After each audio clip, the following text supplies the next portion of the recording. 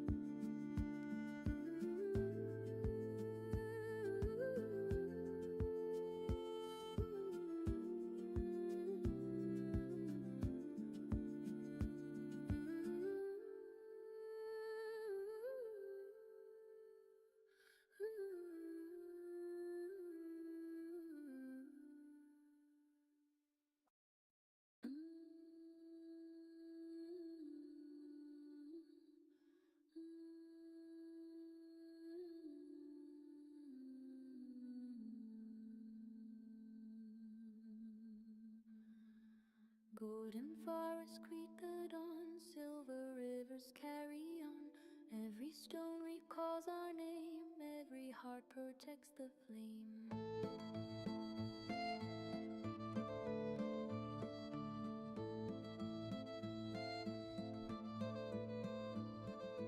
Realm of the golden dragon, golden light above. Realm of the golden dragon, land that we all love. Morning bells across the plain, fields of gold after the rain.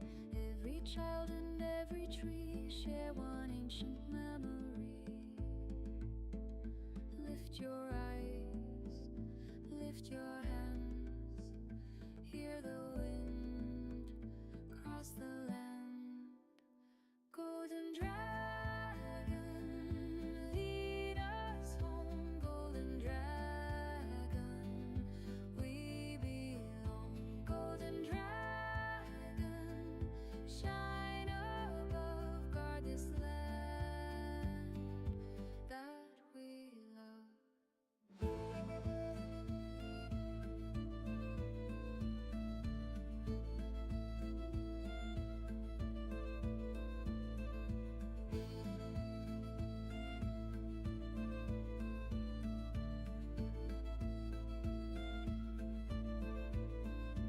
Golden fire, morning sky, ancient rivers never die. Golden mountain standing tall, guide us home, one and all.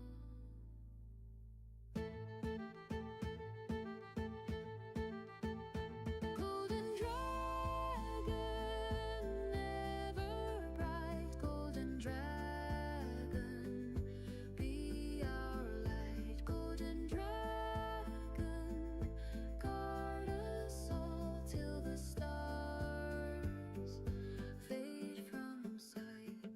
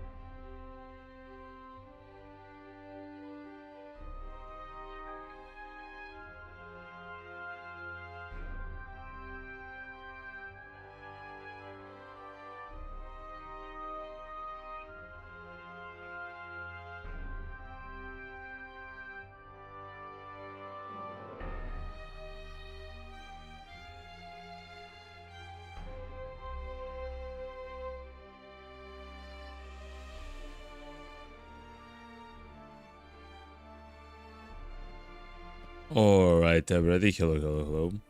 Welcome back, everybody. Happy Monday. Hopefully you're all having a fantastic day, yo. Enjoying a little bit of the Monday. Hopefully you had an easy Monday as well. We are just about to start. We are just about to have a fantastic stream chat, so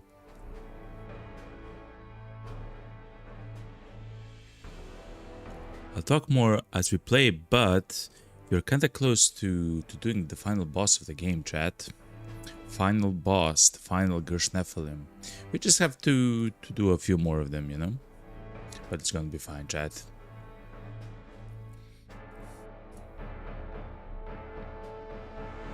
Let me turn on the music in the game. Whoop.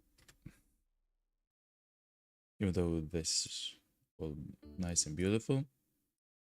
Alright. Let's get closer to the game. Alright, chat. Let me see if my commands work. They do not. Good. Now they should. Yes. Okay. What is up, chat? Here we are, yo. Okay. Sound effects on. Music is on. Let's zoom in just a tiny bit. Let's turn on the music, as I say. Let's check if the book binders have the Schrödinger's pages. They have highly entropic beans. Chapter unspecified. That's exactly what we want to do. So chat, we are kind of close to finding and defeating all of the Gersh-Nephilim. The reason why I say that we are kind of close to do so is because if we check, just a second, if we check on the map, chat, we know where the guy which was the rarest one was, which is right here. That was Shugruit. We found Rarmadon. I believe he was... Hold on. Right here. The Cradle of Gersh. Rarmadon. Actually, right next to Hydropon. Actually, south of Hydropon, which was incredibly funny. Oh, talking about Hydropon, we should go back and try to complete the quest. But anyway, he's done. He's probably, of the ones that you have to search, he's probably the easiest because he cannot be in too many spots. He spawns in the Palladium Reef, and just by accident we ran into its cradle south of Hydropon. So that was the first one that we pacified. Shugruit, the borrower, is the hardest one, the most difficult one, because he can literally spawn anywhere. Anywhere on the entire map, chat. Anywhere he can spawn. And just by luck, we got a secret from the chimes in the Moonstair, in the Tree of Life, that instead of revealing the location of Kas and Khan, which are two of the Gersh-Nephilim which actually reside in the Moonstair, always, right? They always spawn there. They actually gave us a more valuable secret that Shugruit is actually as well in the Moonstair. Amazing stuff for us. Amazing stuff. And we went there, and we also have actually pacified them. The next two are in Golgotha, underneath Golgotha somewhere, and in Bethesda Susa, underneath Bethesda Susa somewhere. So when it comes to the Gersh Nephilim, the only one that we actually have to find are the Kas and Kon, which are somewhere here in the monastery. We have already searched these tiles, probably here. But what we'll do next actually is go for the historical site here, which is going to be very difficult. And hopefully on the way there we'll find them. But that's not the most important. After we check out Hydropon, we should actually go into Golgotha and try to pacify some of the other Gersh. But anyway, let's continue. Let's just do this quickly. Yeah. Well, we got one, which is fair enough, as they say.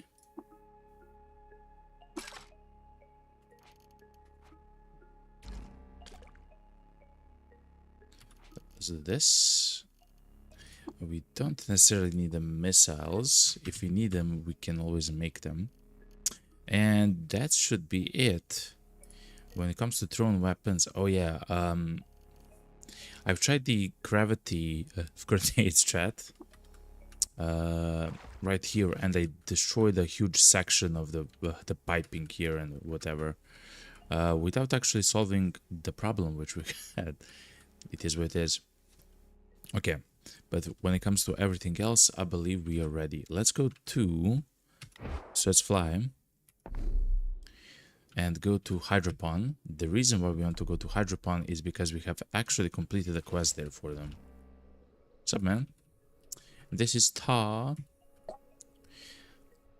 The sun, the moon and sun, Bermot. It's curious to see you still here after helping your kin emigrate. Yes, I've decided to stay. It's not that I wouldn't enjoy sharing knowledge with the mayor of our new home, but the thought of leaving the cradle of decades of watching it, I couldn't. The Hydropon is even less a village now, but you're welcome to rest here whenever you like. Thank you very much, Ta. Why have you asked me to return? I've been crafting kind of a relic, a piece of art that serves a purpose, and that you can carry on your person. I finally finished building it while you were away, and the opportunities you offered us inspired the finishing touches. I'd like you to have a drink. I'd like you to have it. I will cherish it, live and drink it. Return to Hydropon. You received the 3-pointed asterisk of Kiakuya. 3-pointed asterisk. It's a 3-pointed asterisk.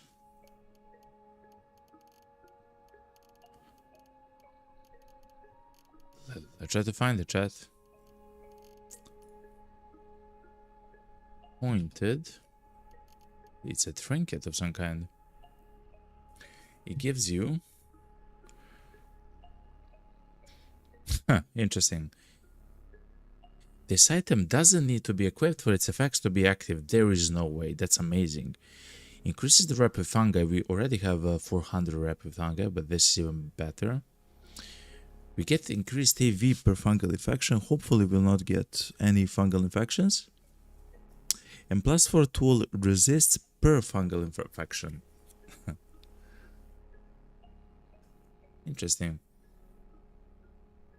In some obscure way, that might be kind of good on the golem chat. Remember, it doesn't have to be equipped to function. That's pretty good. Thank you, Tao. I still don't understand why, to be honest, why they have left the village, because this is the location where they are made, essentially. And there's no one here to guard it and whatever. To essentially to make it a home. Instead, they have just left.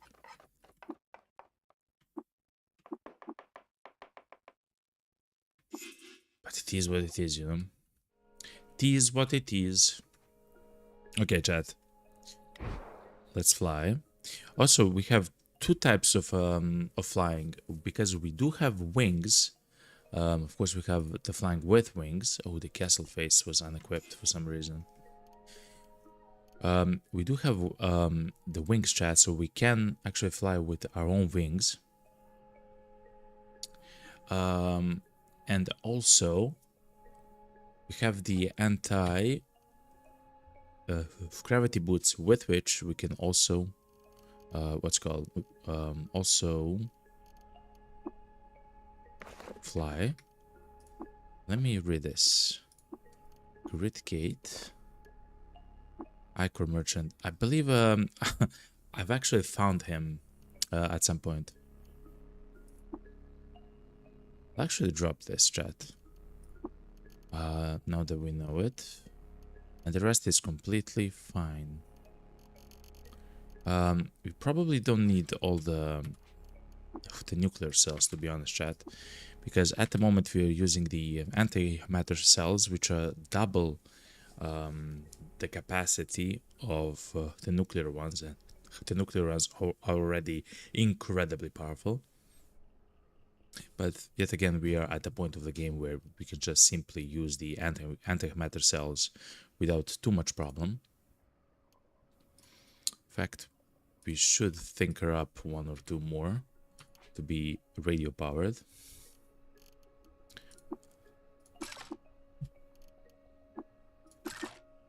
Yeah. Perfect, actually. So now we do have two additional ones which we can utilize as that, and of course we do have the thermoelectric ones. It has lava though. Just a second, chat. Let's try to pour lava, because otherwise we will actually pour lava on ourselves. That's exactly how it works. And let's disassemble these ones. Okay. Simple as, let's place this as auto collecting, and we should be, chat, we should be good to continue. Anyway, just by accident we have found something amazing, actually, chat. Also, we don't need the bronze two-handed sword with electromagnetic shielding. Okay.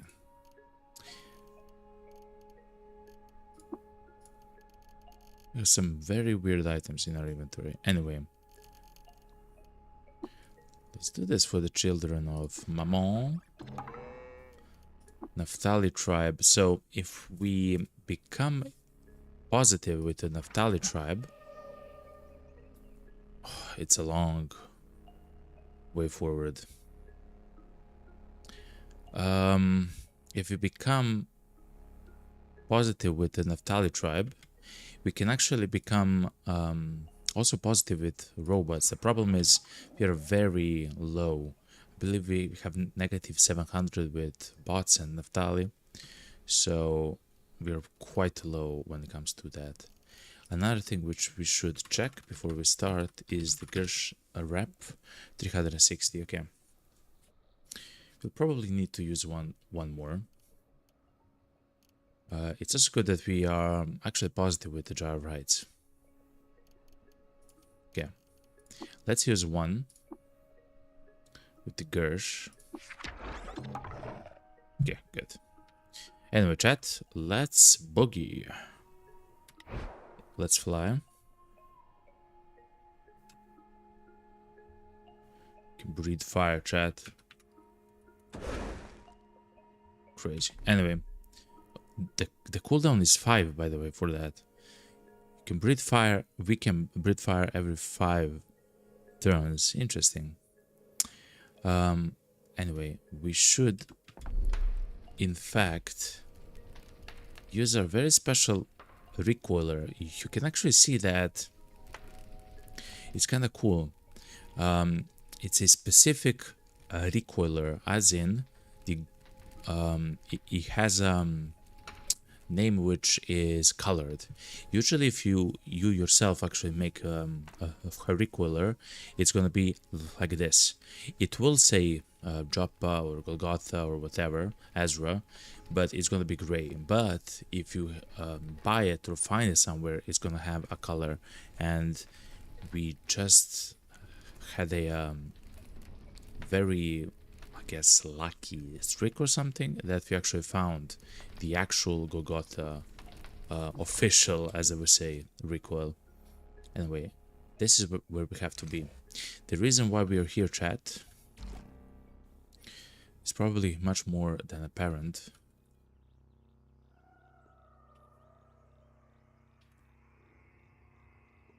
I'll stop flying with my wings and I will start flying with my boots. So, Hagelgot is another Gersh Nephilim that actually resides very, very low here underneath Yumi Wen's fire, chat. Here underneath Golgotha, chat.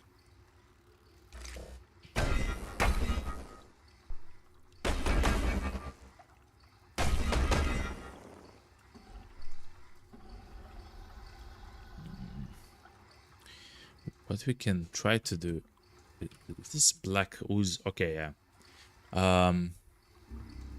We should avoid the black ooze because the black ooze is actually kind of horrible.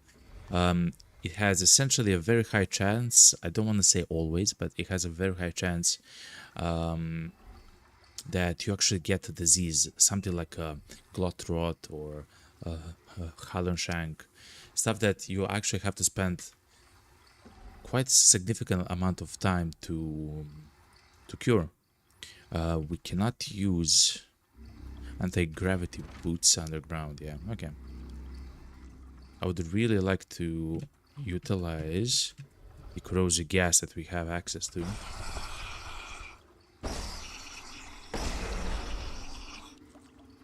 Okay.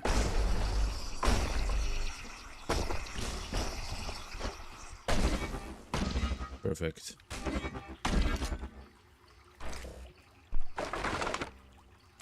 And let's try and see what we're gonna do.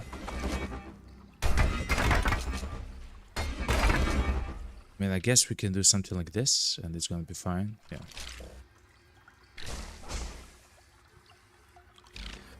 There will be shoot crabs here, chat, because when we actually did this, by the way, this campaign, this specific run is my first time actually running through Golgotha, and we got shoot crabs, which I have been taught is the one which usually kills the new players for the first time, and especially, I mean,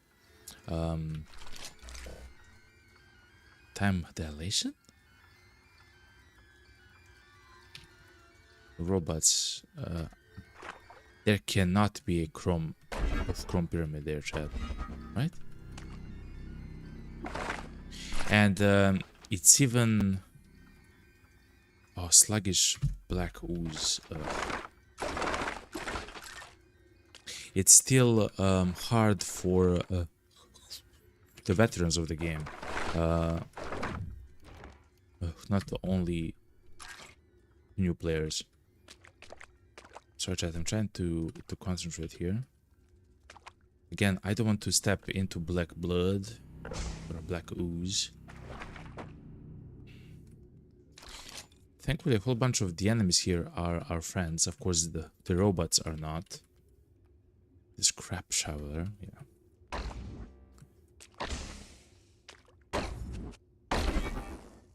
I guess the shoot crabs as well. They're aggressive towards us, okay.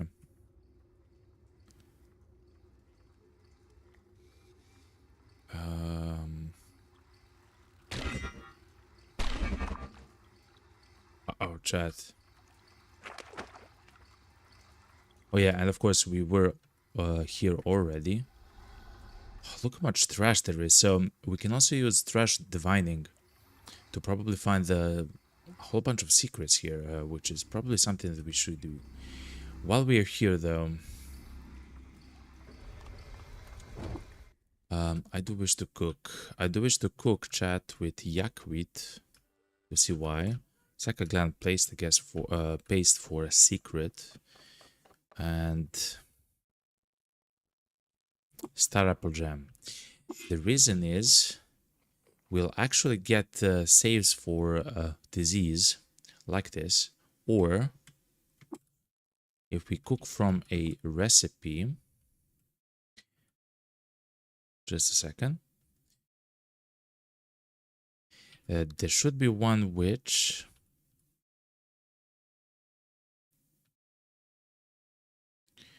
will actually heal us when we drink water. And of course we can drink water whenever we want to, because we do have a whole bunch of it. But it seems like I don't have it at the moment. It is what it is, chat. Let's go through all the trash, chat.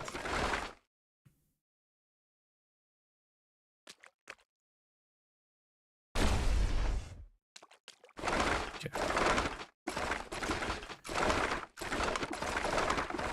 No secrets so far. Okay, one secret of a ruin.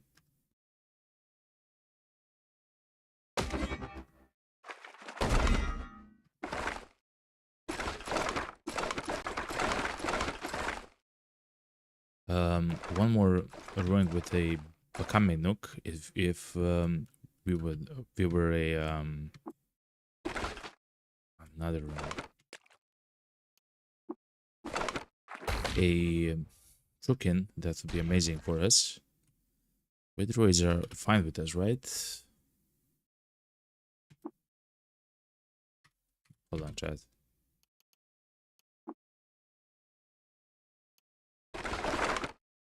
Okay, another ruin.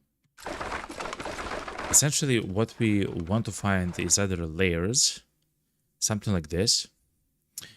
Legendary prison perch. We can actually try to go there and see, or of course the Shire of the Indigo Jasperstone. Now that's a wonderful name for a village, or the Cradle, of course, for the final Gersh Nephilim, chat. What's this guy doing, man? He is loved by the mechanimists. He's a beetle boy. Disliked by Mopango. It wouldn't change much if we water bonded with him or otherwise.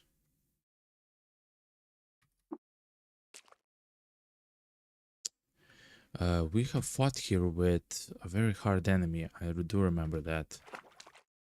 Okay. But anyway, chat, we have explored everything here. We should go down, chat. Whoop. Here we are. So now,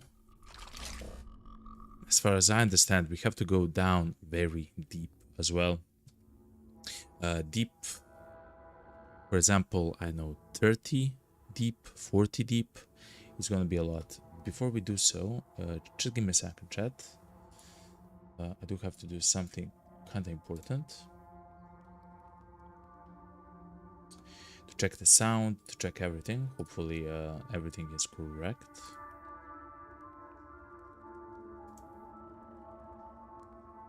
Okay. Seems like it is. Alright. Here we are.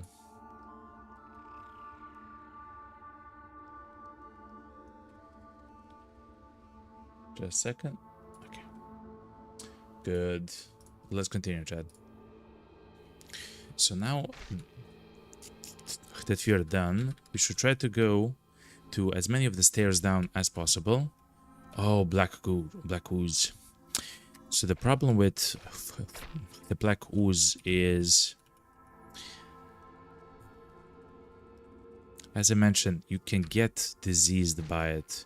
Usually if you're kind of pure, if you step into like pure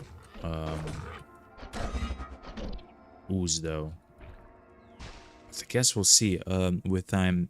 Here in the bottom we should have a message that we are ill or sick or stuff like that, and we can then act accordingly, you know. What's this? Ash. Yeah, let's just go down, chat. Usually in these beginning levels there's not much for us, to be honest.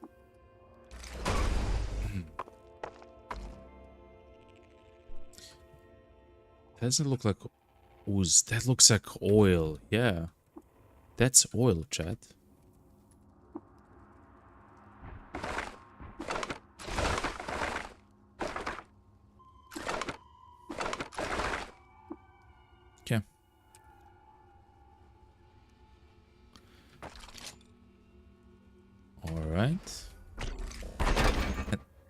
And of course, it should be, unless there's something different, they should be fairly easy until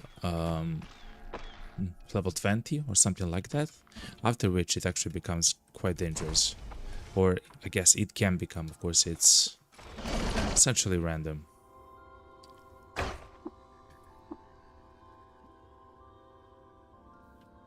Alright.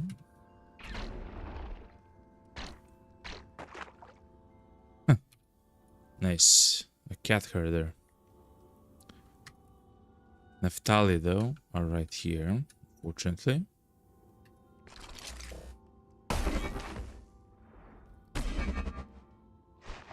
Those are the Gersh Nephilim. We are actually friends with them. We can try to follow them.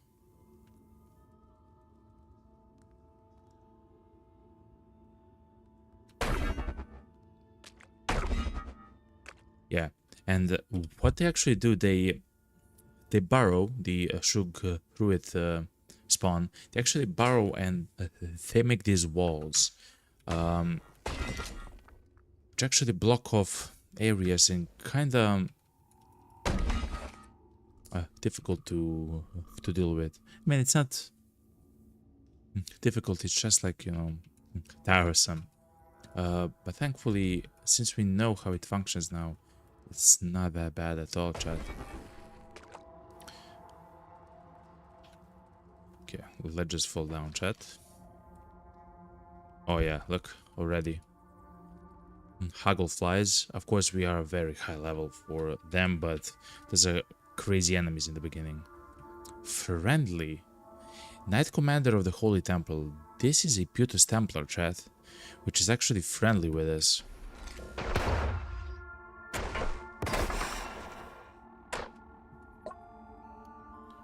Do you have something special? Yes, you have a Cybernetics credit badge. Interesting.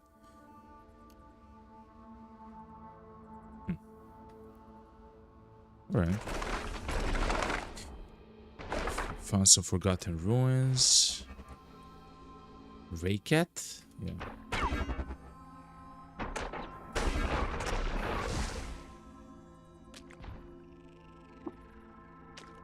And as we get closer to the Gersh Nephilim, we of course see more of the Gershlings. We are flying.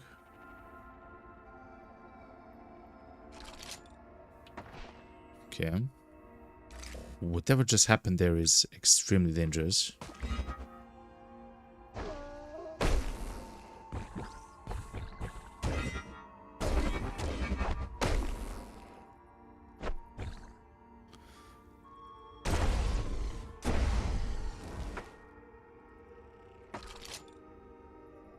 I'm not sure what happened there, chat, but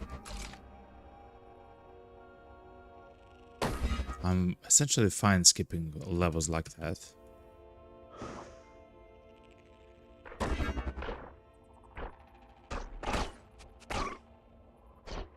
We'll actually try to go up if possible. There is no way up. Interesting. Okay. So let's go down even still.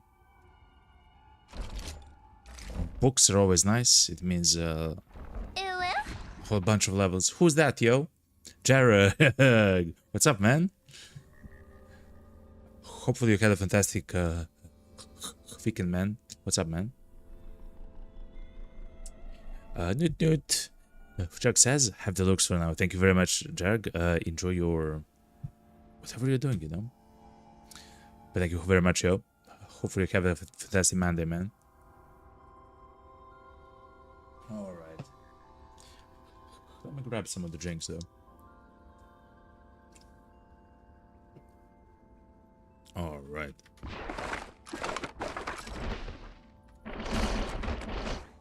As always, the books are quite important. Even still, an odd trinket, chat, of Wrist Fan. Essentially, it cools a little bit, but it has a small chance as well to repel the gases that are around us. Very weird item. I believe we know how to make it, yet we have never actually seen it. Because we actually have learned the data disk, but yet again we never learned how essentially that looks like, the item itself. Still. Look, our friend, chat. The mysterious gunslinger. We have actually started just as him. We started with a wide brimmed hat and with two double chrome revolvers, chat. So that's us essentially.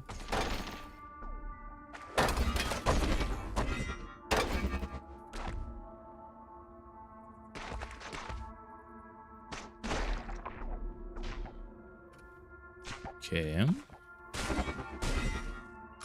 I don't believe they can actually hit us, chat. I believe our dodge value is too high, where I don't believe they can even roll to hit us high enough. Besides if they crit, of course. If they crit, it's always a hit. It doesn't matter how much dodge you have. Which is why I believe that's one of the reasons why a build where you go with dodge only is probably not good, because at some point something will actually hit you, which will be a crit. It just happens, chat. And when that happens, chat, Ash is stalagmite. I believe that this, chat, the Ossus Ash? Wow. Ossus Ash. Ossus Ash. Ossus Ash. Holy sh... That's so difficult to say. I believe this thing, if you're inside of it, I believe you get sick with something that you have to cure. I'm not 100% sure though, but we definitely don't want to step into that either way. Essentially, this entire region is like that.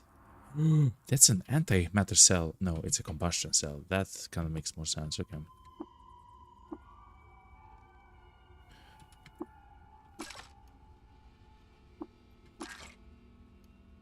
Alright.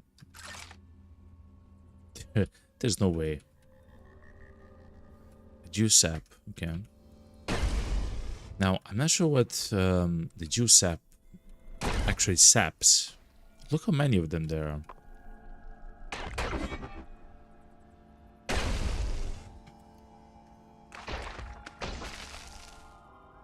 What is that, chat? Ixlethixil. I'm not sure what it is, chat. Anyway, these enemies sap something always. There's a life sap, strength sap, agility sap, ego sap, will sap, and they all forever drain you of a point of either life or your actual points. Like forever you lose one point of strength. Forever you cannot have it back, right? I mean, you can of course increase it with some other stuff, but you can never recover the one that you have lost. And those are very scary enemies, chat. Very scary, chat. To be frank.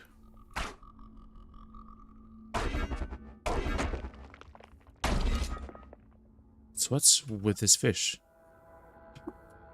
I don't know.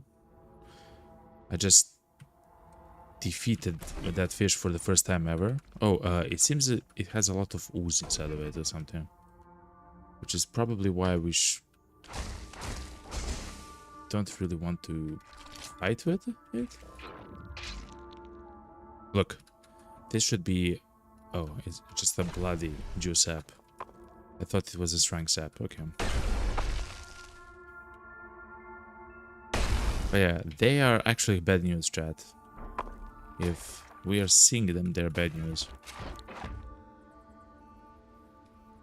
A daughter of exile?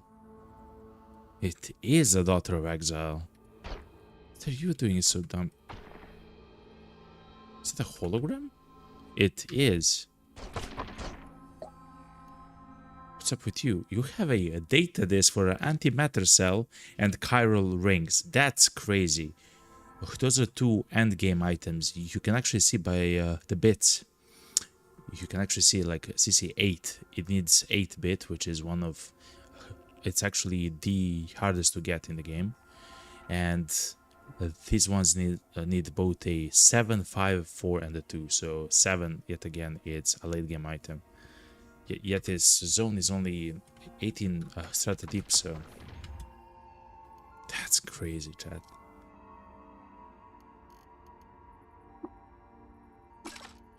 Okay, I will take the folded wrist blade.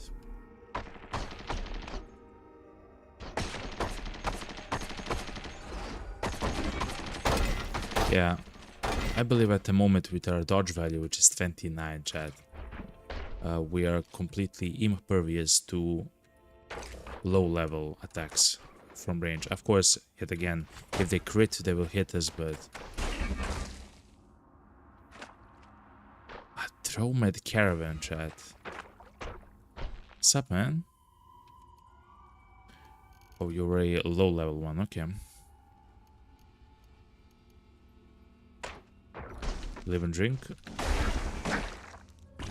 Okay, we are approaching crazy.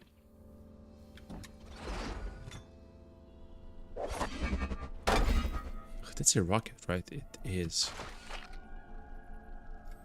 We are approaching kind of crazy territory here, chat.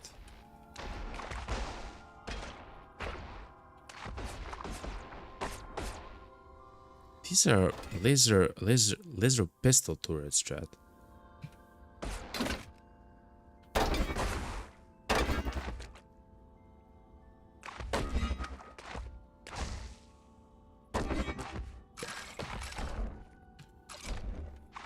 But if we found books, chat, those are always amazing to find.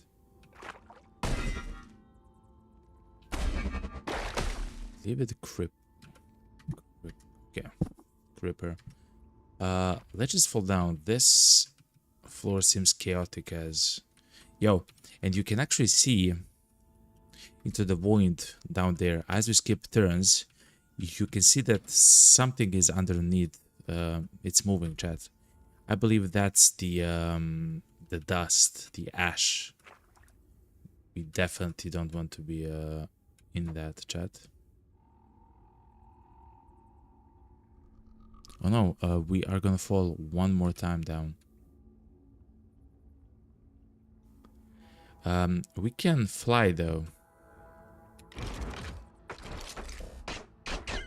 Yeah. So when you fly, you can actually stop your descent. Which is quite good. Oh my god, a sparking beetle, chat. What's up, man? Pet Immortal, bring me 4 sets of black robes, and I shall reward you with a peculiar contraption. Black robes. I'm not too sure if I have ever found one of them.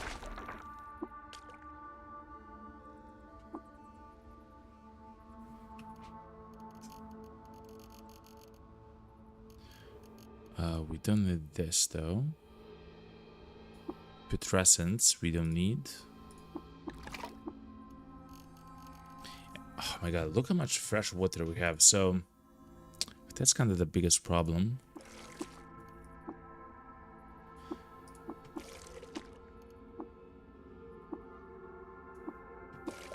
Okay. Perfect. Let's... Yeah, that should be it.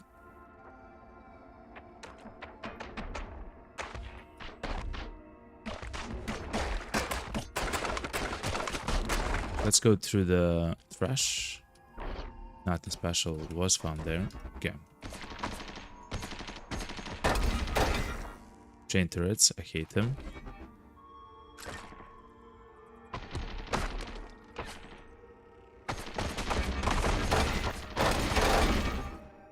Because we're not scared we can do something like that, so we are done with the floor a bit quicker.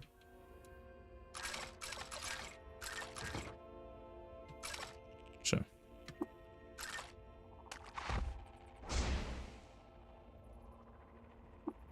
That's it. Okay. We are inspired with cooking though, interestingly enough. So let's actually cook, chat. Let's yet again cook, so we don't actually become sick. With the yakweed stem and sacral gland placed. I believe this is completely fine. You only get ill for 1/10 the usual length of time. I believe that's going to be perfect for us. And we find a secret. Okay. Doesn't seem to be too important. The secret though.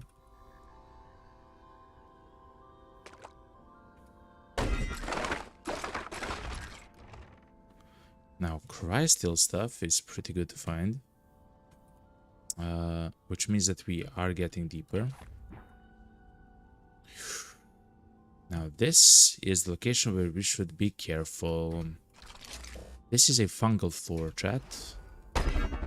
Meaning that we might encounter fungal spores and everything like that. We are, though, friends with fungi. So they will not try to attack us, but when they try to defend themselves against other creatures, that's the time when we ourselves can actually metamorphic polygel, chat. Holy moly, what a find. When they try to defend themselves against some of the other creatures, is the time where we can enter their spores, even though we will never trigger them, you know? A life sap. Look at that. So we don't want to be hit by these ones, chat. And if there's one, there's many more. Okay. Essentially, we should look how we approach the corners and stuff like that, essentially. Look, Gyrite of Hagelgot. Okay.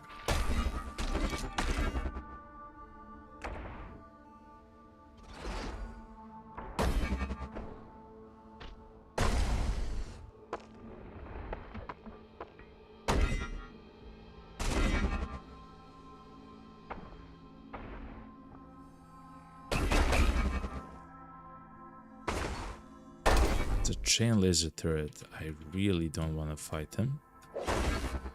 Fact though, I can deactivate him, right? We press the power button. It shuts down with a whirl. Crazy, chat.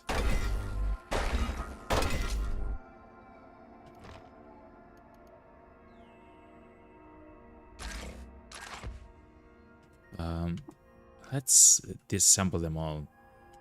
In the beginning of the game, those items, like the laser rifles, the rockets and stuff like that, which actually drop from... Holy moly, come on, man. Which drop when you disarm those turrets, you can actually sell for quite a lot of money, chat. Now we are in no need of money.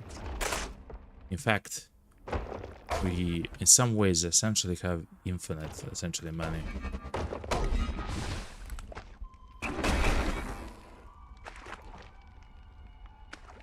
Because for all intents and purposes, we can actually just for free get items, you know, Gersh, Agogot, yeah, we are very close to the guy.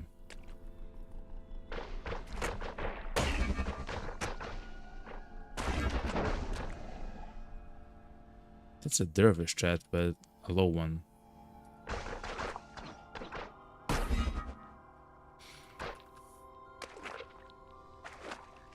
So on this guy, chat, we actually went very deep with him. I believe we went to 40 strata deep. We encountered some crazy stuff and a lot of enemies in zones and stuff like that. So we are not scared by a single dervish. I mean, we are if it's an arch dervish, because essentially they can destroy us in one spell, right? They can use Sadr Mind is the name of the spell. And because we are essentially weak to that, it can do so much damage to us. Like, it just... Look, a phylactery just here, chat. Let's disassemble these. That's very interesting.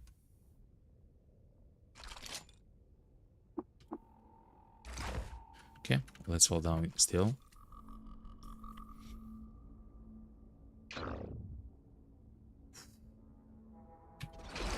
We should sprint to the mortar. Okay, good. He actually creates holes in the ground when it shoots. Oh, this is a high dervish. It's not an arch dervish, just a high one, but he seems it's like a weak one.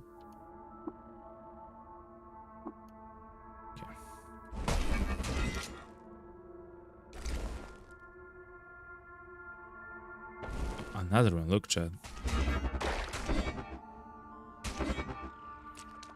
He got teleported to another dimension, chat. It is what it is.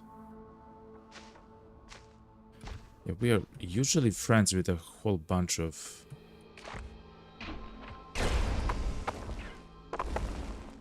creatures here. Still, you always have to be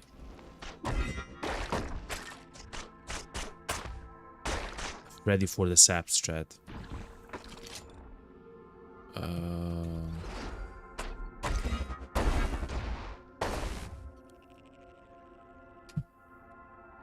What? A strip fly. Haven't seen one in forever, chat.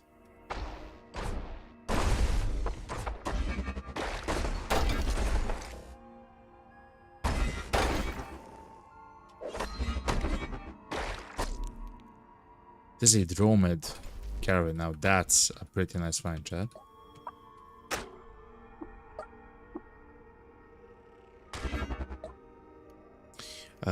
Oh yeah, and he is a high level one. He can also have a chance to sell the polymorphic gel.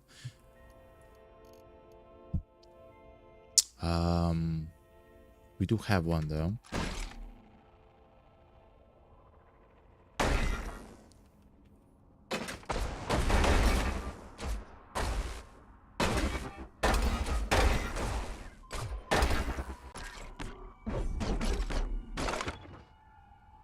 A black gel? It is. Look. If this attacks you and hits you, there's an incredibly high chance that you get sick with a specific illness. I'm not sure if it does a lot of damage. They shouldn't do, but I'm not sure, of course.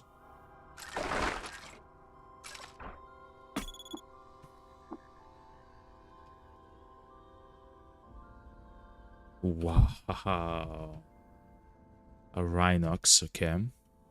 It does so much damage and attacks. Whew.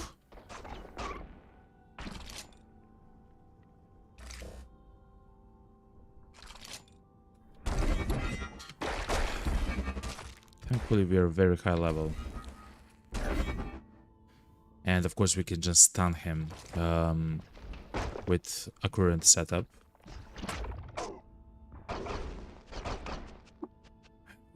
really like to not get sick though. That's yet again black ooze, like pure, yeah, black ooze.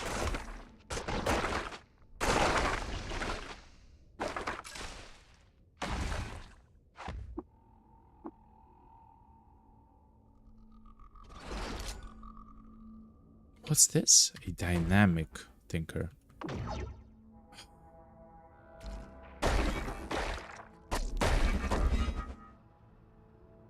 So that thing actually steals stuff from you.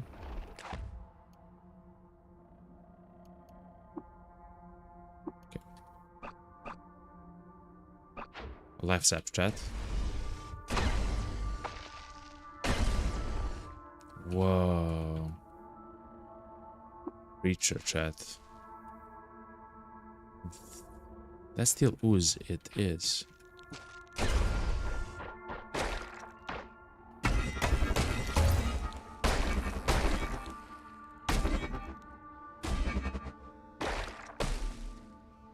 Okay, he is now free and he should be chill. Yeah, he is chill. Okay. He'll probably die from the bleed. Yeah, like when it comes to stuff like that, we cannot do too much, chat. We cannot do too much. And a Swadalite. Interesting.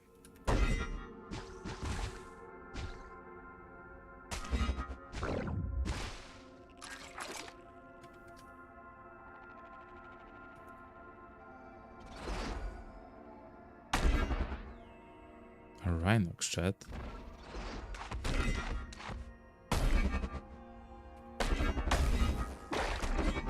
You cut its face off, chat. It gives us ego, okay. Essentially, it also has horns. And it actually, in fact, it has 3 horns instead of 1, so it's essentially for 1 slot it gets 3 attacks. Very actually strong stuff, like very powerful stuff. Interceptors.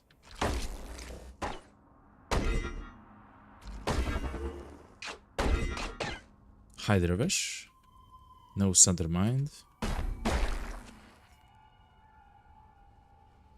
It has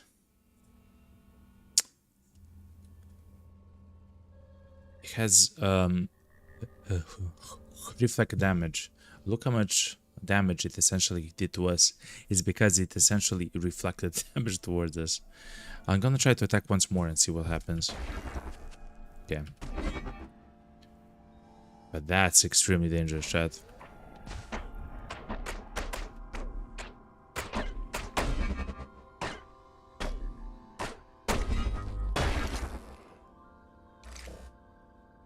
Another Dromad. Perfect. Lipboth.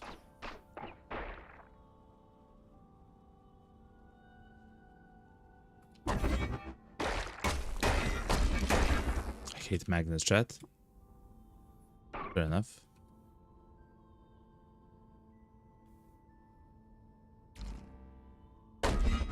Because it also interacts with our enemies, I don't mind too much.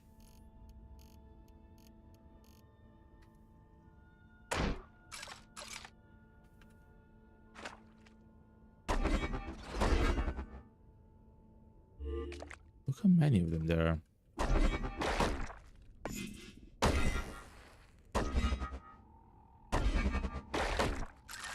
Okay.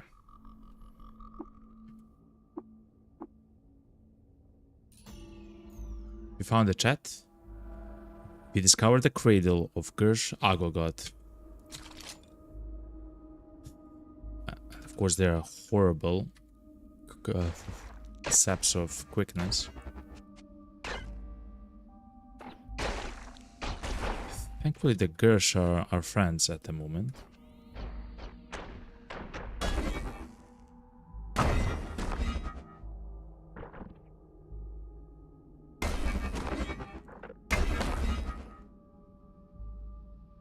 That was an arch dervish, chat. There was actually floating there. I saw that, chat. We do not want to get hit by that. Because we'll get sick.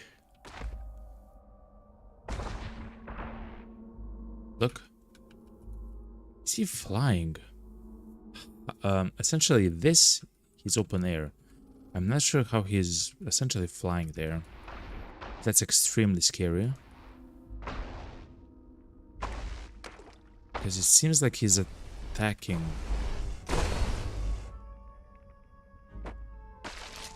No, we fell down.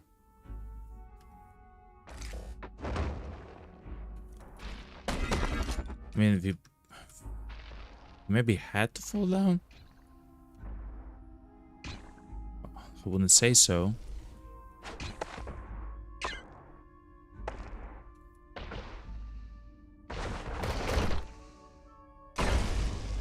What's a green? Ego sap, of course.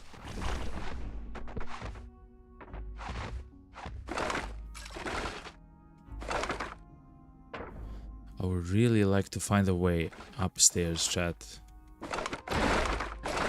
Actually, we can do it because we can fly.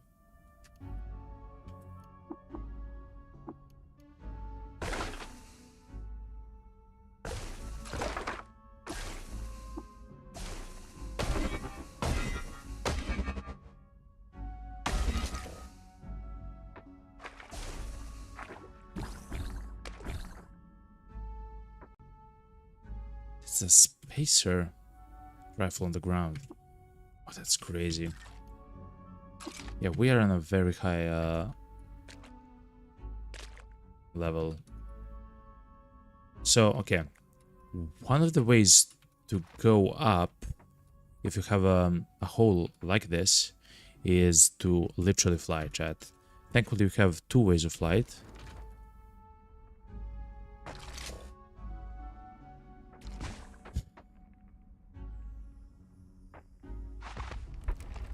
I do want to explore everything.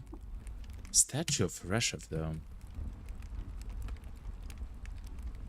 Resheph, who's called the above, lifts an enigmatic finger to heal the wounds of the sick. Okay. So it does seem like we do have to go down. Fair enough.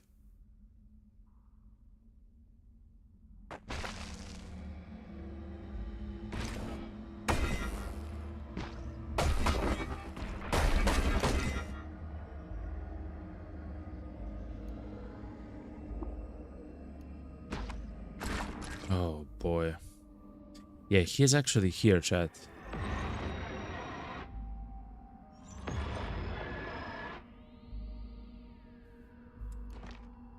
Unfortunately, we cannot see him use his lasers.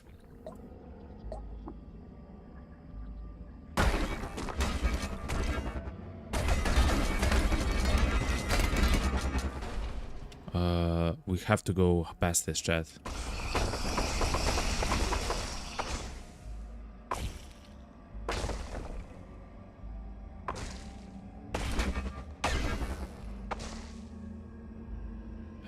There he is, chat. Agogot.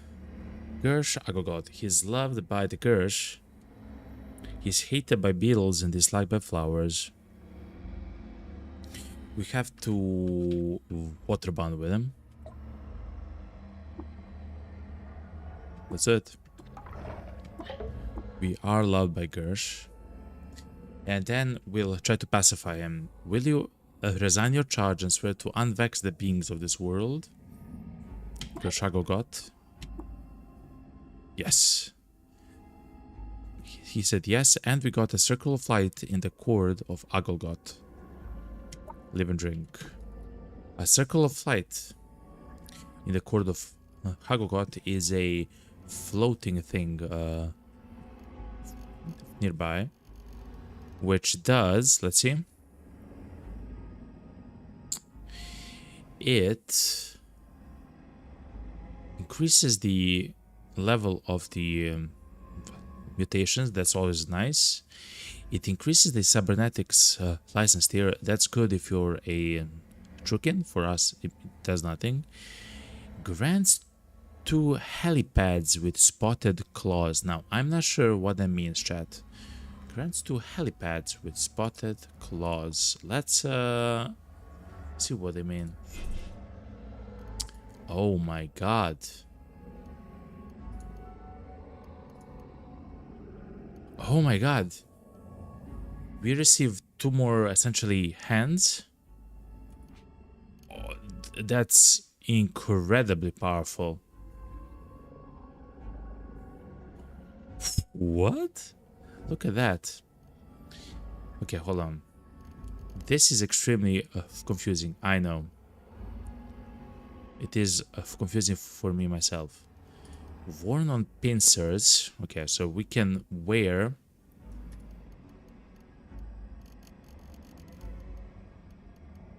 Oh my god. So essentially, we can wear 2 more weapons to fight with, which is amazing. We can utilize even more of the bracelets or something like folded carbide wrist blades. And of course, hand slots worn on pincers.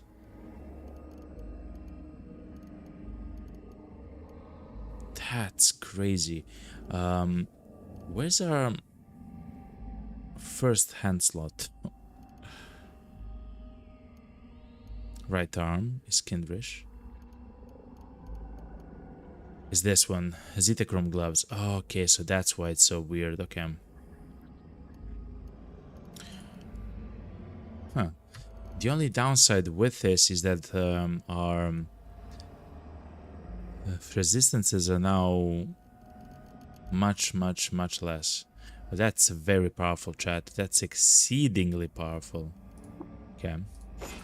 We'll definitely try to keep that, but we'll use the one which gives us 100% heat resistance. That's amazing, by the way, because essentially means that heat and cold, by the way, do nothing to us. We cannot increase our temperature with heat, or I believe we still take damage from attacks that may have a heating element, but we will not take the damage from the heat itself, which is very good. And cold res the same. Okay, that's an amazing find, chat. That's actually crazy, because essentially what it allows you to do is to, at the moment, we could have 8 attacks per turn, I believe. Yeah, 8 attacks per turn, chat. And with every single attack, we have a 50% chance to daze a person. And if you daze a dazed person, right, you stun them. So 8 attacks per turn, where with each attack you have a chance to daze and ultimately stun them. It's just crazy, right? And of course, the amount of damage that we do with 42 strength is just dumb, essentially. I will definitely try to keep that, but that's very powerful, chat. Exceedingly powerful, in fact.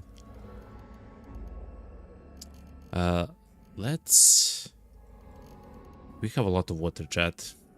Too much water. Let's clean ourselves. Let's pour the water on ourselves as well. The reason why we pour the water on ourselves is literally because it's the quickest way to remove the water which we don't need.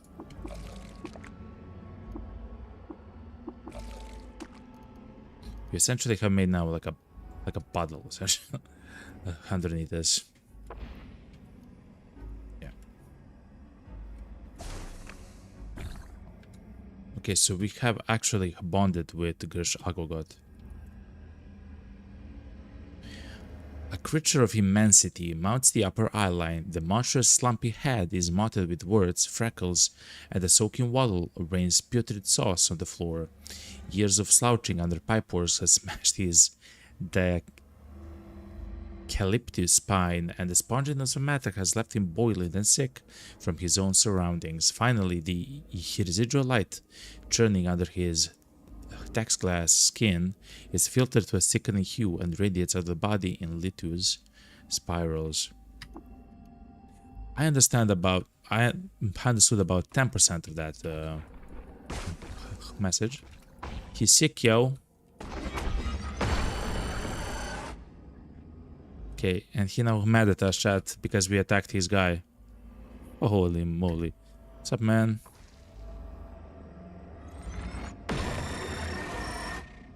Yeah, same, man.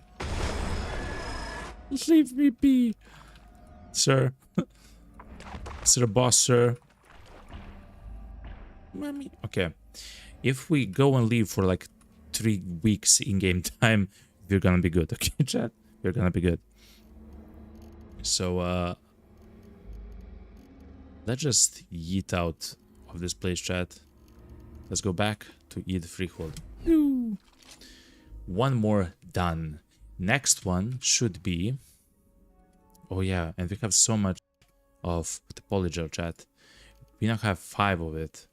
Circle of Light in the Court of Agogot. This is so amazing, chat. It essentially gives you 2 claws, which count as a new arms, essentially, like a pair of arms. But it's also like hands and wrists, right? So it's everything at the same time. It's very powerful, and it probably has its own attack, which is probably quite okay. But you don't have to use its own attack. You can place Zetachrome items there and just slap everyone, you know? But that's a very nice find. And now I understand what it actually does. Displacer bracelet, okay. We don't need the ontological anchors.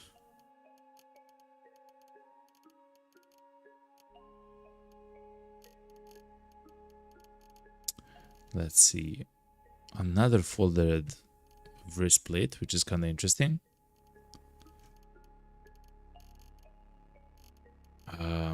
We still have a time cube.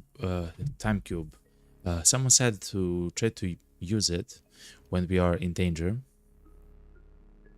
100 rep with the Merchants Guild, 250 rep with the Bears. It's pretty good.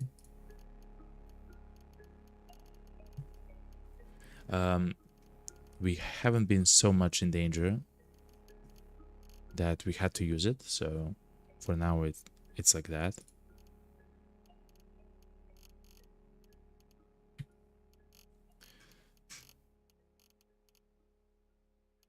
I wonder why are we so heavy still.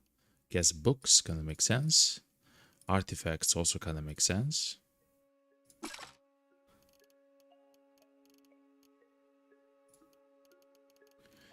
I do not need the spray foam simply because we have Tinkering 3 and all the bits actually possible. If we do need to repair stuff. Oh, food stuff. Are we still heavy on food? Yes, we are. Hope so. Dread tube tubers. I hate these things.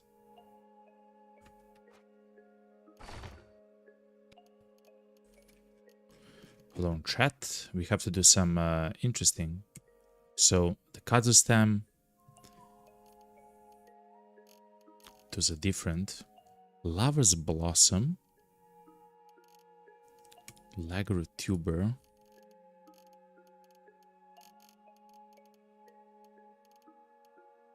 Anyway, the Dread Tubers are the worst.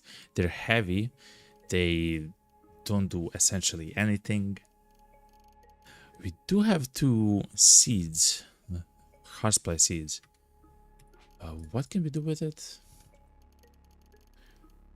We go to tonics. We can make Eater's Nectar Injector with our splices. We should actually do that, chat. Good. Actually amazing. Let's use it right now, chat. We have 4 of the tonic, chat. Let's do it. Apply. We got one more point in the mutation. If we find another one, we can actually get another mutation, which is exactly what we want. Like to buy another one. Got a point of toughness. Yes, perfect. 4 mutation points. Okay, chat.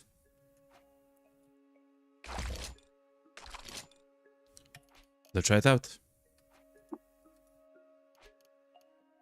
3, 2, 1. Do you want to spend 4 mutation points? Yes, we want. Heightened hearing. Plus, we grow a new body part. Amazing. You are possessed by unnaturally acute hearing. You detect the presence of creatures within a radius of 5. There is also a chance to identify nearby detected creatures. That's interesting. If we take this, we also grow a new body part because we are a chimera, which is pretty good. Two-headed. You have 2 heads. The mental actions have 20% lower action costs. Okay. 50% chance initially and each round to shake off a negative mental state. That's amazing, chat. So the way that we die at the moment, chat, the way that we die is from Sunder Mind. So from guys that attack ego, essentially. And Sunder Mind is a negative status effect, mental, which has a 50% chance each round to get dropped, chat, which is very good, because essentially what it does, every single turn it chunks your HP, and I believe like a 10th turn or something, it just does like, it essentially says it explodes your mind, right? It just does like infinity damage essentially, and the only way to stop that is to kill the enemy, the creature that does that, or to get out of the map, which we cannot do easily. But I'll take the heightened hearing just because I want a new body part, chat. So 3, 2, 1. A hand grows out of your right hand. Okay. Okay, chat. So we have a hand instead of a hand. Or next to a hand, yes. And it's a fist weapon for now. Perfect. We'll equip it with another ceremonial Saberkopash. Perfect, chat. And it says something that we can now sense creatures 11 tiles away or 9 tiles away. 9 tiles away. Okay. Interesting. We'll see how that functions as we play. We're still very heavy, chat.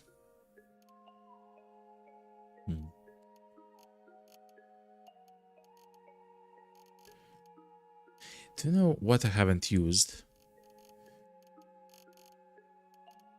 Even though we have found it actually quite a substantial amount of them.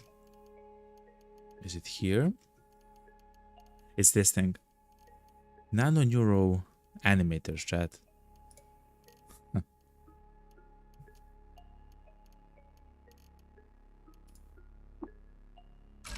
Nano-neuro animators. Let's try to use them, chat.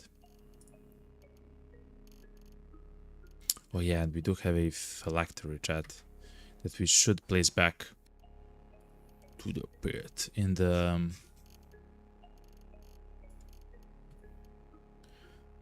Okay, so the way that I understand how this works, chat, is you find an inanimate object.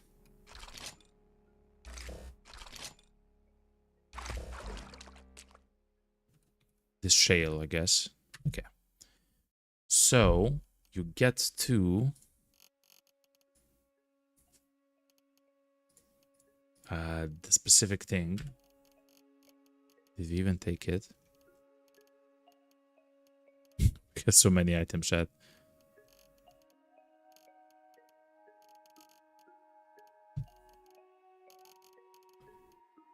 What if I type in nano? Nope.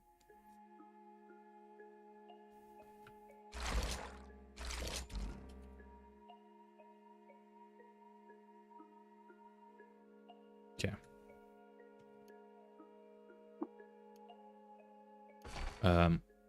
Seems like we didn't take it. Nano. Yes, we have. Oh, it's probably marked as... How do we stop that? It's marked as a item which will disassemble.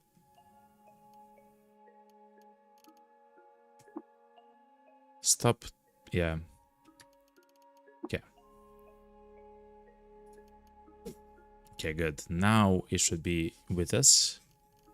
Probably in the tool section. It is. Let's go back to the shale thing. And I believe if you use it on the shale, look at this chat. Choose an object to animate. Shale. You imbue the shale with life. And in the beginning, nothing happens, right? But we can talk with the shale wall. What is life and what is drink?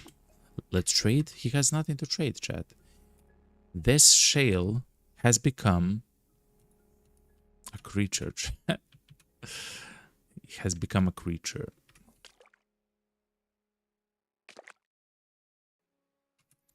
Hold on. Loved by arachnids. Okay.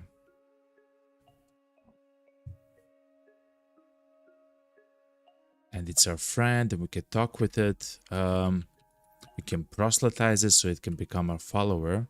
But essentially, inanimate objects can actually come alive. Mommy. Yeah, we maybe shouldn't do this.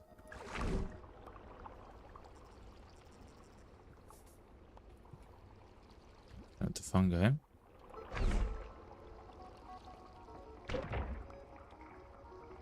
Subterranean leaf.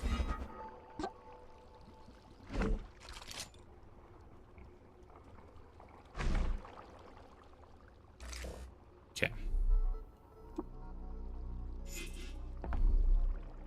Anyway, chat, before we do anything else. Okay, so we have used it. There's probably very smart ways to use that, which I don't know, but still, I have never used it, and now we had a chance. Okay, we have 5 of the polygel chat. We can try to do something cool with it.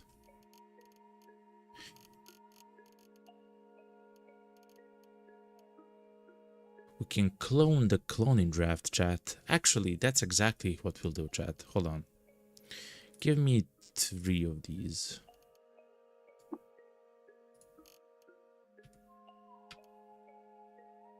Yeah. 3 of these is going to be... Okay, so 18, 36... No. 2. 2 is enough. So what's going to happen is...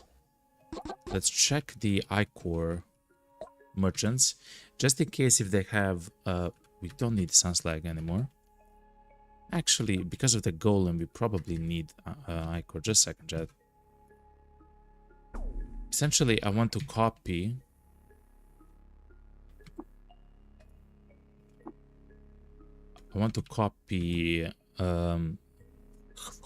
the cloning drafts. And then use the cloning drafts to actually copy the bookbinders. But I have been told that if I use cloning draft to copy the original guy,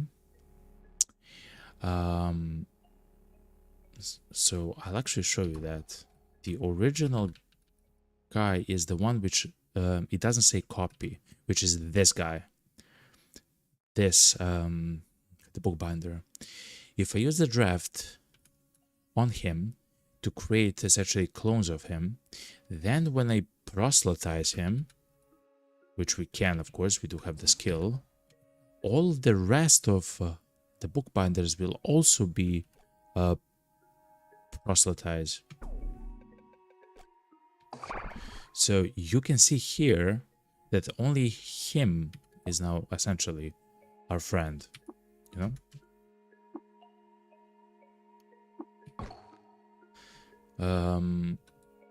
So I'm gonna try to do that, chat, and see what happens, essentially. Again, I have never done stuff like that, and I would like to try it out, chat. It seems absolutely incredibly powerful. It's not like we need to do it, but it will actually... okay, we haven't found more cloning draft. Let me go to Tilly to see if we can find any more gel. I believe they can also sell cloning draft as well. Zetachrome Apex, another one. That's amazing. I believe I have one more of them.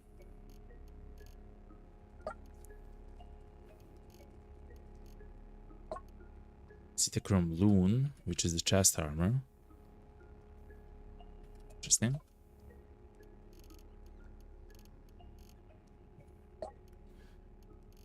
Zetachrome Longsword, we do have it. It seems like, chat, we will not get another dagger, chat. Now, we have started with short blades, chat, and the multi-weapon fighting. And the dagger just seemed very good, in general.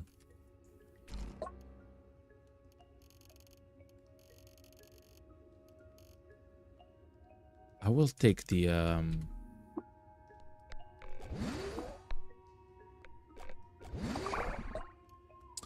I will take the dagger, chat.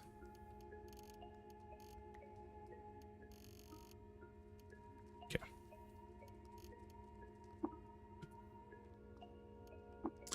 But we haven't found any more polygel. It is what it is. Simple as what we'll do now is go all the way to the top to the applicators. We'll use the polygel onto the water skin with the cloning draft. We'll now suddenly have two water skins with 9, which is pretty good. We'll then combine them into one, so have 18 drams, and then we'll use the polygel once more to clone the 18 drams of the cloning draft. And now, chat, we are essentially omega rich. Now let's go and try to do what we spoke about. I hate this acid, man.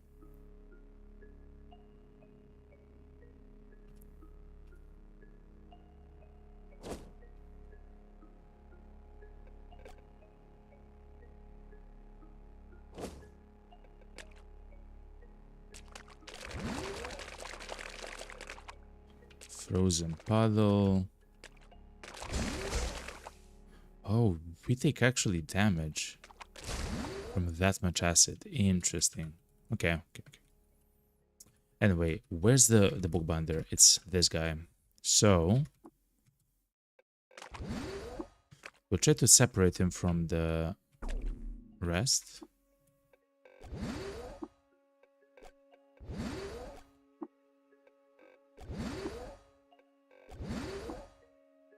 It actually is taking a lot longer than I thought. Okay. Let's tell the guy to move right here.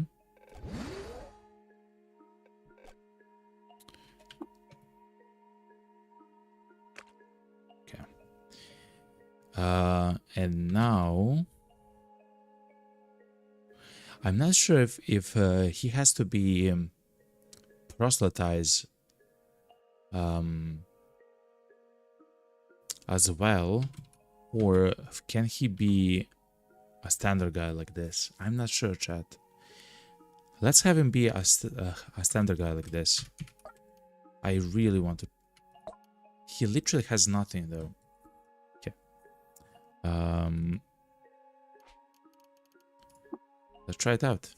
Let's pour nearby 1 dram.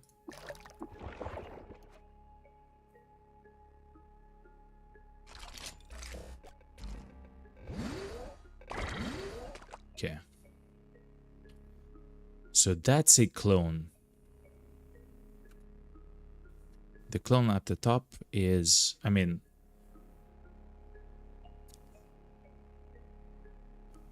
the bookbinder at the top is the clone.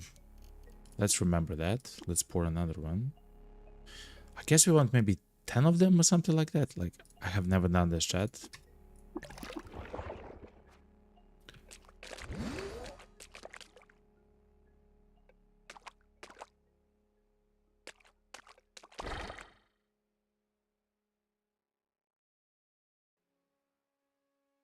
They change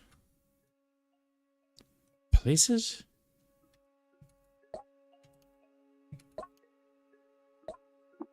Because the guy had nothing inside of his thing. It still has to be this guy, right? So what he'll do is I'll give him something small, so just so I know that it's him. Like a bandage. Here's a bandage, sir. Okay. Or actually, it's a she. It's her. We were helped there by the text in the combat log. Support it nearby.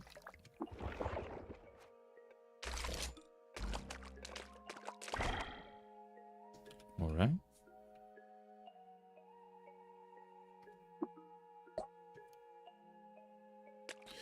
So now we're famished. Okay, so let's eat something.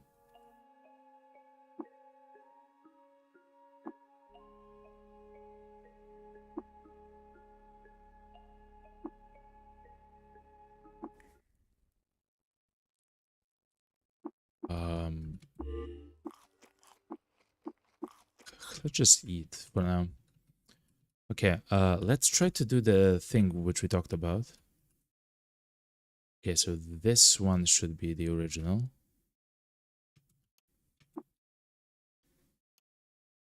If we proselytize them,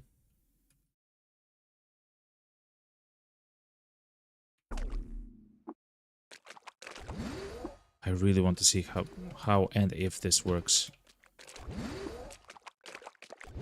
We're quite unlucky with the rolls here, chat, by the way.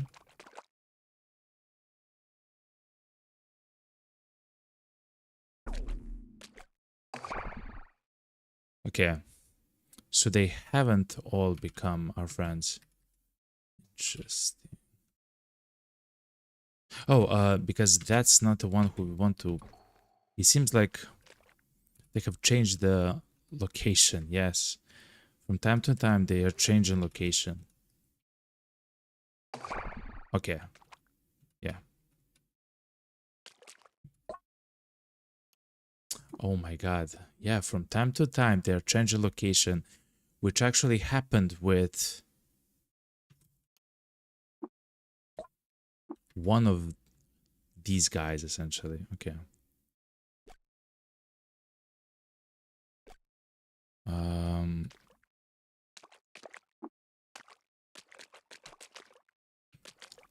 I think I know how to fix this. Hold on, chat. So now that we have this one, we can tell them to move right there.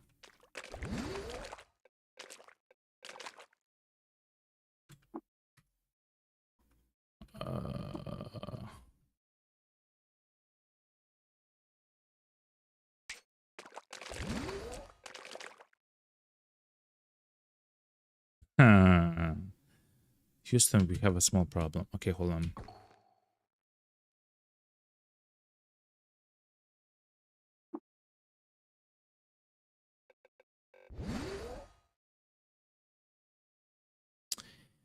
Problem is they're switching locations. That's also kind of like a problem.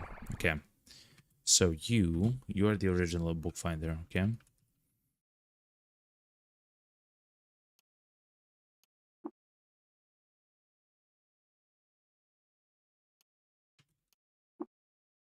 I'm not sure that I can actually place them however I want.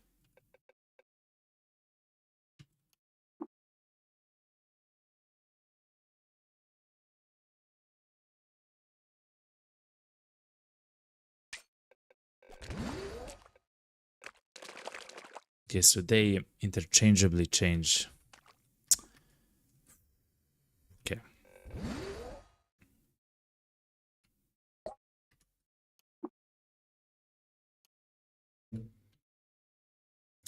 There has to be an easier way to to do this chat. I simply don't know it. But anyway, let's continue.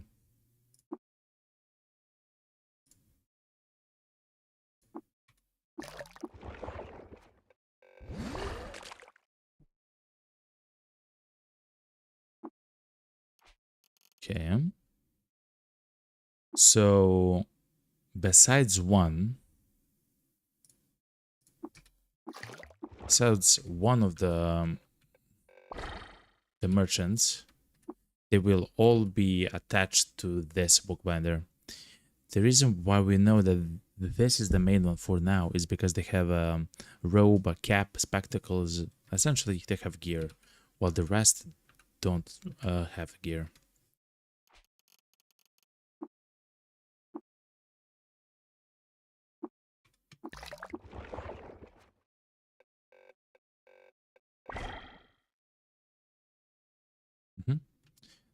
They switch places. Okay. So what's with the songs, though?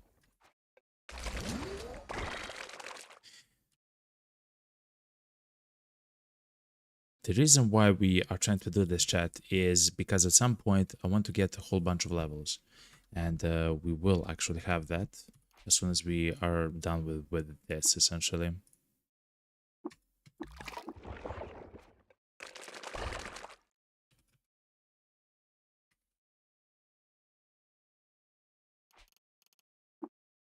Okay.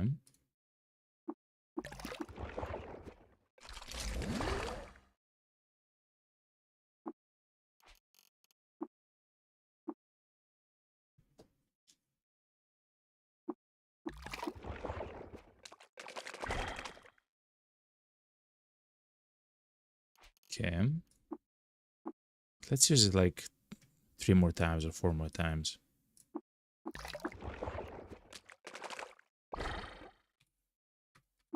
Okay.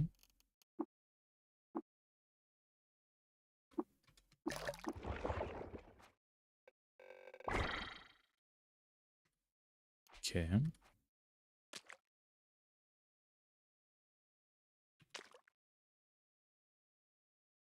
Let's try to make room for the clone. Not sure if it's important, but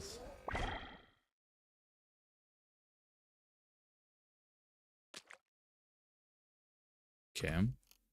2 more times.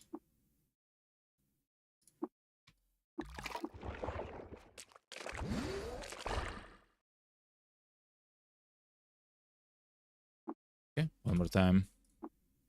Actually, it's 2 more times. 1. Let's wait a little bit. And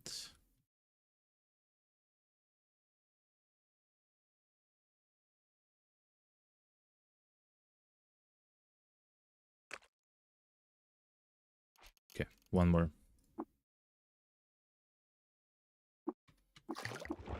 Yeah.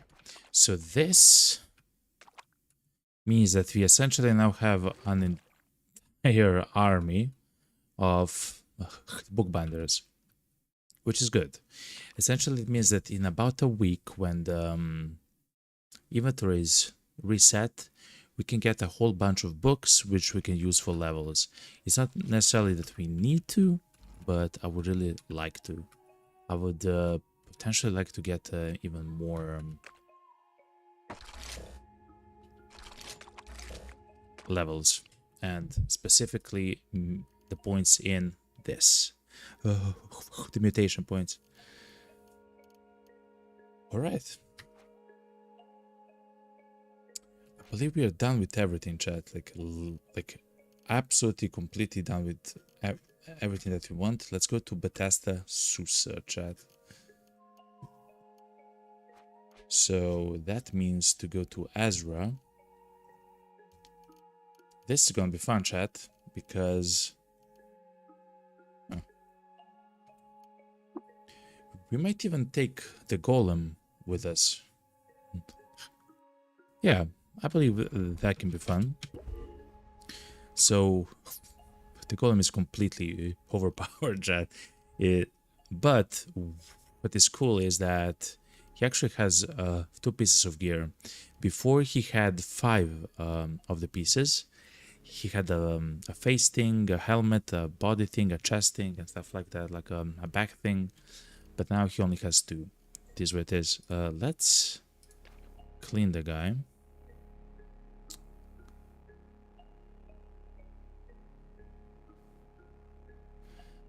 Does he drink water? Does it drink water?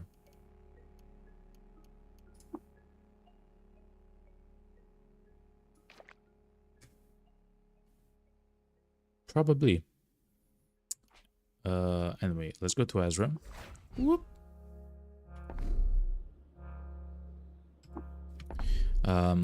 Just in case if we do drink water, let's talk with Sixru. Let's try to sell some random stuff like... Oh yeah. The ego.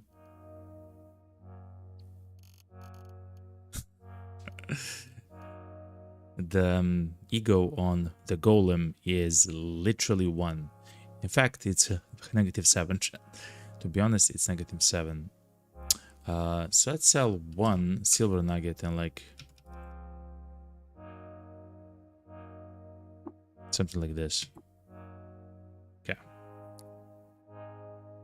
So just in case if we need water, and I do believe we need. Also, traveling with the golem is probably not the best idea because it doesn't have any of the skills.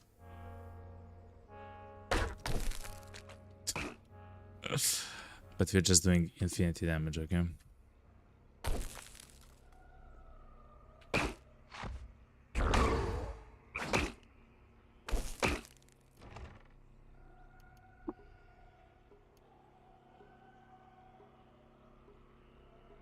Any books?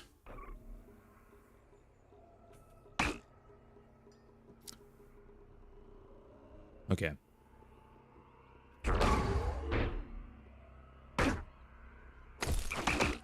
So the reason why we lost all the items that we had on the golem is by an unfortunate bug.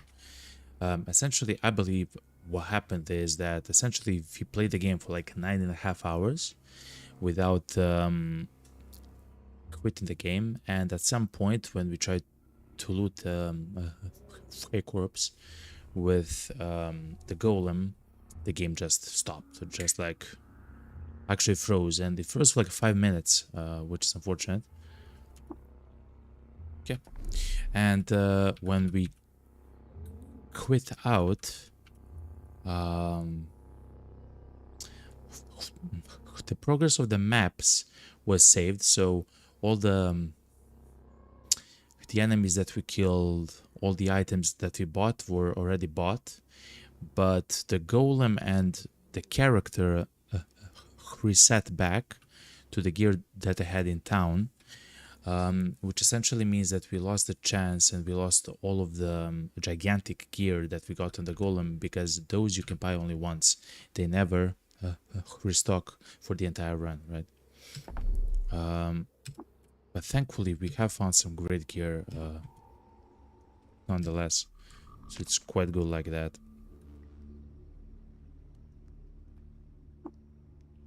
Hello, trolls. Goodbye, trolls.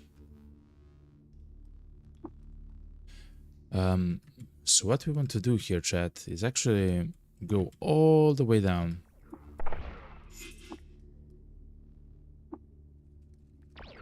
All the way to the... Wait, hold on. I believe we can use the elevator here, but...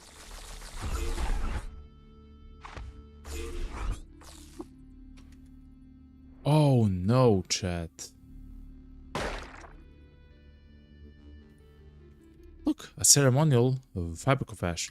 Oh, it was probably from Sad. And the corrosive gas from Sad. I have actually tried to get the ceremonial fibrocophage, but I couldn't find it.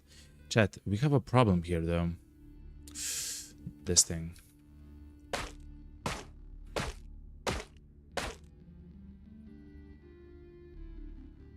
The Yempor is fire, chat.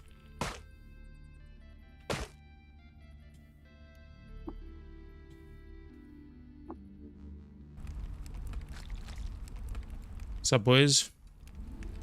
Don't mind me, I'm just here, you know? Chilling. What's up, boys? Hope you're good, you know? You are loved by mechanisms, disliked by arachnids. Yeah.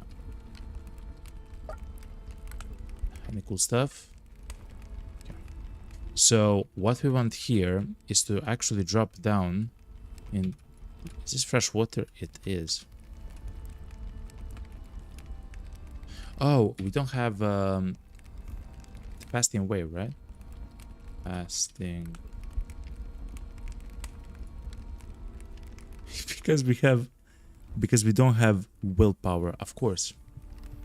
So, oh yeah, chat, if you haven't seen our guy, he's exceedingly dumb, okay? He has 3 intelligence, 3 willpower, 1 ego. He does have the Temporal Fugue though, which he will make 1 of the copies of the golem, which is quite nice. Just the cooldown is like 500 rounds or something.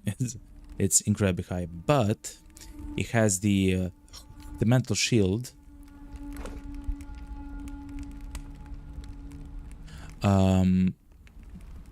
Wait, hold on. Defensive stance. Now we want to dueling stance. Anyway.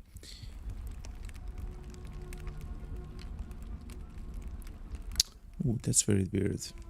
But yeah, we do have the mental shield, which means that the enemies that will affect the mind, right? Which will affect like Sunder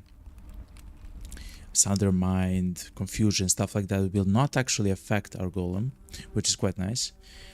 But look at this, chat. He has 76 strength, chat. Not only that, the weapons which he has is like 34, like a pen, 1d12 plus 8. So the lowest amount with every pen that one of the weapons will do is 9 damage. Of course, you might have saw that each limb does around 200 damage each when it hits something. Each, by the way.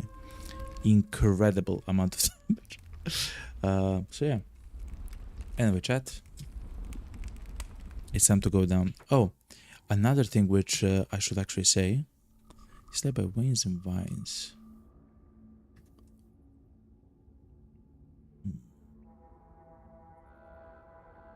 One other thing which I would say is we actually had on the back a way to fly with the golem. We had the gyrocopter thing which uses oil in order to fly. So we had that, but we had fun like with that for like 15 minutes until the bug happened. So let's kill this to get wrapped with apes and vines.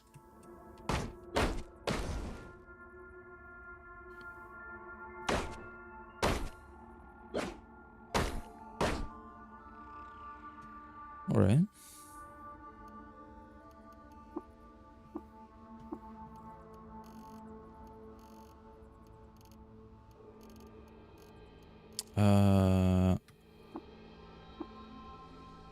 To be honest, we didn't need to kill them, but when in Rome, you know.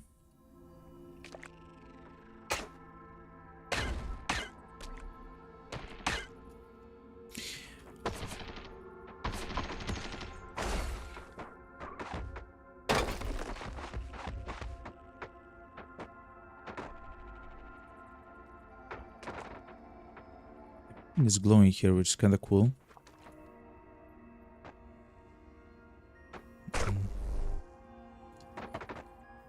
Are we slow or something?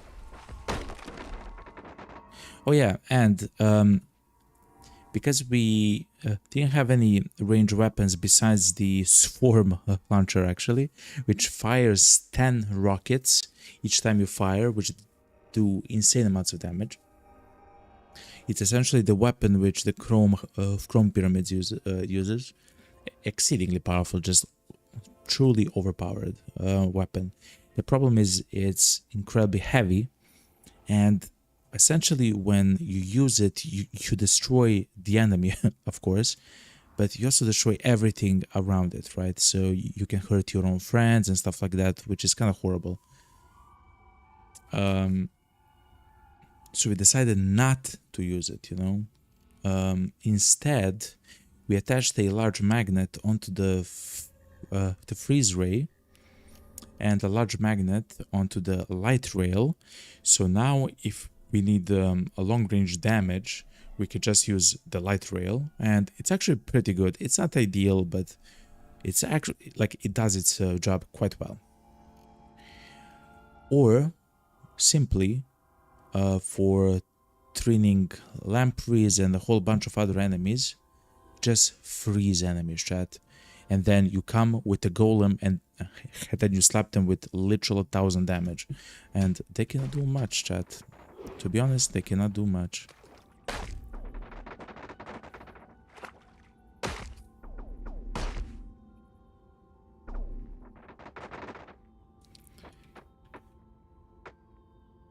What is this though? Defoliant, of course.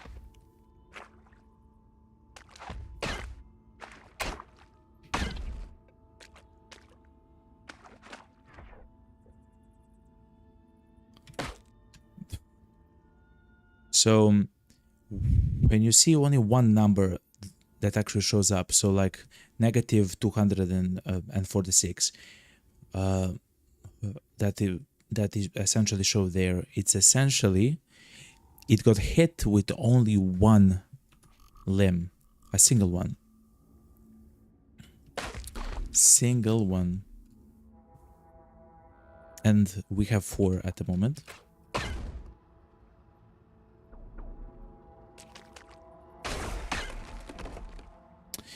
The Jack says, bah, enough of the Quasimodo for the... You're playing Quasimodo, that's amazing, man. I can't wait to get back into the game.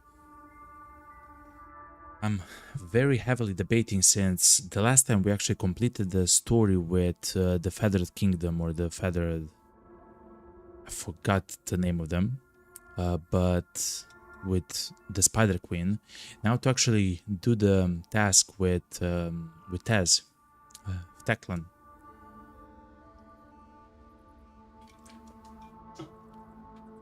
Because essentially at that point it seems like to me you're essentially blasting the middle finger to every one of the hold on, chat, to every other faction in the game, which can be very fun but very difficult unless you like running a low level items from Tez, which I don't, which I really don't, but yeah. How's the run going, man? Jarek? I'll be right back. It's not a break though.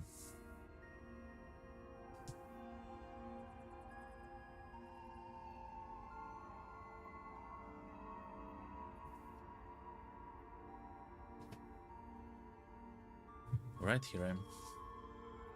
Here I am. Your escort target thought it is an amazing idea to blow your leg off right in front of like 6 dudes. Oh my god. 4 of them had pipes and knives. Okay, that's fine. But the other 2 had a jackhammer each. So, your guy just turned to red mist.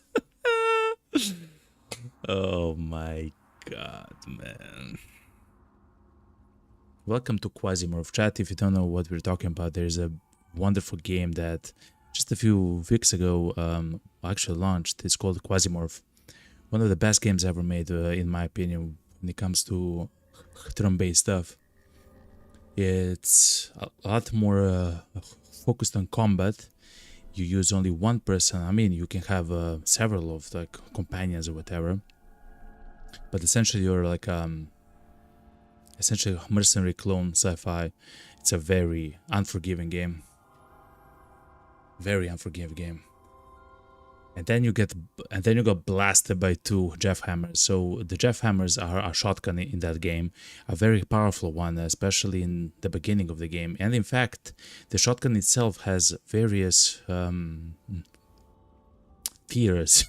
Like it will come as the tech level of the game itself increases. It will essentially get upgrades, right? So it's always kind of useful, you know. But the low level slaps, chat. It's a shotgun. You imagine your dude getting there, spotting the 2 Jeff Hammers, and start going through the shreds in his head. Yeah, only for one of his legs to go poof, and you're just looking back at Yellow like, dude. Then he turns back to the Jeff Hammers, and he just turns into a mist. Oh man. So essentially, of course, chat, you can use the Jeff Hammers yourself, and I highly recommend to do so because it's really good. But of course, the enemies themselves can have the shotgun, and when that happens, dear God, Jarek, that's crazy, Jarek. That's so unfortunate. I usually place the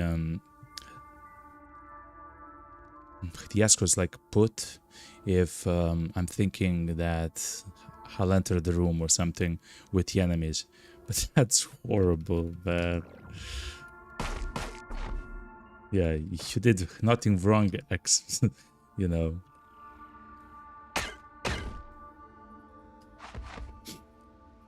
Now you're punished. It happens though. Welcome to Quasimorph, man. Oh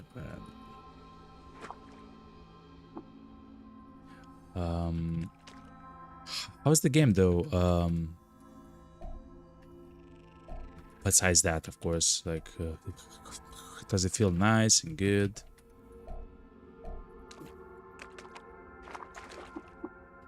There's no stairs besides a long fall. There's a long fall here, chat. What we can do probably here is to get out with a pilot seat. Actually fly.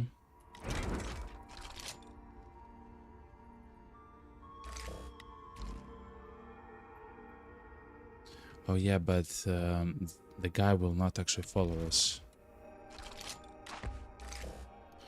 Okay, sir, you really have to come along.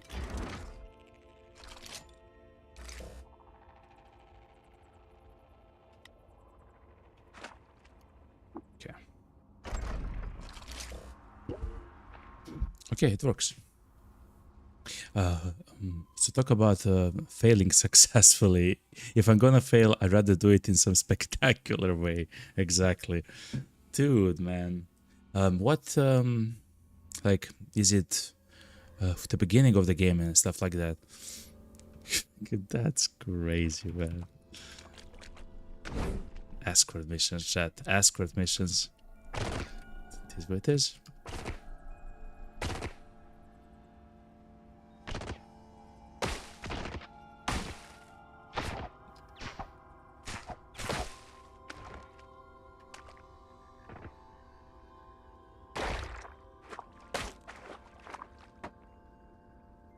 Okay. So all the way down here, we should find a Gersh Nephilim called Bet Saida or something like that. And to be honest, I'm not sure what they do. They all kind of seem to have a theme. For the one in Golgotha, it kind of seems obvious. Is that a Converse cross? Yes. The one in the Golgotha region kind of makes sense. He's like disease and illness and pestilence or whatever. Plagues, scourges. The guy in the Palladium Riff, he's essentially about plasma and fire and stuff like that. Also kind of makes sense. Painted mortar tube.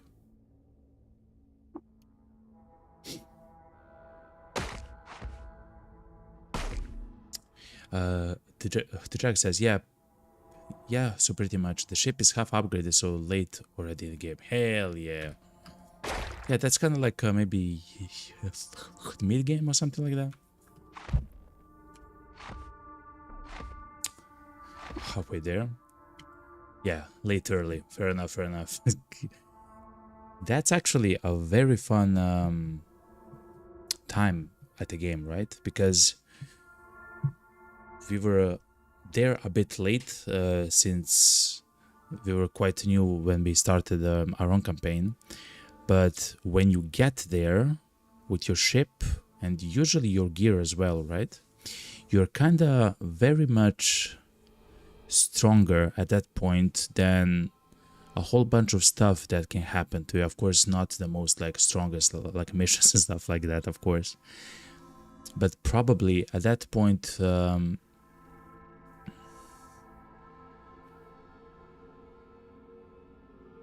you are not like shying away to do some of the tougher like missions.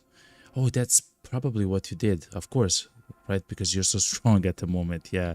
And then you got demolished by your own friend. Oh my god, man.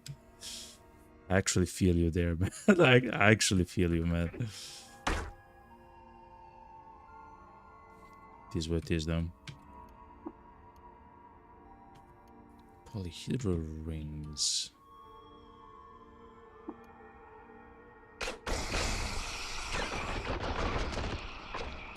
Training Lamperis chat. No, meaning.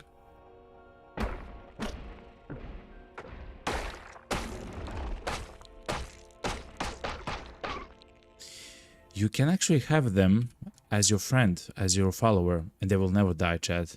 There is nothing that will actually kill a training Lampery. The only problem is, of course, they will just move horribly inefficiently around you because they are trying to maintain like a triangle, so they will always be slow. It is what it is. Which of the factions, I guess, the companies, the corporations, are you the highest in with the rep of Jared?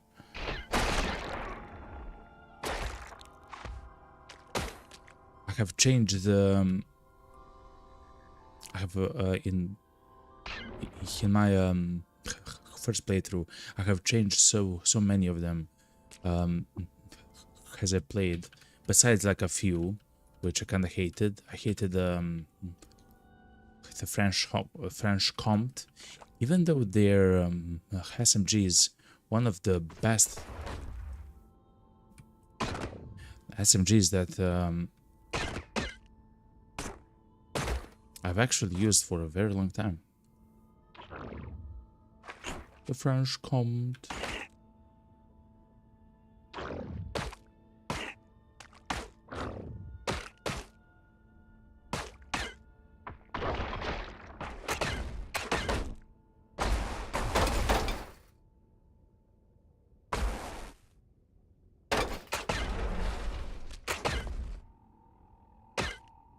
And the grasshoppers are also kind of weird to essentially use. A bit later they get stuff like, if I have this member, by the way, chat. Yeah. A bit later they get stuff like We found the mouth of the sugar at the Barathrum. No! We already know exactly where he is, chat. But that's very cool that we got it. The mouth of Sugruit. So Sugruit is very deep underground, and he can be in any tile of the entire like world. Like he can be in any of like 10,000s of locations they gave him. Like actually much more than 10,000. And it's completely random. Like the only way to find him it is to get lucky and to find the mouth, because the mouth is going to be on the surface, or to find a secret or to hear a secret. We got lucky with the secret twice. The first one was to find the cradle, or his nest, essentially deep underground. I believe he was 40 strata deep, by the way. And the mount is essentially the entrance at the top of that place, somewhere. The Jack says, I have not modded any of the classes or the clones yet, fair enough. And I don't know which company to take over either. The Grasshopper are like my favorite small company. I think their the Huntsman is actually quite a strong weapon that they have, but I'm not sure if they have anything else that's kind of good.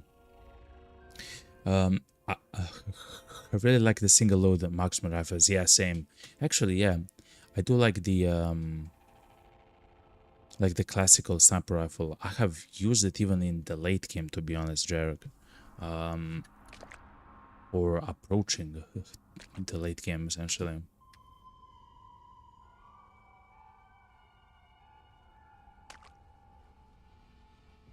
What's up, man?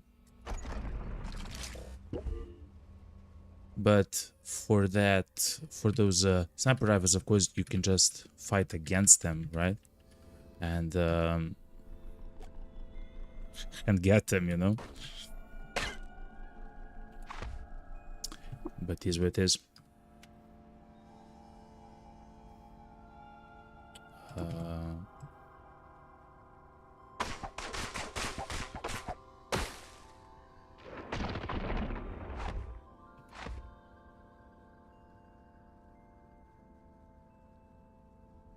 What's that contraption there, chat? Oh, it's a broadcasting station, which means that we can charge and fill our the kiln. We can fill and charge our. Oh my god, there's two of them.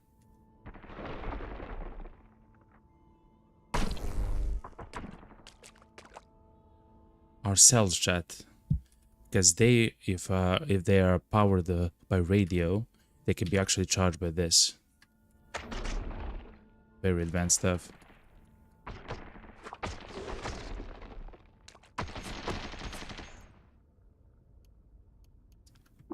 There's a pistol that uses water?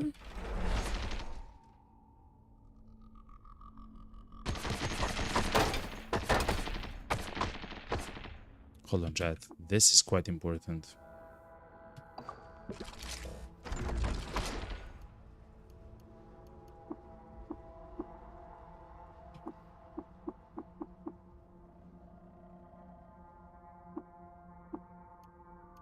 Okay, hold on.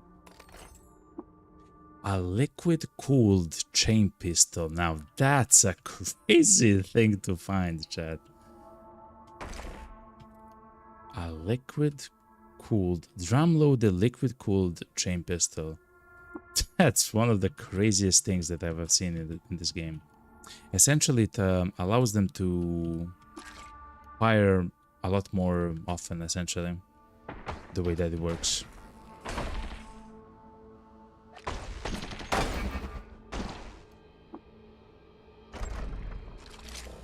Okay. I forgot which other guns they have. So it's like the French Comte, yet they do have the SMG, the Torment, which does blunt damage, and blunt damage is so powerful against the enemies I forgot where. But essentially, if you want like a blunt damage, which it doesn't do like a lot of damage each shot, but it's quite accurate and it shoots 3 to 5 shots, I believe. No, 1 to 5 shots. And as I mentioned, it's quite accurate. Then you want to use that, and it's very powerful because of it. Like, it doesn't need to do like infinity damage.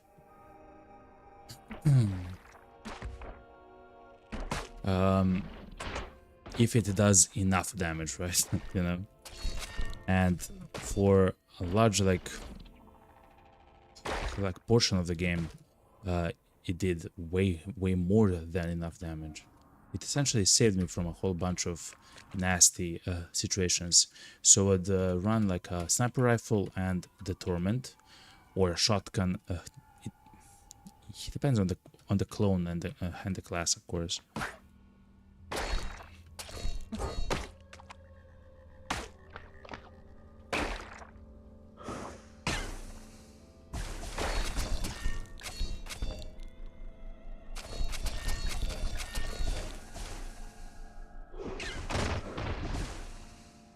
Okay.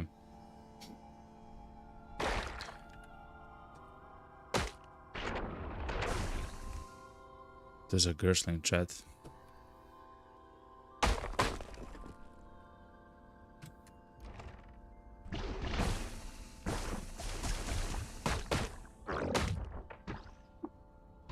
Let's go down, chat. 27 strata, so this is probably actually... I can see the next level, chat. There's a Gersh. I believe the guy is probably down there somewhere. We'll learn probably very soon.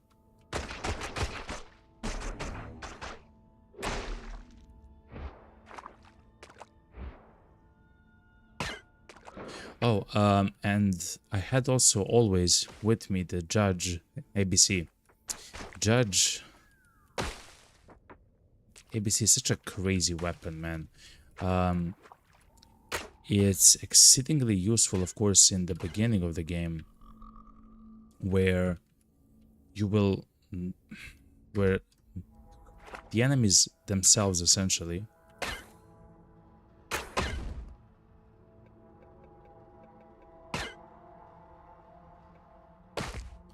are actually becoming exceedingly like hard, right? But the moment that you get the Judge ABC and you equip it onto your guy, now if you're like in immense danger, you can always simply just use it to clear like a very large area of them, you know. Also, we need, I believe, 4 corpses of the Gershlings. So that's something that actually drops the most often, but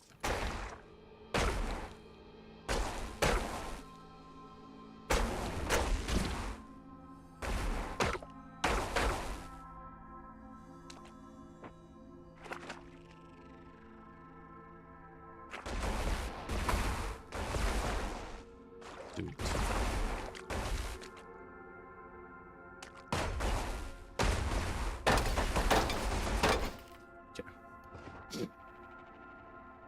There's no way.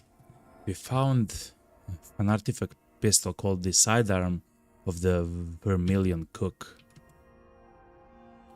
What it does is that it uses power, so it's a laser pistol, and it increases your willpower by 1. Not great, not terrible though. It is what it is.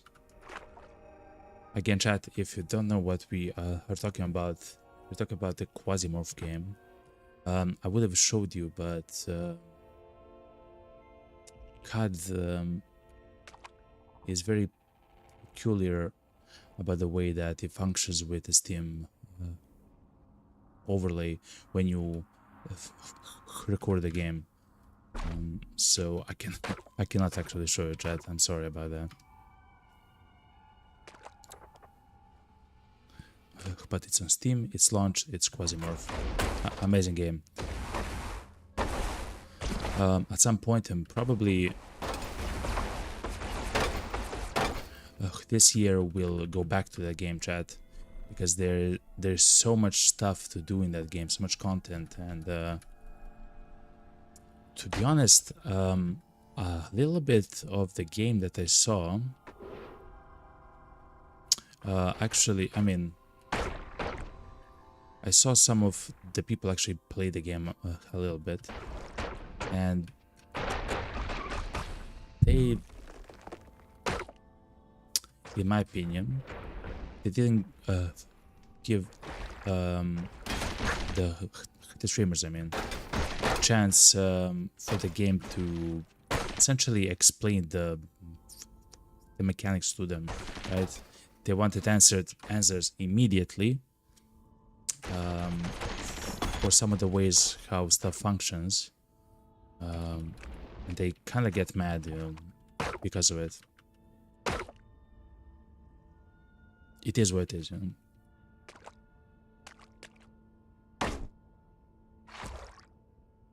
The good thing is you don't need to do the what's it called, to look at the wiki for the game and stuff like that. Like, the game is not made like that, which is pretty good.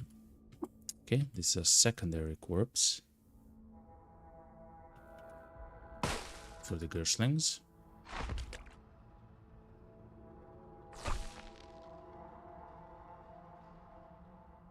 What's this? Third one. We need 4 of them. Okay.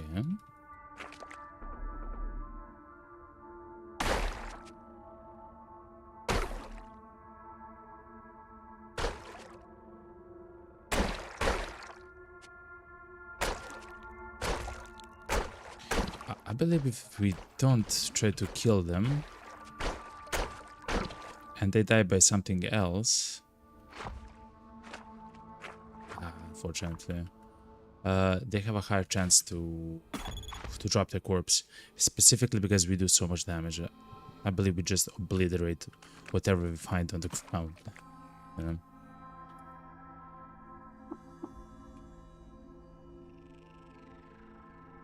Yeah. Let's go down though.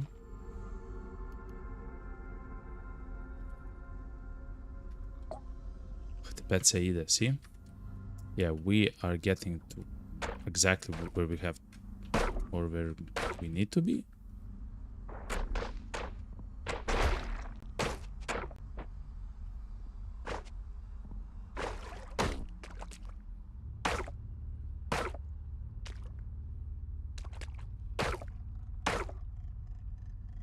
Okay, so they double.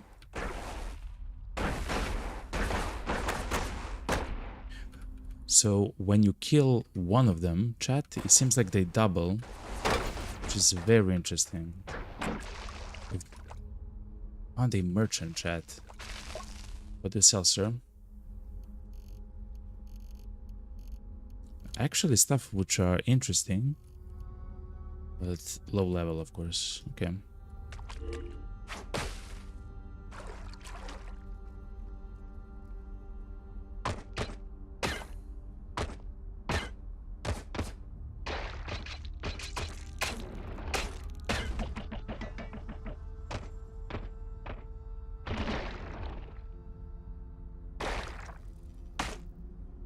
Cave spider, okay. Gershling? Bad.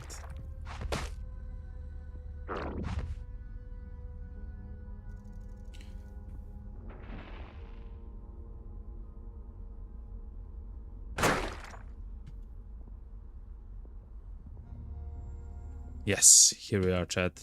Okay, so now we have all 4 of them.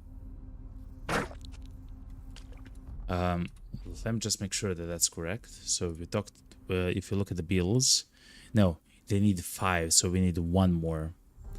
When we do so, here in Bethesda Susa, it's probably somewhere at the top. He will give us a peculiar contraption.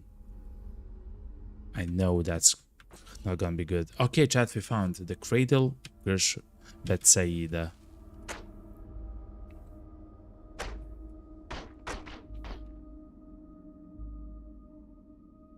What's this? Conjoined giant amoeba. Interesting. Conjoined. It probably means they split. Yes, they do.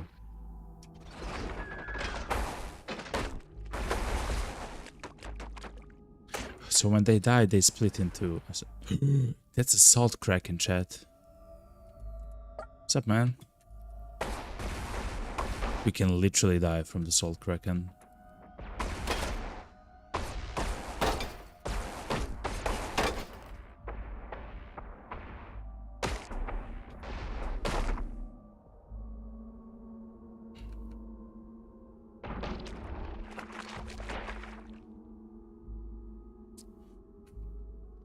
I'm a little bit afraid of that salt kraken. I really don't want to step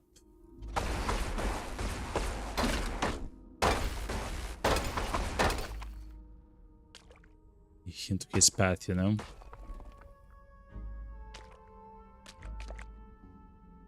So let's jump as soon as possible down. Okay. Whew.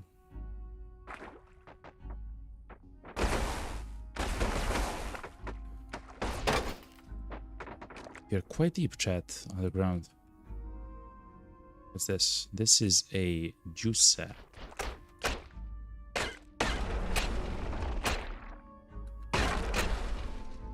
Oily flamethrower. Okay.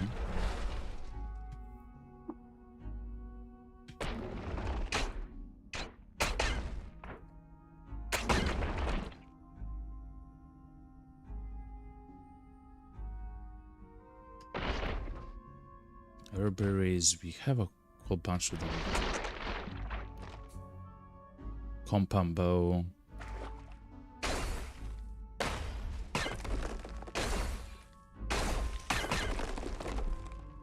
Okay. Some books, always nice.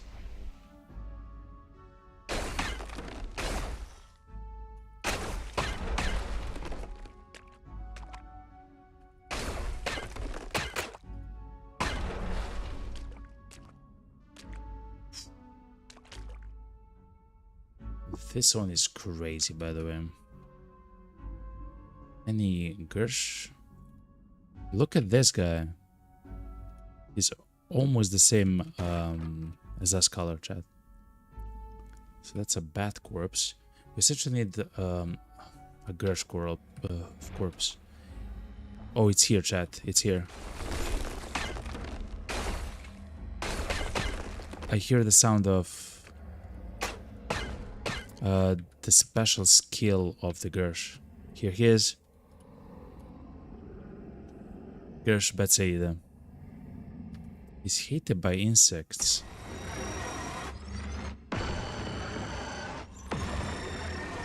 He's shooting his own people, though.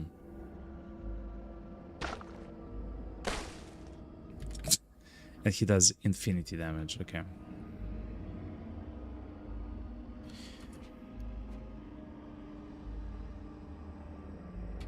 Let's slowly leave.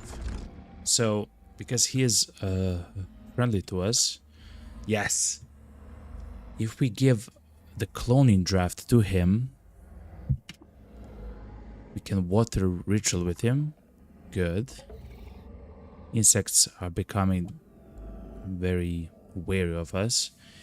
Will you resign your charge and swear to unvex the beings of this world? Essentially, they're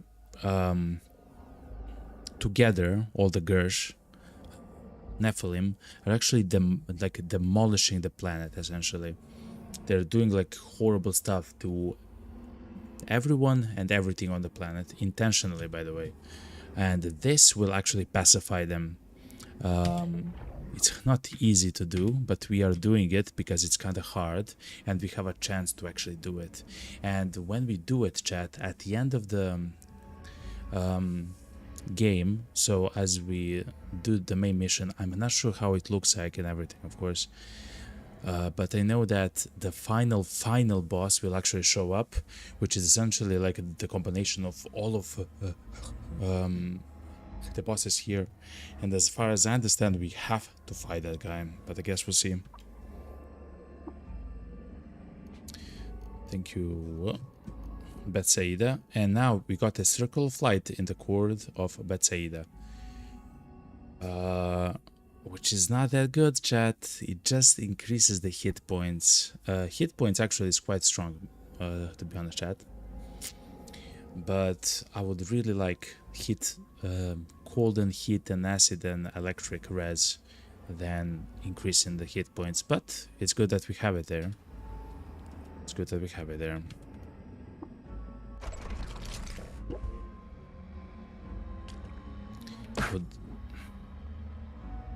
I would really like to grab.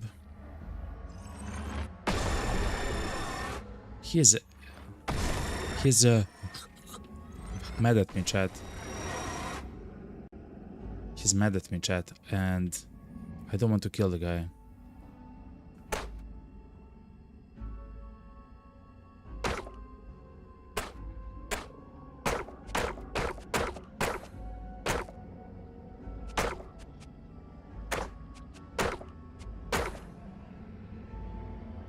Thing crash.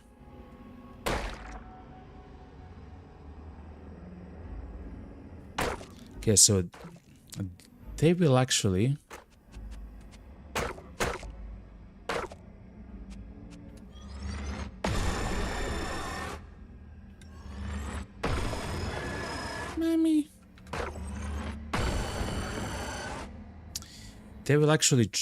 chill out in a few weeks in game as we play. I just have to find a way to run, essentially.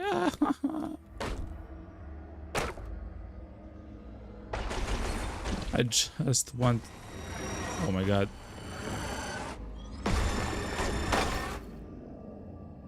I just want one Gersh body, chat.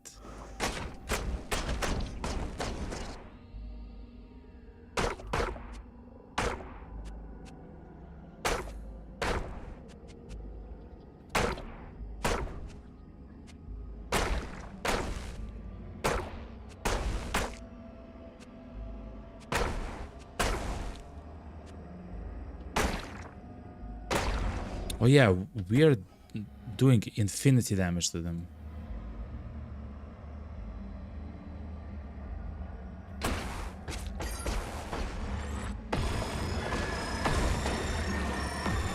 Run away.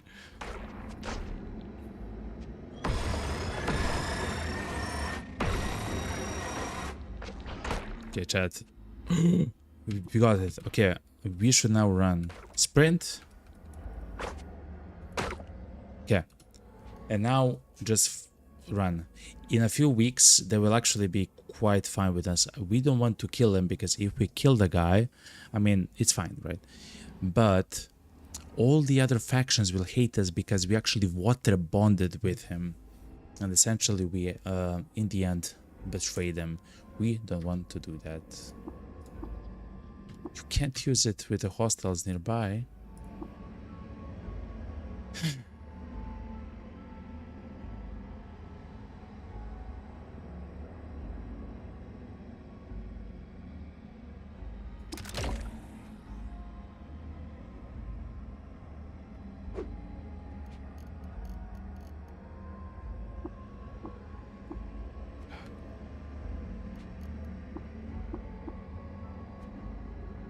Please run.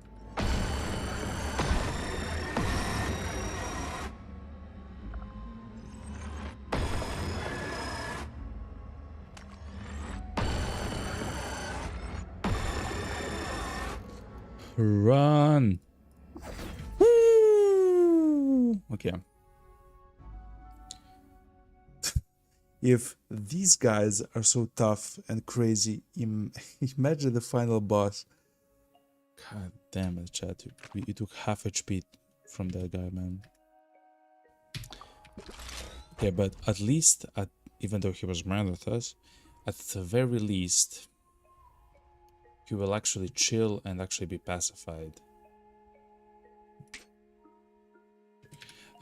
He actually has in his inventory, right? He has 5 of the corpses. Yes, he does. They're quite heavy, right? 60 pounds each. Okay. So the best way to get the corpses to the beetle is still to use the golem. So I believe we'll still use the golem, chat. I believe it's as simple as that, to be honest. Oh, yeah, we do have sun slag, which we should probably place here.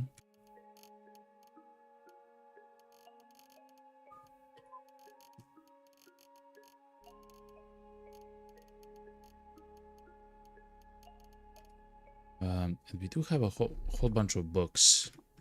We should probably go. What's up, man? Should probably go with the books and to the 6-day tilt. Okay, let's find the one who is real. This one. Okay. And now all of them except one should be friendly with us. And we can just select all the books and take them for free. This will increase our levels. So it actually works, chat. So now we know for sure. Now we know for sure.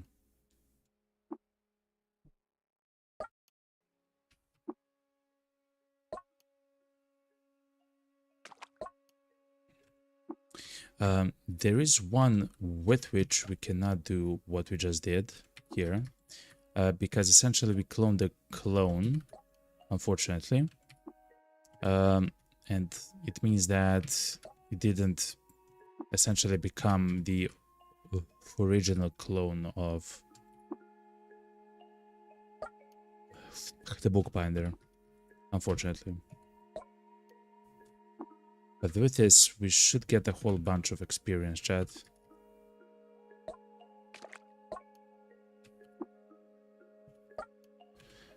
I honestly thought that we didn't have enough, but now that I see this, maybe we do.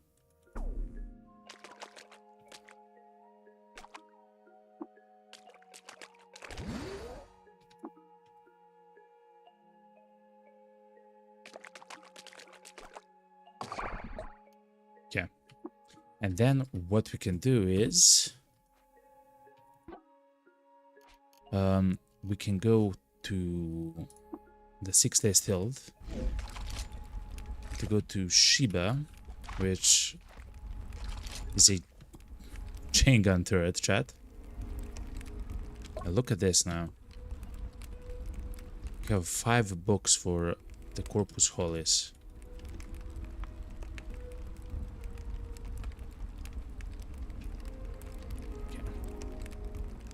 And now when we give this, look how much XP we're gonna get. We're definitely gonna be next level. But look at this.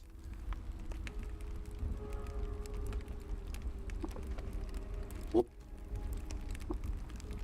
117,916 XP. 117,000 XP, almost 18,000. Which of course is enough for us to gain a level.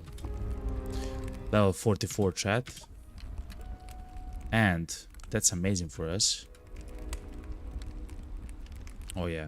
And we're almost level 45, which is also a pretty nice level to have next to us.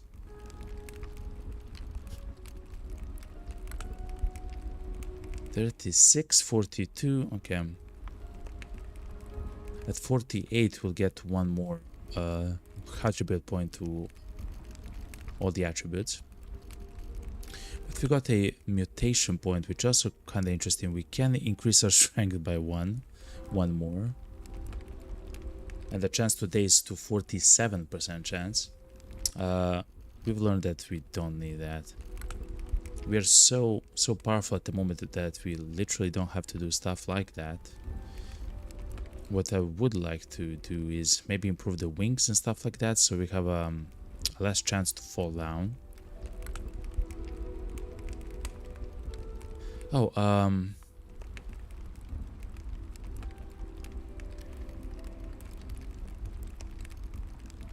This is kind of important. I haven't actually seen this work, the heightened hearing, chat. You detect the presence of creatures within a radius of 9. Now, the radius of 9 is quite large. Radius of 9 is like this. 1, 2, 3, 4, 5, 6, 7, 8, 9.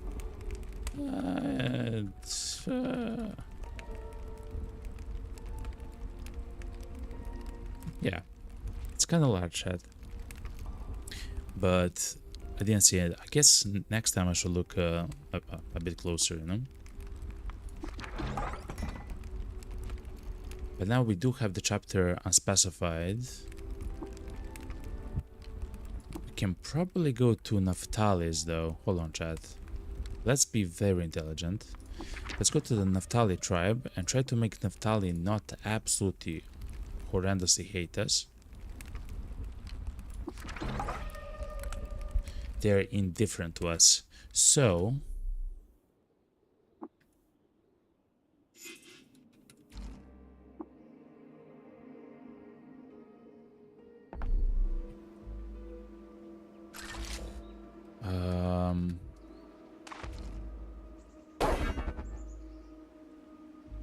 oh, look, chat. The question marks. Oh, I understand how it works. Oh, that's actually pretty powerful, chat. Especially in places, like, essentially like this, yeah.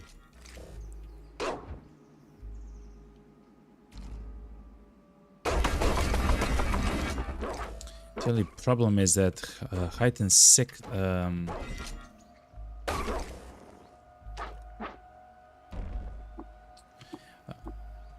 whoa.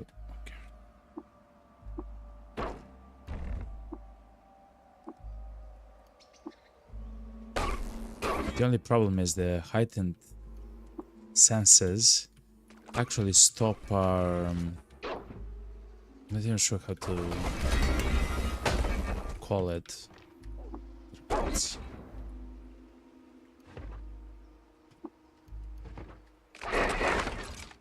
I'm so sorry, chat. Stop our auto exploration, unfortunately. Box of crayons. Someone said to draw castle face. I guess magenta color. Select the direction. Draw a pretty picture. Okay.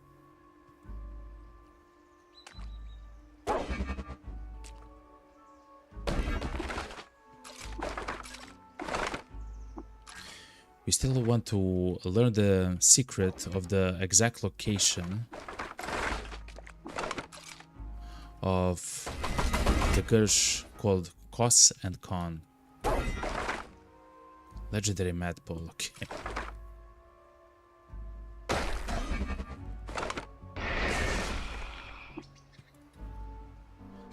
Somewhere here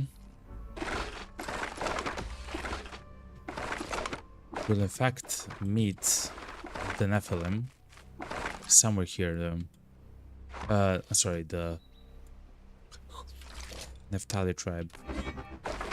How much trash there is. But that's amazing.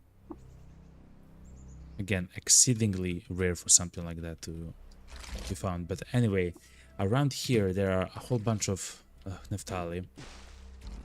And they are not friendly to us, chat. They're pretty hostile.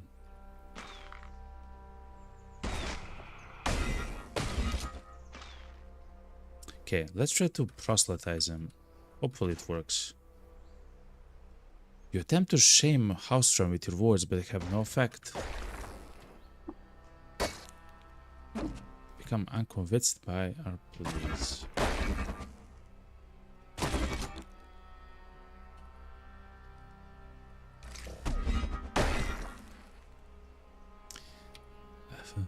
Rejoinder is doing a lot of damage to them. Hold on.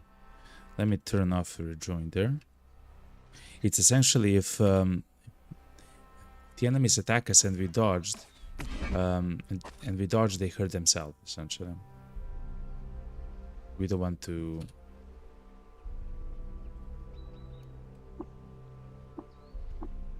Can't repair a hostile creature.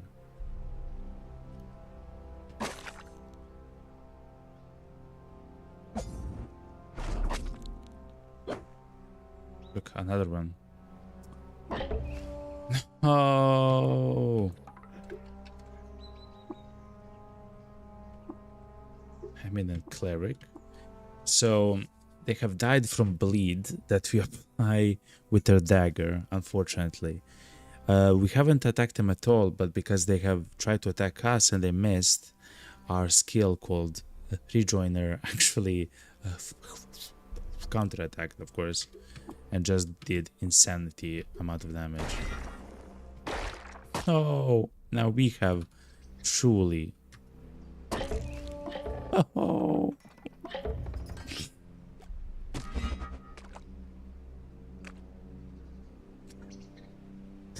I'm trying to be your friends. I'm so sorry. Okay. You know what, chat? You know what?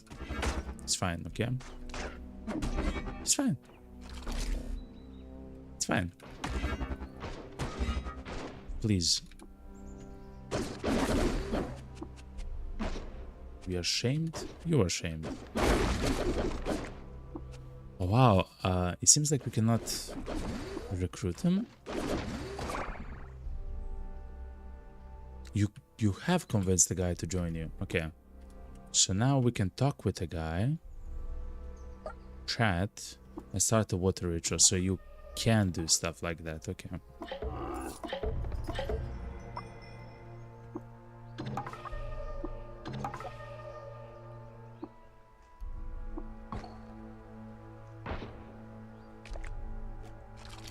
Okay, so you can actually... that was quite, to be honest, chat, that was quite difficult.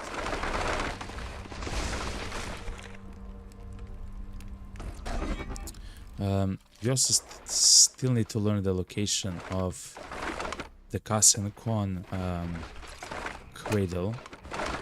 It's probably not a very high chance to learn, but look how much trash there is, and it's kind of easy to explore. Why are you... Oh, it's a Kazu symbiote.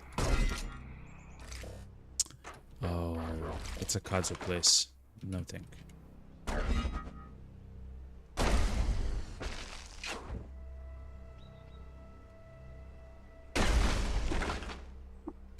Look how much trash there is.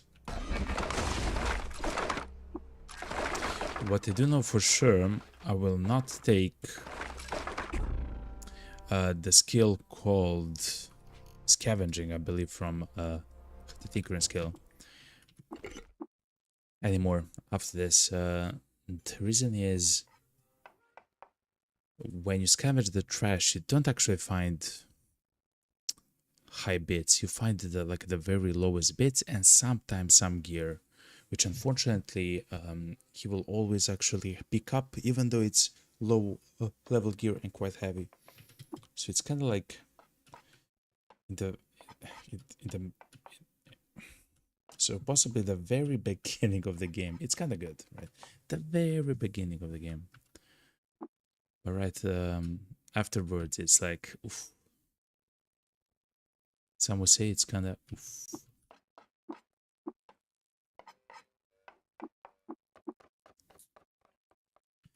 When you phase out your cure of the ill status effect,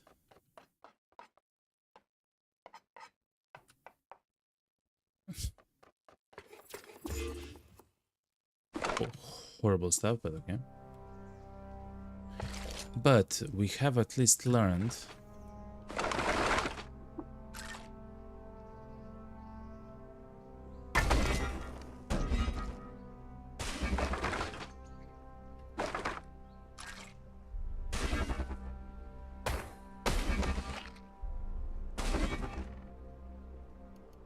save the salve injector.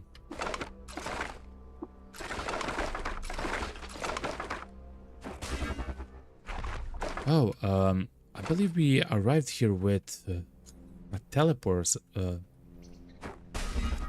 or something like that. I forgot, chat.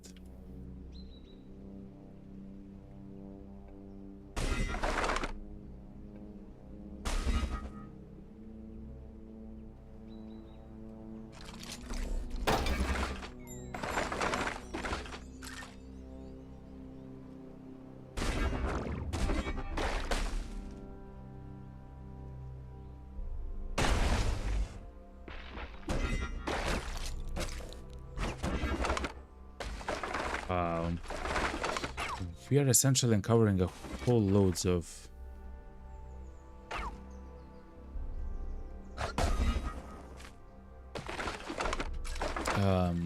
locations, ruins, settlements, stuff like that, but not exactly the ones which we need.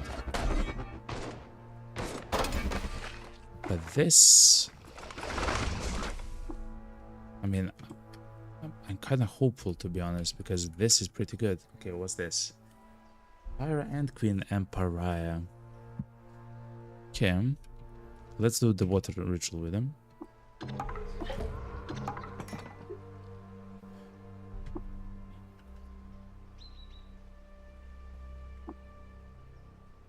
Liberators should shriv.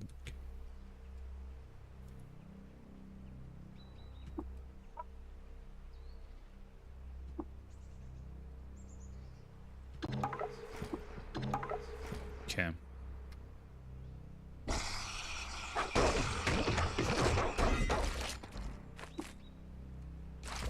Essentially, what we're trying to do now is to find, look, a godhead. Interesting. To find even more Naphtali. Essentially, we want to make the robots not hated, not haters. It's gonna be a long road, but this should probably be the best one. Besides, of course, trying to use the books themselves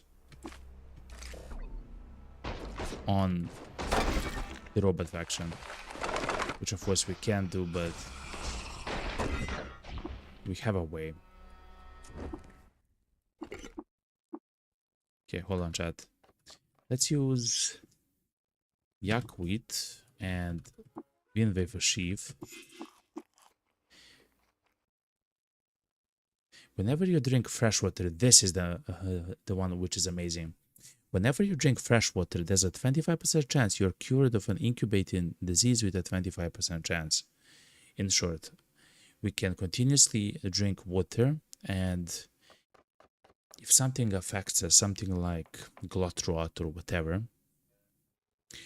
before it's actually manifested, we can quite easily, in fact, lose it, right? It's a very good. There's one more that's actually much better than that, though.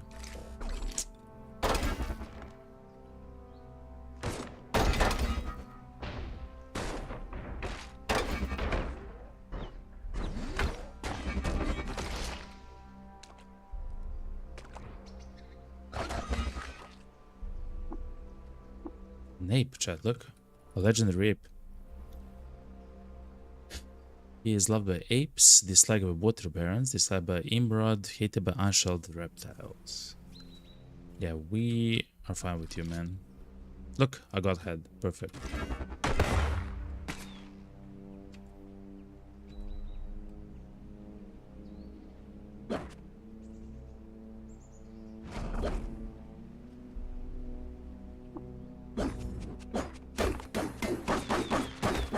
Okay.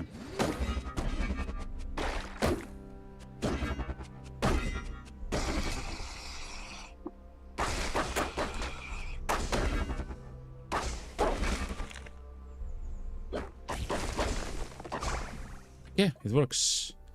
The thirst is mine. Naphtali are now indifferent to us yet again.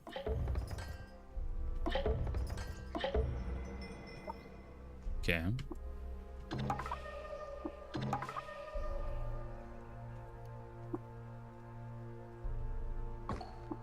Okay, goodbye.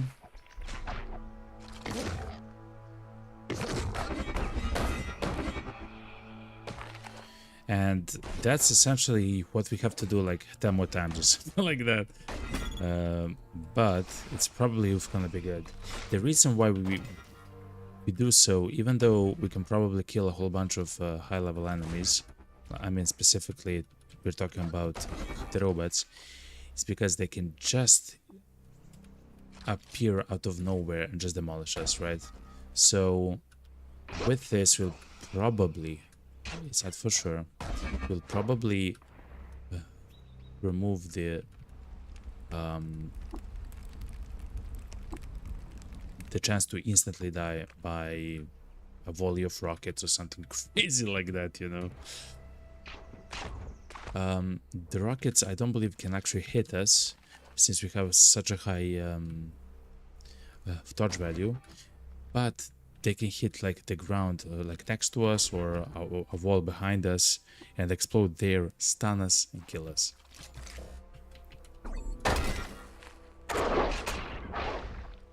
Essentially, that's why the leading stalkers, those huge giant robots in the monster, are such a problem. It's precisely because of that.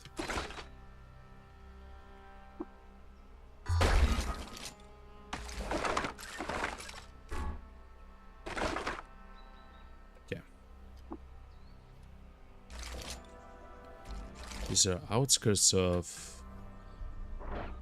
something. Look, Barathrum.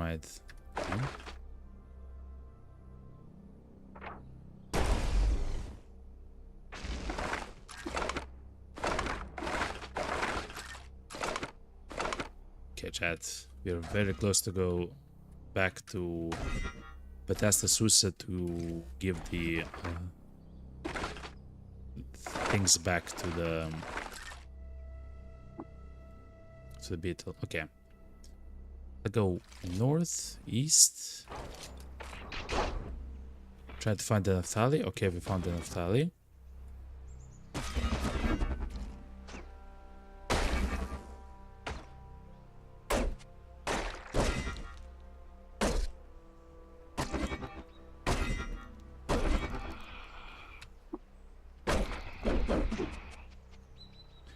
They're hated by antelopes and disliked by beetles. Okay, unfortunately.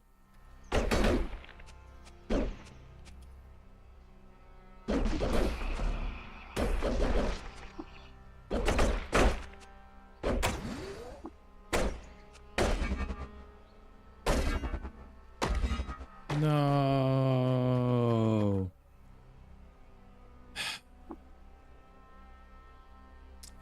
I just wanted to move in that square, not to attack it, of course. Okay. This is not it, chat. This is not it, then. We should then use the annals of history to interact with the robots. That will take some time, though. What's so heavy, chat? Meds? Which would work? Drop all. Missile weapons, that's fine. Tools. Double that 2-gun, no need. Interesting find though. Trade goods.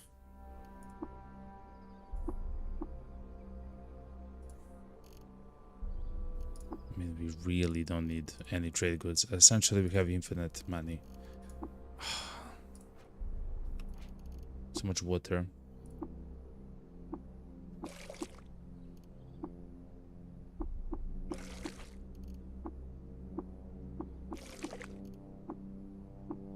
The problem with the water, of course, it's exceedingly heavy. Even though it is money, of course, it's very heavy. We simply don't need so much. Armor, food. Yeah, we have to do something with the food situation. Okay.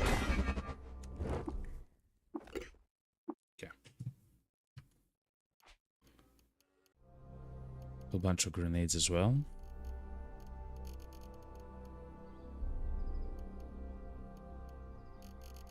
Okay. Let's simply go back to the golem and go to the beetle, chat. I believe it's time. Tools. Eat freehold. Whoop. Here we are. He's still trying to heal up, chat. He still didn't actually heal up. Okay.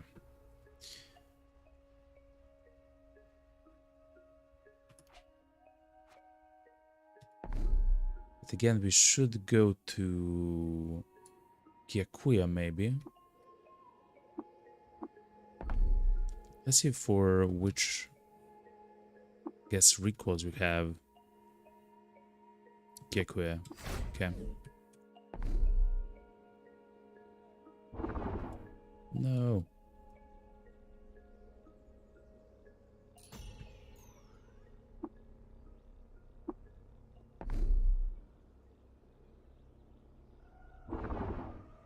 Yeah, and because the droid doesn't have skills in actually navigating, wayfaring it's called in the game, we'll kind of get lost a whole bunch of times with the guy.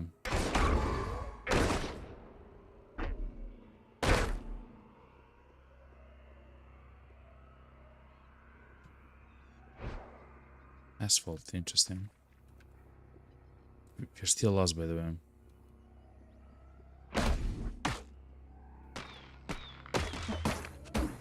I hate you, Natalie.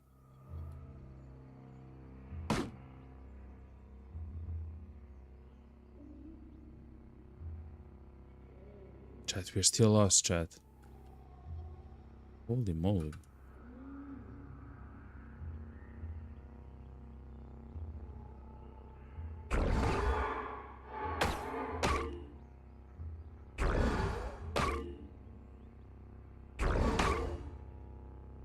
You're still lost, by the way.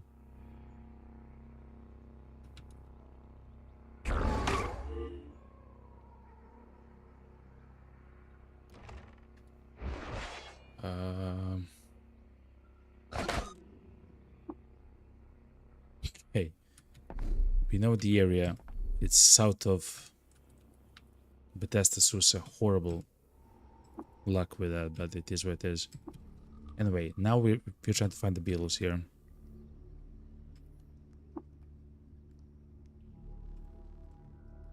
They should give like a contraption, some kind. Guess we'll see. Electromagnetic sensors. Okay. They are sated. Okay.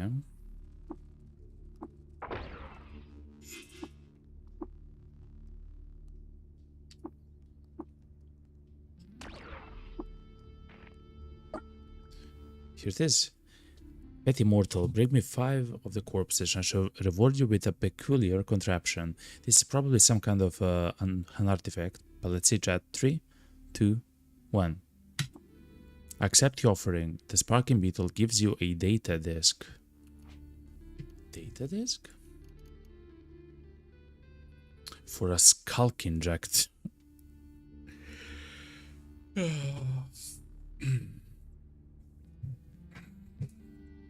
Thank you, Beetle. Okay, so now I completely understand.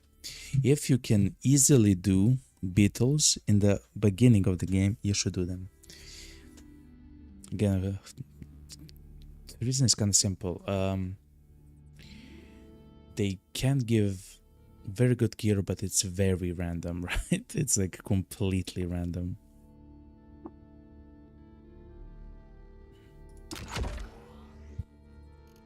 You essentially have no idea what it'll actually give you, you know? Okay. Okay.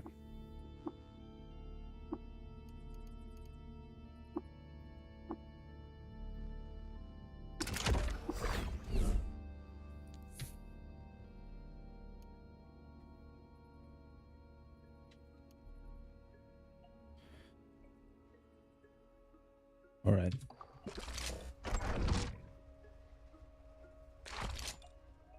We'll leave the guy here. Yeah. And because we are inspired, let's yet again try to cook for a pretty good choice of inspiration. Whenever you take damage, there's an 8 to 10% chance you're cured of an incubated disease. Like stuff like that is absolutely amazing. Because you can like stand in acid and or something like that. You just take 1 damage, 1 damage, 1 damage. Perfect stuff.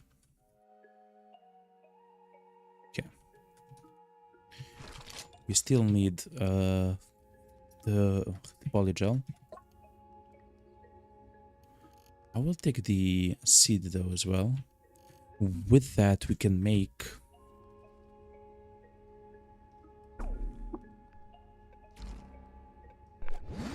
the Eater's nectar injector. Pretty good.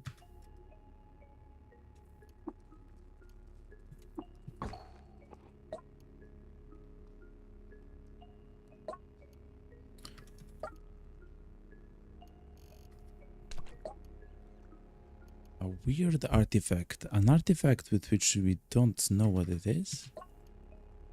Intriguing. Two-handed Zetagrom longsword. Now that's a crazy weapon. Okay.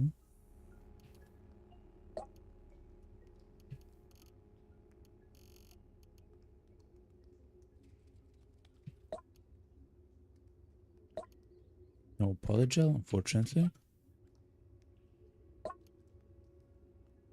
No polygel. It is what it is. Let's check the books though, chat.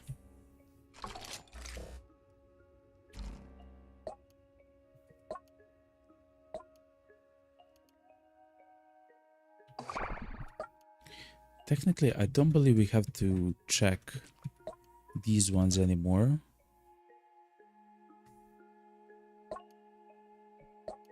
But while we're there, you know.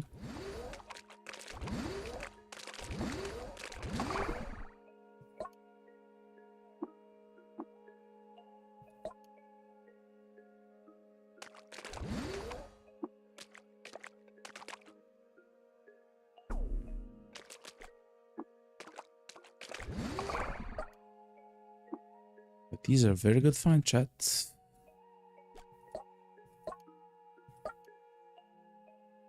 Okay.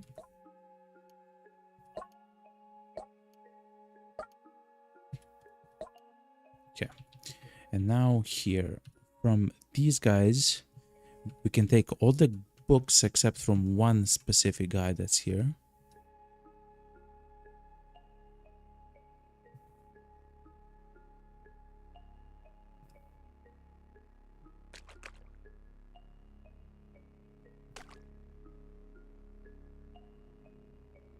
Hold on.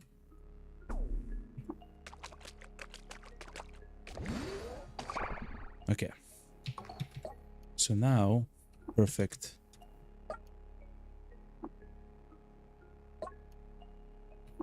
I don't believe technically that we need to do anything like this, to be honest. But this will increase our levels by quite a lot.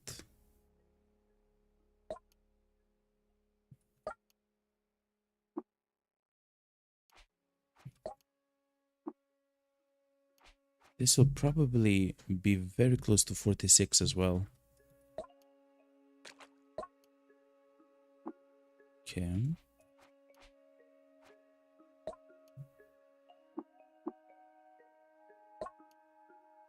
Okay. A few more chats. This guy has nothing.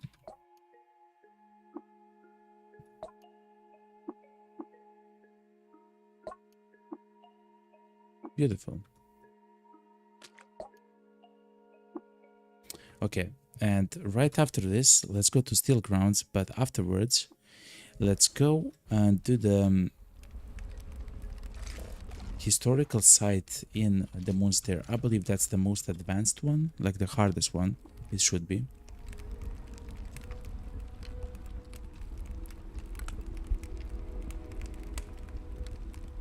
Guess we'll see. Anyway, 3, 2, 1. 108,000 experience, chat.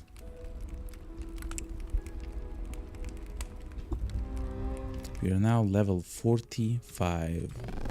Oh man, we can rapidly advance. Do you know how long we haven't advanced anything rapidly? It essentially increases the maximum. Was that like the maximum level of a thing? So for example, instead of 10, with this you can have 13, 16, 19, 22, right? Depending how many times you do this. I'm very tempted to go with wings. Of course, the classical choice is triple jointed or double muscled.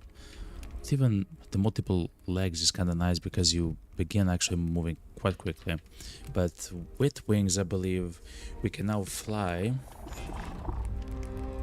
And we got to level 46 as well, chat. Holy moly. We got 2 levels in one.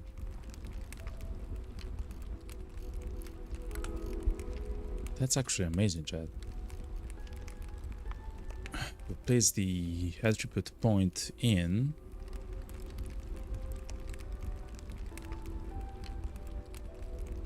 Actually, I don't know. Strength? Sure. We'll keep one more of the points. So now, I believe we have no more chances to actually fall down when we fly, which means that simply we no longer need the anti-gravity boots, I don't believe. We'll still have them in the inventory though, and we can also use them, you know, to get additional speed and stuff like that. So magnetically shielded on... That's pretty good. But yeah, now we can actually carry whichever boots we want on our feet, which is pretty good.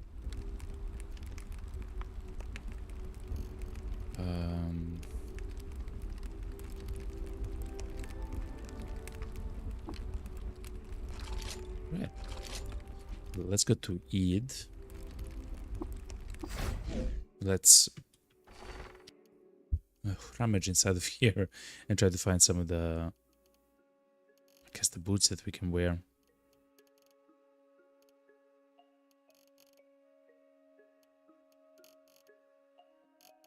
I mean, we can equip Zidacron pumps, and that will actually help us with quite a lot of stuff as well. Yeah. And let's try to mod them. I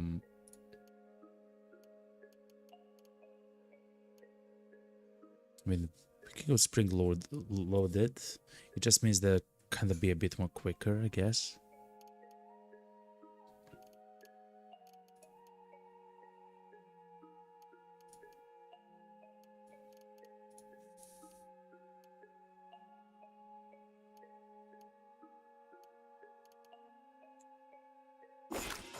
Sure.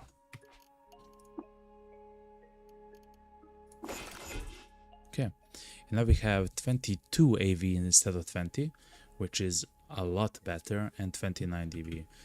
Now, a whole bunch of stuff, even if they hit us, should not be able to pierce us. I mean, it's still, of course, a chance with attacks actually being a crit and stuff like that, but still. We also no longer have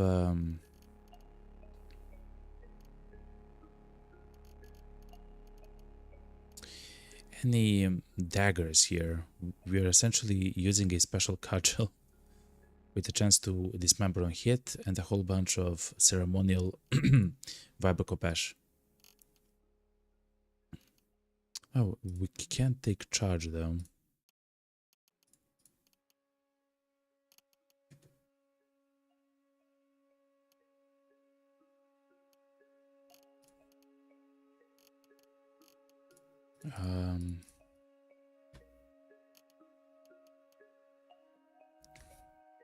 We can increase our natural EV by 1, so we have 23. Yet again, pretty good.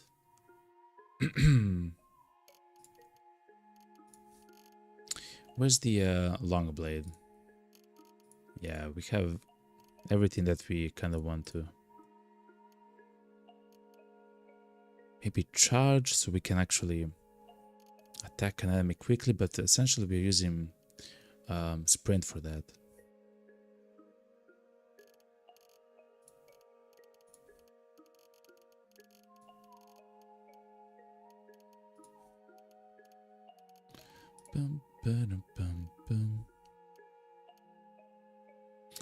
Let's do this so we can sprint a bit longer. Always nice.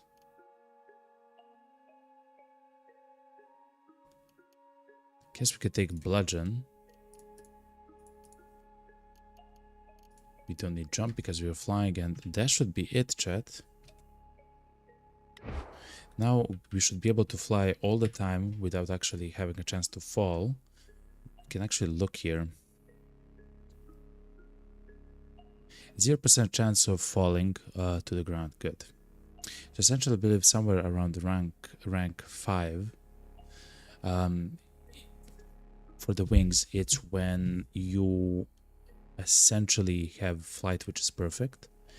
Another amazing thing is that we traveled the world map 4.5 times quicker than without. That will help us a lot. A whole bunch of stuff.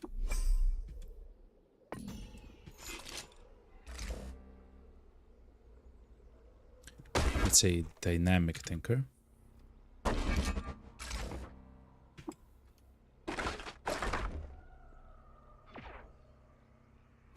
Legendary Beauteous Templar. Actually, it's not a legendary Beauteous Templar. It's a guy with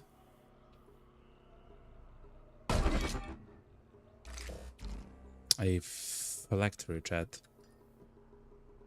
I see the guy. It's him.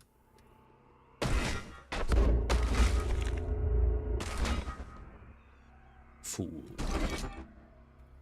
So essentially he has something called a phylactery, which summons a invincible, very powerful enemy.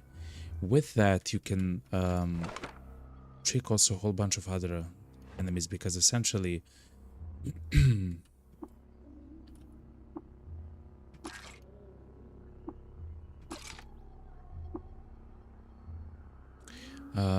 because essentially as long as they don't destroy you, they cannot destroy the clone, and the clone actually does quite a lot of damage. Like it's a very like a strong thing, you know.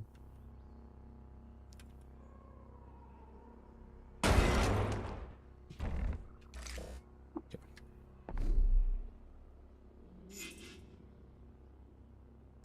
So what I'm thinking is, because we do want to go there, chat. That's a historical site, and let's try to do it, chat. Why not, you know? There's a village of Suvan here in the Moonstair.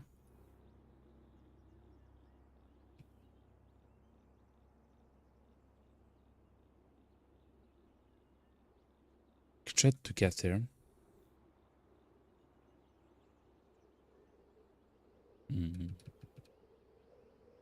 But anyway, and the Katara Barrio has a very peculiar artifact left by one of the sultans there. I believe it's part of the journal entry. But the enemies are from the Moonstair, so it's probably going to be very, very, very difficult. But anyway, let's fly, let's go.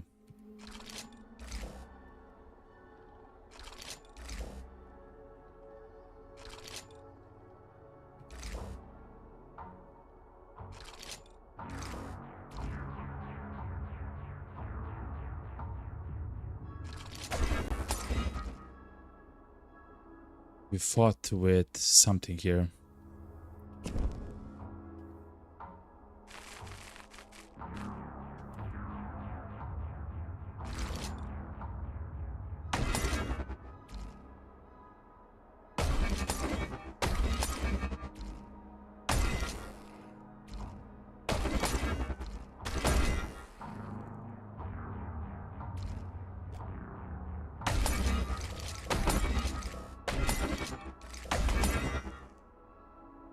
Okay.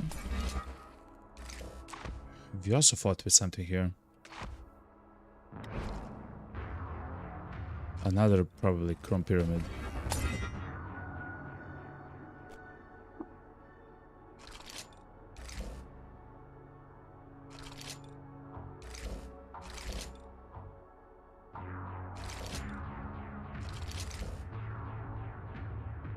Okay.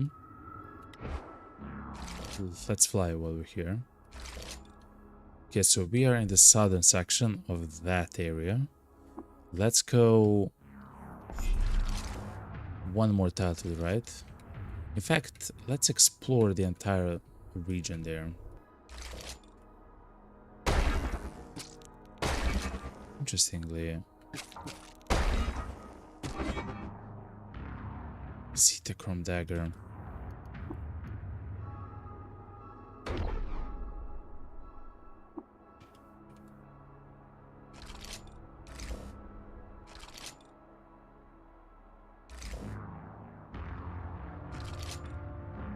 We are flying, so we can move through here. Okay, let's eat something while we're here. Just with wild rice.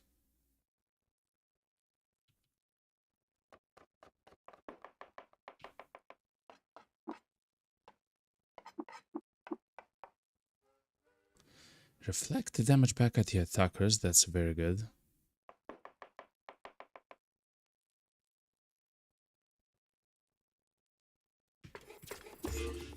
Interesting. Okay.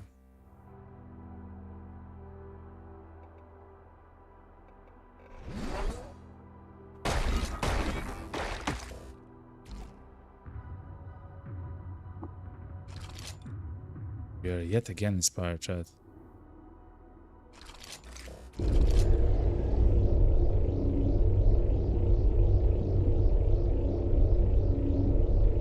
Yeah, no. Actually, no. Don't believe we're flying, we should. Good.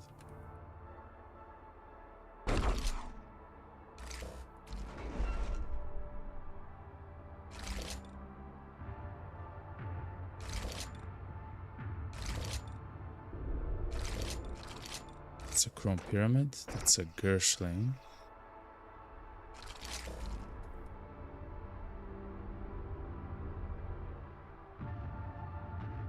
It's a Leering Stalker. Now, we shouldn't be in the aggressive stance. We should be in dueling stance. I clicked something, unfortunately. That's, yeah, this thing. Okay.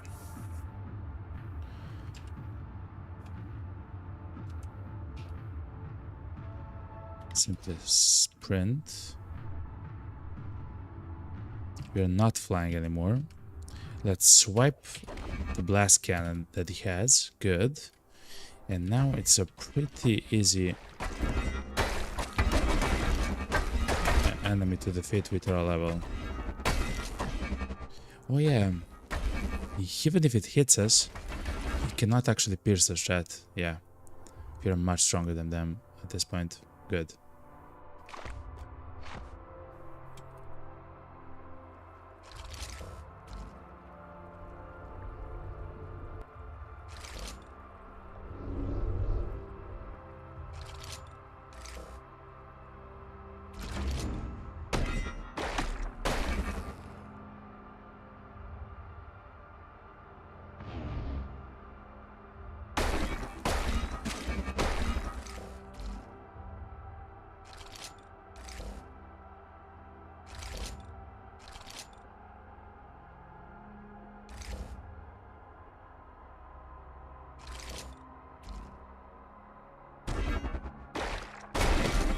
So, the only other way that I know how... Oh my god, is it a chrome pyramid? It is.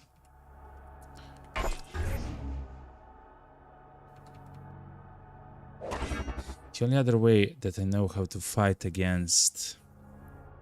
Or to find the Gersh Nephilim at this point is to go zone by zone, chat, and I'm not even joking, chat.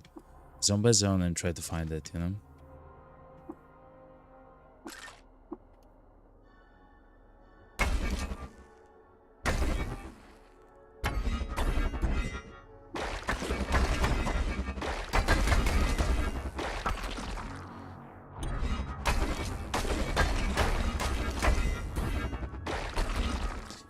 We are cutting a huge amount of parts from the Chroma pyramid. The problem is every turn, the pyramid itself gets repaired. So even if we cut like some major part, to be honest, chat, it doesn't matter, because it will actually replace the part in a single turn. It's like this opponent is extremely powerful.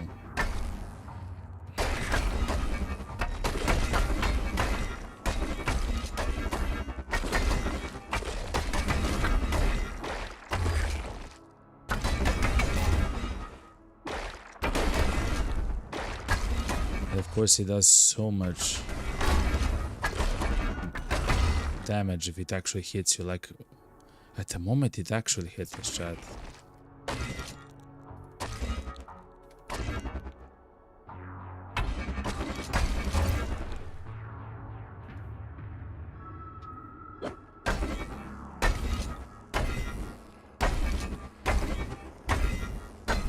Whoa.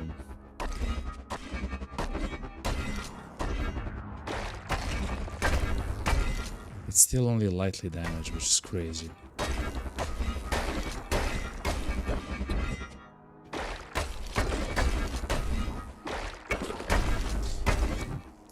The quickest way to demolish them is actually to incinerate them. You can use essentially, I'll show you, plasma and fire. This.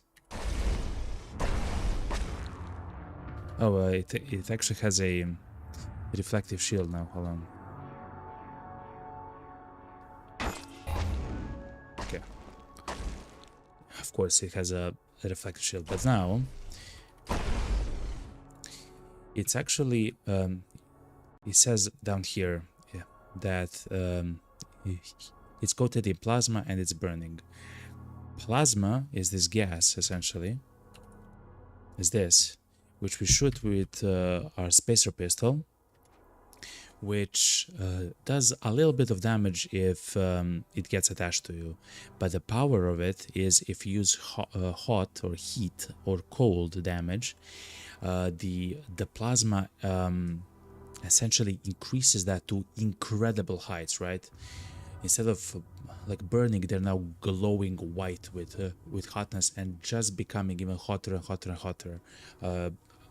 Because they are covered in plasma. And essentially when they achieve, like, I believe 8,000 degrees Celsius, it doesn't matter, like 8,000, that's the heat of the sun.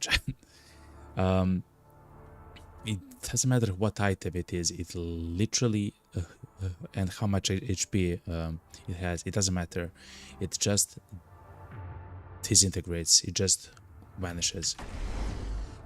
Now I like to shoot them like that for some time and then come in and actually fight them.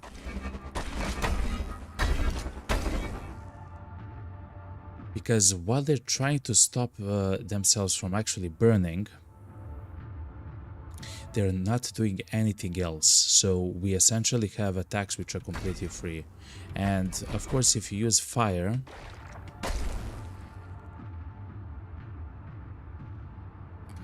and of course, if you do use fire to fight an enemy, in the end, the loot that they have will just also vanish with them.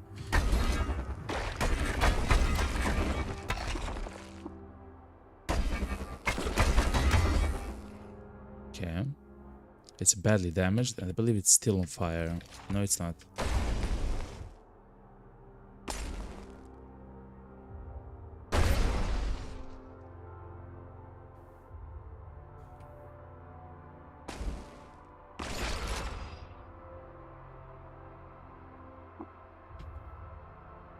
What?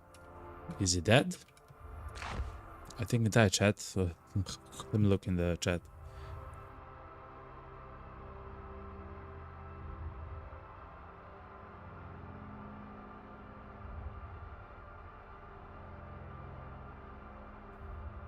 Yes, he died.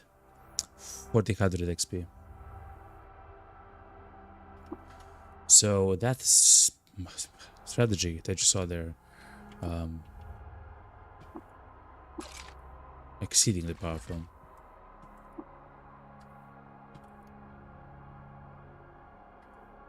Okay. But that's not why we're here, chat.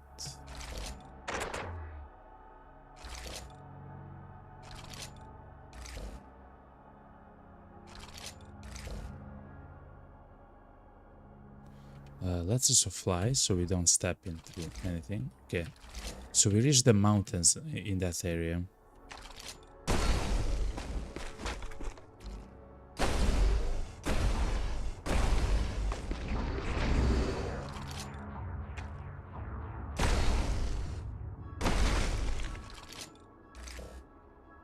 Why is this guy mad at us? Oh, he's a Kazu symbiote.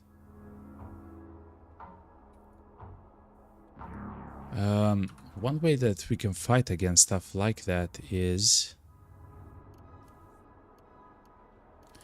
if on our arm we place an ontological anchor with which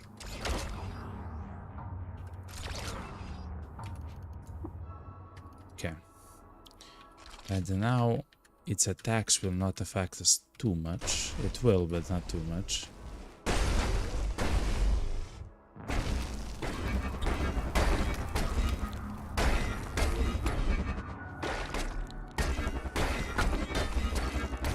I've never really fought against them. They do seem like they have a lot of... Wait.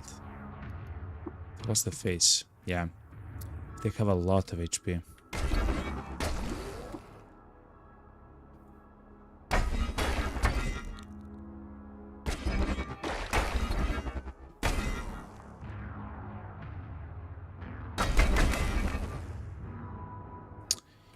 It doesn't give too much XP as well, unfortunately.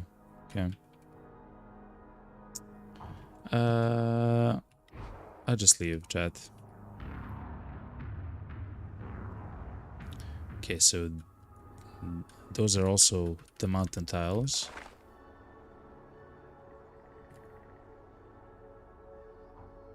Because we are flying, they cannot attack us.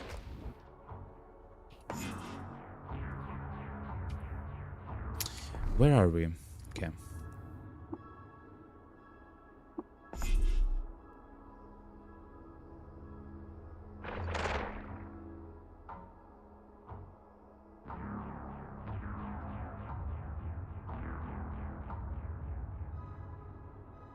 Okay.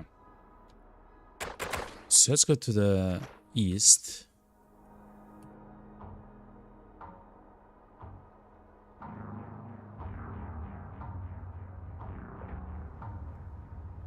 So that's the mountain. Okay, if you go all the way down, this is explored. Okay, so let's go north.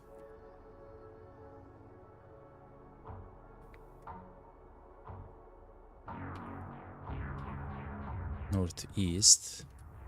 Okay, so let's go north. So essentially what I'm trying to look at is this. Each tile on the map here, so each tile is essentially 3x3 square inside of it, essentially. When you move from one section to the other on the world, you essentially move from the center to the center. Not from the edge to the edge, but from center to the center. And because you're trying to find those the Kas and Kon, Gersh, they're somewhere here, and the moon's there. The best way is to find them is like this, essentially, to go step by step. While we do so, of course, we can find some crazy stuff. I don't want to find another computer chat.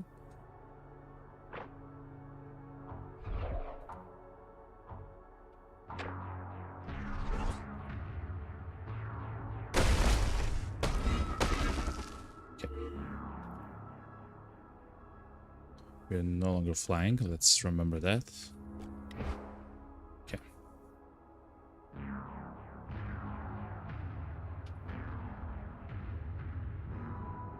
And now if you go to north, it should be a mountain tile.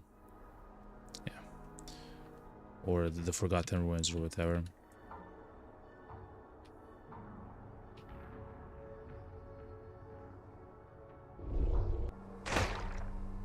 Okay.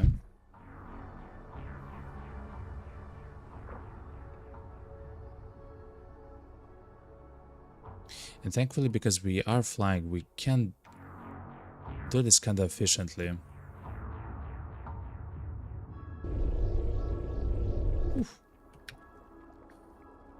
That thing will not affect us. That's a chrome pyramid.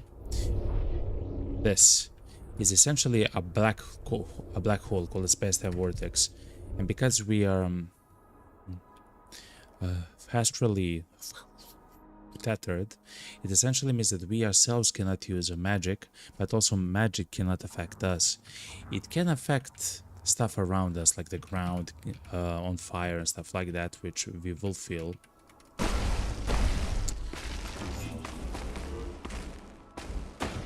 But our mind cannot be affected directly, right?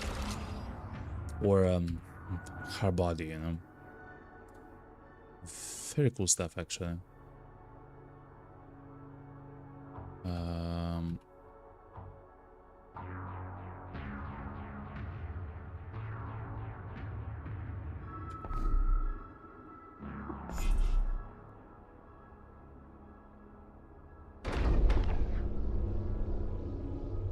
Through space-time vortices come into contact and both explode. That will do a lot of damage to us if it hits us. Ooh. It essentially does, for each one, it does like, I think you saw there, around 200 damage, so we would probably die from that. It's it's explosion damage, so I don't believe we can do anything against that, essentially.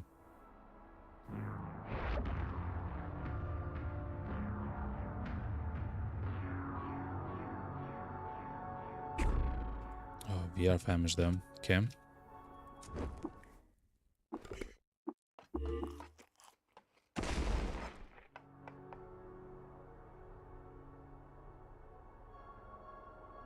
What's up, Chrome Pyramid? Goodbye, Chrome Pyramid.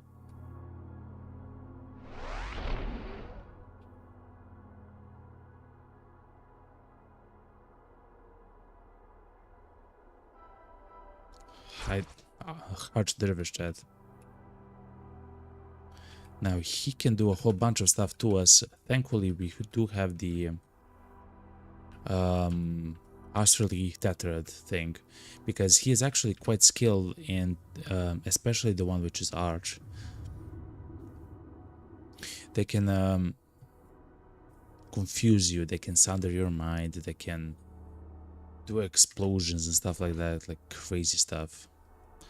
And because they are running so much, I believe that's exactly what they can do, chat.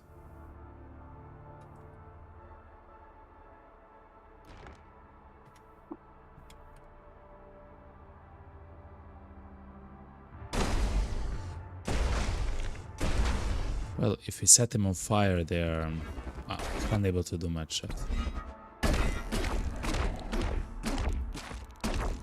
We are literally perma-stunned, chat.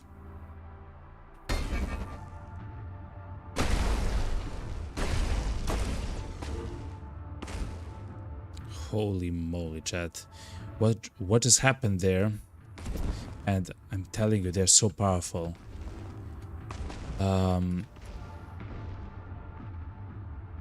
We repeatedly got stunned over and over and over and over and over again. Thankfully, we didn't have the worst stuff that they may have, thankfully. But that's still pretty bad, yo.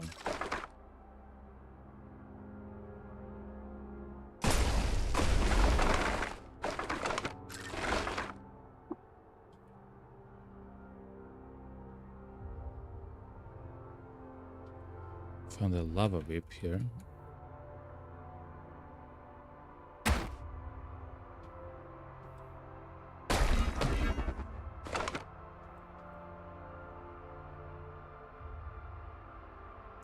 Are we flying, chat? We are not, okay.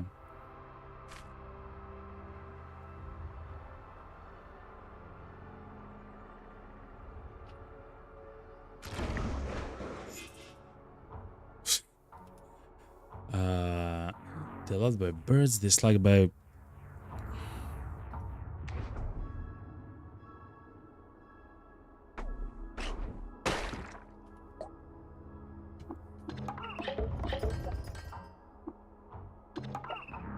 Okay.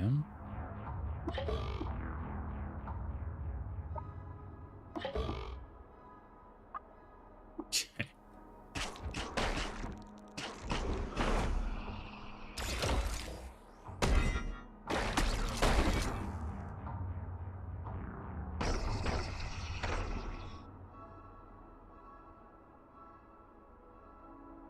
Okay. We have a goal to go all the way here, so let's do that. When we probably reach this anchor, we'll go to the right and then all the way to the top.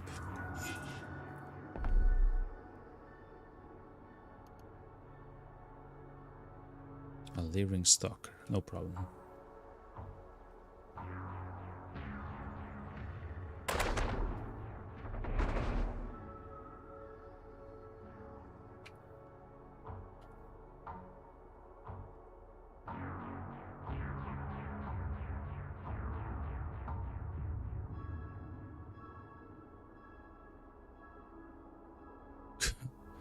We are exploring a lot, by the way.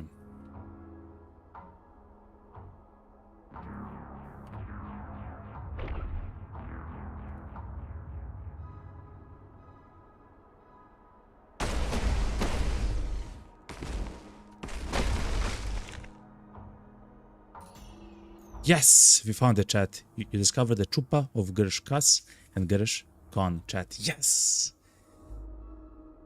Again, just by random chance. I mean, we have searched about a third of the Moonstare by now, but that's exactly how we want to do it. Yes. Hoo hoo hoo.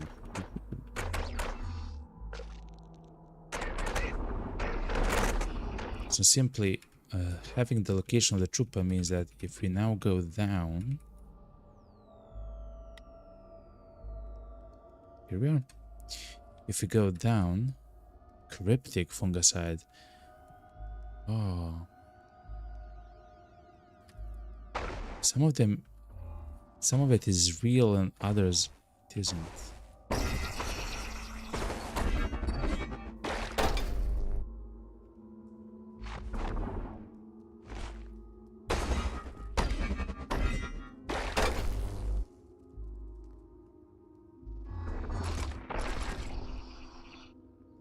Okay.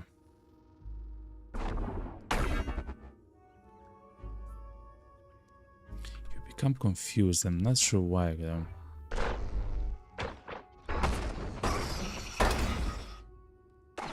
With that explosion, that's a lot of damage to us.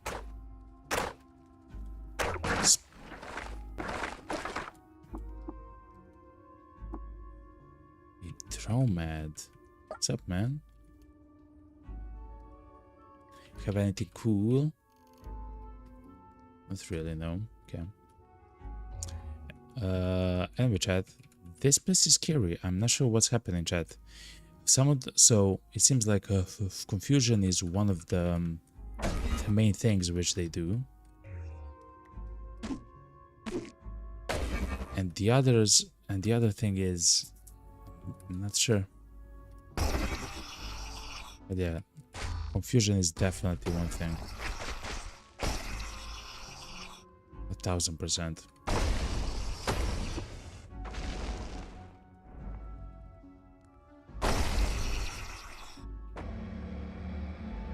Here they are, chat. Con, friendly, hated by everyone.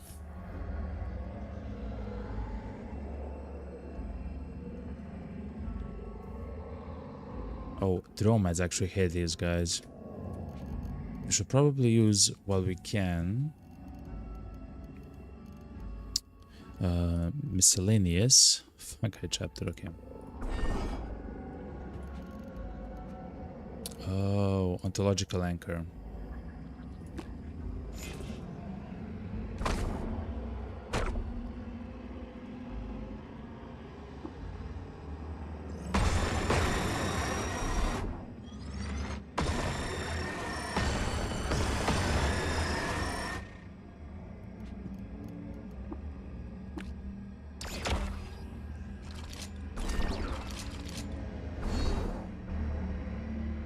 Yeah, so as long as we have the ontological anchor, we're fine.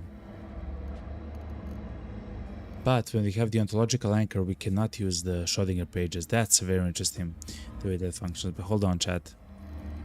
What does the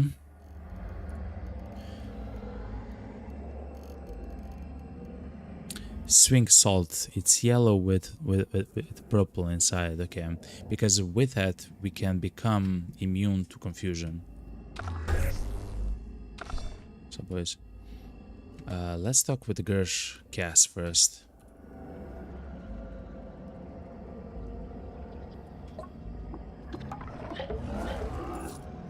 Yeah, we are disliked by nomads. Okay. Cass says it's fine, okay.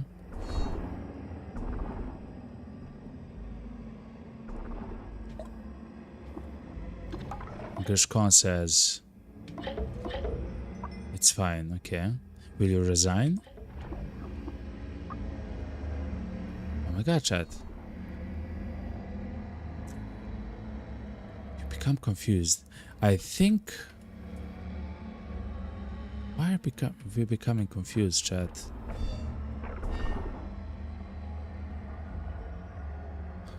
I think as long as we are close to... Con or Cass? Hold on. Yeah. If you're close to Con, then we become confused. Interesting enough.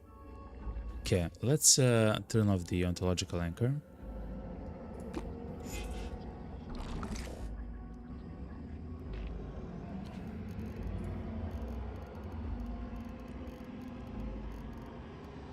Mommy. Okay, it works. And let's use one for Dromad merchants. Absolutely important. Okay. There's a beetle, chat. Also, one more thing which we can make.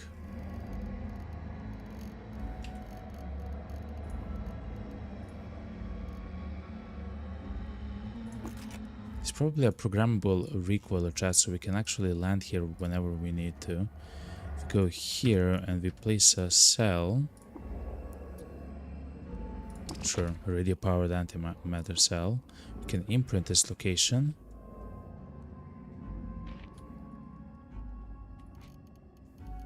And this location is the Chupa of Cass and Con. And Cradle of Shugruit. Okay, so we have easy access to the two locations for the Cass and Con and Shugruit if we ever need to. But let's leave this place. I don't believe we need to be here anymore.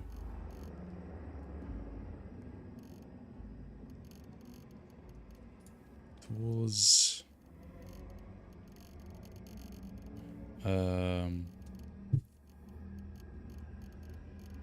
Let's go to Eat Freakhold. Where the sounds are a bit nicer, you know?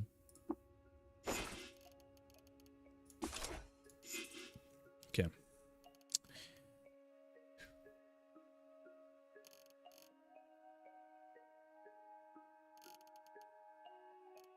So what does that mean for us? We probably got this. Circlet of Cass. It increases quickness, okay.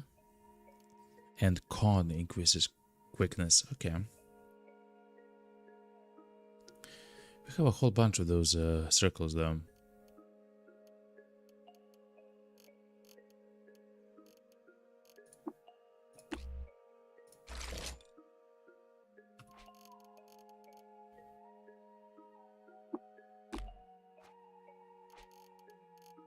Okay.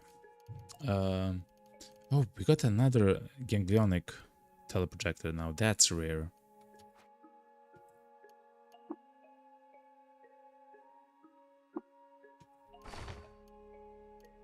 Okay.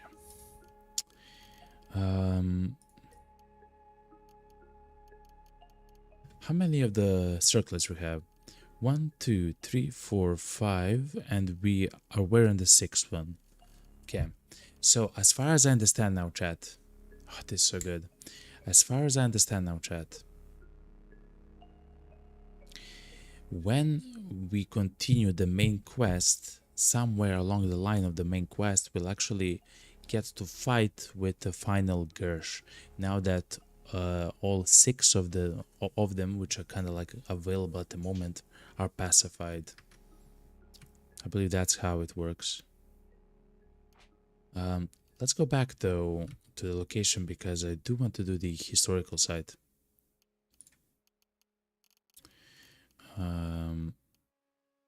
Jupa of Kasankon. Also, let's talk with the Bill as well.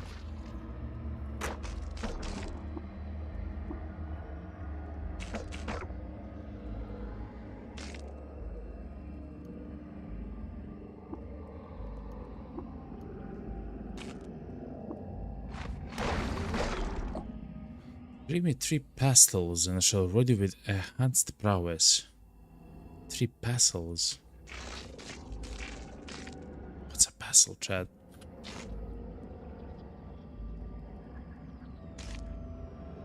Base demeanor docile, okay.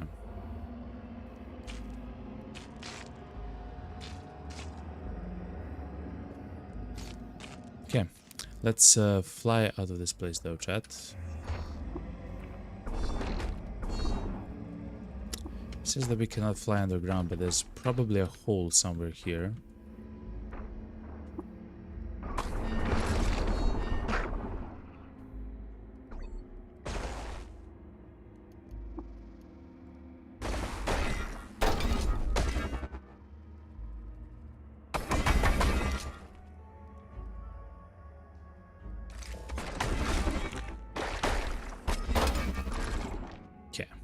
Anti-gravity boots, chat. Okay. There possibly. Here. Can't fly underground. Essentially, we need to find a stairwell, chat.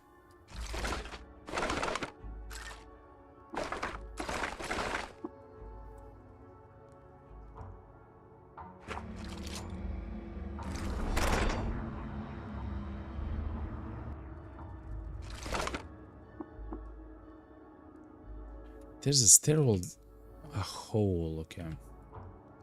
Again, if you want to go up.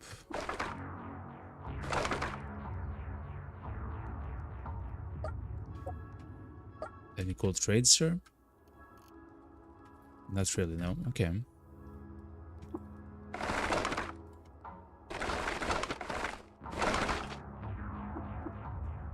Is that just a hole? It is, okay.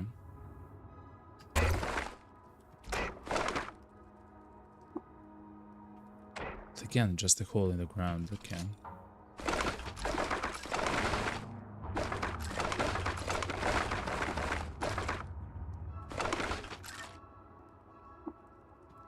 Essentially, I don't want to go all the way around yet again. We can, but if you find a stairwell up, you just need to find one up, by the way. Then we can actually fly all the way to the surface.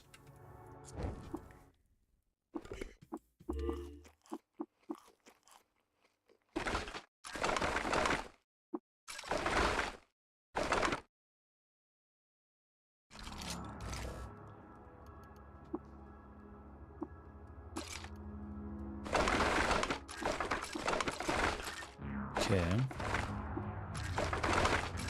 The lava weep.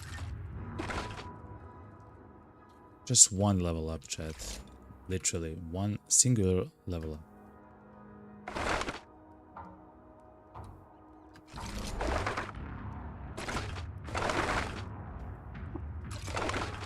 If you almost got Krungle, chat.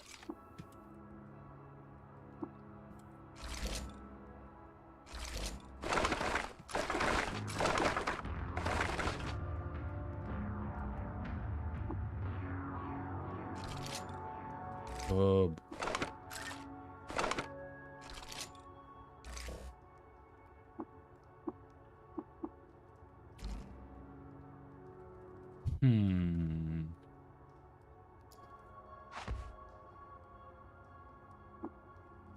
Can't fly on the ground.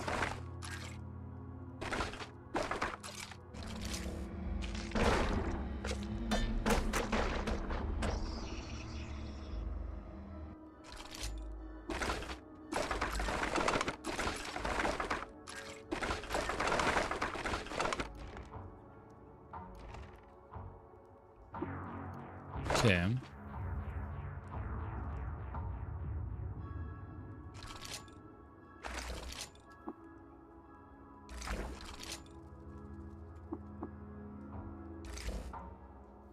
It's just a hold down, okay. Well,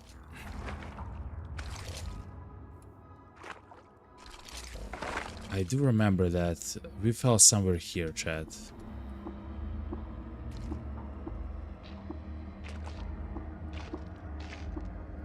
But yeah, we cannot fly on the ground.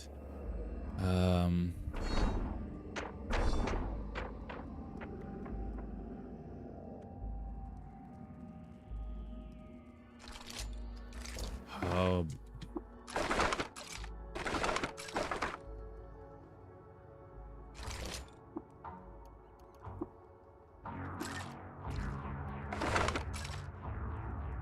Okay. I'll explore a few more.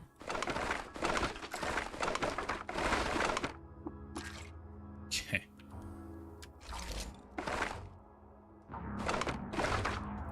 And the one to the right.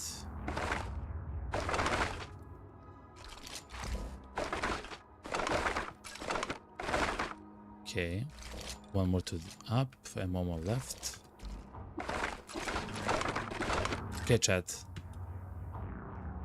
There's a hole down, but not a hole up. Okay. Simply put, I believe I have another one now. Turnbased, Nava, Mikish. Oh no, we use it up. We fuse it for the cradle of Shukruit.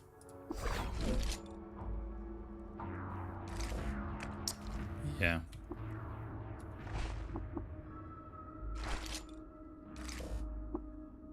Okay, so at least here with the cradle.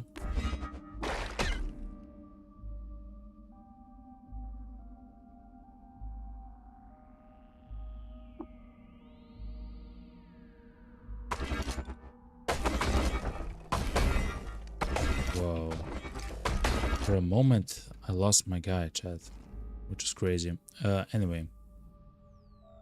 If we look to the edge of here and we fly, we can actually fly up and up.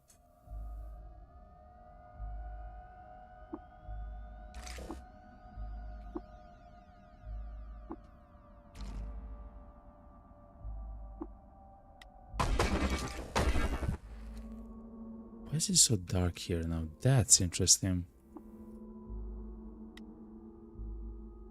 Oh, because they are trying to borrow stuff like that.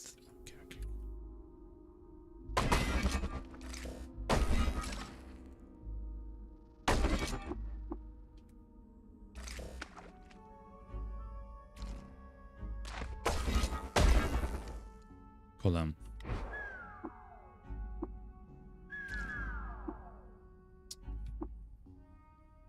It's not a stairwell that I want.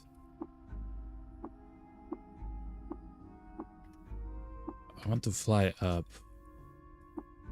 Okay.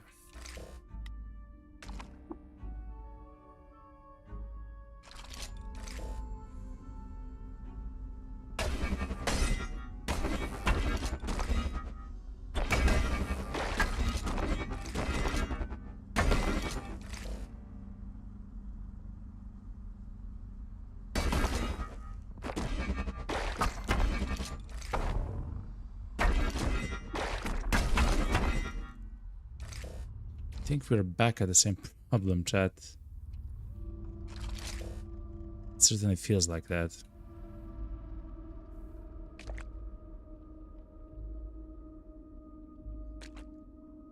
We fell through his hole, through this hole, but now we cannot go up through it.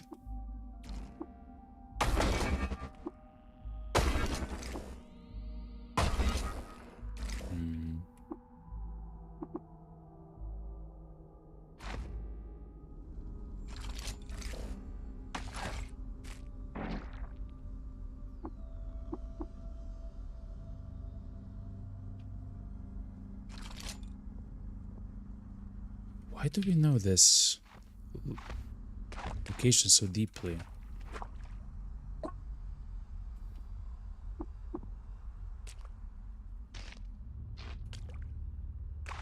Like, we have been here, chat. Look, a stairwell down.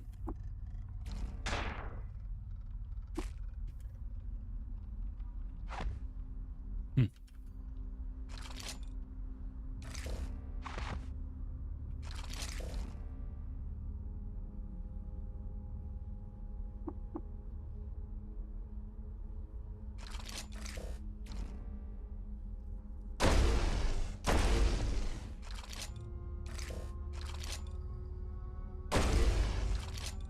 I don't know what to do, chat.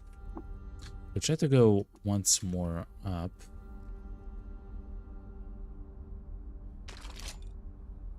Okay, here it is. Oh my god. Spiral borers. Yeah, yeah, yeah.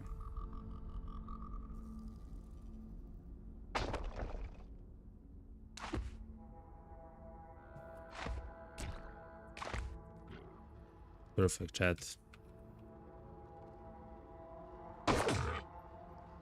7, 6, and we should be quite close. Okay, we are on the surface. Perfect. We should just go east and up. And that's it, right?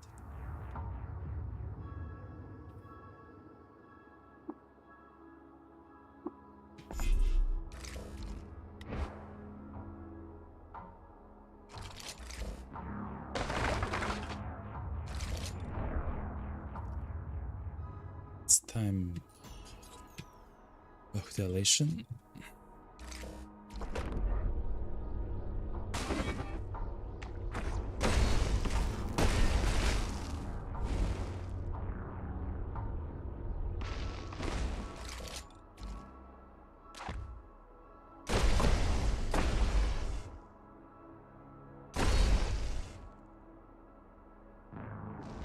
Oh, she's phased. Okay. It's fine, chat. So, this is going to be the historical site. If we go enough to the right.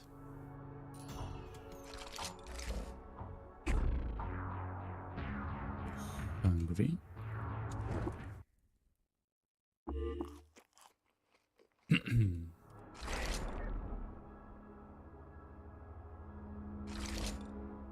One more to the right. Okay. Yeah, one more to the right. Chrome pyramid, chat. Okay. As always, this changes quite a lot.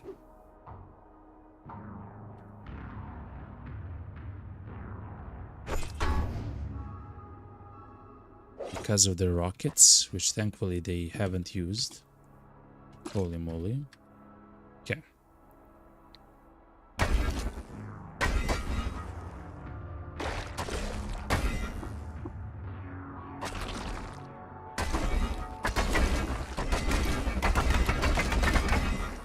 Okay, that's quite loud.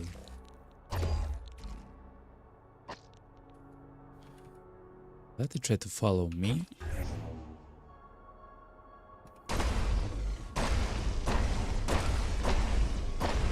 Good.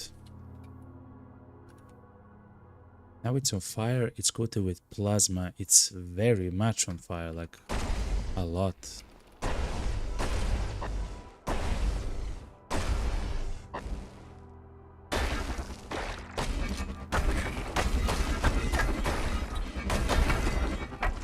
To be honest, I believe I'll just attack her because she's already quite on fire. And to us, fire does nothing.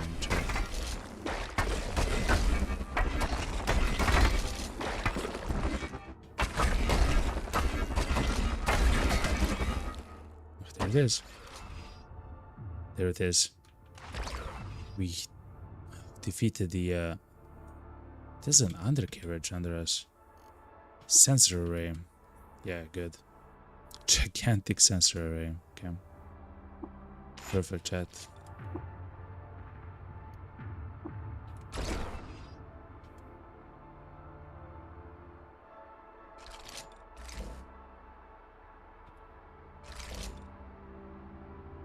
Another one.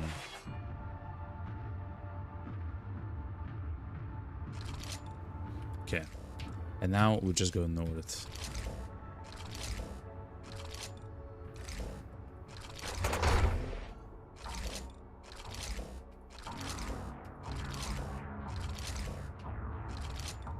Okay, so it's somewhere here, chat. No, it's somewhere somewhere down, okay.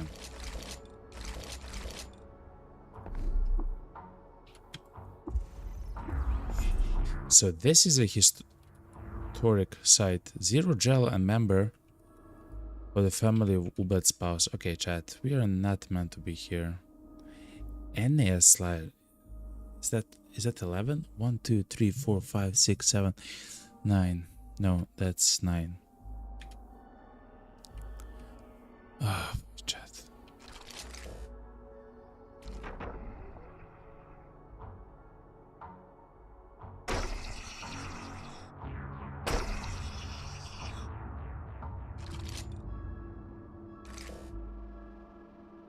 They all hostile. They are.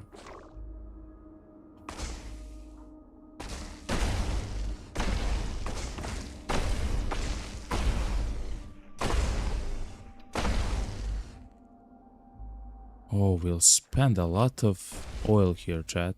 I will tell you right now.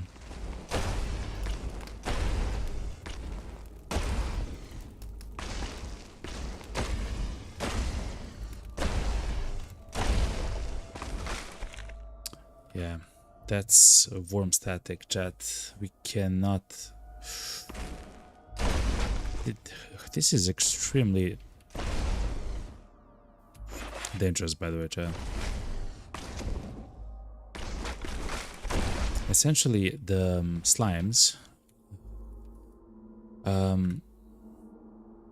This one specifically can apply any effect on you as long as it hits you. Like, it doesn't have to actually penetrate your armor, it just has to hit you, and it can have any effect on you, including the effect that you're entombed when you're trying to complete the quest to go to Brightshaw, which means that in a few turns you'll be killed, like you would be when you're inside of the sarcophagus.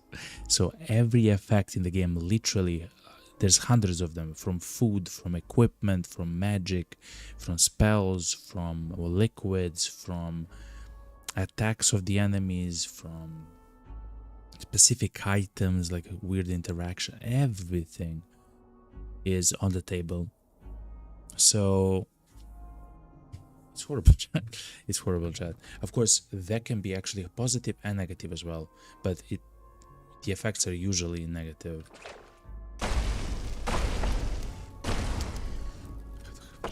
There's just way more effects which are negative, unfortunately.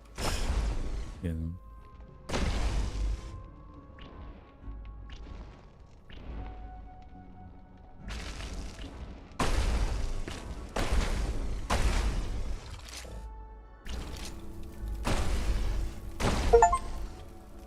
Kill a Deca sludge, a 10 sludge Monty. A Deca sludge is a sludge which absorbed 10. It's a mono sludge. It starts as a mono sludge, which absorbed 10 different liquids, and each liquid it absorbs, it becomes actually exponentially tougher. Actually, it's not exponentially tougher, but like much tougher with each liquid that it absorbed. And each liquid gives it one more attack, which you can use. So a pentasludge, it's a 5 sludge, but can attack 5 times per turn. And I don't know, heptasludge can attack what, 10 times? Or a decasludge, anyway. And each liquid has a specific effect that it does on you, right? Some slows you, some stuns you, some destroys your equipment, some it makes you fall, others like crazy stuff like that. Oil will make you slip, like crazy stuff like that, right? Some will set you on fire, of course, like lava.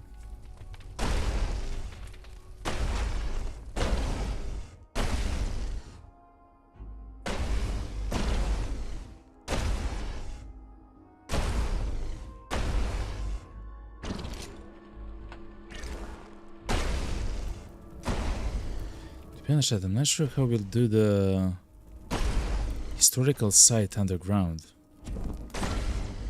I have no idea.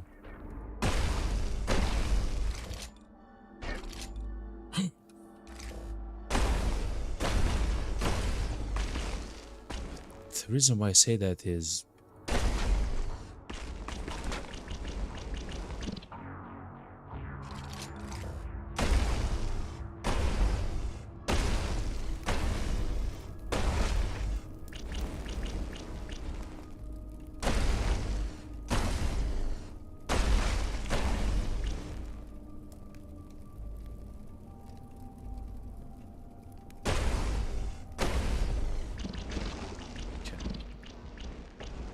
probably burn forever. Is because the entire floor is going to be filled with this dilute worm static. I'm not sure what to think about that. Essentially, I'm not sure how to approach that.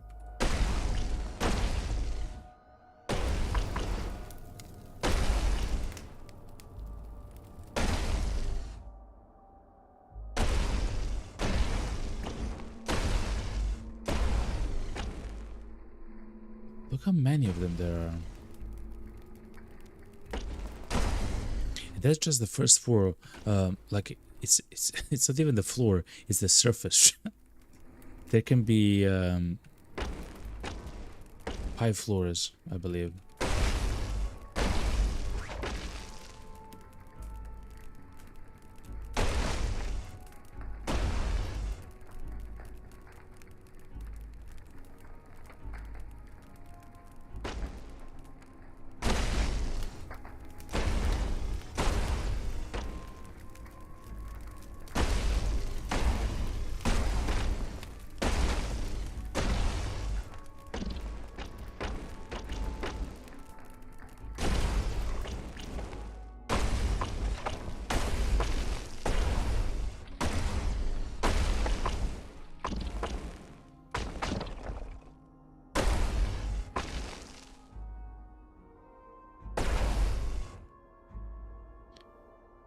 I was just about to say that we're kind of saved here because we can fly, but that's not true.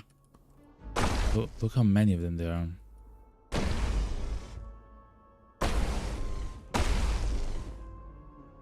And I don't believe they give experience at all, by the way, Chad.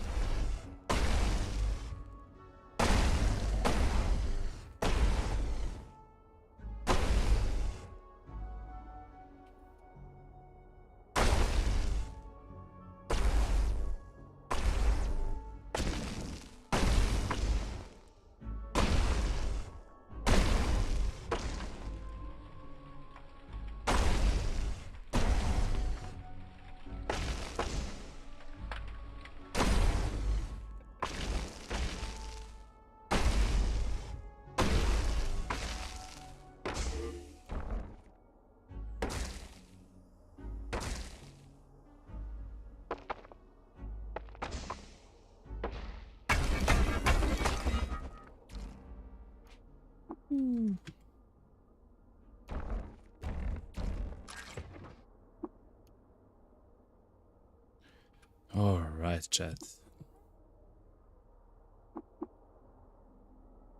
We should find the stairwell down. Oh no, we entered the static. We should fly, chat.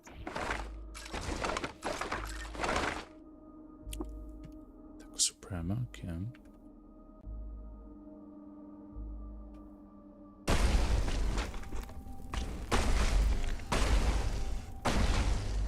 I wonder if we freeze it, will it spew the worm static after it dies? I'm not sure. Let's actually test that because that's kind of very important at the moment, considering how we are actually playing this game.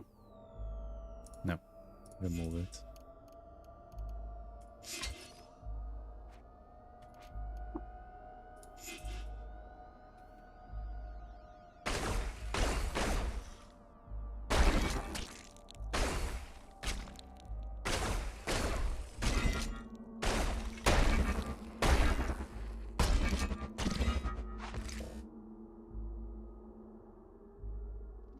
Okay. It's not a fantastic idea to fight him. Okay. And here we can not.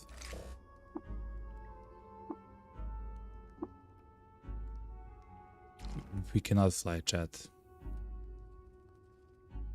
Okay, a Tinker I can fight with. A few of the monosludges I can as well.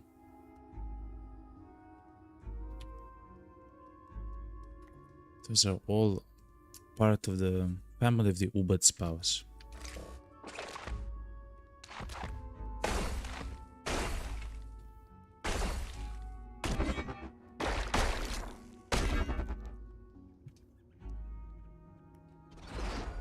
Okay. This doesn't work as good as I thought.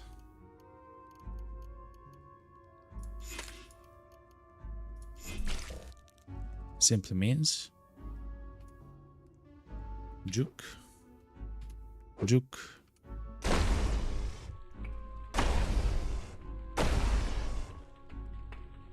Okay.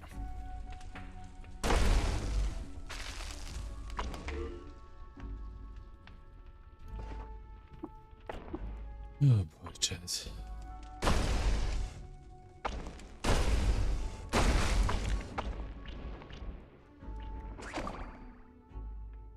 The Aurora Zillow Gel falls in love. Your companion died. It was immolated by you.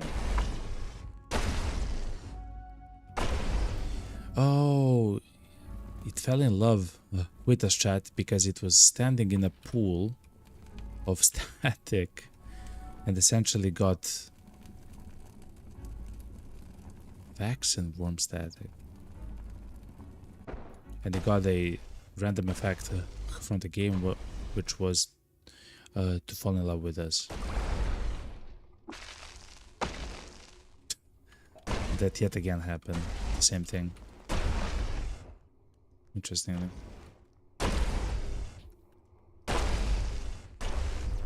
Oh, it seems like might be out.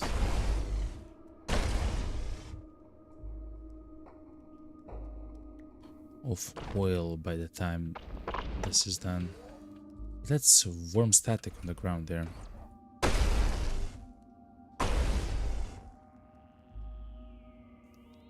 It's dashing. Again, they themselves can also bleed the static on them and gain random effects. You got the effect of dashing. Essentially, it's like sprinting. Crazy, man.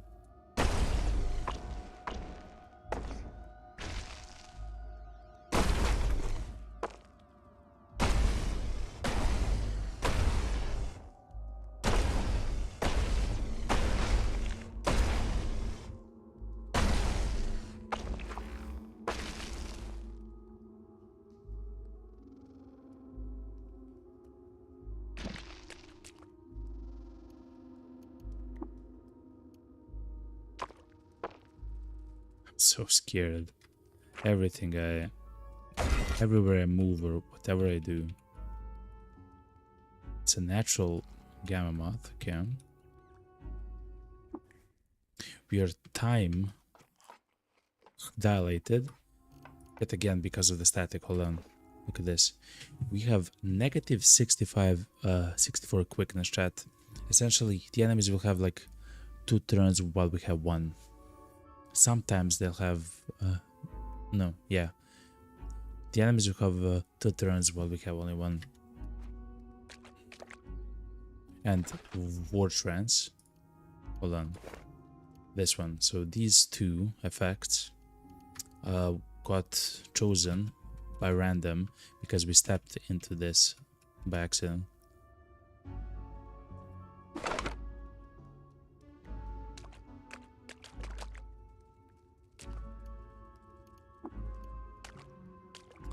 But you do get worm static, that's true.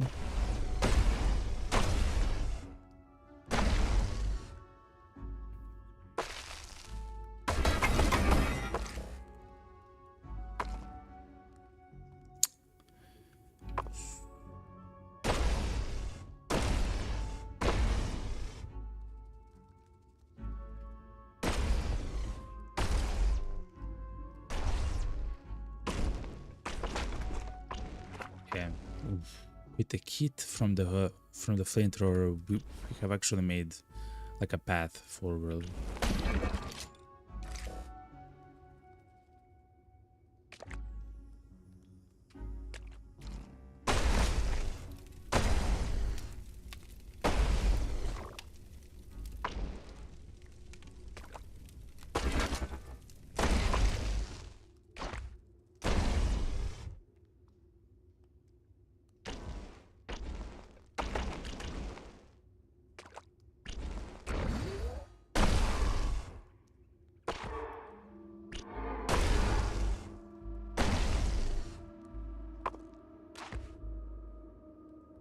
Oh my god.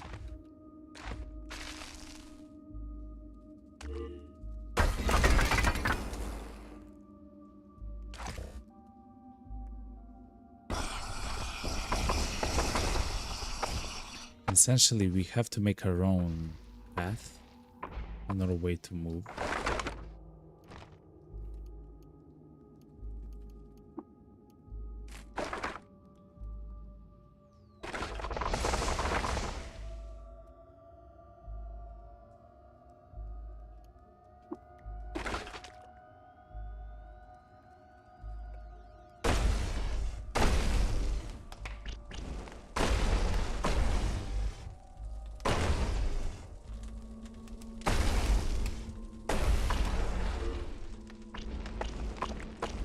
Should not be a flame. Ooh. Okay. Okay. Now there should be a flame for a long time.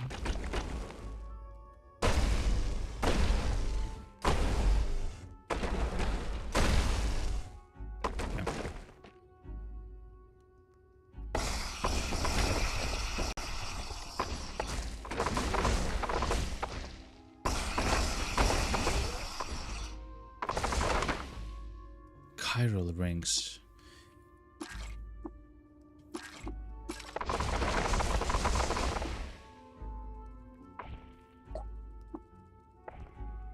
Okay.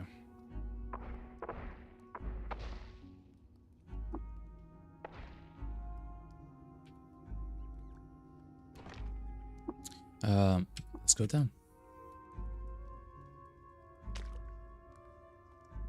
Okay. So let me remind you, we have to. Oh my god, no.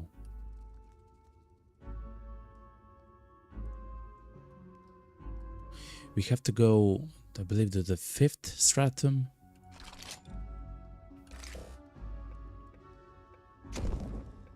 And we have no more oil, essentially.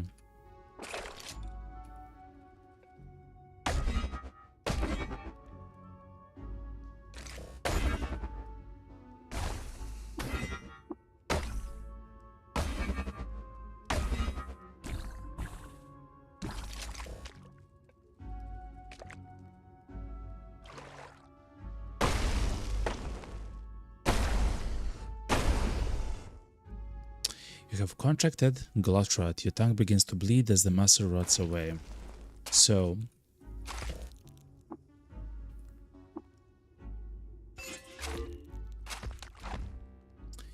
again, a random effect. The random effect just happened. What we can do, though, we are kinda ready for this.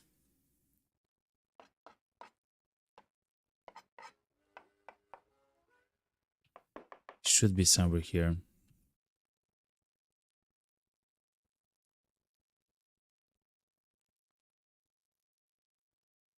Whenever you take damage, there's an 8 to 10% chance you're cured of an incubated disease with a 25% chance.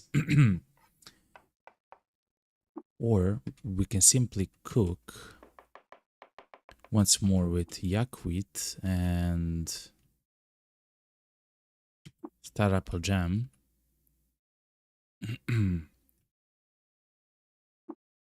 Maybe dream smoke?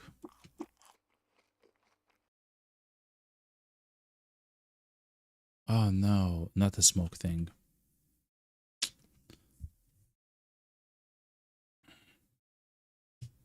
Whenever you use a salve or obenosum, you're cured of incubit with a 25% chance. So for example, we use a salve. Let's see though. Let's go to the tonics. You can use a skulk injector.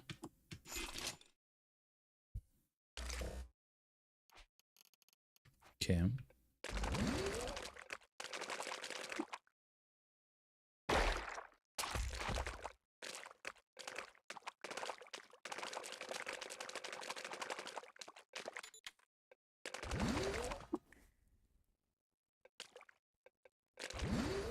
Okay, hold on.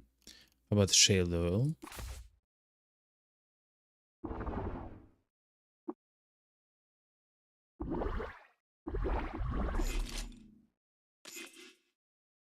You sense a shadowy presence nearby.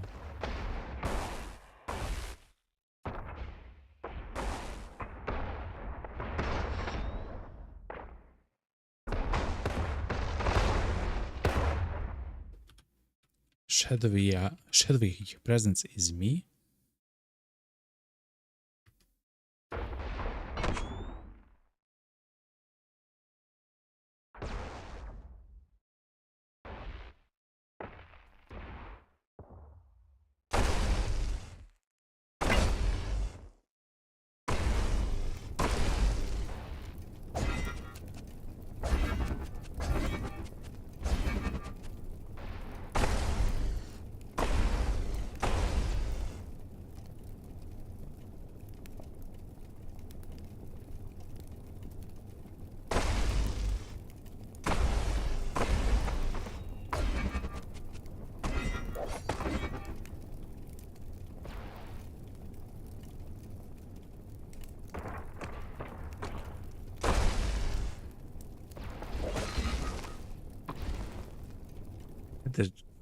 He's cannon equipped.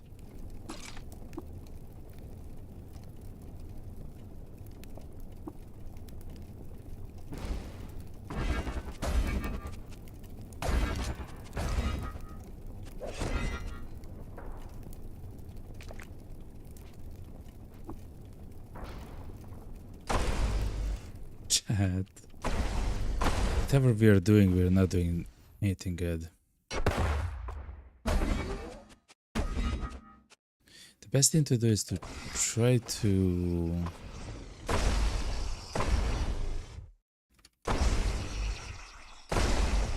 I don't know how to do this. Try to stun him, because then he will not have any dodge value.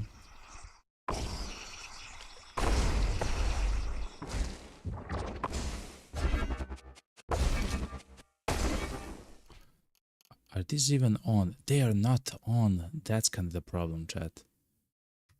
Only one of them is. Oh, he died, chat. He died, chat. And we got 25 experience. Yet it was one of the hardest enemies to kill. God damn it. Okay.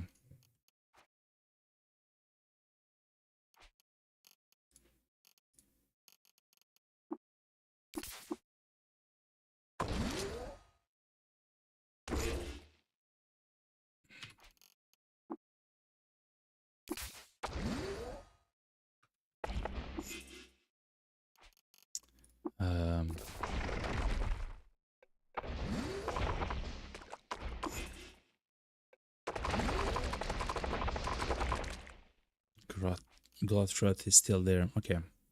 We have a way to cure it. The way to cure it is... Hold on.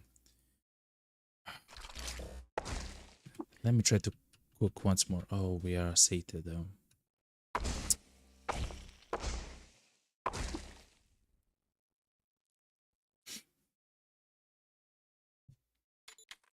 We also don't have any more oil.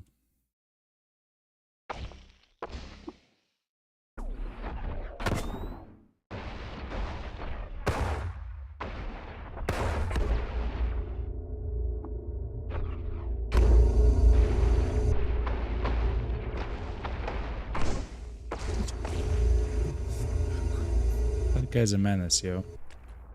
He He has infinity of grenades. I wonder why. Anyway. Man.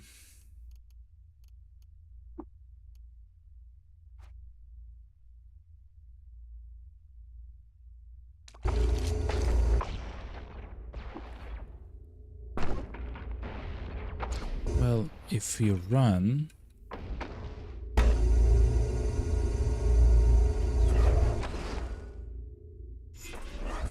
It's gonna be okay.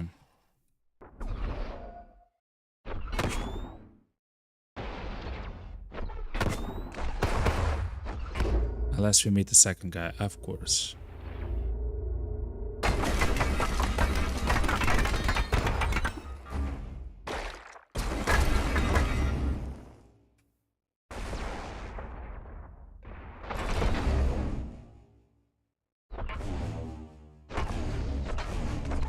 What's up, man?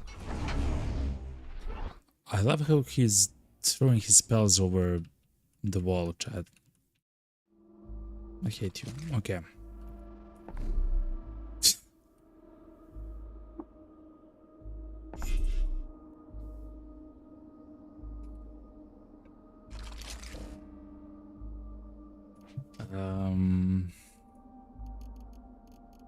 We can place one of the teleports right here, actually.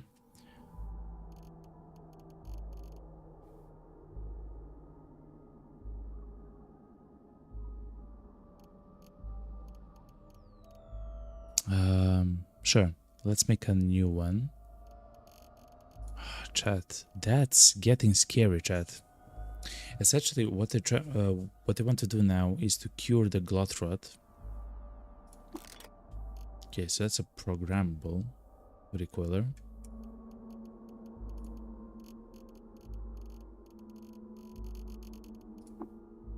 Install a cell, something like, sure, this one.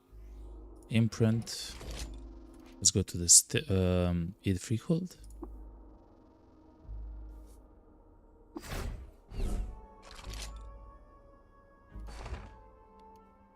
And if you look in here, we should have something called terry oily water. We do. That's actually the cure for the glut rot.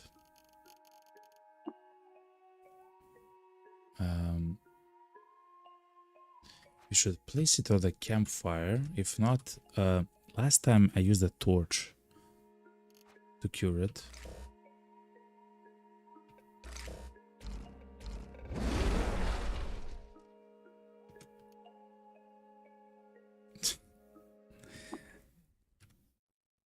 Okay.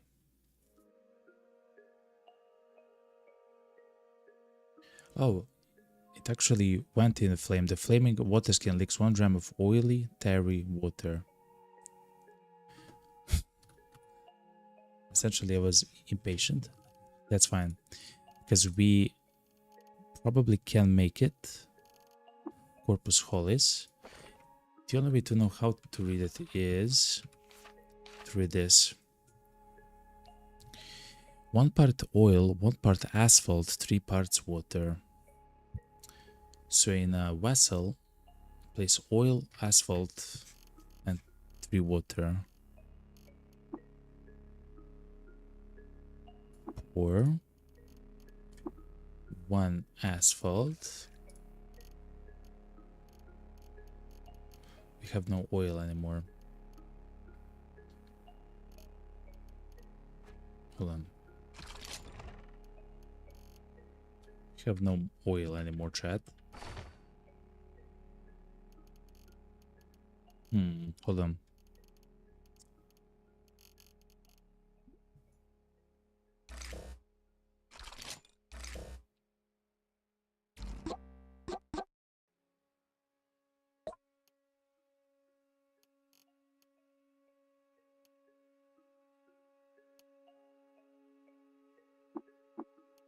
Okay.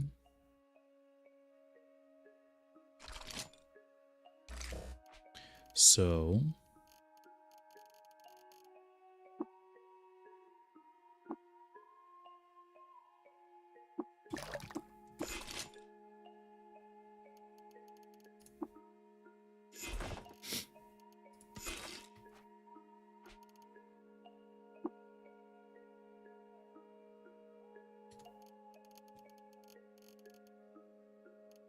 So why are these not charging, the Viber Kopeshes? This is deactivated. I guess we'll see over time. Okay. So one place should have one oil, one asphalt. So let's pour this into an empty container. 1 gram of asphalt. Pour.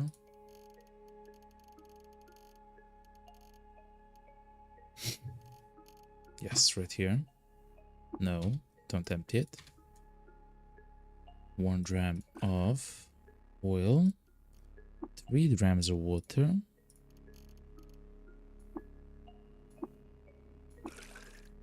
Okay, so now we have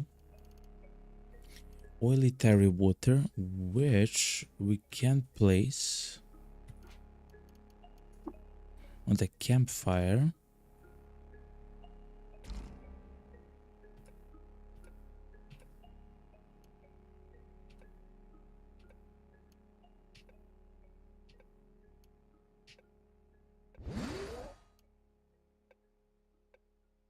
Try to wait for it to be flaming. It is flaming, and now we should actually drink from this.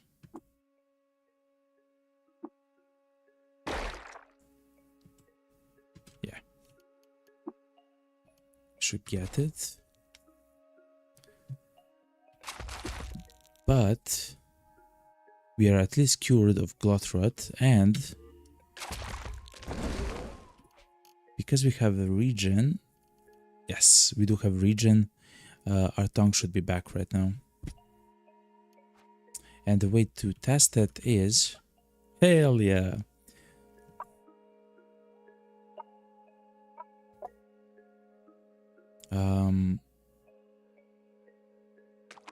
That place is horrible.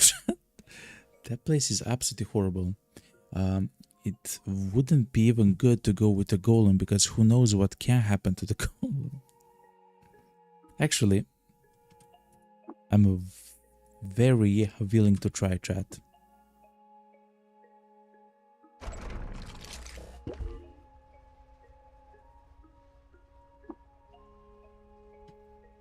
Hold on. I'm very willing to try. We should tell it to follow us. Come along.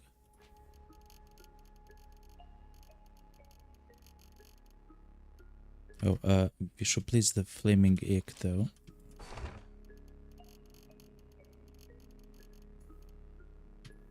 Okay. Oh, oil, chat. Oil. How do we do this, chat then? We should go to the rainbow forest then. Then the golem should actually wait here. And we should fly to the rainbow forest.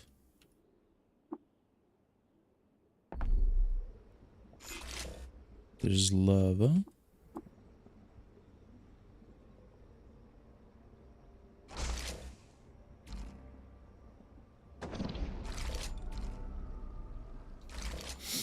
And essentially here, look, this is asphalt, and look how much of it there is. Thousands and thousands and thousands of grams. Practically infinite. This is either oil or ink. Oil, perfect.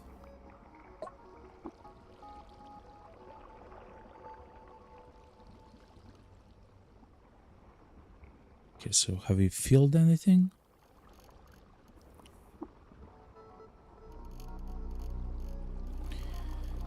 You should fill a few more canteens, chat.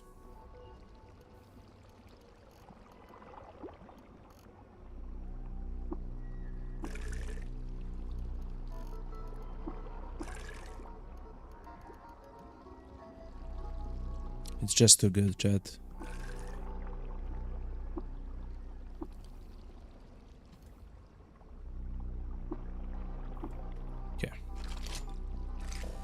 And now we can go back there.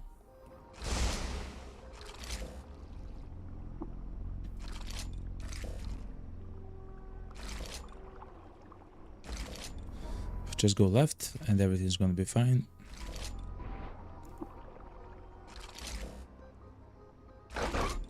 Perfect. Okay. Discover a layer of a prison perch. Okay. And now we go inside of the golem.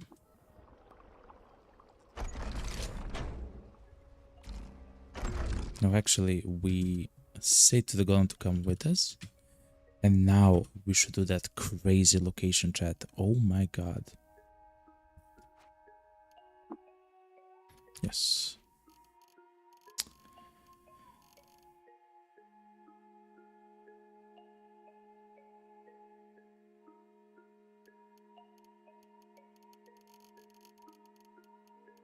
Is it the Alakash recoiler?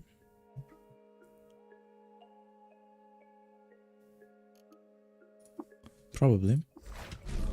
Yes, it is. Okay. And now we can enter the golem.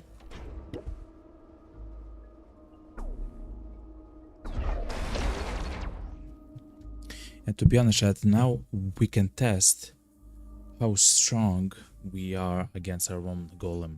Because I'm gonna try to go straight into the face of our guy. Just blast the guy in the face, to be honest. His tentacle is dismembered.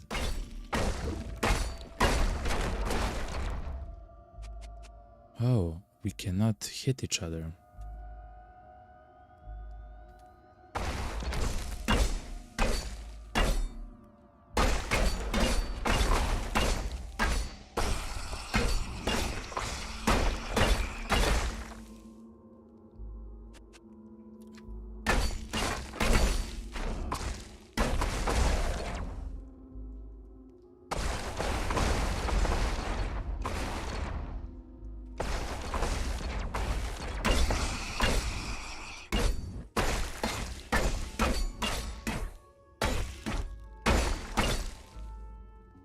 Wow. Yeah, we are quite powerful. And we cannot be hit by range stuff. I guess if we mark our target, maybe temporal fugue.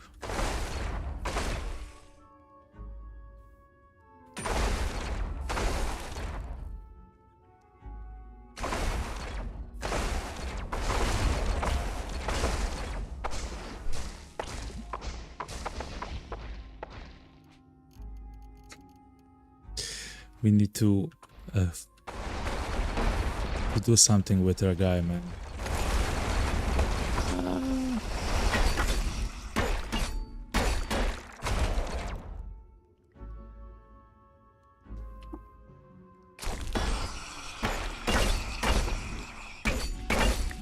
God damn it, chat. We are stronger than our own golem, chat.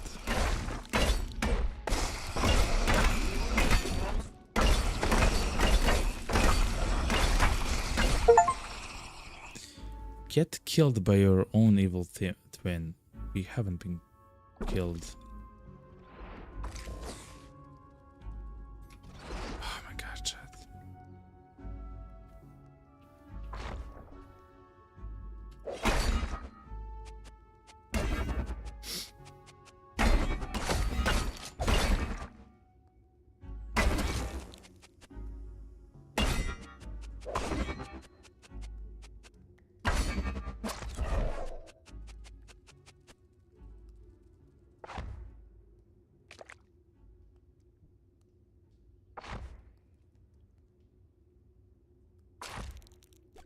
His face, okay. What's up, man?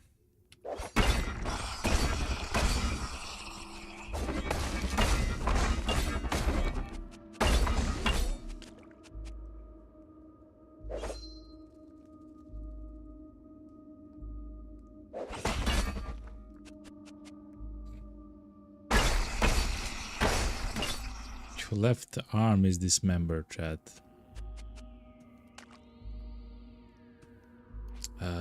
we had a ceremonial vibro confession in there.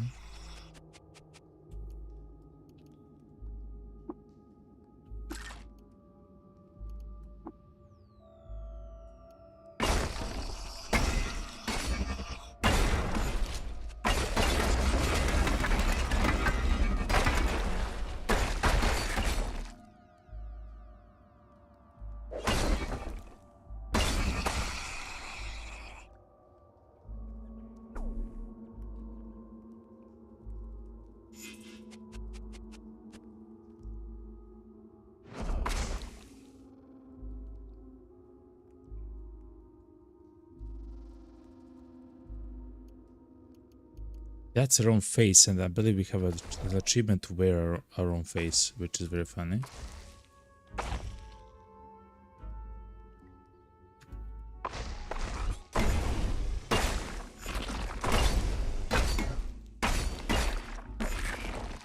Chat. You're getting demolished, by the way.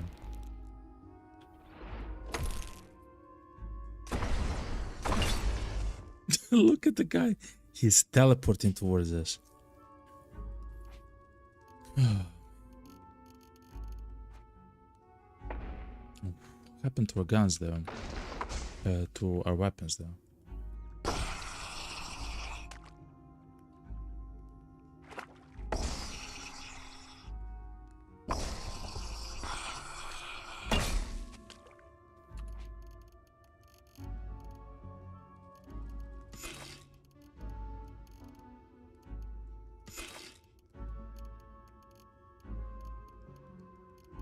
Okay, what we can use is this actually.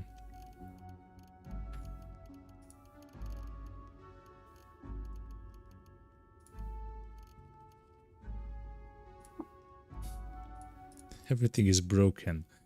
Oh my god, chat.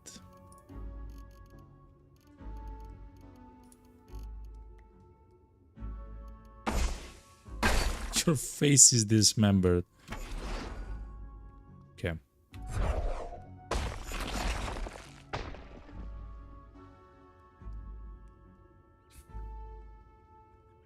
That's a horrible thing which I just did. Okay.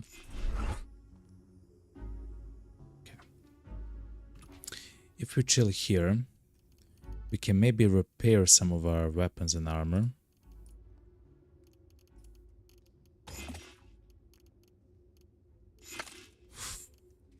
Chat. Our guy is very powerful.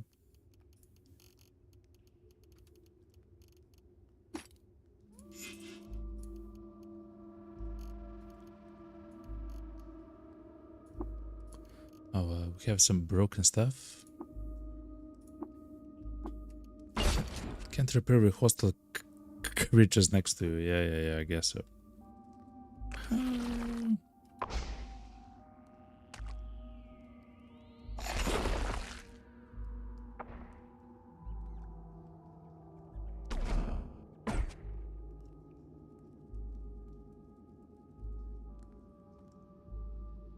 What if we fly? Oh, we cannot fly underground. Oh, we didn't have rejoinder on as well. Interesting.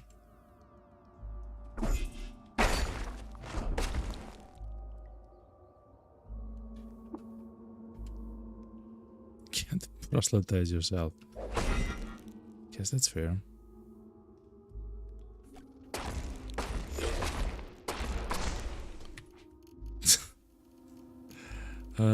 Chat. Essentially, just want to run so we can heal and repair because we can do so. The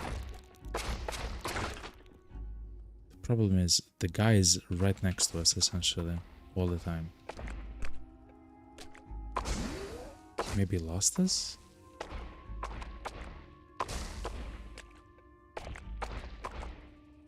He maybe lost us. Okay.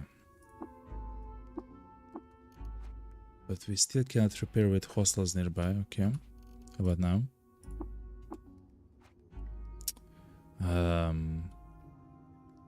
sprint phase.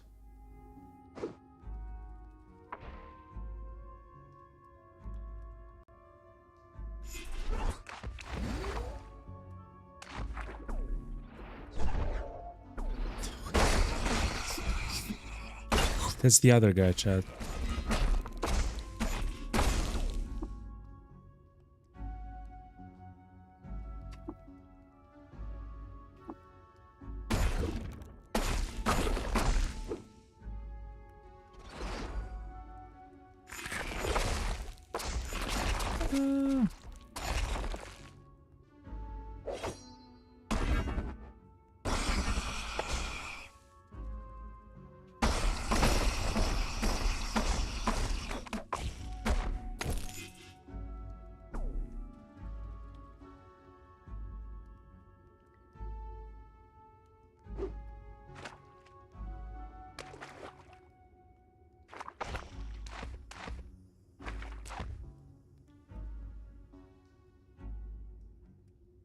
Oh my god, chat, okay.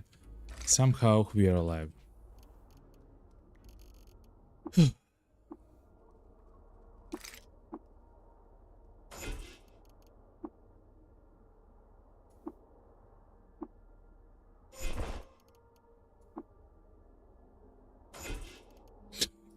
damn it, chat. Oh boy.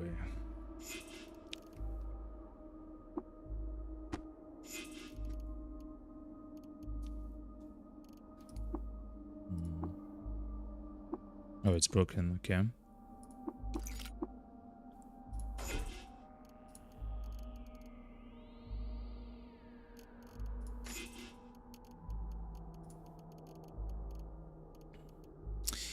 The only thing which we don't have here is the place at which, oh, here it is. The force bracelet. That will actually help us a lot against essentially everything. Okay, so essentially our guy is incredibly powerful.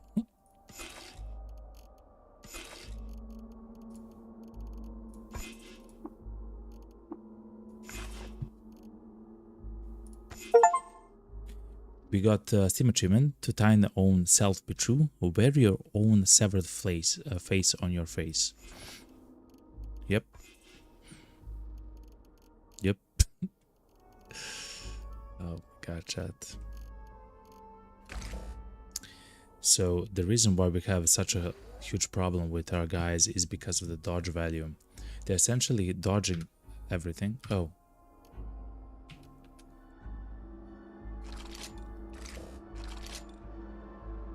As I was pressing stuff. Oh my god, okay. Anyway. Because of the dodge value, essentially he dodges a whole bunch of stuff. And the problem that was also for us is because we had it off. We had off the what's called the rejoinder, which essentially when the enemy misses, and we usually miss, you counter attack with 100% chance to hit, and he was using that over and over and over on us, essentially. To be honest, I'm not sure what else we're gonna do. We're gonna try release adrenaline, maybe, or something like that. I guess we'll see.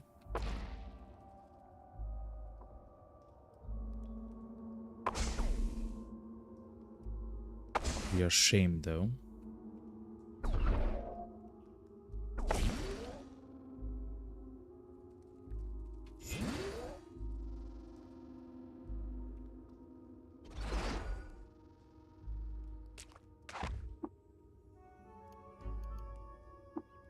Seems like we can get several items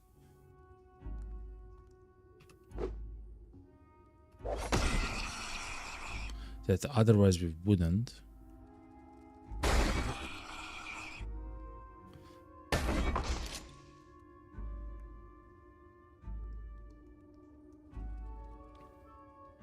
We can activate the force bracelet. We can try to set him on fire.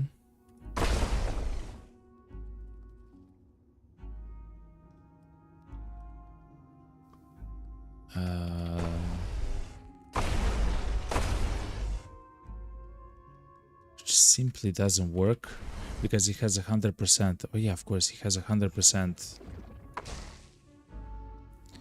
resistance. Oh my god, chat. Okay. We should juke twice if we can. We should swipe his weapon off. Let's see. What weapon is he left with? The flamethrower.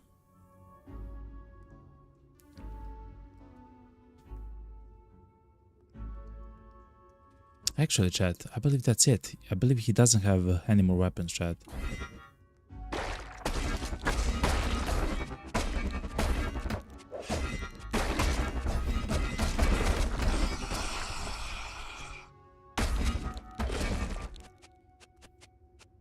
Let's berate him. He's intimidated. He's berated.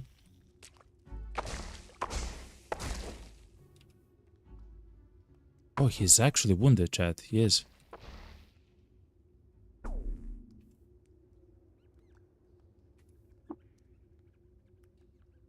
Let's juke towards him. Blurry. Literally, he missed everything, chat.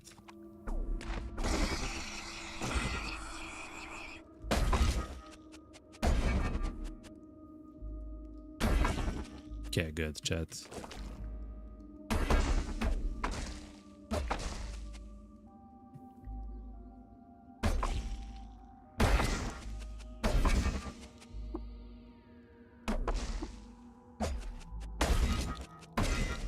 Essentially, I believe he's attacking with fists. Okay, he's dead. Oh, and the weapons which we got off of him, they also go out with him. Yeah. So I guess the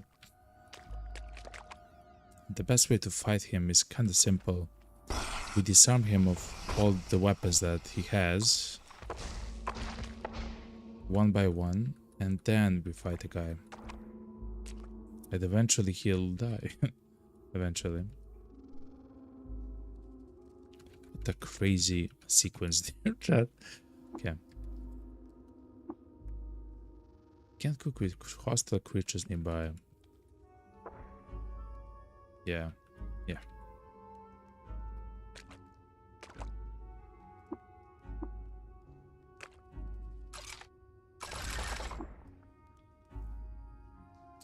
We are overburdened because of something, chat. Our own body. Our own body seems to be duplicated or something like that.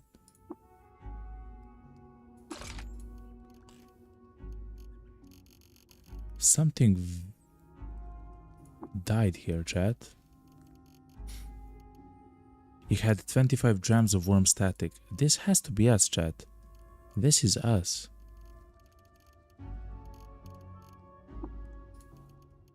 To military.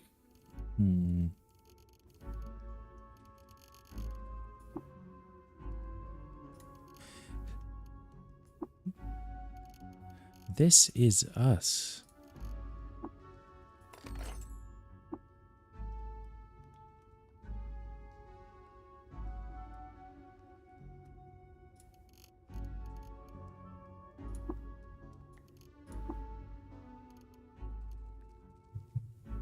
Look how heavy we are now. Hold on. What?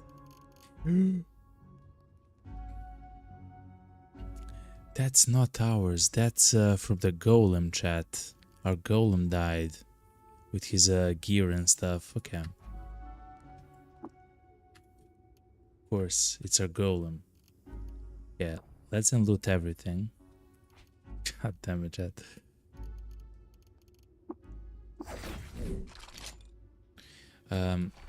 The golem actually has his own chest.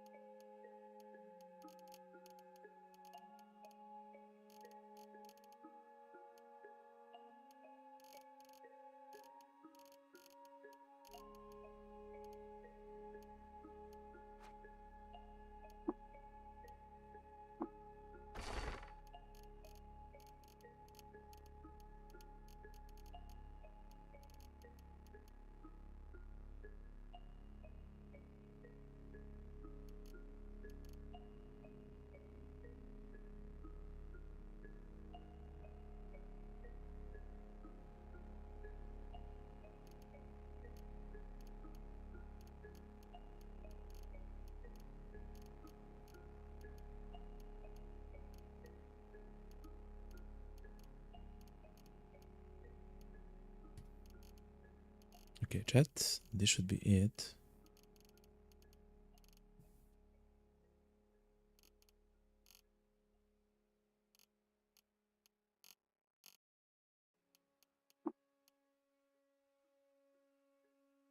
We can get the golem back.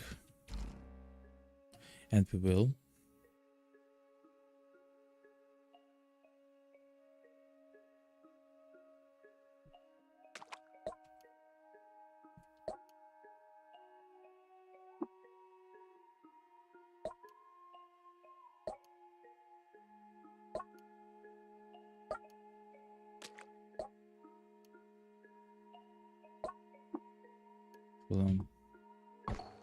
Okay.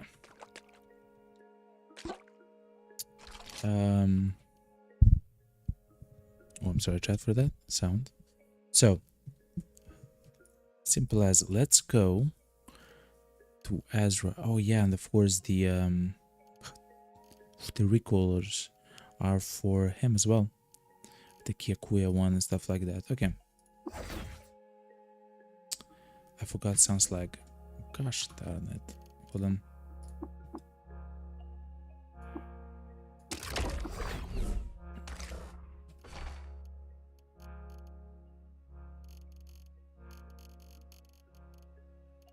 We also need 1 dram of sun slag to get the guy back.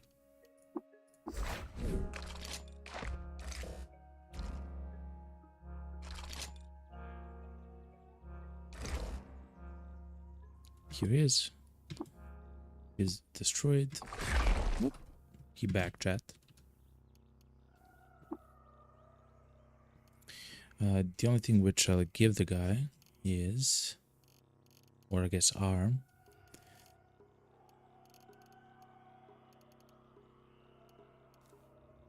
This one. One Azra.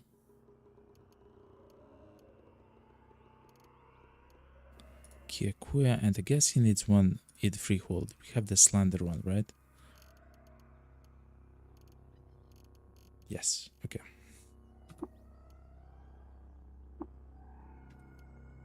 Let's tell him to come along.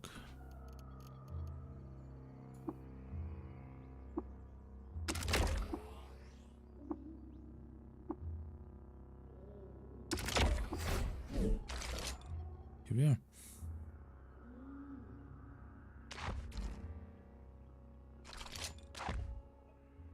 Okay.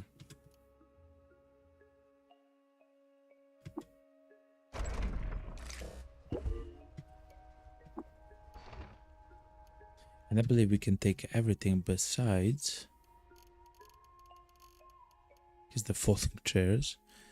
Besides the gear from the Great Machine and the Swarm Launcher, which should be the Swarm Rack.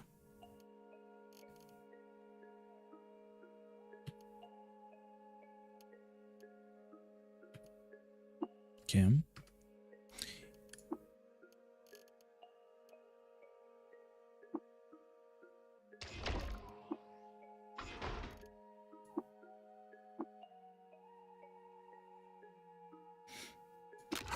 Okay.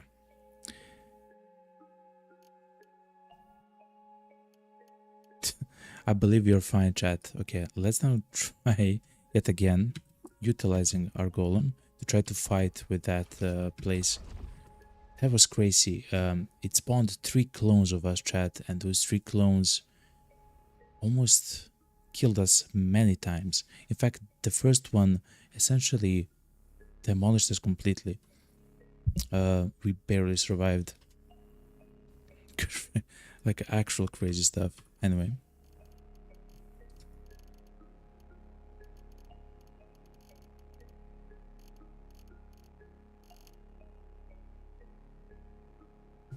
Let me think. I believe it's Alakesh. It is Alakesh. Okay. So let's use our golem once more. Into the breach, lads. Okay. And this time it should be a little bit more, you know, chill. Your hull swells with a burning sensation. The tonics you ingest react adversely to each other. You erupt into flames. So that's the zero gel that does that.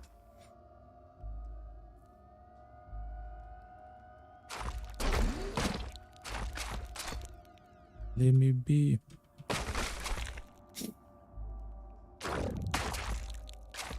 Okay, we are now confused. Well, the good thing is we do defeat the enemies in one hit.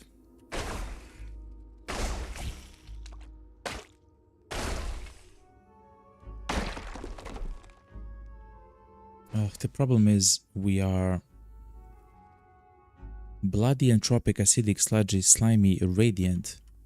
Radiant is sounds like dairy, waxy, sticky, oily, fragrant, and wet.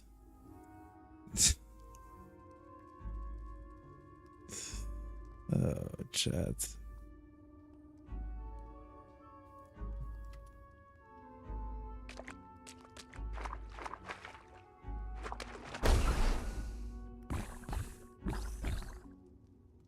Phase spider venom, and we are now phased. Actually, isn't that crazy?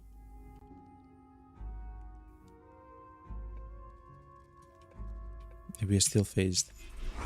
We are no longer phased.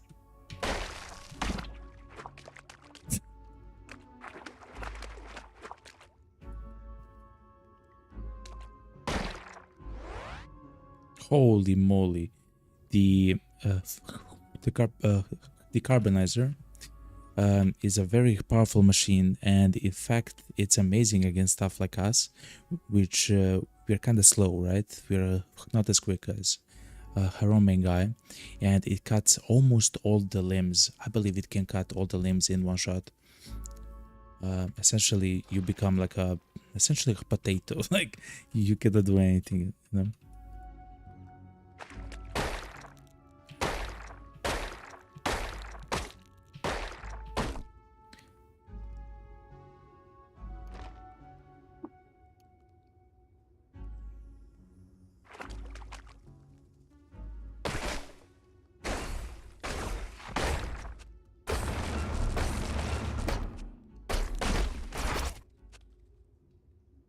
So everything that happened there was because we got stunned and essentially fed water by the sludge. Isn't that crazy?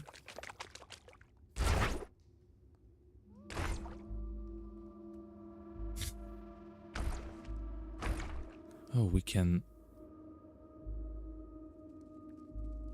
We are dashing. We are dashing like we have the Flume Fire, chat. The Flume Flyer.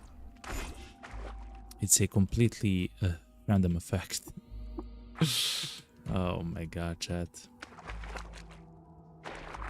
I will say something though. This is much more fun than I anticipated. Trying to do this with...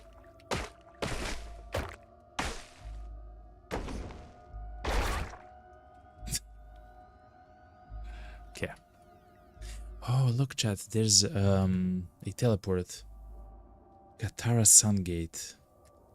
If we connect it back to the...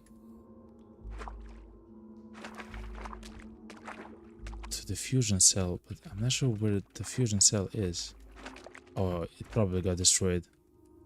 Like, completely destroyed. It is what it is. Giant hands.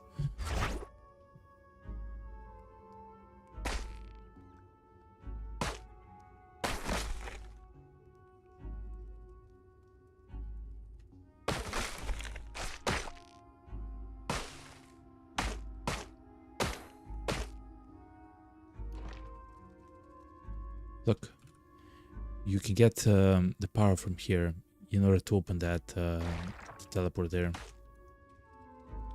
Will not do that, even though we have done that already a few times.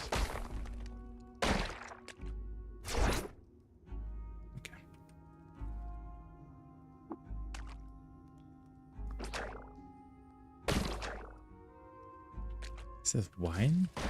It is. And what's that sap? Honey.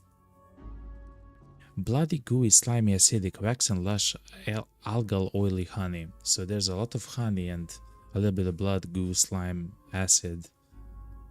Wax? Vine, algae and oil. Honey, chat. This place is crazy, chat. This entire place is absolutely crazy.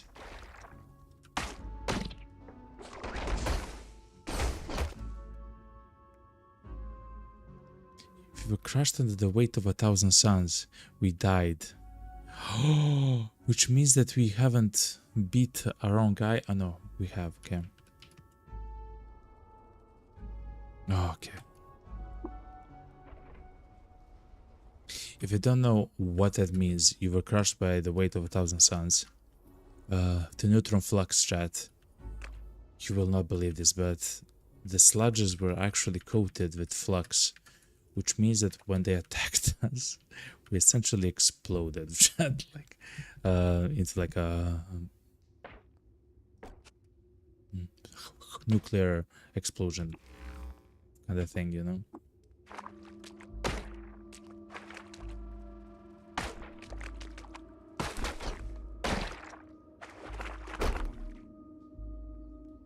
The clouds part in your mind, a ray of clarity strikes through.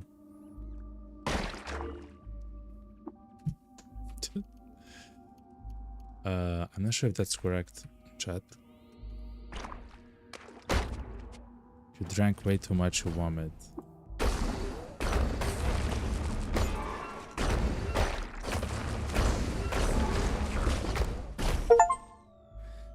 Contract monochrome. All the leaves are gray.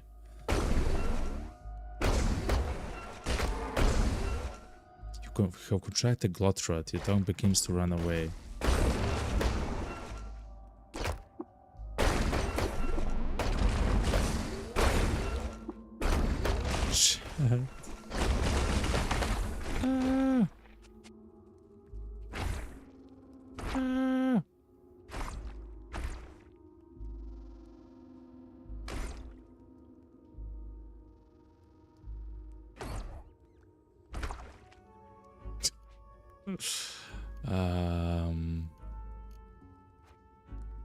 I believe all of that is by the golem, chat.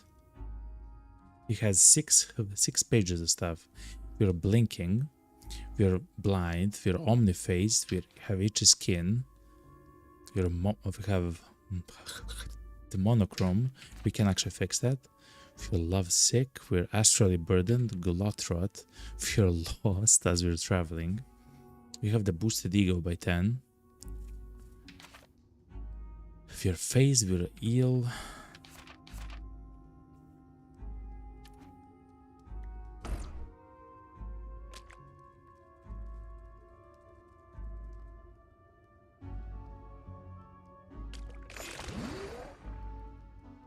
Okay, we can cure this.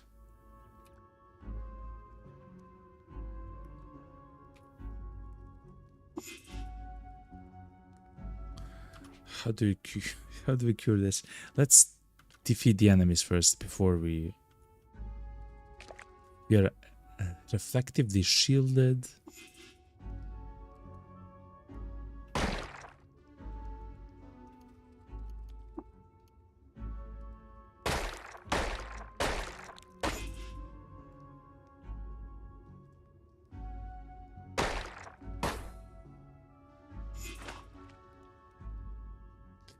Okay, let's take a small break.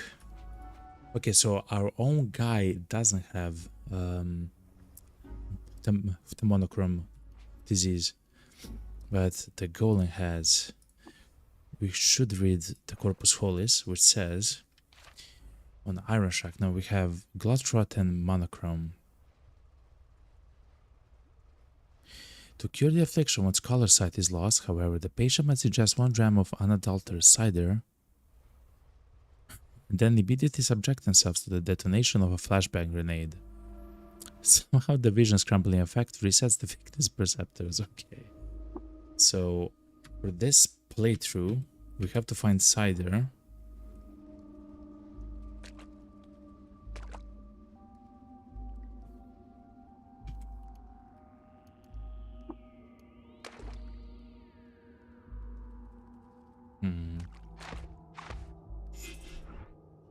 It's usually placed in kilns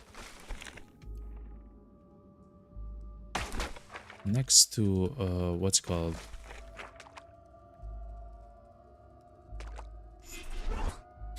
I don't see anything, chat.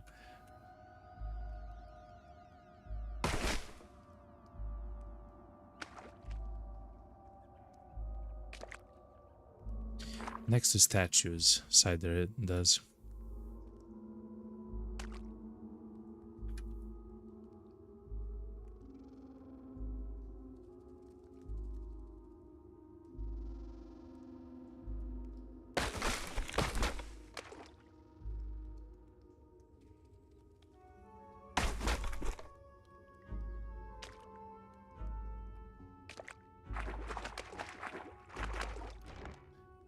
The thing is, it has to be only the cider, essentially.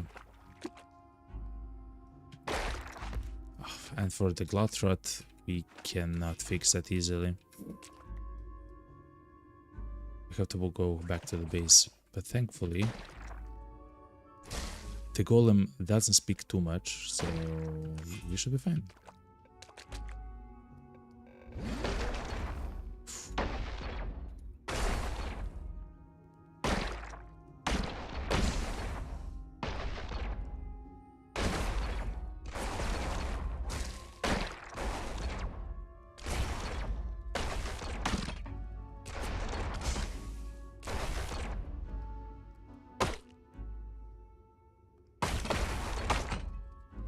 Those walls are crazy strong.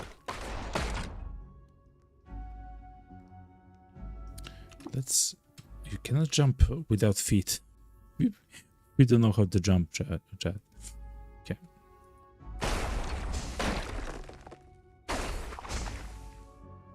So we froze the static, which is actually the first amazing thing that we did. With the golem, I mean. Crazy, chat. I'm so sorry for the color. We're trying to find the cider. We do have the flashbang grenade, just not the cider with us. It's usually not hard to find it, especially in the historical sites and stuff like that. Of course, we are in one.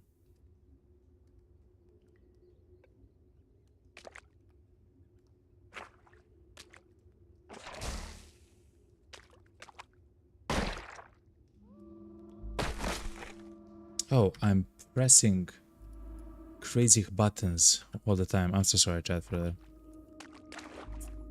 Because I'm controlling the stream with the numpad, and actually I'm playing the game with the numpad as well.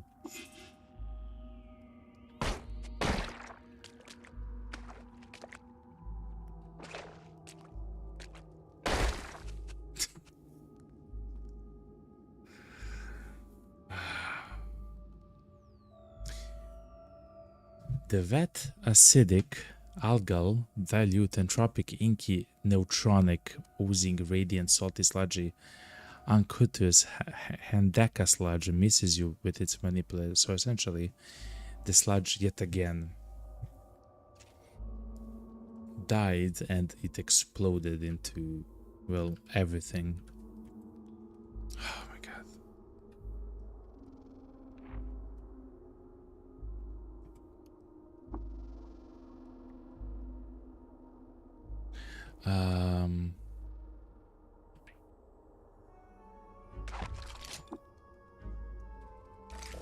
I'm gonna try to do it with just my guy, Chad. It will be probably much slower in the beginning.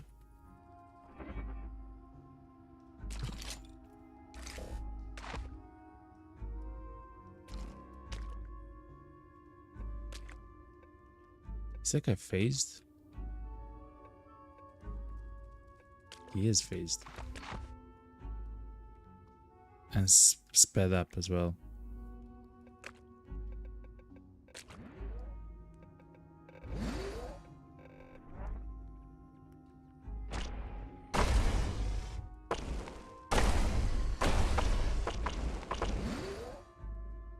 Alright.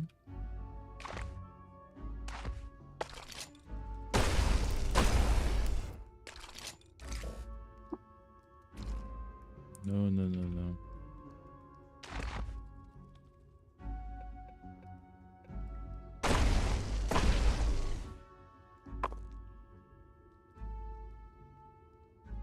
Okay, let's make a way. Okay, let's do the same here.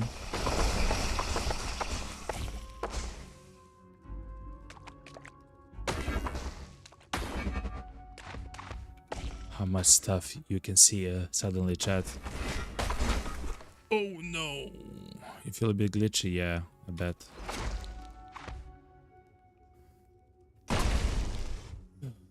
Okay, chat.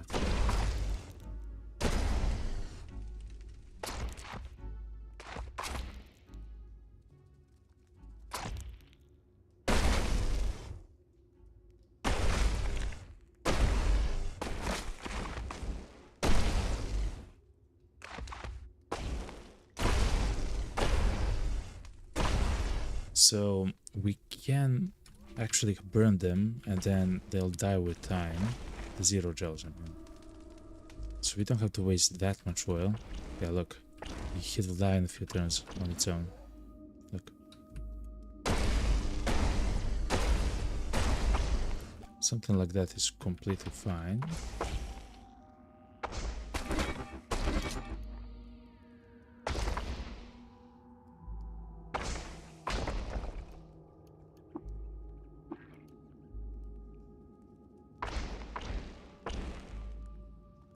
Yeah.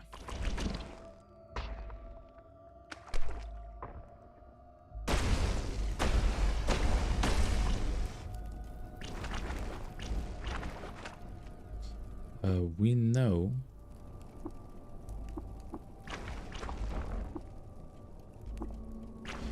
that there's giant hands in this. Yeah. That's not for us.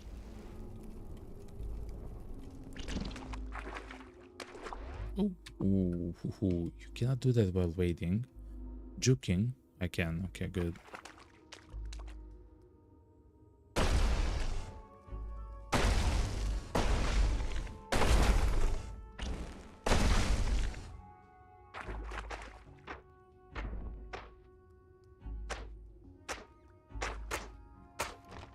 Okay, somehow we have achieved much more than before.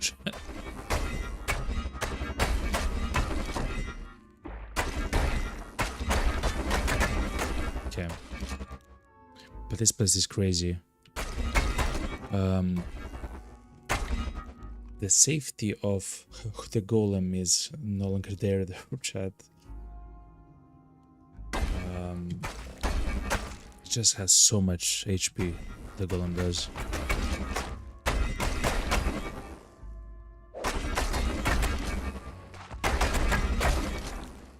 Okay, perfect.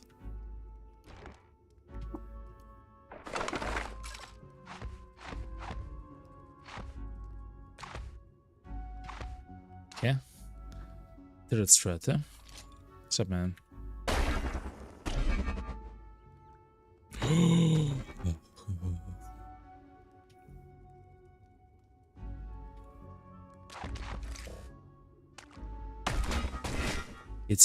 It's covered, it accepted, it absorbed Brain Bride and Neutron Flux chat. It's Enea sludge. It's 9. Has 9 liquids, chat.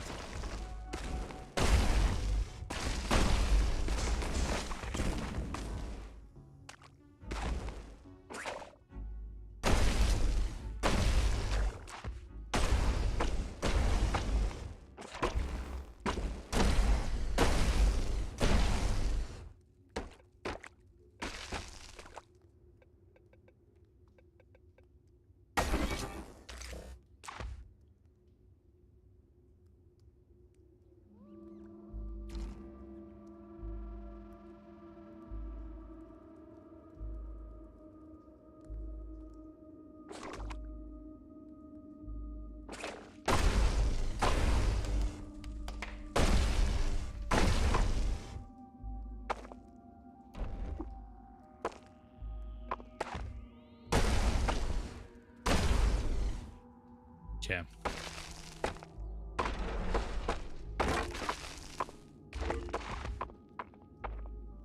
An Archon here in the corner. He's like, I'm not. That's a carbonizer, chat. Some would say a decarbonizer, but this. So try to make a hole around him, so you can actually try to dodge his attack, you know?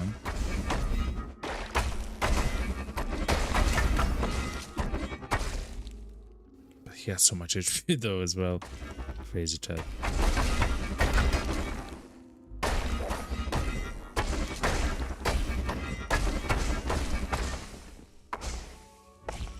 Okay.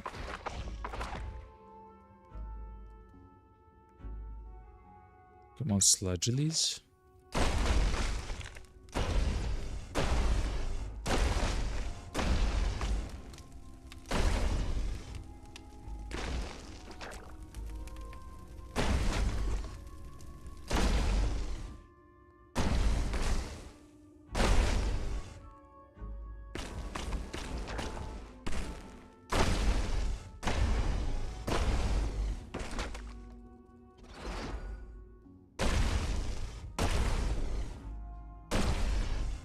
That's a flux, right? No, it's nervous. There's one sludge here which has a flux inside of it. We've maybe defeated it.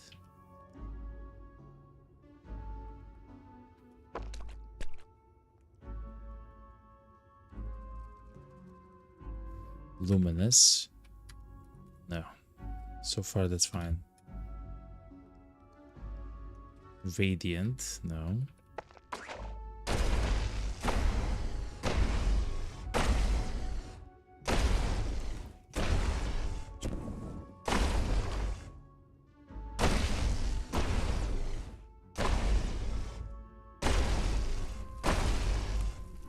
To be honest, we should probably place scoped if we can on the flamethrower. I'm not sure if that works. Let's see. Yes, it does work. Okay.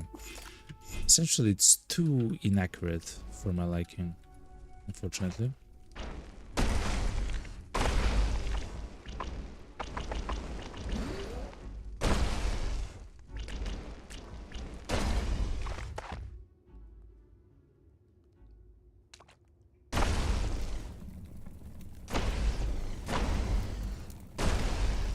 I'm just gonna say the artifact in this location has to be one of the craziest ones, else I'm gonna be so mad. Oh my god, I'm gonna be so mad.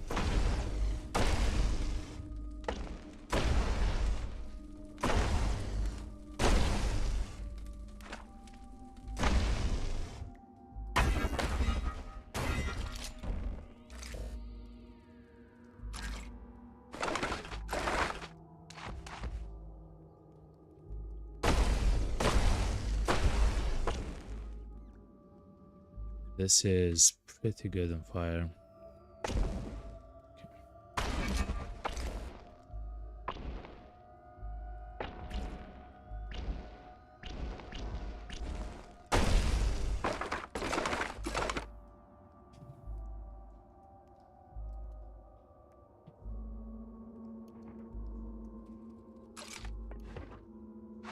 So it's not here though, chat, look. Okay, it's still down. Okay.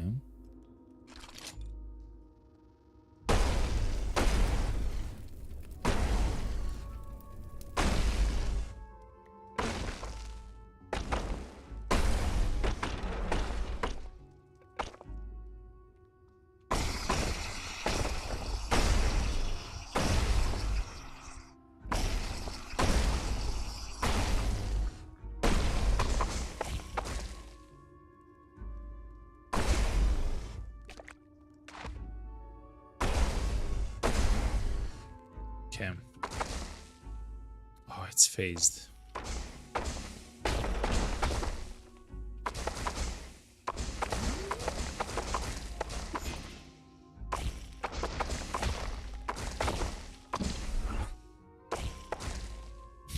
hide inside the wall. Okay. Look how many zero gels there are. 7 that we know of in this small corridor. Of course. Archdervish chat. We should stay near the staircases just in case if essentially we just die.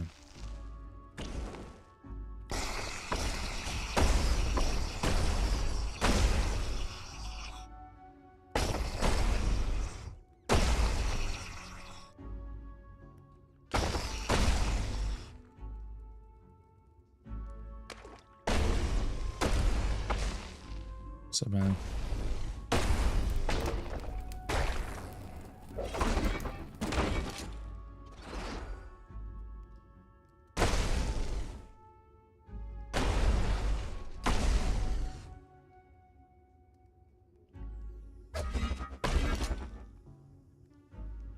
Okay, thankfully he didn't have too much.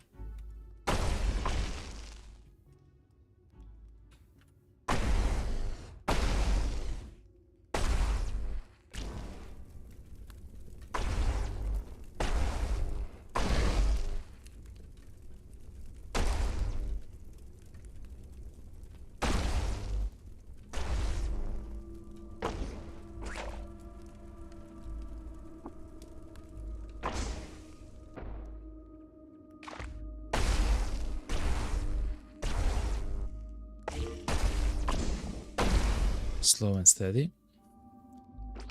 Thankfully, it seems like the pentasludges and zero gels do give it at least a little bit of experience, you know, tiny bit.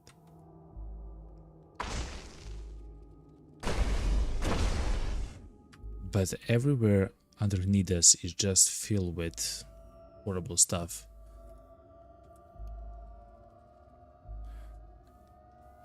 Bloody, brackish alga, lush, acidic, entropic, slimy, spiced, dilute, inky, terry, luminous, sludgy, green goo. So like, there's everything on the floor at the same time.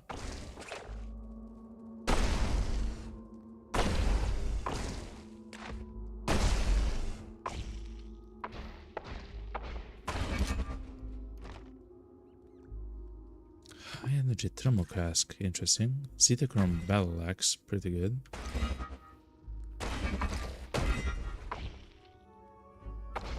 But that's a zero gel, okay.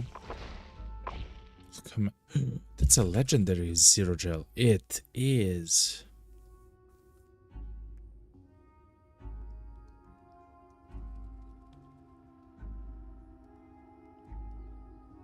Okay, so now it makes sense why there's so many of them. Holy moly, man.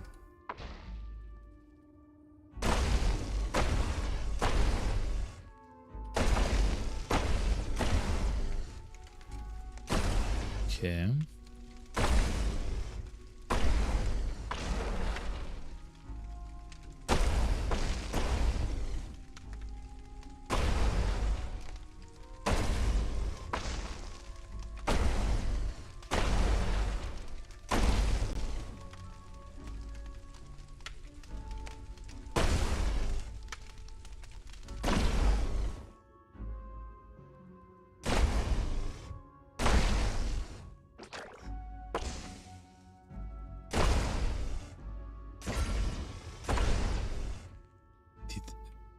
Did the guy reflectively shielded? Of course he did. Reflectively shielded. The only way that I know how to deal with this is a EMP. Okay, good. No, that wasn't enough.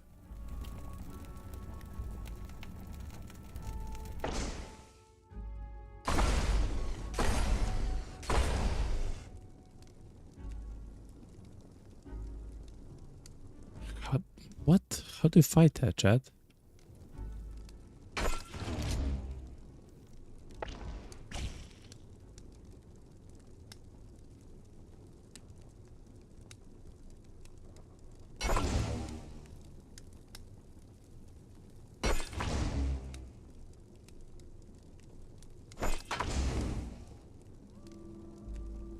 Actively shielded. Yeah, I'm not sure how to fight that except in melee. And if you fight that in melee, in melee chat, we are kinda dead.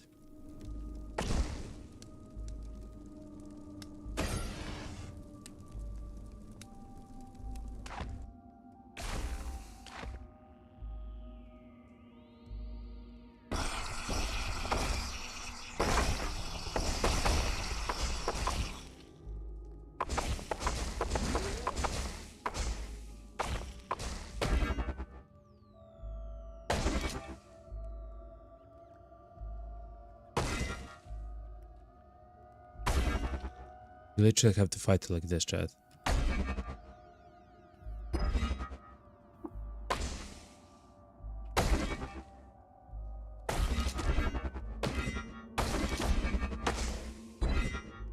That's the legendary zero gel. It cannot hit us, okay.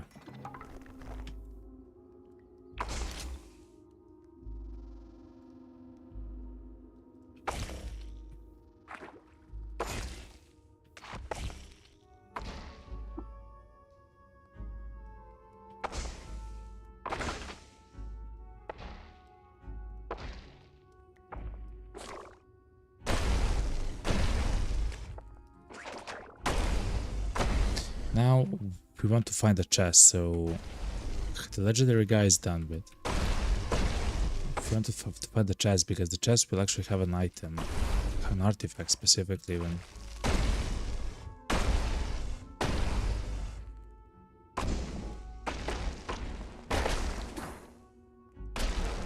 Oh no.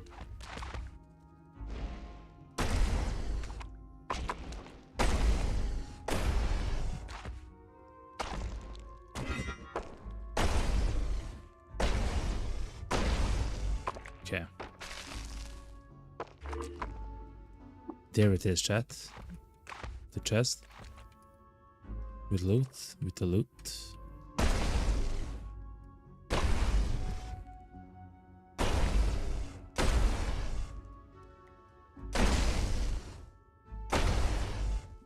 Alright, chat.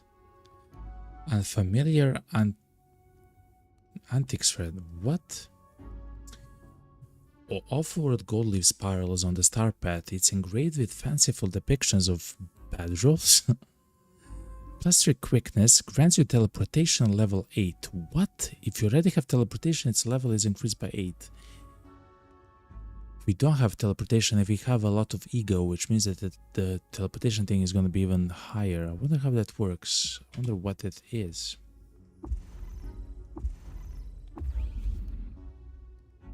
The Stained Grace and Tixie's friend, Zeta Pumps, reflects 8% damage back to the attackers rounded up. It's actually amazing, sure.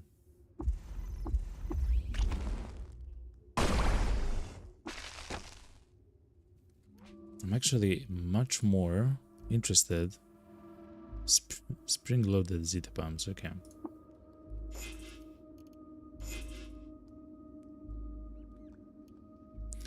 The Stained Grace and Tixie's friend and Tixie's friend? The Stained Grace and Tixie's friend, okay. It has a bit more cold reds and it reflects damage, which is always kind of nice. What is actually much more important is this.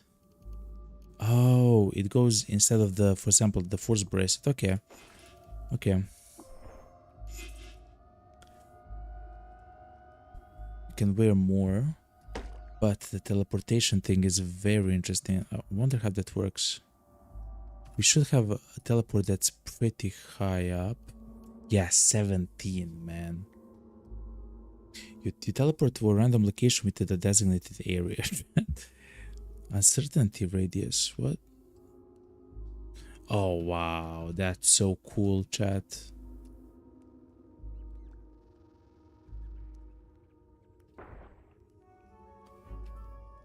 And the cooldown is 16 turns, by the way. Oh yeah. I believe that's stronger than the Force Bracelet, even though with the Force Bracelet you can pop it and then you can use the recoiler. technically. But chat, there wasn't no credit wedge inside of it. That wasn't the final floor, chat. Do you know about that, chat? I'm not even joking, chat.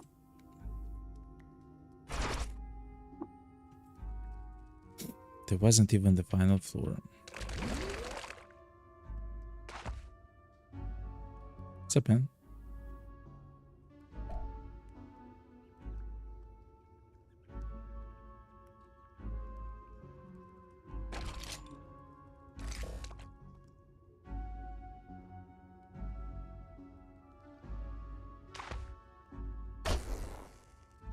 What's up, man?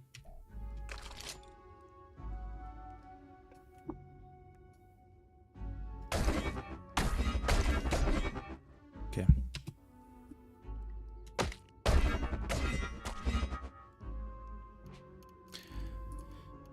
So there are ways, it seems like, to get spells, essentially, as a chimera, which is so cool, man. So at the moment we have teleportation, which is specifically a mental mutation, but because we already have high ego, we also have a very high rank for it as well, and because we do have a bit high willpower, like it's not bad.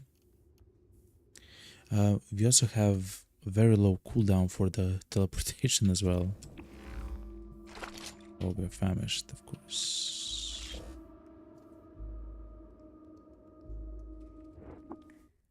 Okay. Let's cook with our own face.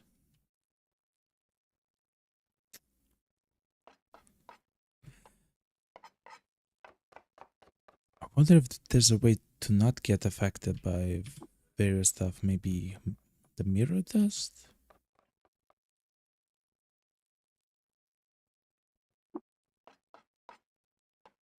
I don't know.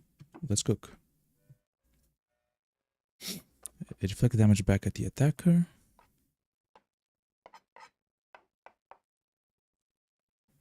Whenever you reflect damage, there's a 100% chance you heal to full 50% of the time. So when you reflect damage, which is every time we get hurt, there's a 50% chance we heal to full. That's so dumb, but also so powerful. Okay.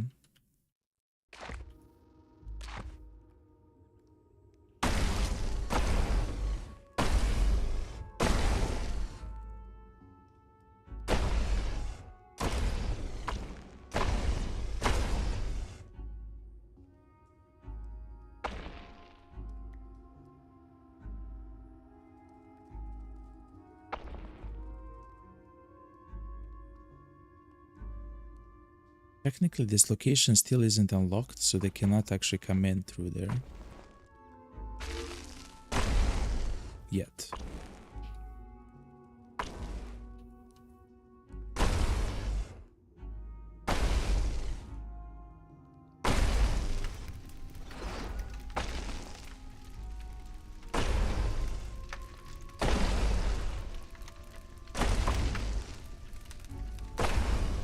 There's even more down floors, chat. Which means that there can be crazy items here, chat.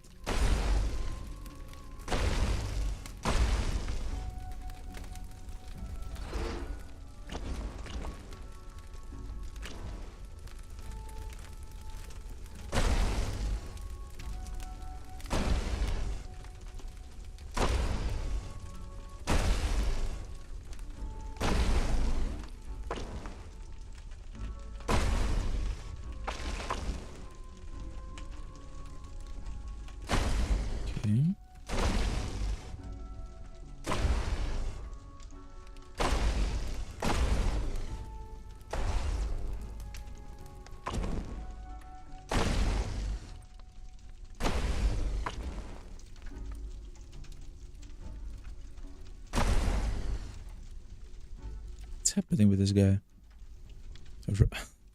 Rubber gum tonic, okay.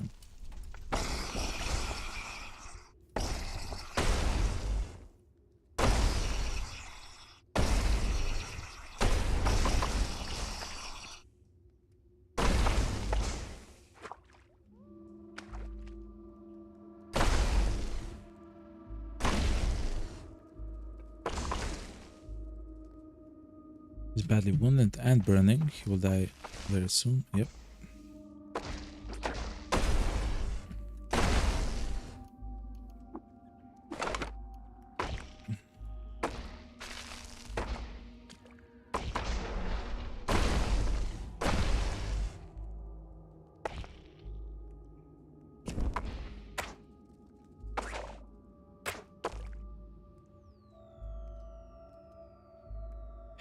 And Deca sludge. 1, 2, 3, 4, 5, 6, 7, 8, 9, 10, 11. What? 1, 2, 3, 4, 5, 10, 11, 12. And Deca chat.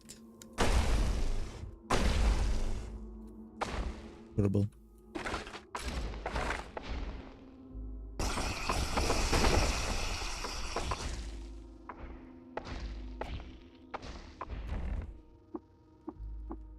So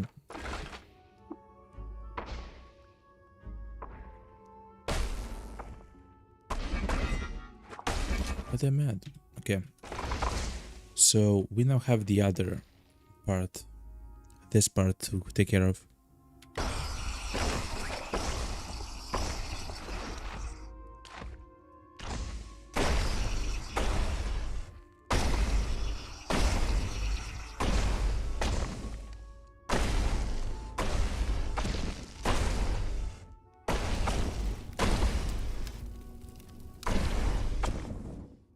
We are getting a little bit of experience, which is, I guess, good.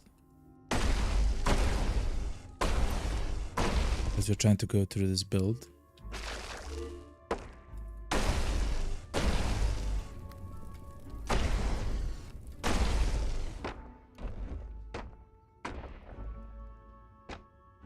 Any good loot?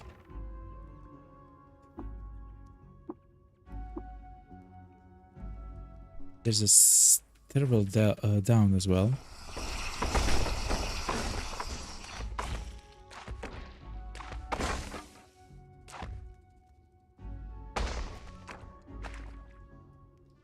Which essentially means that there's a very high chance to find even crazier stuff.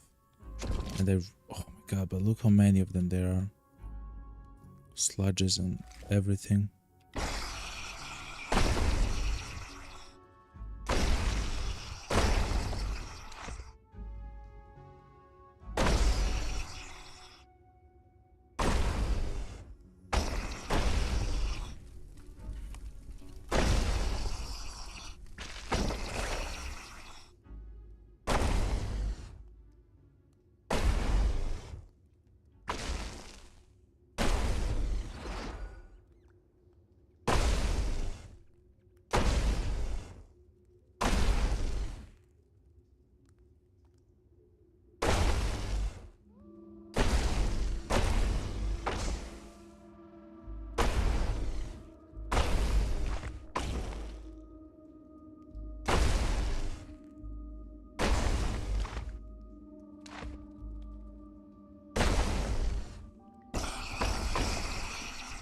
Okay.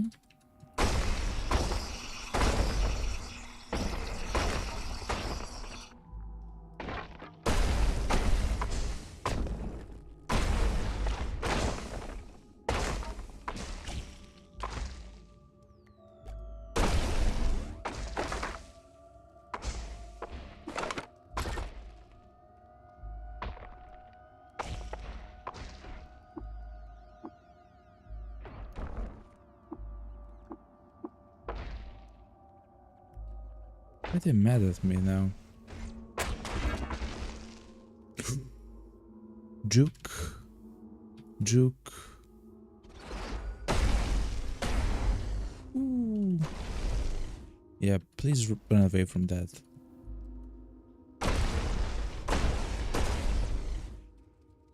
12 sludge.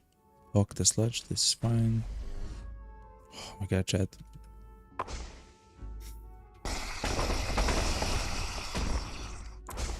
I think we ran out of oil, which is so funny to say, considering we just went to a biome which had essentially an infinite amount of it. But I think it's true, chat.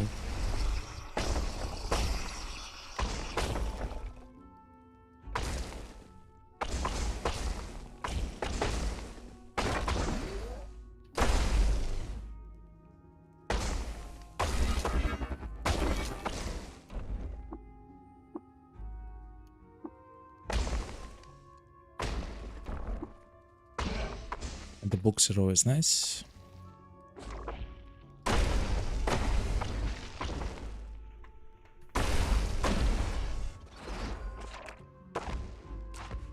Wow, okay.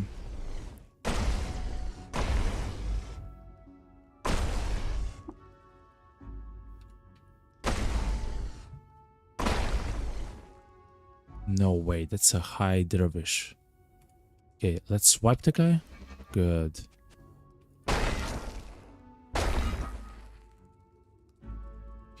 He should be done now. Good.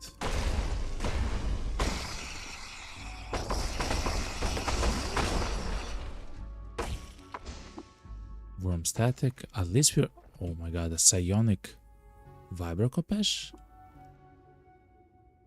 It essentially uses our ego to pierce the enemy's actually mental armor.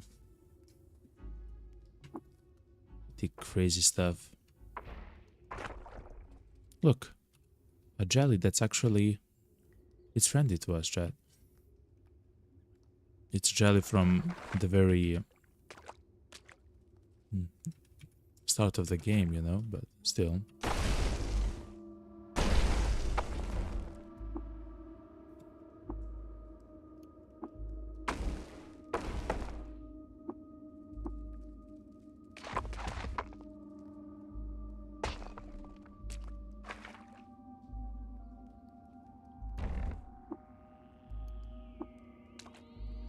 Okay.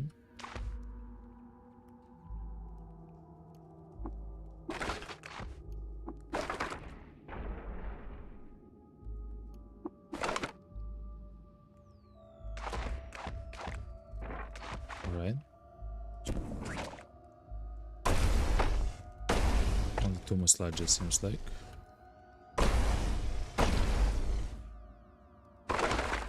All right.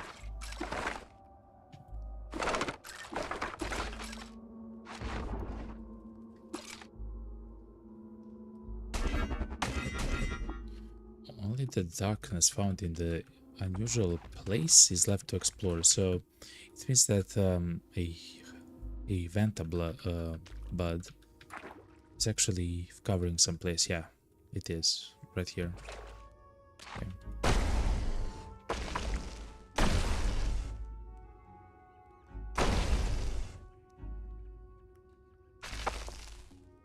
Look how many enemies there are. Okay.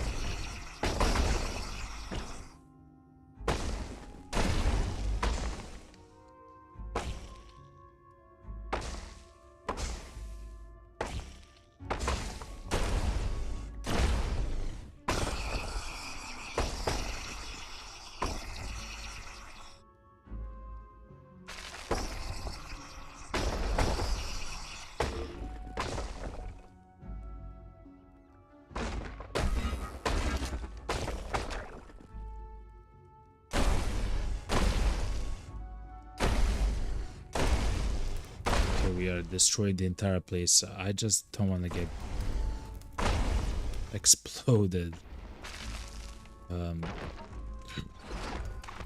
right now.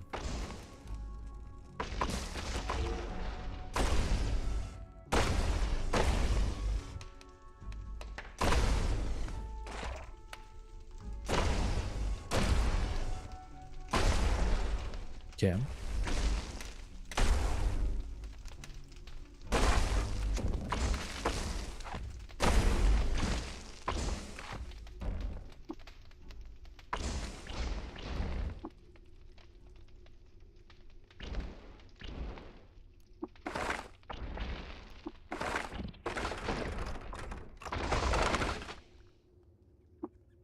There's still more down, Chad.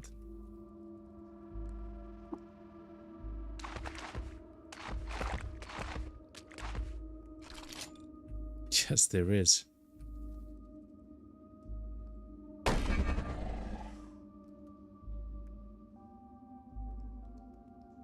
He's now berserk, which means that with every attack he will actually cut a limb of us, including our head, I believe. If we have no oil left, chat. Well, you cannot cut too much when you don't have a weapon, right?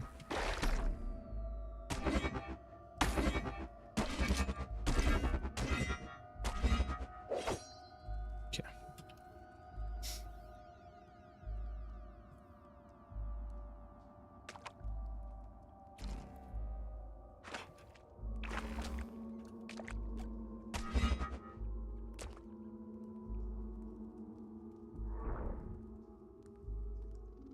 I mean, chat, we really need to go for oil more. Like, this does damage, it's just not enough. What if we try the jacked face cannon? Let's see. Oh,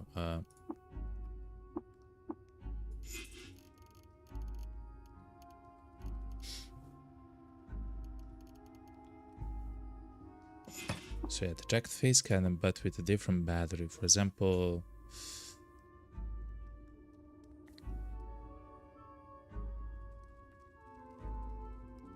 yeah, antimatter one.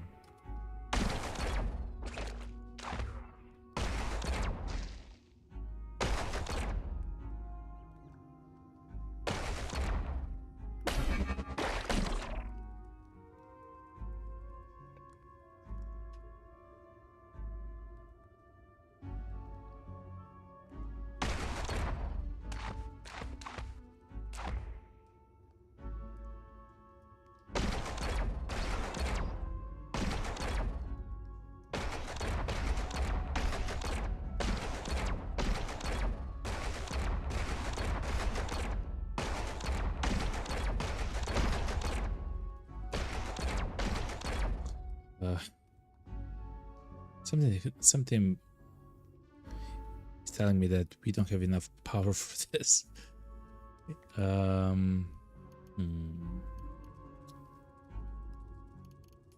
Let's try to clean our things and see where we are. Okay.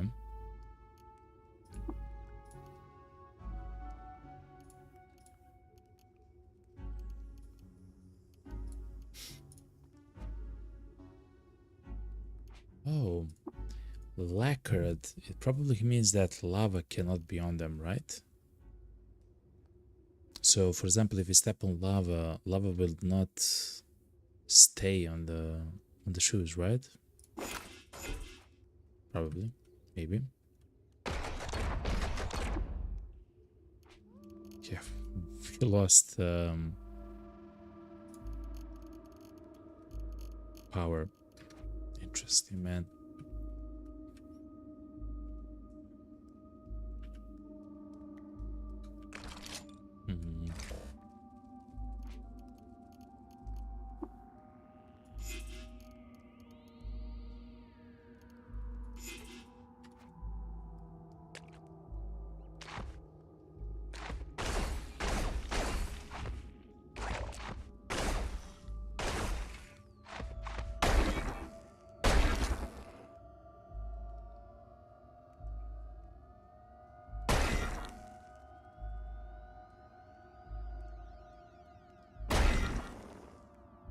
Oh yeah.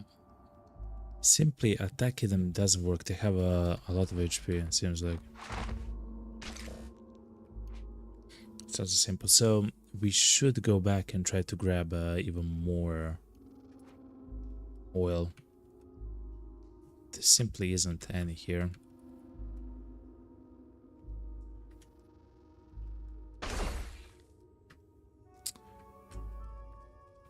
Crazy chat. And there's even more, one level more down. Oh my god, chat.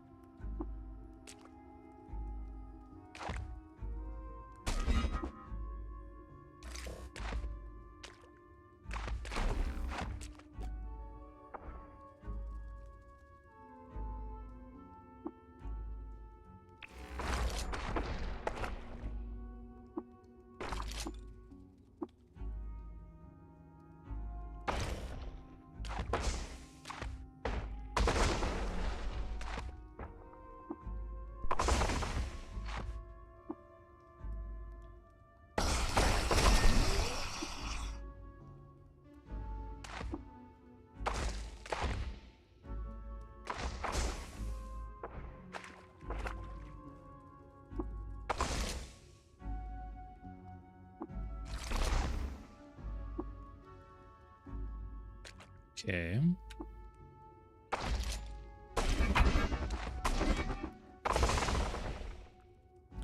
This is the location where we fought all our clones. What's up, Golem? Cool. Oh, wow. Okay, so...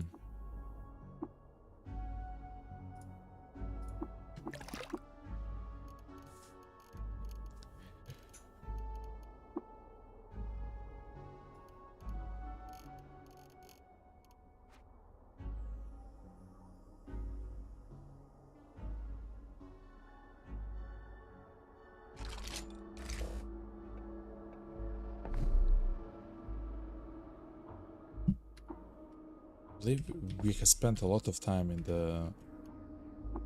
Hold on. Come along. I believe we spent a lot of time underground, which means that probably the merchants have restocked.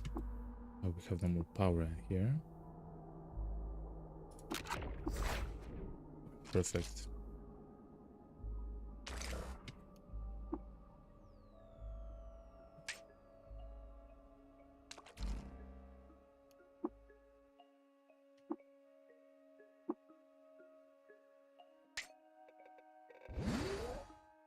Okay.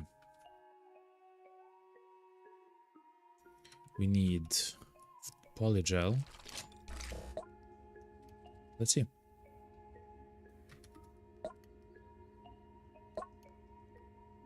Rainbow weave. Tri hologram is very interesting. It essentially makes 3 of your copies. It's pretty powerful. It's like a temporal fugue, but stronger.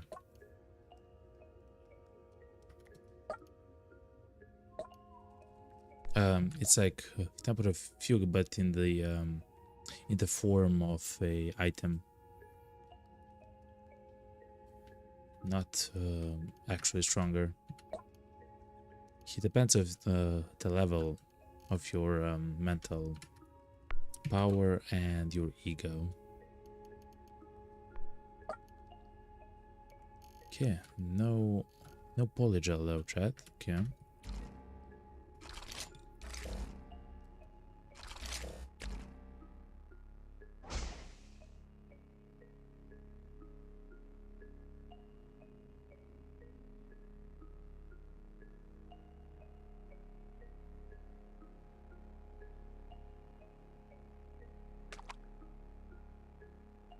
Okay.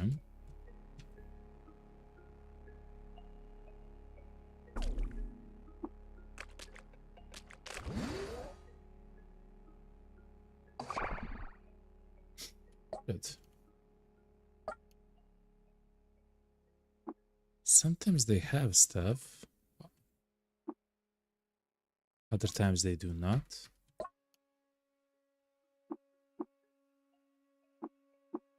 What?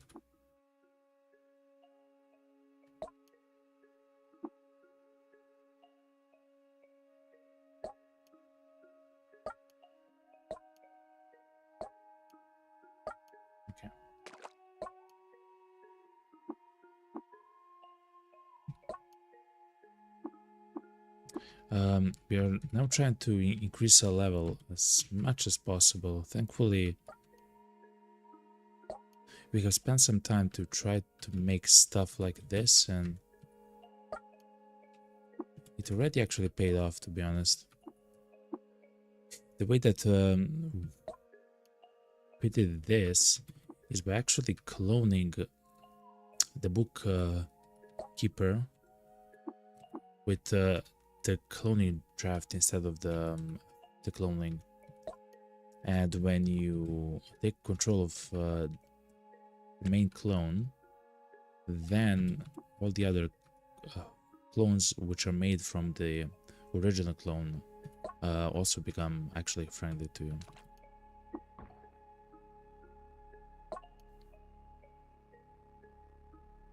But it's crazy. I have never seen that. Something like that. That was nice. The bandits from here are a bit different.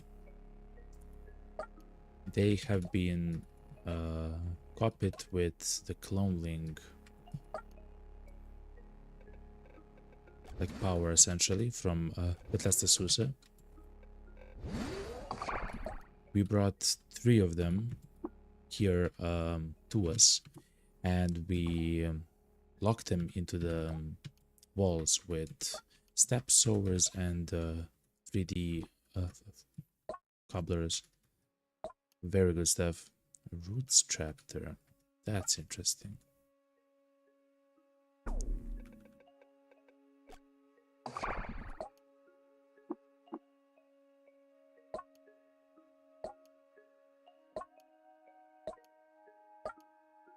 Okay. Simple as.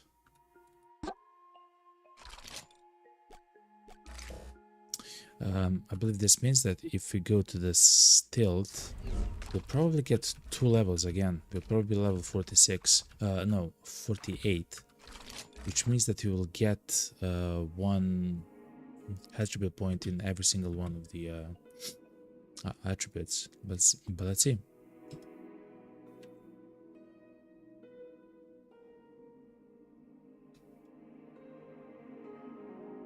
Let's see. Yes. 127,000 experience, chat. We got to level 47. When we're so close to 48, chat. Oh my god, okay. We'll probably get to 48 when we are done with the historic sites, because the hexa sludges actually give a little bit of experience. Oh yeah, I forgot that we have a teleport actually. That's very good. But anyway, chat, we have 4 points to mutate, which means that we can buy a new mutation, chat. Because we are a chimera, that's amazing for us, okay? 3, 2, 1. Let's go. Are you sure you want to spend 4 mutation points? Yes. Let's do this. Spinnerets and phasing is actually crazy, because when you phase, you can also make nets, which are like phase nets, which in fact bring enemies from the unphased spot to the phase spot and vice versa. It's pretty good.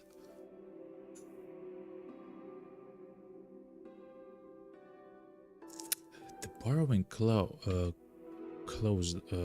though are also great, because we also grow a new body part, and to be honest, we always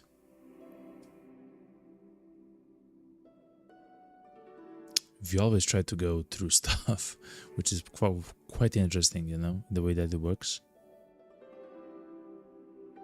Quills I have never seen. Hundreds of needle-pointed quills cover your body. There's 300 quills. You may expel 10% of your quills in a burst around yourself.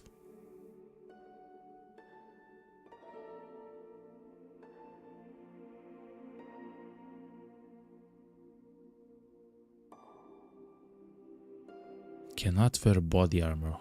What the? Okay. Let's go with the borrowing clothes, chat. Plus we grow a new body part. You can dig. An arm grows out of your right hand. Okay, fair enough. Where's the borrowing clues? You're there. Oh yeah, we are like very good at going through the walls, I guess. Okay. And we got a right arm slot. We can, I guess, place our force bracelet. We are a confuzzled mutant, chat. We are absolutely horrible. That's so loud, by the way. Okay.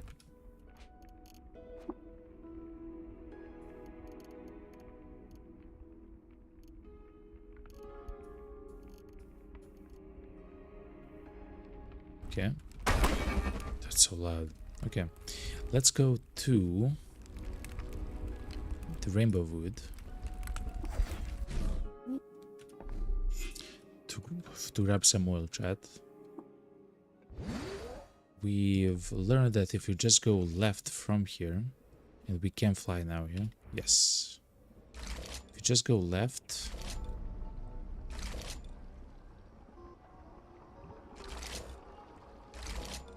then here you go to the top. That's ink.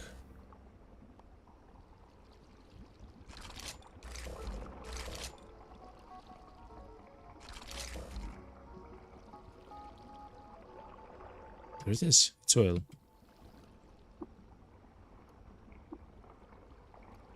Okay, so let's pour there. We drank oil. Okay. To the oil skin. To the canteen.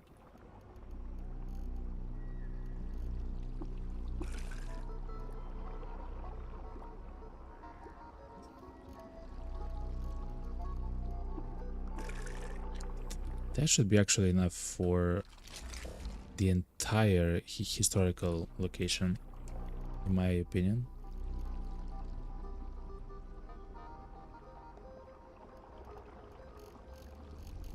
Okay.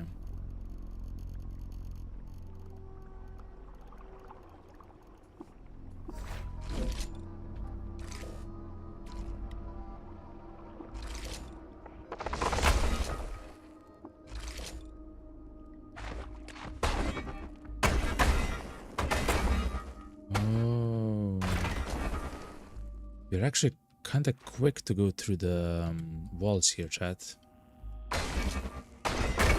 Oh my god, chat, we are amazing at trying to dig through the walls.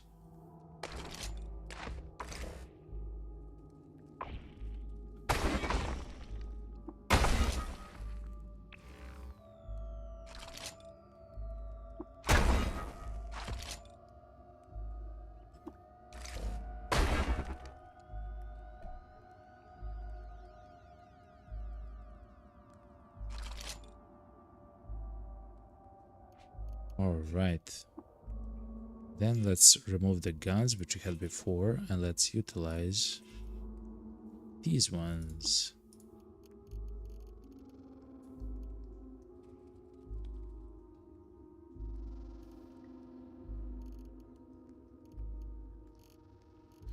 Lacquer, the Masterwork Face Harmonic.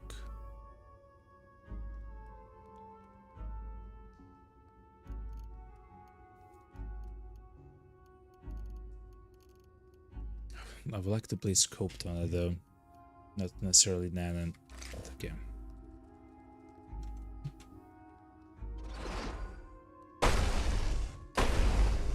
Now we can do this.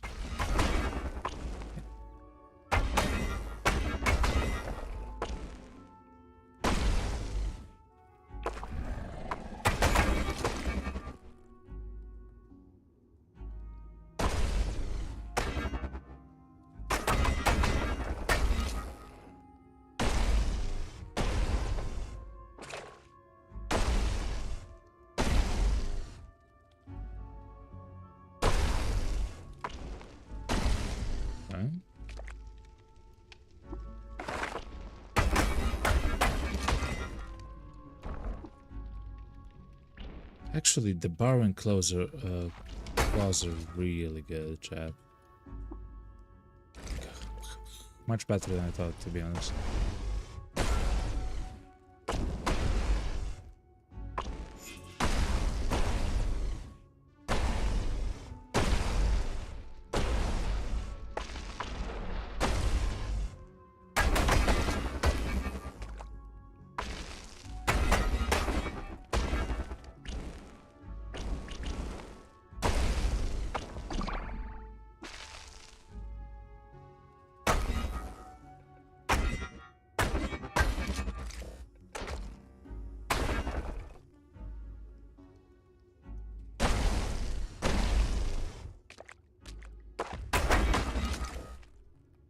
Okay.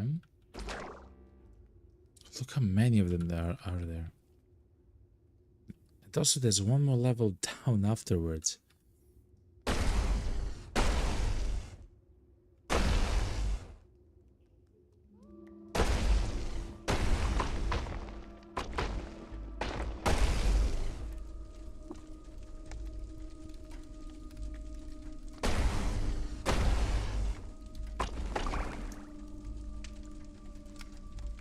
The Zero Gel falls in love with me? And it's not friendly? And it's fighting my enemies, chat?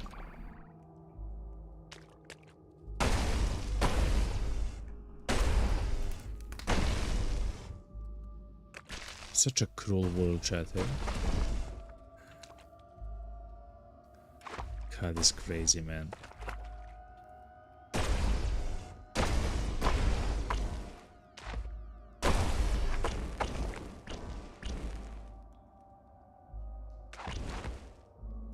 Wait. They're actually friendly to me. Or sometime.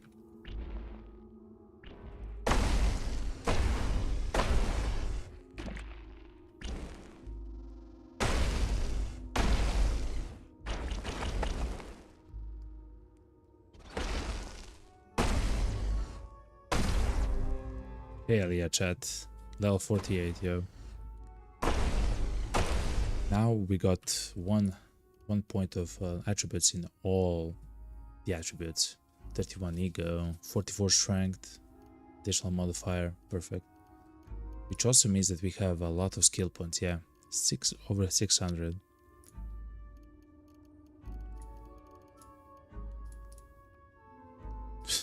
To be honest, chat, I'm not sure what to use.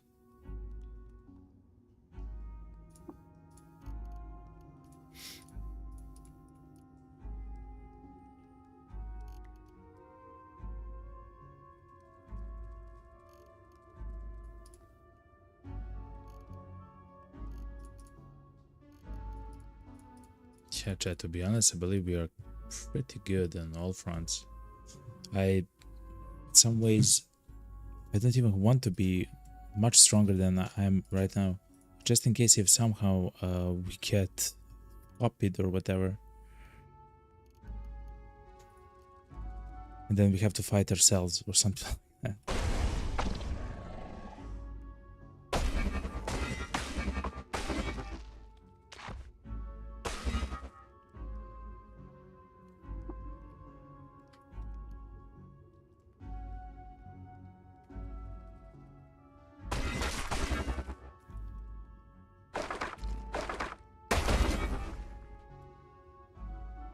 Alright.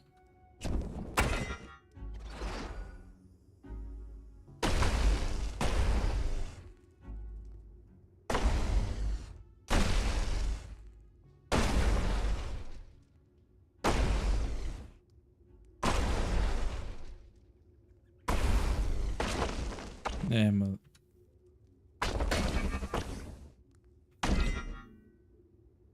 Alright. The borrowing clause is so amazing, chat.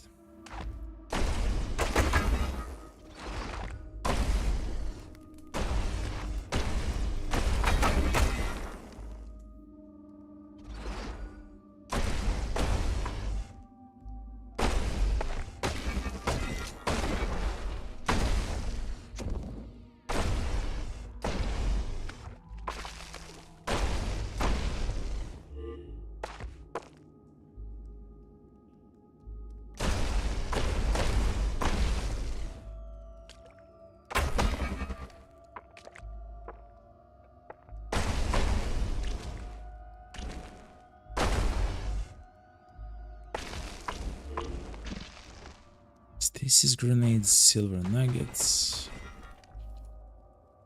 Books, always nice.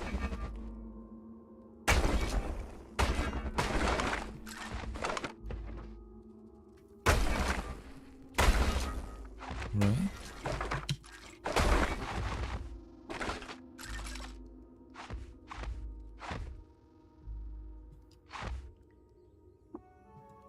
Right. There's more levels, chat.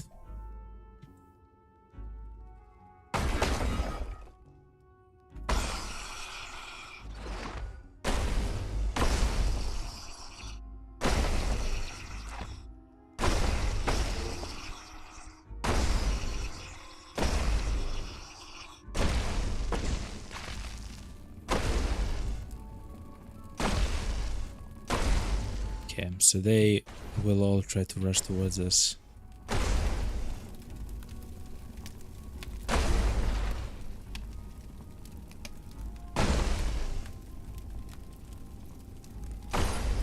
But this place is absolutely horrendous, by the way.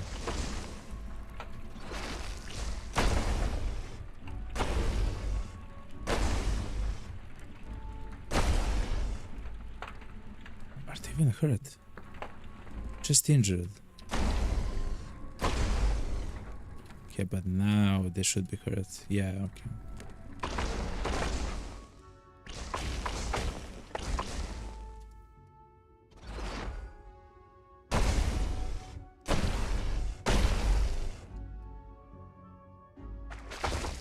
Oh boy, okay.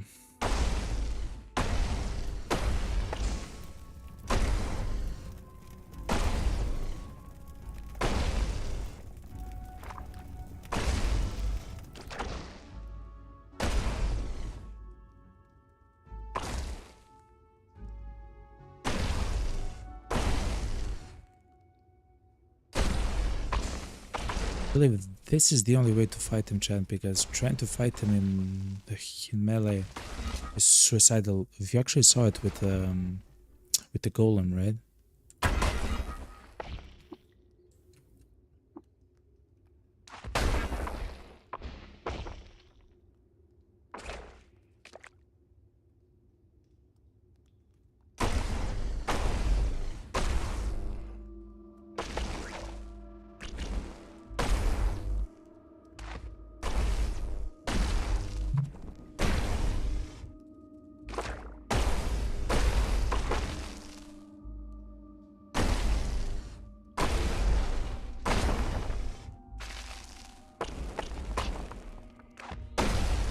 Alright.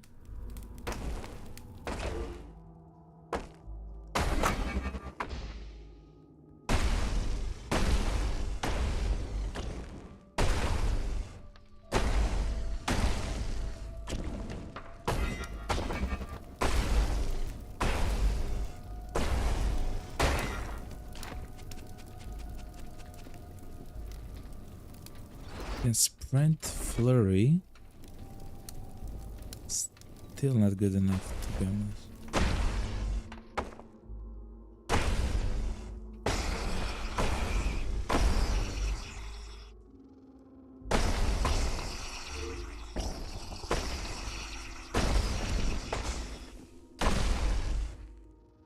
So far it seems like this is the last level, but I don't want to speak too soon, you know?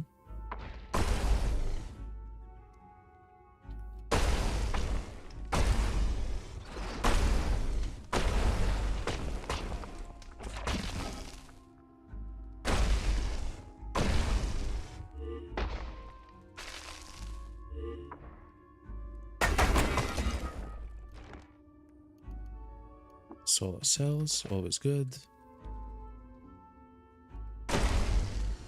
Decarbonizer in the south, crazy. Okay.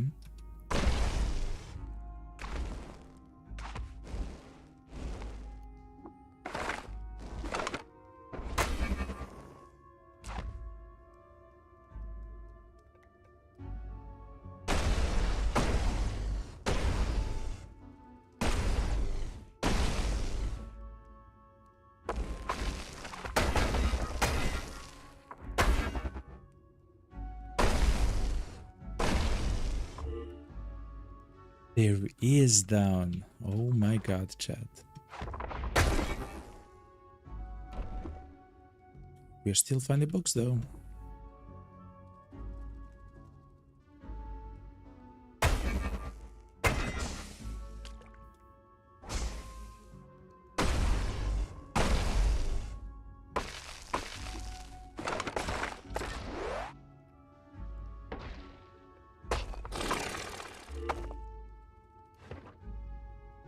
Okay.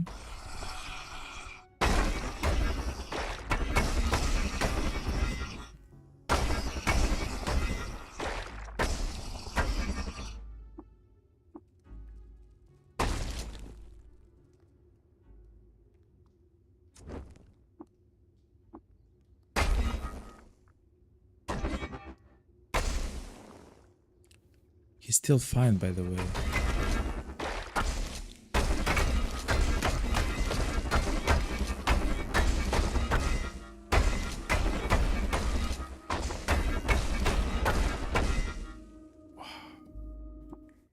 That took some time.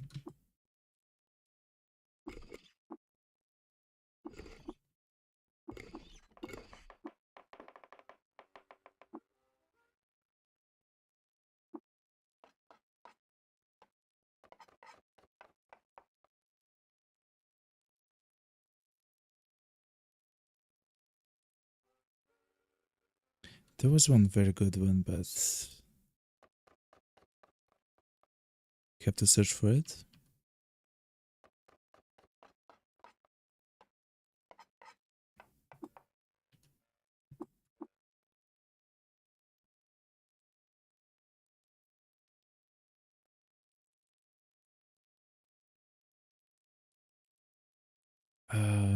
Let's see.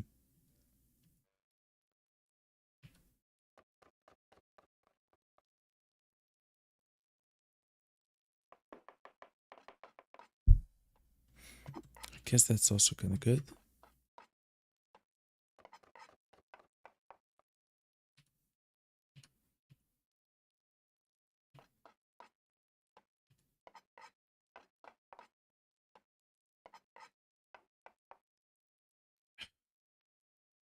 Not sure.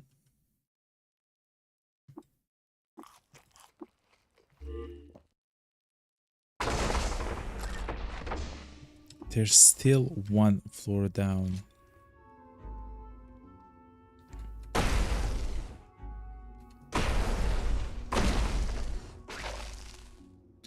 Hopefully the 9th strat is it, chat. I really hope so.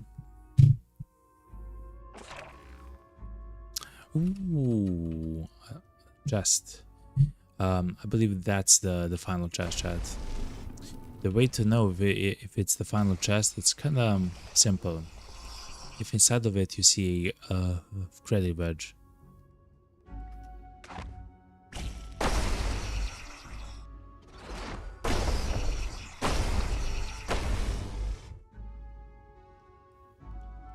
Oh wow.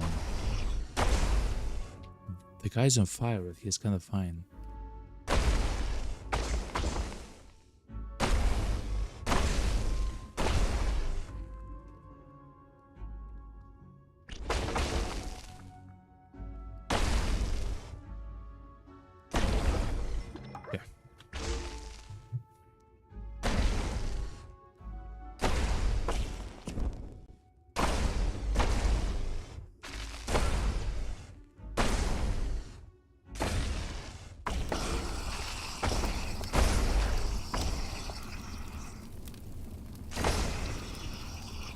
We are on fire, chat.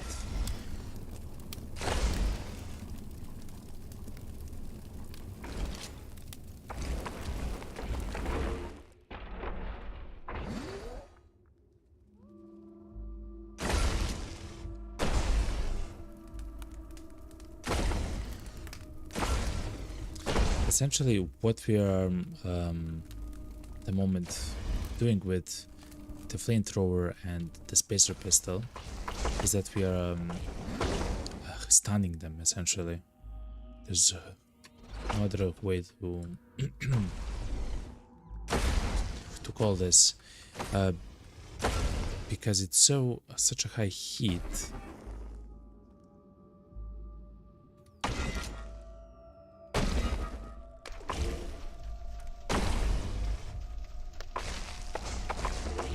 Oh my god.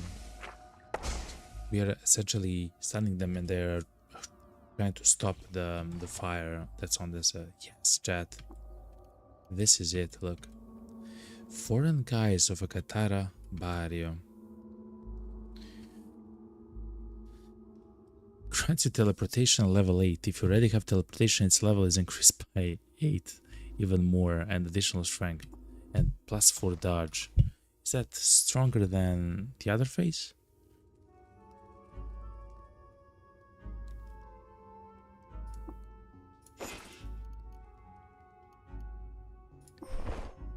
You are being watched. It's a familiar feeling when someone has watched you in the past. When it's a light that's betrayed your presence. You made a friend of the darkness. What? You pulled your head brim low over your eyes. You step behind the cover of a thatched wall, but those who watch you now watch in spite of such simple obstructions. Their sight is actually mediated by the rays of a gleaming star or torch, but by something much older. If there are ways to conceal yourselves from these seeing eyes, if there are new kinds of darkness to befriend, you know nothing of them. Discover Psychic Glimmer. What's happening, chat? Psychic Glimmer 25. Your Psychic Glimmer represents how noticeable you are in the vast psychic ether. Oh, it's fisting. Khadijan actually talked about this. As your mental mutations increase in level, so does your Psychic Glimmer, and the frequency, strength, and number of those who desire to absorb your mind. Currently, you are being watched and pursued by ospreys, Ptah's servants, and birds of psychic prey who pluck larval aspers from their egg sacs. Yeah. Okay, so when you go over 20... Okay, if you found a way to conceal yourself. Okay. So when you go over 20, then stuff like that can happen. Okay. That's probably 20 in total, right? So then that depends on how many of the mutations you have, what level those are, right? And your ego.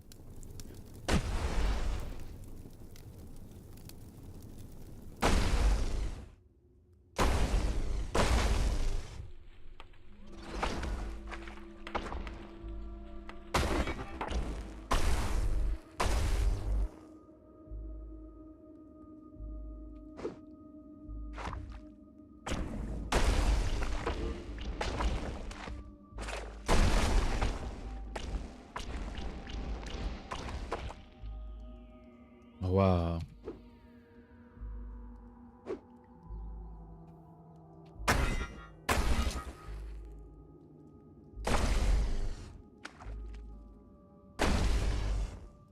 Yeah.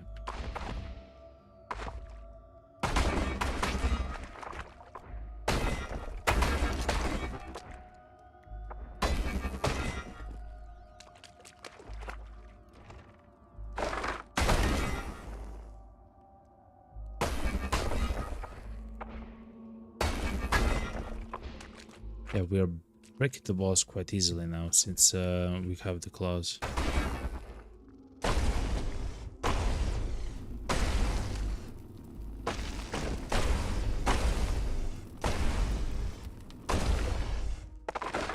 In some ways, electrical generation might be stronger than this, right?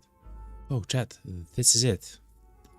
That's crazy. So, what we got out of this is actually 3 very powerful items, 2 of which we are using right now. One is this bracelet, which gives us quickness, 100 pounds of additional capacity to carry stuff, and teleportation at level 8. But because of our ego, which is quite high, the rank is actually increased to rank 17, which is very nice. Essentially, what that means is when we teleport, which is with this button. Hold on. For example, we teleport to the exit, which is right here. And that's it. Like, we can literally teleport to the exit. It's pretty good, chat. And the cooldown is very low.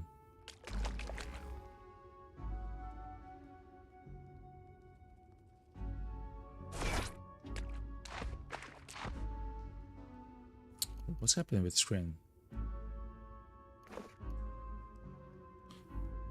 Stabilizing. Shimmering. You can see into dimensions half a step over. Okay, so that's so that's the effect when you're trying to find packs.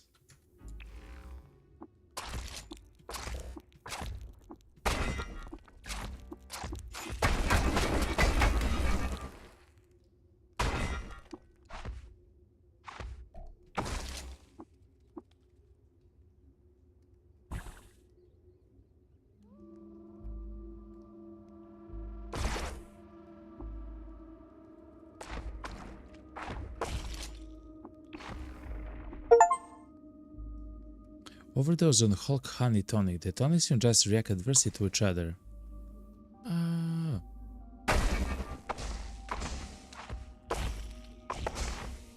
Oh, because of, okay, so chat, we aren't actually drinking stuff.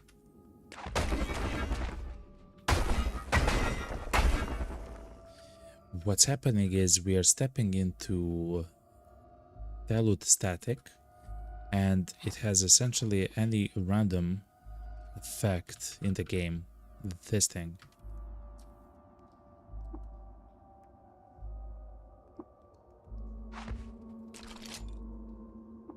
And unfortunately for us, some of those effects last a long time or are very bad for us.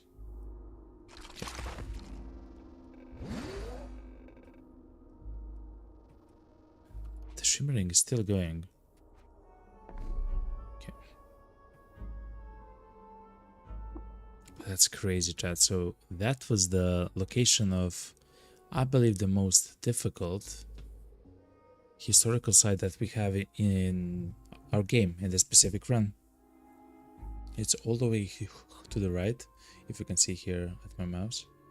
It's in the moon stair, and it's incredibly difficult, of course, to complete it. It was filled with 0 jellies. I mean, what are we talking about, you know? The only thing which I'm thinking about,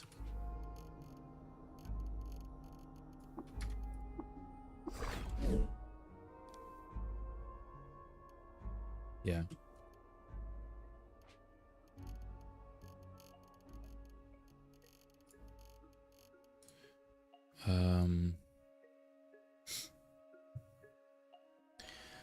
Essentially now have a choice. Do I want teleportation 27 or whatever?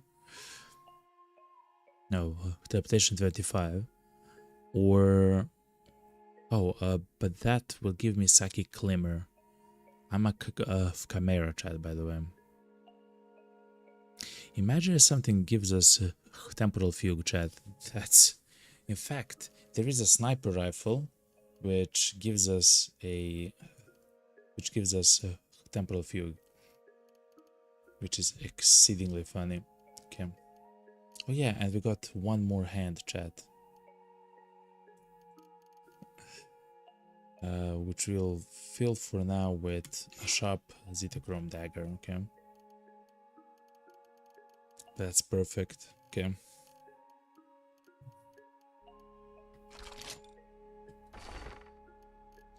We have 3 metamorphic polygel. would like to have 5 because we'll probably do a whole bunch of more. Oh, they haven't actually reset. Okay. I will buy the hologram bracelet.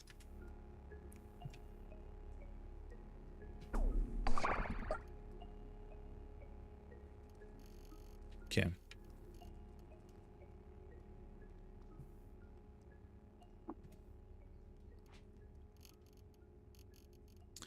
The hologram bracelet, it essentially makes copies exactly like the Temple of Yug.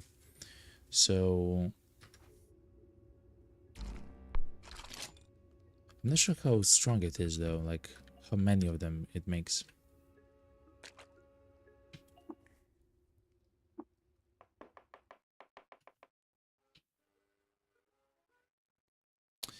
Dried Vanta petals. Wonder what they do. Unmashed lag. Cycle gland paste. Let's see. Plus 4 DV. Dodge value. Plus 4 willpower. Okay. It reveals a secret. We have 34 dodge value at the moment. 34.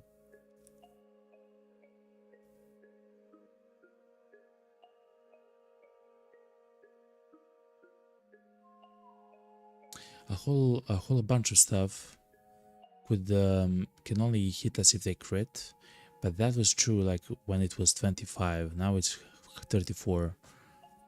Essentially, what I'm trying to say is I don't believe there's any difference between 34 and 25 or something like that.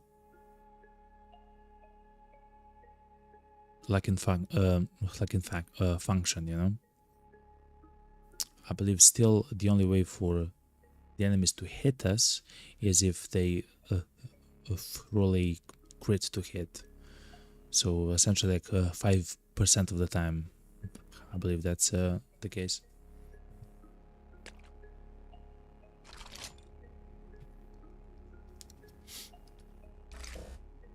The good thing though is we look at,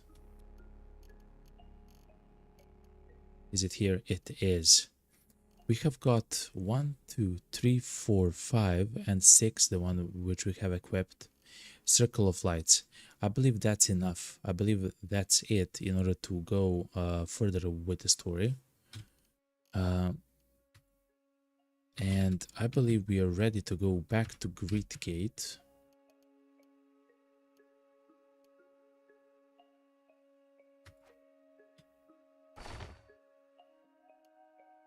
With the golem and see what damage we can actually do. Let's have the golem to come along. If you're not very heavy.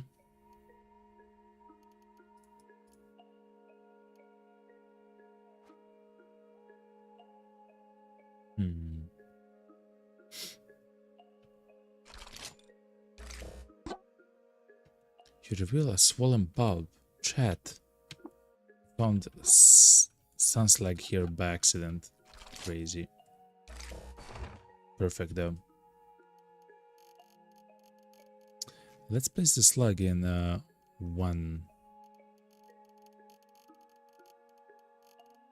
into one place, like in the water skin right there.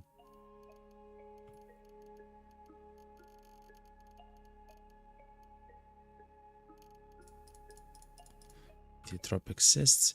We don't need it. We have a canteen that's filled with like a 26 worm static or 24 or something like that. Very similar to that.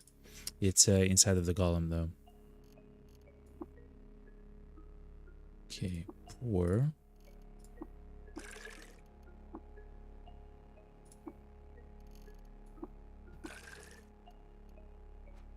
Hell yeah.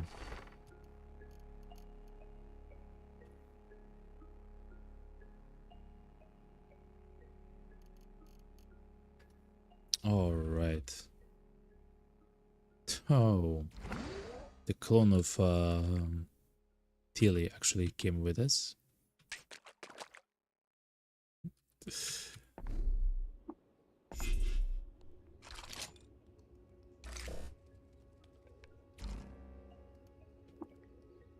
Okay, let's. You have to go there, okay? Let's. You have to stay here. You have to be defensive. You have to stand right there. Okay.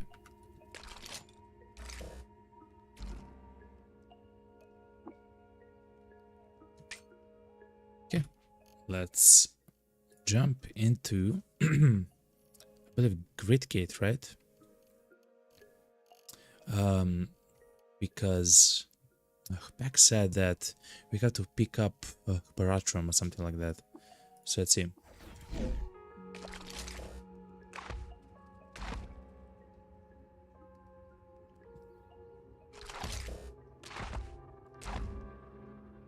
What's up, Bex?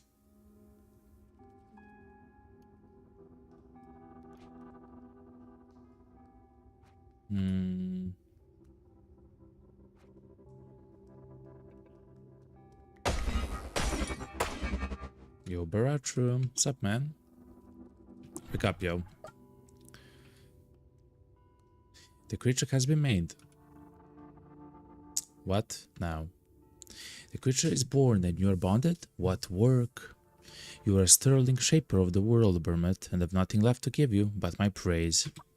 Now, the operators at Almond Porch confirmed that a clash with the Templar is inevitable. This is a grim fact, but it does give space for you to bond to flower. Go, become familiar with leading and piloting your creature. Return when you're ready and we'll finally go starward. I will, Barathrum, live and drink.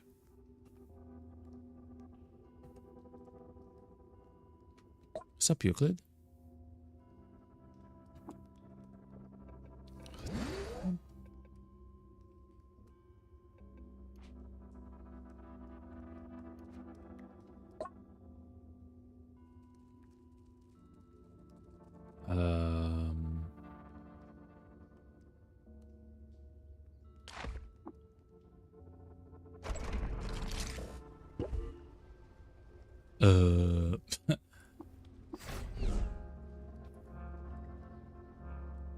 Is everything fine?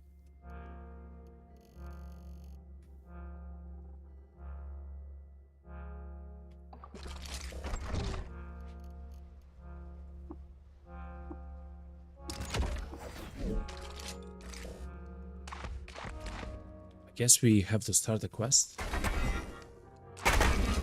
Sorry, chat, I have a... Please, contain yourself. So chat, I've never done this. Still. I'm ready to send a spindle, Barathrum. Are you sure? Maven Bermot, our fates are not reversible past the next event horizon. Our fates are not reversible past the next event horizon. Okay, chat. Then that's the perfect time to take a small break. The first break of the stream after 7 hours of gameplay, chat. That's what the specific game does to you, does to us. It's a wonderful, wonderful, beautiful game. This is probably the time where we will fight the boss itself, the final boss of the game, the combined Gersh Nephilim. And if that's true, that's going to be one hype event because I'm going to try to do it with our Omega Powerful Golem. Just a second, chat. Okay. Anyway, chat, I will take a small break. I will stand up a stretch and I will be right back. Stay tuned, chat. I love you all. And thank you very much for the likes on the YouTube stream. You guys are amazing, yo. I'll be right back.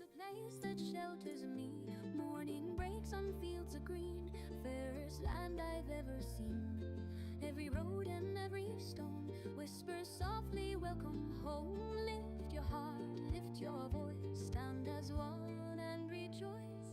Sing for the hills, sing for the glen, sing for the ones who welcome you again. Sing for the fire, bright through the night. Home is the place where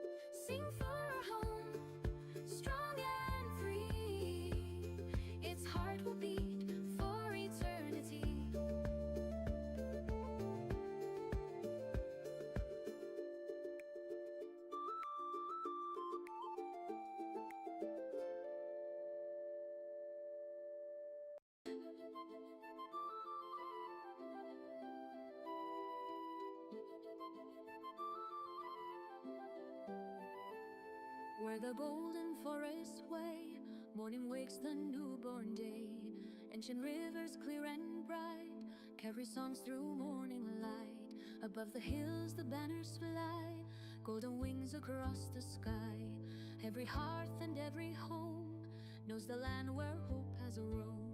If the night should veil the sun, still our hearts will beat as one.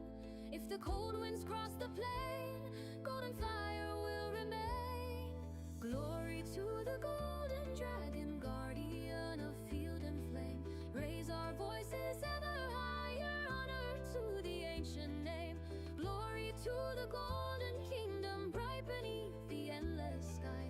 May its light shine on forever, never shall its spirit die.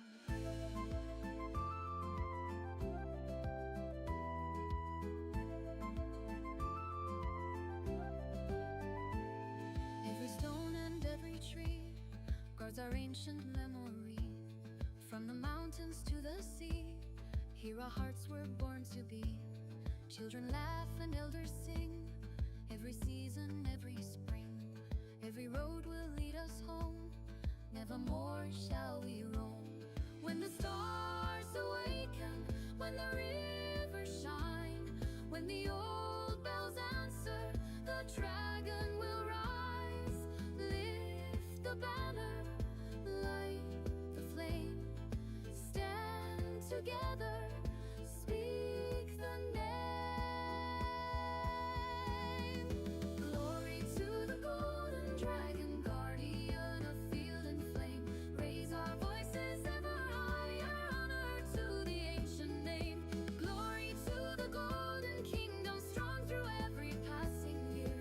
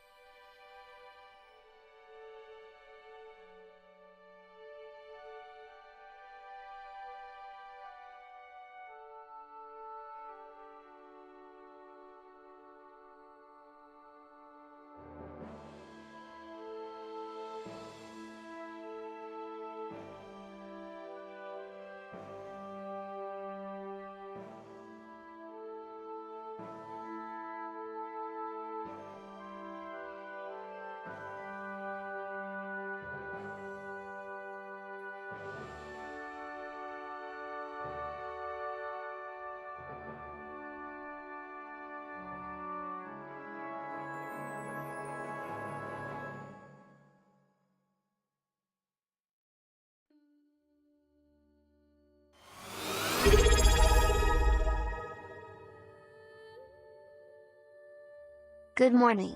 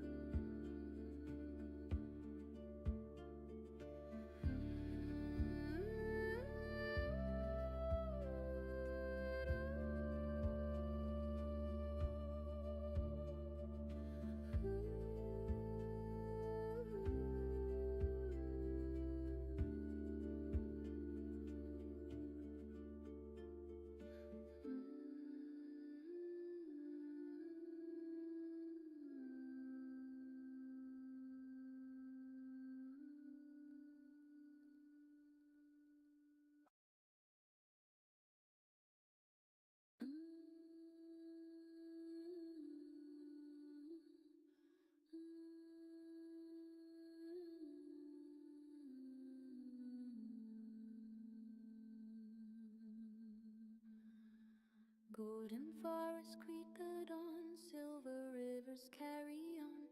Every stone recalls our name, every heart protects the flame.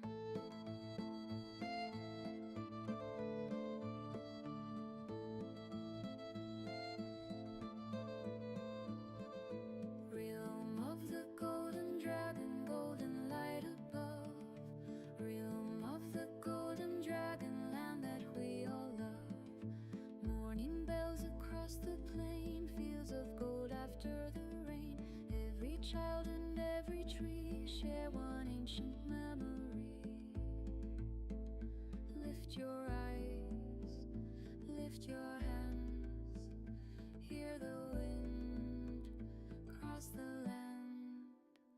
Golden dragon, lead us home. Golden dragon, we belong. Golden dragon, shine above, guard this land that we love.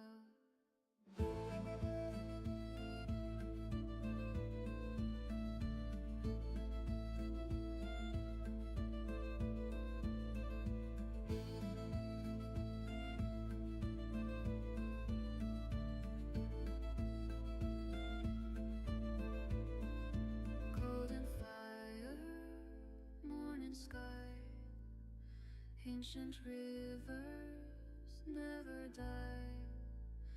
Golden mountain standing tall, guide us home, one and all.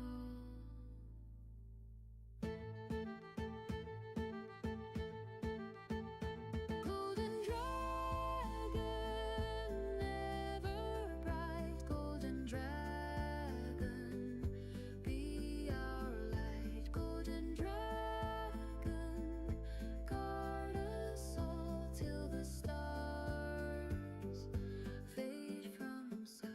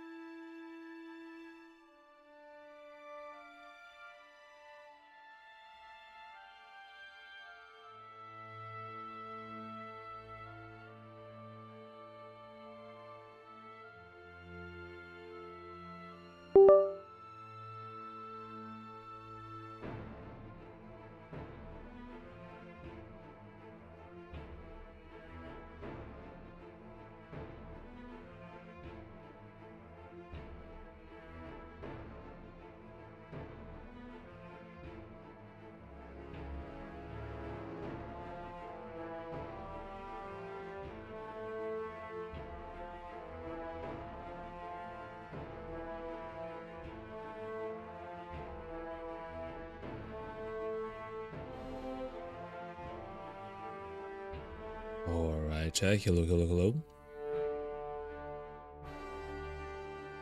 Welcome back from the break. Hello, hello, hello, hello.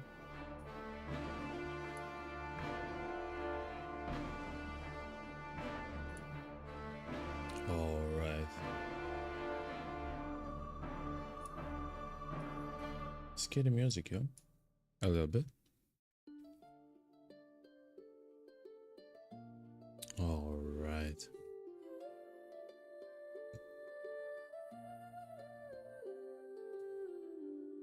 back into the game. Morning light upon the stone. Hell yeah. Every path has led me home. Okay. Friendly smiles and open doors. Gentle hearts forevermore.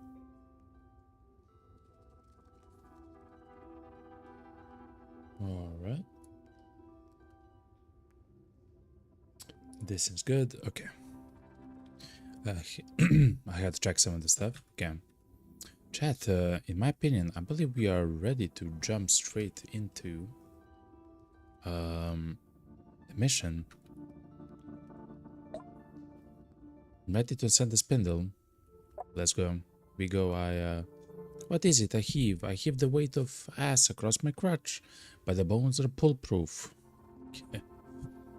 My bones inosculate to this grotto. Rather, this grotto. This word is what my bones are.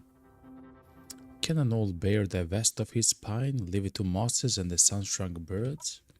No matter. The will can break the wheel, too. We go.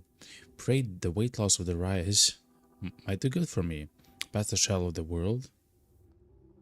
I'm to understand one's burdens can no longer pull them down. Okay, sir.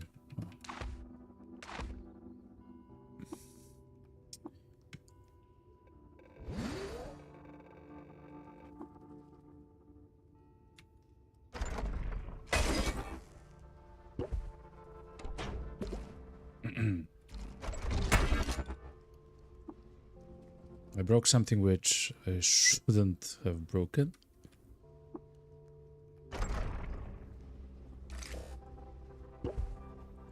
Chalet. No.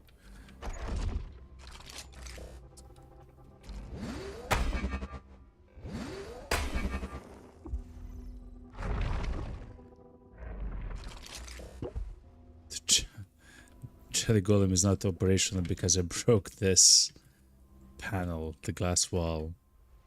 God, darn it. Can I use my tinkering to fix it? I can clean it with a bit of water.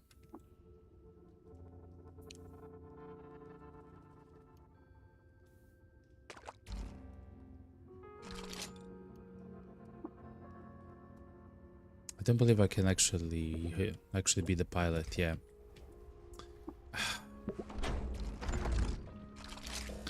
And the reason why we broke that. Thank you very much, Korkani. What's up, man? 9 months. Thank you very much for the sub. Welcome, and good morning. I'm so sorry that I haven't read the message 14 minutes ago. Korkani, welcome. I'm so sorry. What's up, man? Hopefully you have a fantastic Tuesday. It is Tuesday. What's up, man?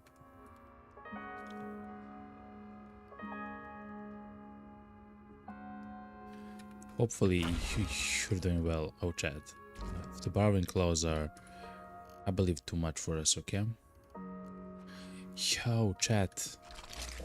I think I broke the golem at the worst time possible. Do you know why? I'm not sure if we can repair the golem.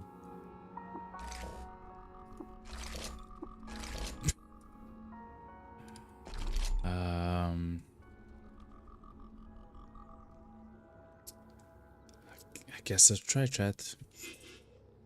Let's try. Kakan says, just woke up and having a morning coffee. Hell yeah, man. I just had a little bit of a breakfast. And to be honest, it's a beautiful outside. It's a beautiful morning, you know? It's kind of cool. It's not too... It's perfect, essentially.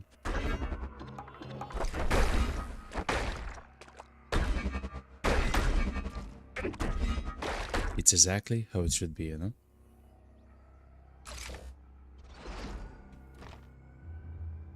And again, thank you very much for the sub. You're amazing. 9 months already. Like, that's crazy. Like, for me, actually, that like, time actually passes by very quickly. All right. Jelly Golem is not operational. So essentially, chat, what we're trying to do.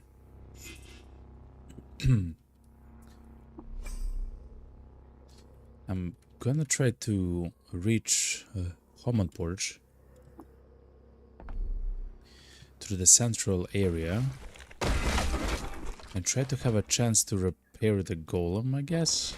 Oh, we need sun slag as well. Oh my gosh.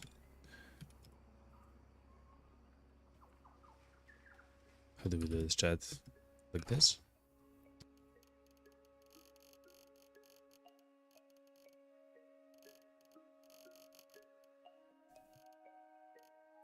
Let's bring all 4, chat, just in case. Let's go. Kakane says in Twitch, like, yeah, where did the 9 months disappear? Crazy, yo. But listen.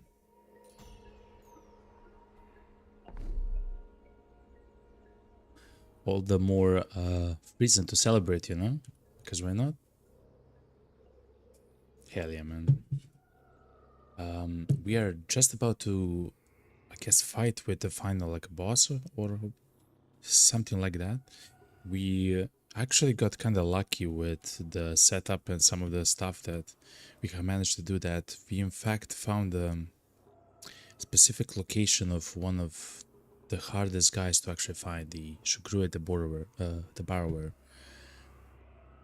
And we actually found the exact location where he is, and thankfully that was enough to for me to decide to do like a roundabout way of trying to win the game. And essentially right now we are gonna fight against the final boss at some point. I'm not sure exactly because I have never done it, but it's gonna be crazy. I know that for sure.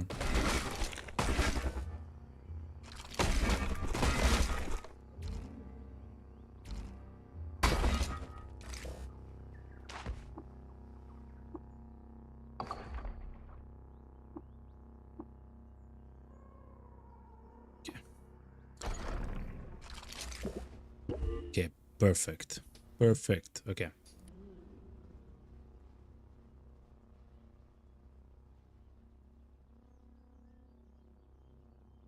Okay, chat, it's time.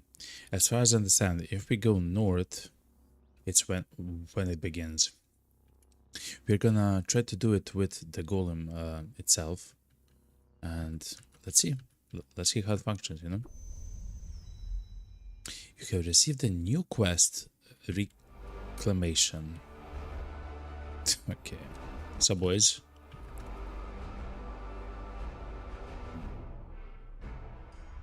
Beautiful song, though. A new father, okay.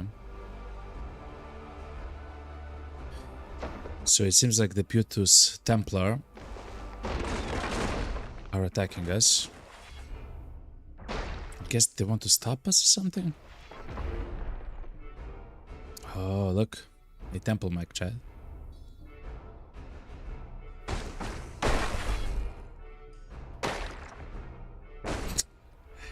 We just demolished that mech in like 2 hits, chat. So my mech is stronger than your mech, sir.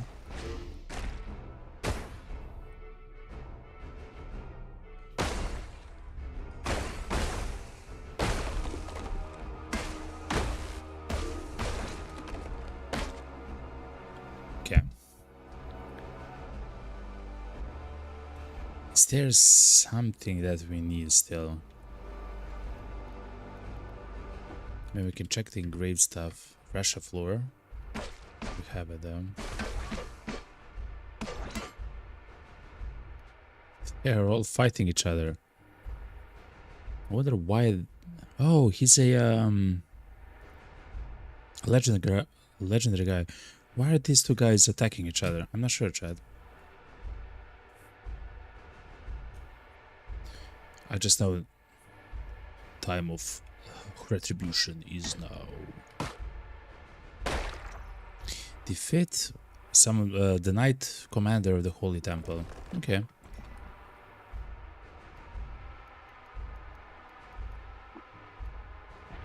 I tried to do this with the Golem, chat. Is pretty powerful. I do hear stuff happening. This is a phylactery thing, chat. This is a phylactery thing.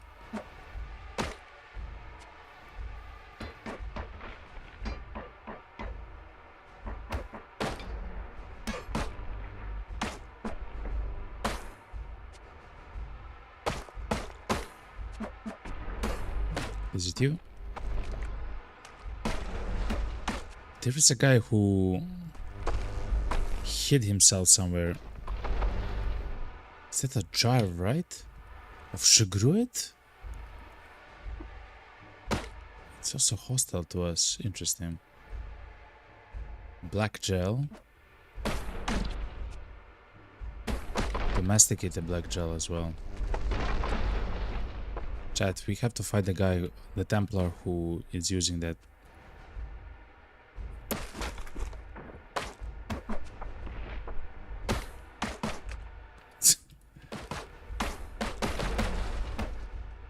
Come on.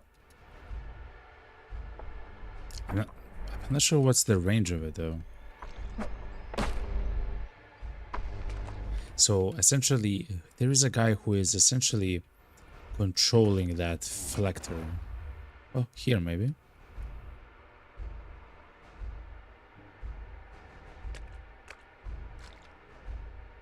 Yes.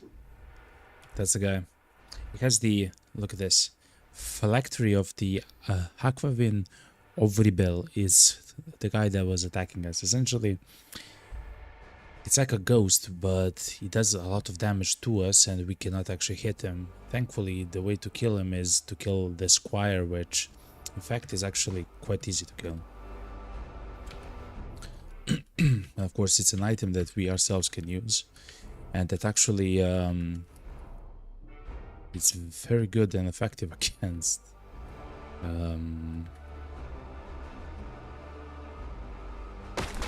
against the enemies, because they also get confused. There's a guy in a stasis field. I hate that sound.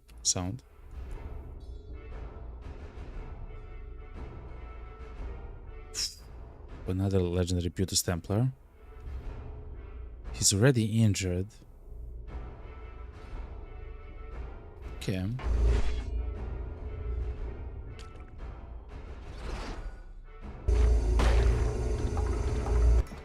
I hate you. Okay.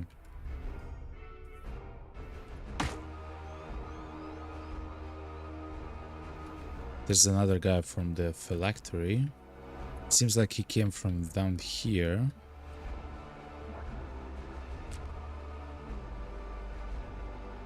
I can't believe I found another history of Resheph.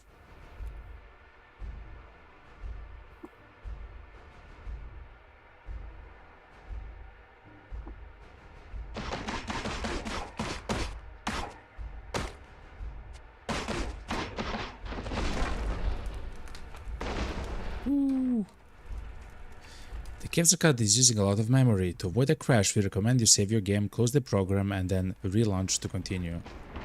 Okay, hold on, chat.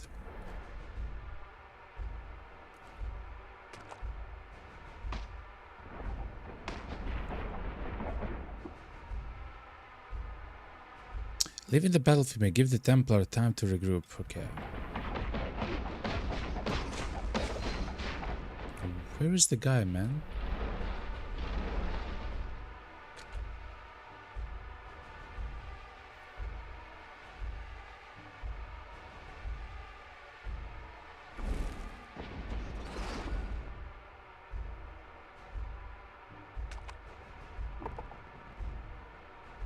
What? Q. Starburst ejector rains down in burning ribbons, and your body is nearly negated into nothing but the unutterable moans of the early universe. That's the final boss, chat. Star formed a Halcadon. They descend to the northwest. We should go there. Before we go there, I really want to fight the Squire. I hate you, Squire.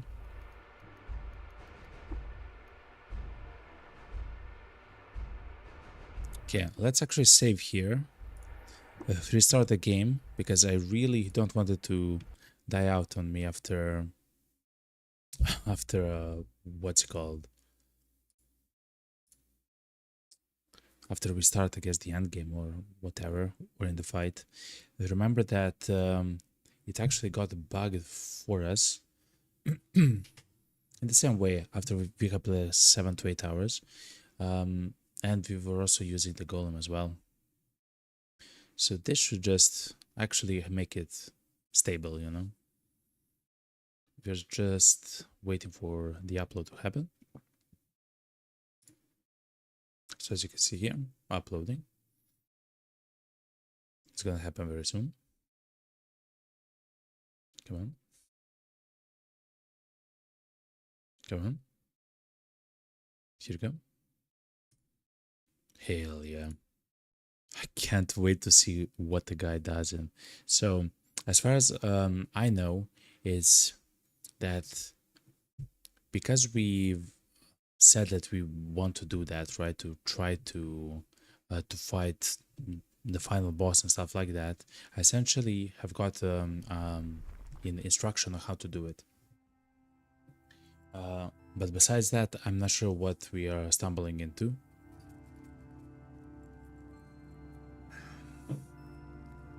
I just think that we are strong enough.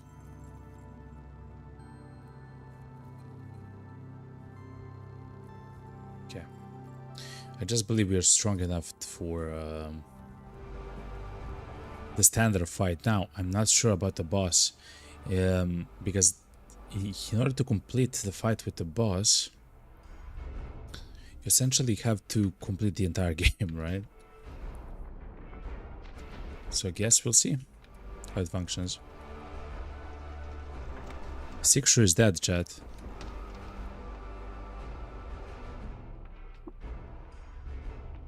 Yeah. And the daughter of Exile seems to be dead. Let's go to the northwest, I believe it said. Let's go.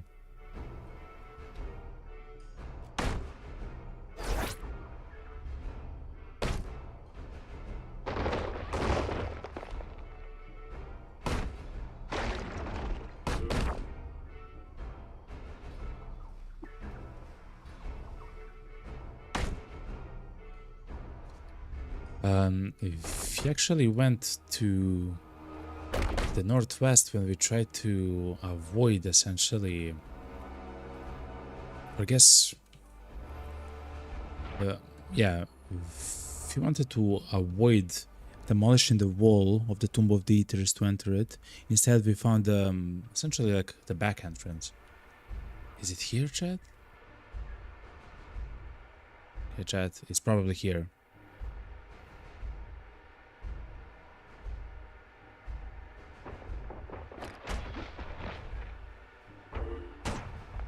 What's this though? One could say. Oh my god, chat. We demolished the mech in one attack, chat.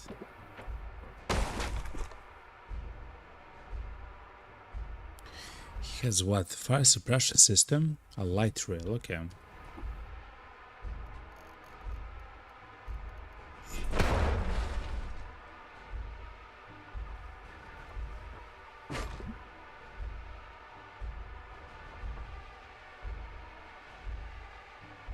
Holy moly.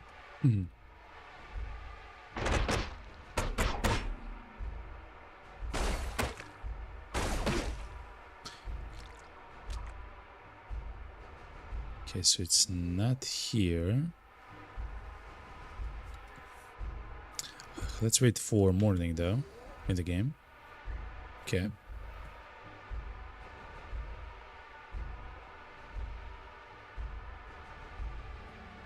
Okay, now we are south east. No, we are northwest of the Tomb of the Eaters. That's him, chat.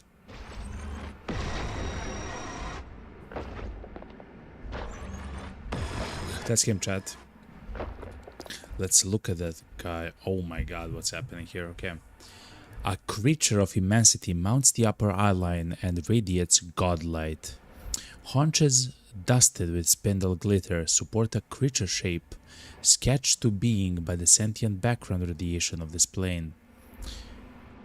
And wide banded wings are edged to soar on stellar winds. Finally, a residual light churning under their tactile skin is refracted to the metaspectrum of impossibility and spills out of body in cornu spirals. Loved by the Gersh, hated by Shabbat, the Tree of Life. So, as far as I understand, we can talk with this guy and we can pacify somehow. We can somehow pacify this guy. That's what I have been told. That's a scary sound, and it's very loud.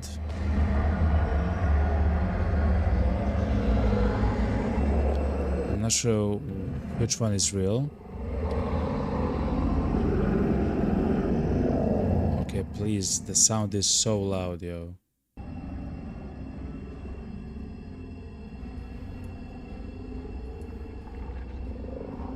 Okay.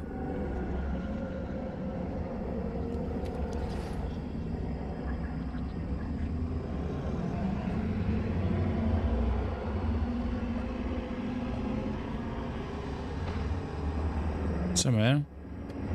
We need one route of cloning. Oh my god. Hold on. I can do this. Your thirst is mine, my water is yours. We can do it, chat. We can do it.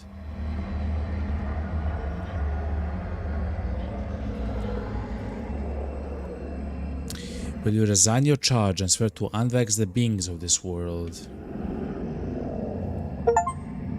Yes, pacify all 7 of the Gersh Nephilim in a single playthrough.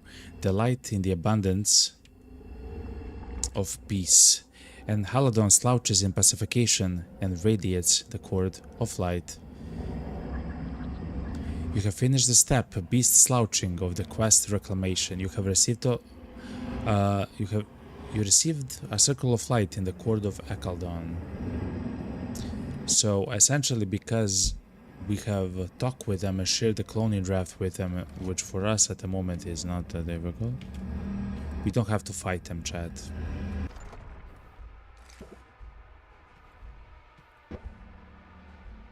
Look how many of them there are. Look how many of them there are. The Gershling.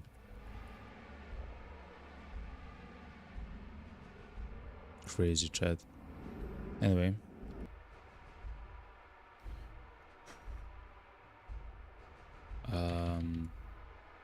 Reclamation? Okay, we have to find other enemies, chat.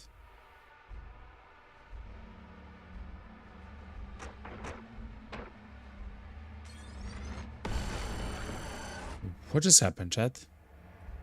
What just happened? Can somebody tell me with a straight face what is happening on my screen right now?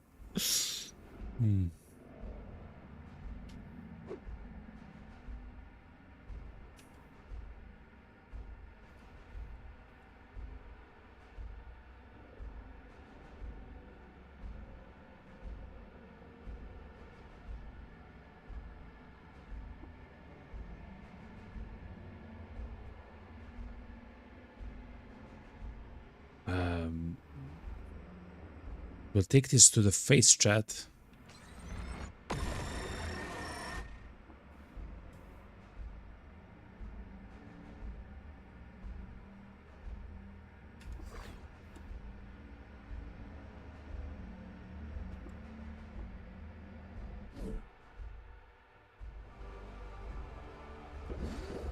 We have failed the quest. Ugh, reclamation. What?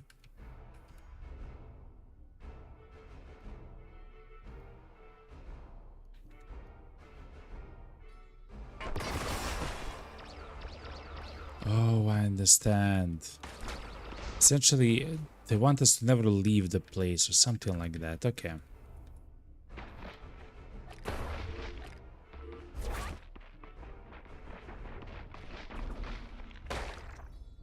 Okay.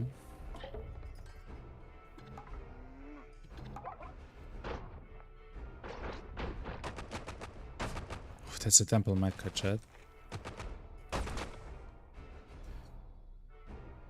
It has a different sprite. Mark 1B.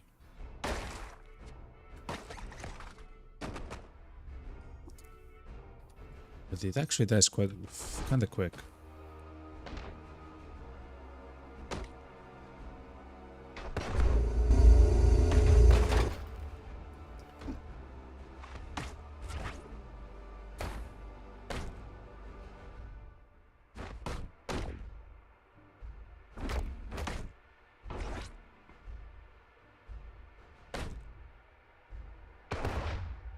Is that a phylactery? It's not.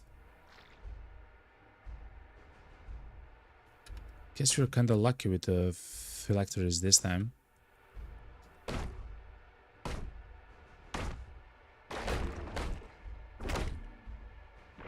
Right.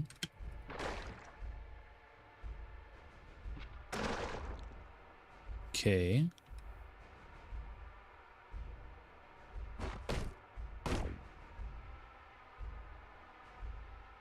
So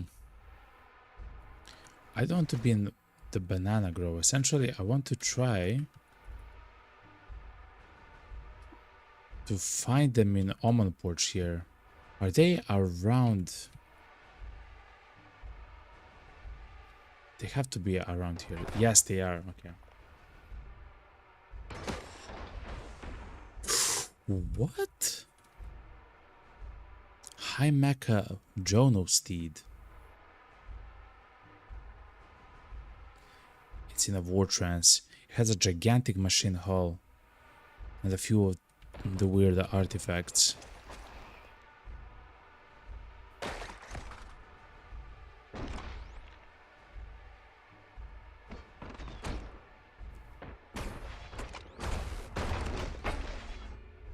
Dude, I would really like to enter the High Mecha Jono Steed. But we're taking so much damage from it. Just doesn't make sense to... Hold on. Temple of Fugue. Hold on, chat.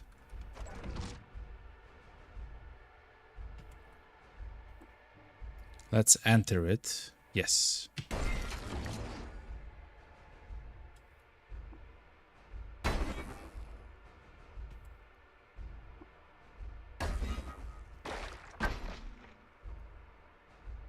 I really want to enter, chat.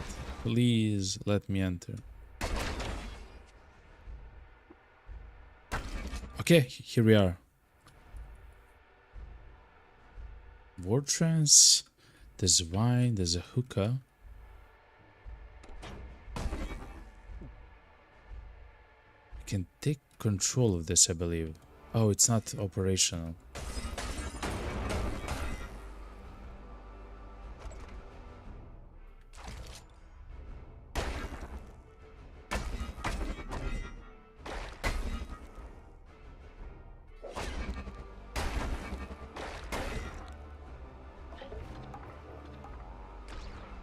Okay.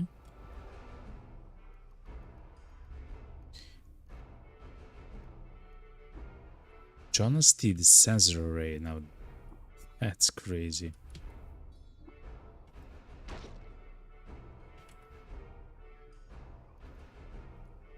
This is the...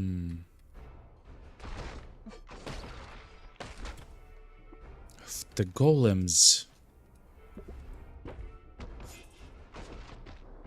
Weapon, chat. It fell down. Okay.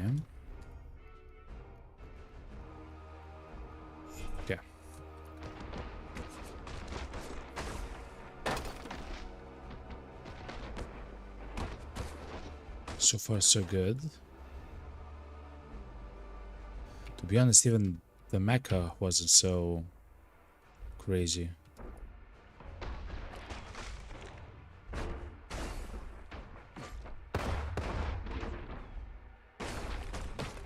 There's a lot of stuff happening here. Why is he attacking me? Domesticated guy.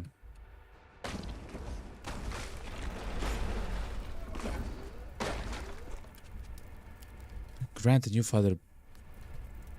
Ruin, okay. That's probably the last guy. He is. Reclamation. Recover the spindle grounds from the Putis Templar war party.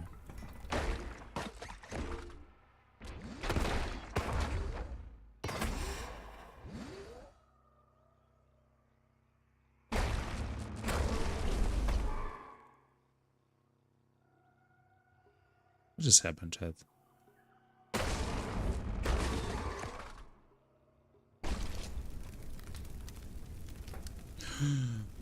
Barathrum is out.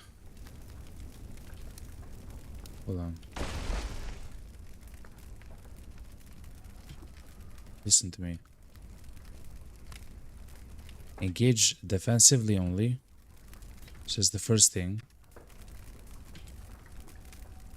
Hold on, man. Literally move. Like run away. Move away.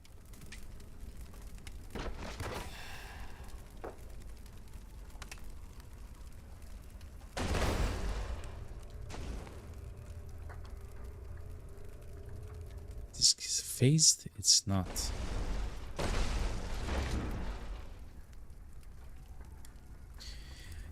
It seems like we got stunned by the bombs from this guy, chat. I think that's exactly what was happening there.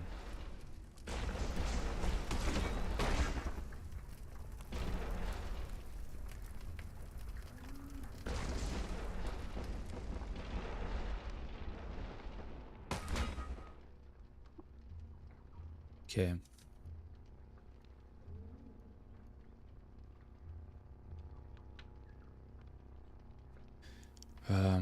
I believe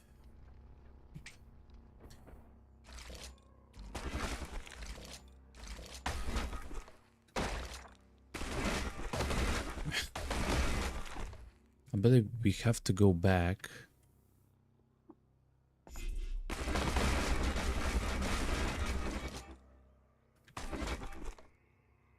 Here it is.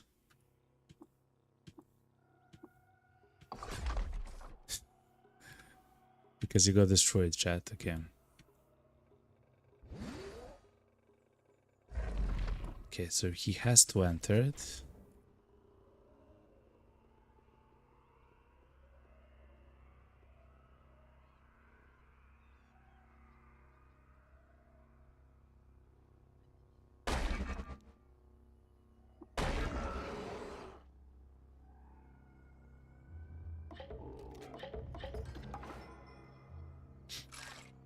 Yeah, I hate him. Okay.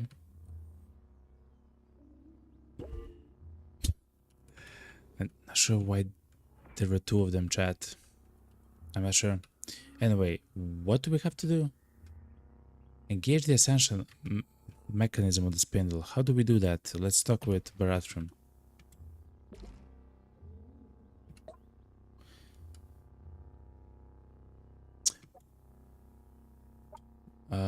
How do we do this?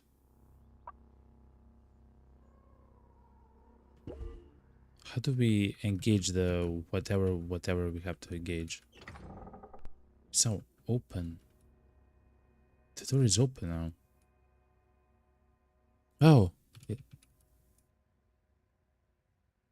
Shrine to the Great Machine. Interesting.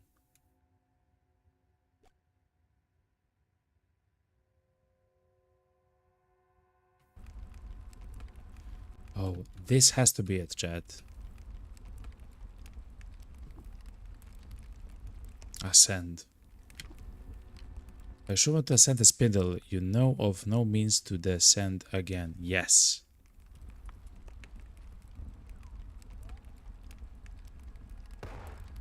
It's good. Let's do it, chat.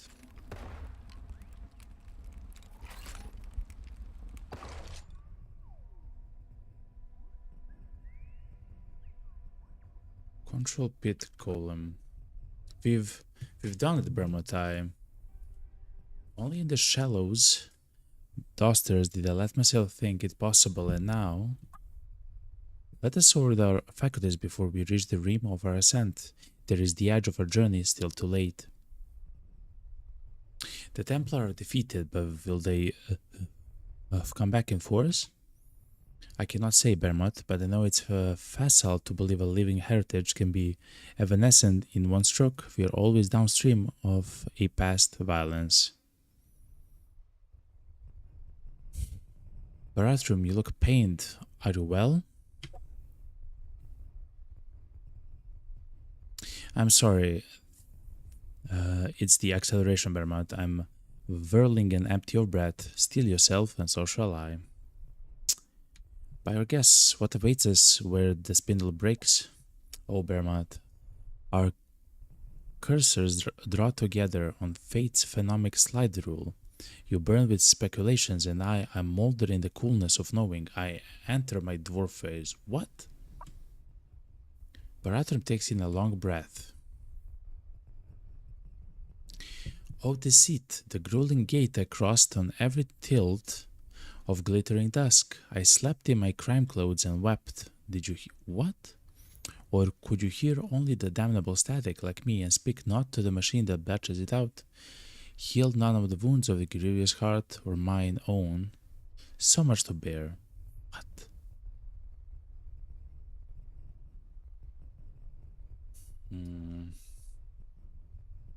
Your crime clothes?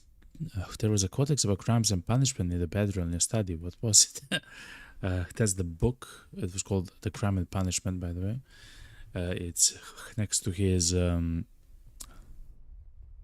bedroll.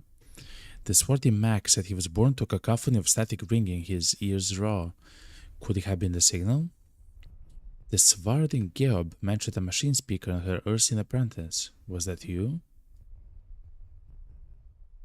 A machine speaker and her Ursine apprentice. Rebecca was a healer, but the daughters of Axel, her acolytes, are thinkers. Why? Ho ho, still, the brow narrows in performance even as the play ends. The mask must peel off. What? No mask? I am sorry, Bermot. I wish not to unnerve you with uncharacteristic lightness. You nor the rest deserve this. She was a healer, yes. The wire cutter can perform the work of a scalper, and the soldering iron, a searcher. To take part in history and stitch something new. And what did she take apart? Do you know, Bermot, the ancient types that ask us to loose every pin and unhinge every cam to know them. Such an engine of culture we are encased in now, and I cannot speak to the workings of one gear set without disassembling them all. I meant not to tease, and soon I promise you will spy the next arc of our journey. Barathrum, if the past has some relevance to this moment, I would ask you to share what you know. So, what we know so far, chat, is that a whole bunch of stuff. Hold on.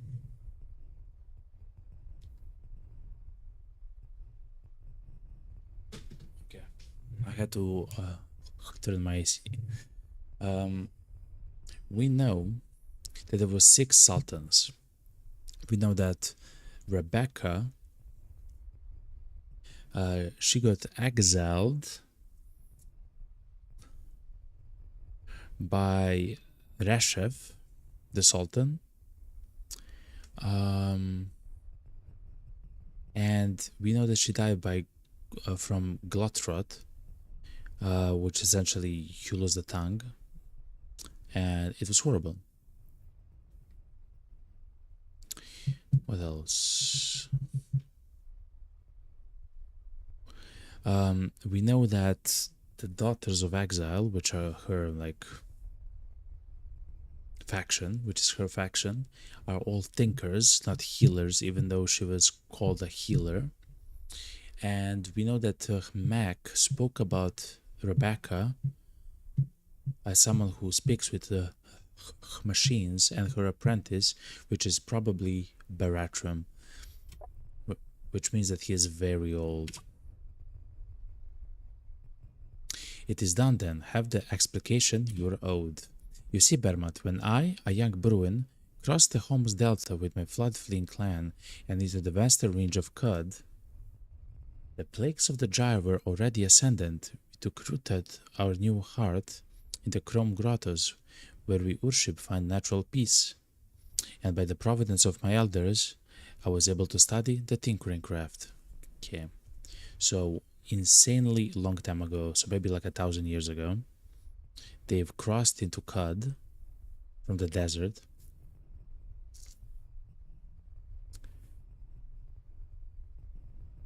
Okay. Through my work, I caught the attention of a master machinist, unconventional of method, who took me under her wing and, in time, availed me of the Orphic truth. She explained, as I've shared with you and the rest of the acolytes, that the world we know once belonged to a grand coven of beings who spanned the stars. Okay.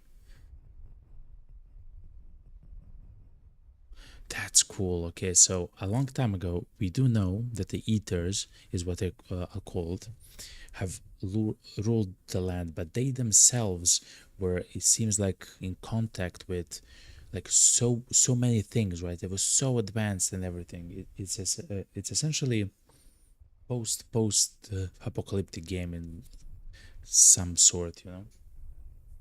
Well, actually, in some ways, you can add several like post stuff, because it was so long ago, you know.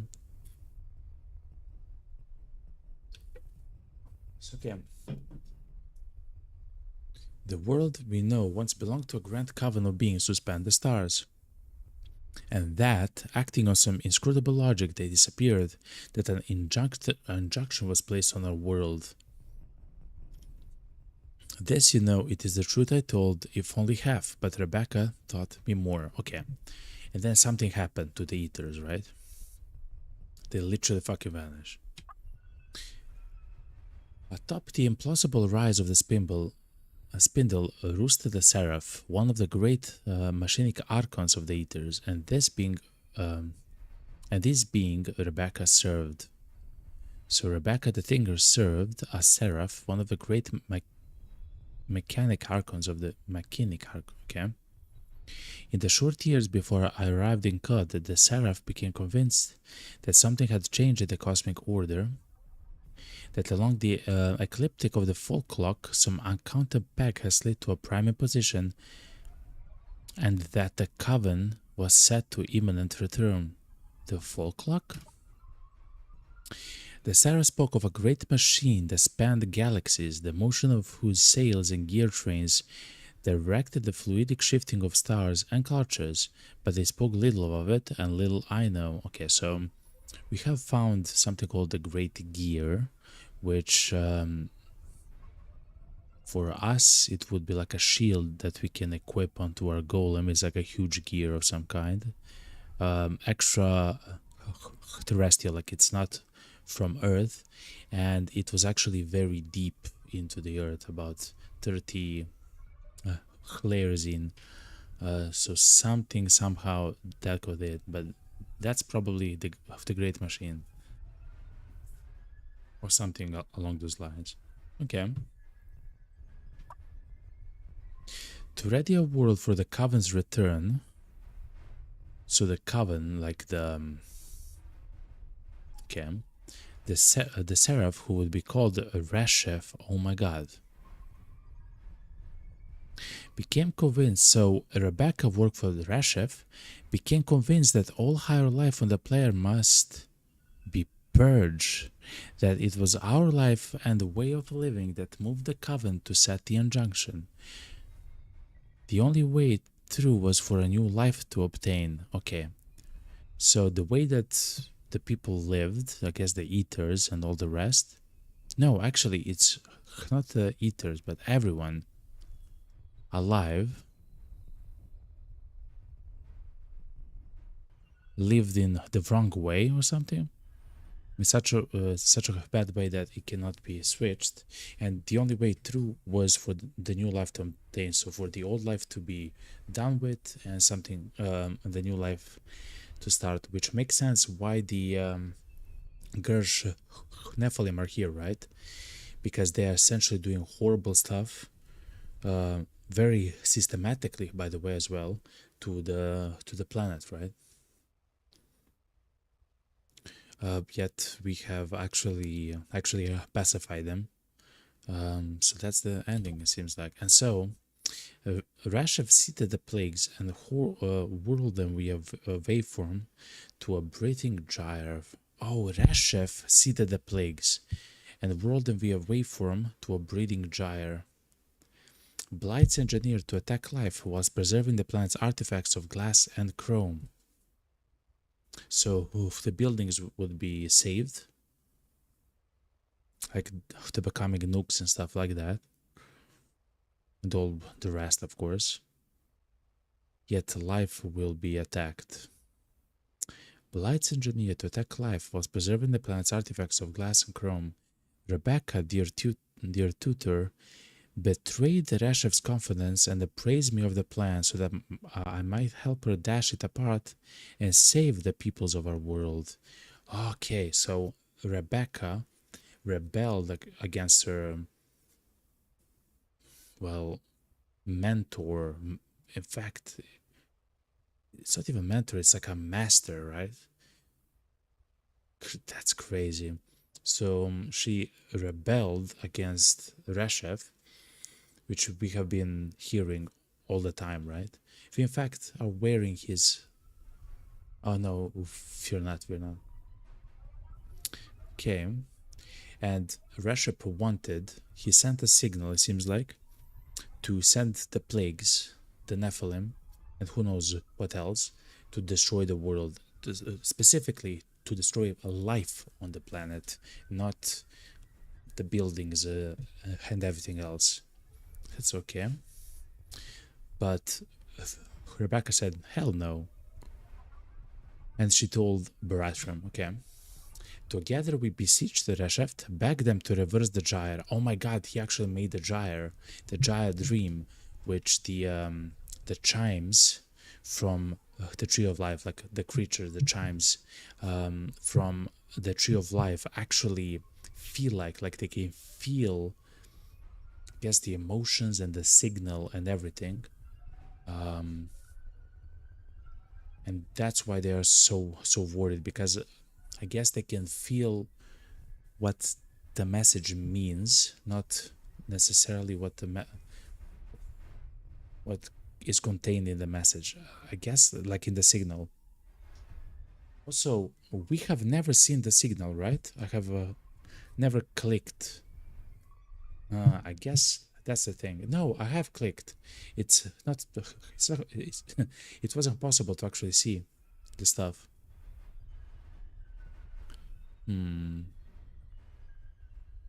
I have never seen the signal, right? The only way that I knew the signal is through Barathrum and Q-Girl, right? And Q-Girl just said, like, just explained the stuff in CUD, not necessarily what was on, what was in the signal. Okay. So, okay, so they have asked Resheph, begged him to reverse the gyre, but I ask for time, give me time to reform CUD, extinguish the hatefulness and needless war-making, to lift our world across the eschaton and prepare it for the Coven's return.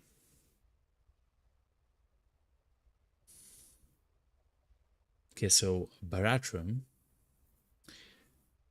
asked Resheph for time to reform CUD, extinguish the hatefulness and needless war-making. So let me guess, you didn't accomplish it, you know?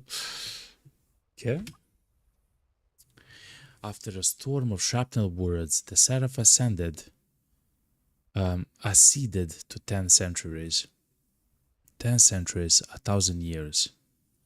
An eye blink on the scales of the fall clock, but an eternity for us. So I believed. The rousing signal would cease. The plagues of the gyre would be reversed to the extent they could, for even the potent Archon had not full governance over what they had worked into being. Okay, so he unleashed the horrible stuff, but then he said to them, okay, now wait, which wasn't like the standard programming for them, right? If they are on, they're on until they are done with the job, but still they have listened. Like the bosses that we actually attacked, right? And we pacified.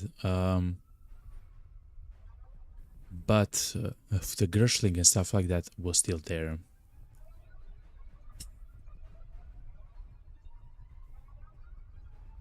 What would there be for the Coven to return to if life on our world was purged? Yeah, exactly. I asked Resheph that very question, but the Seraphim transit an ethical manifold much different than our own. Why had Resheph become Sultan?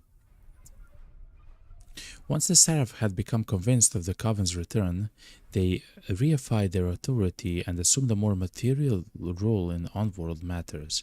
The decaying Sultanate was a convenient tool.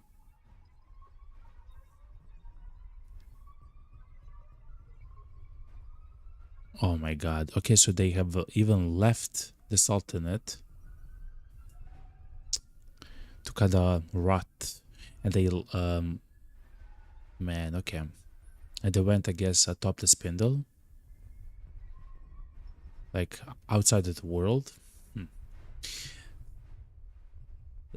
So Resheph is remembered as a healer, exactly. And he was, of a sort. The cure for a plague is often to its cause. With one's pause on the dials and drama power, history is a cloth to be lumspun. Okay.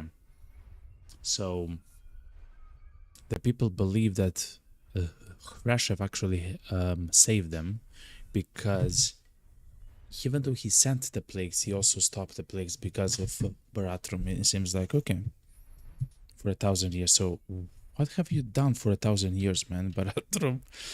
How did the agreement play out? We allied on the notion that the Sultanate must be abolished for the future to flower. I was to execute the earthly plan, while Resheph continued the preparations in the astronomical tier. To achieve a sort of bicameralism of action, Resheph insisted on reformatting their personality as a triumvirate, seeded from thin scans of the original Archon, Rebecca, and myself. What? Okay, so Resheph then decided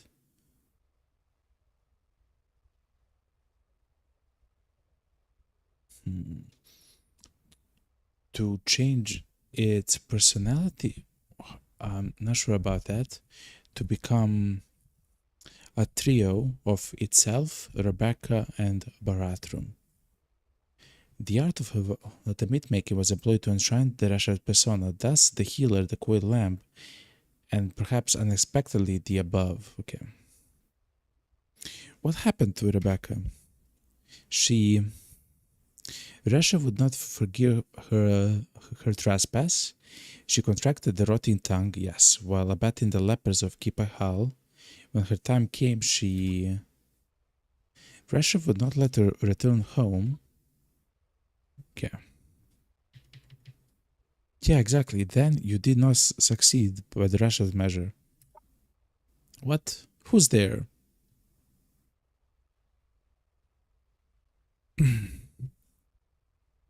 If the signal sounds and the gyre widens again, then you did not reach whatever watermark Resheph set. Yeah, exactly.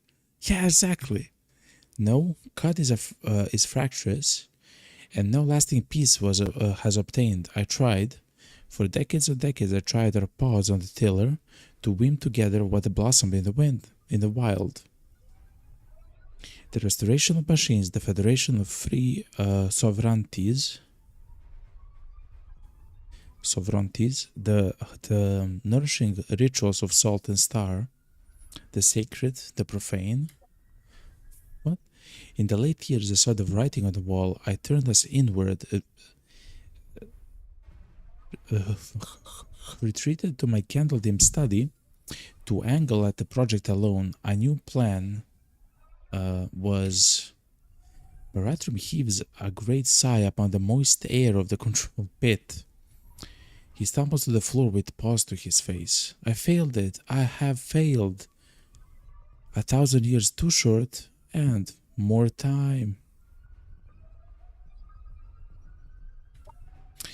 I am the base of the plank across the light of God. Do I have a rightful claim to pity? Blindness. This darkling room abjures the light. Is this the house of judgment, Hortensia? Okay. He's going insane. Or mere penumbra, the child's play cave, a law and language not yet invented, cast their forcing function back through time to puppet the unblossomed mind to civilized shape. Each of us is a sick animal in a darkling thicket, each cursed with machinery to compress the clamber of echoes into bees, mothers, mountains, country. How many millions of snow-sick years to sow a feeling substance into an agent of the world? I felt the machine animal, and in so doing to stuff the whole of the world inside the agent. An inarguable document of its falsity for agency is in its very definition the world in containment acting. Okay, hold on. So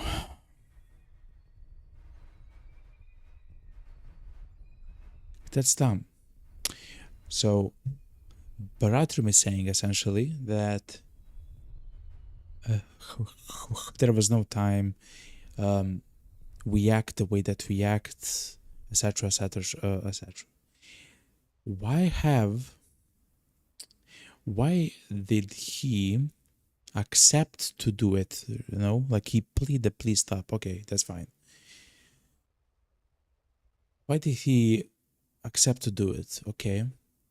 First of all, it's insane what he's asking. Essentially, he's asking for all the life to surrender their minds, right? Their will, their actual free will, right? So the idea is we are all like cool, but we are all also like able to do like stuff which is bad, right? It kind of makes sense. But again, why did you accept that, right? Essentially, the coven, so the guys who want to come back to Earth, to take control of the Earth, and Resheph the Sultan is saying, they are coming soon.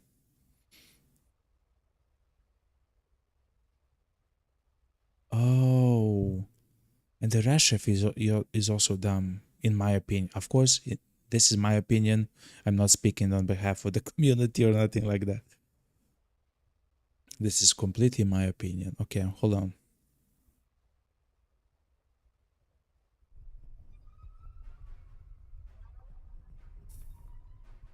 So for the Coven, the life on this planet was not actually perfect enough. The Coven, the guys that are coming back to Earth, why are they important? What happened? Like, I don't understand. So far, we have learned that Resheph is essentially afraid of the Coven, right? Then perhaps the greater bodies whose agency share the smaller cut from might share to the greater portion of a meal in blame. Windings why, though are devious in symbol shape like serpent Baal, Hinnom, or blooming alga to cross thy purchase back, the shiftless moon, sun, proud and idle, sun, silver father of the protoplanets, claim. Okay, he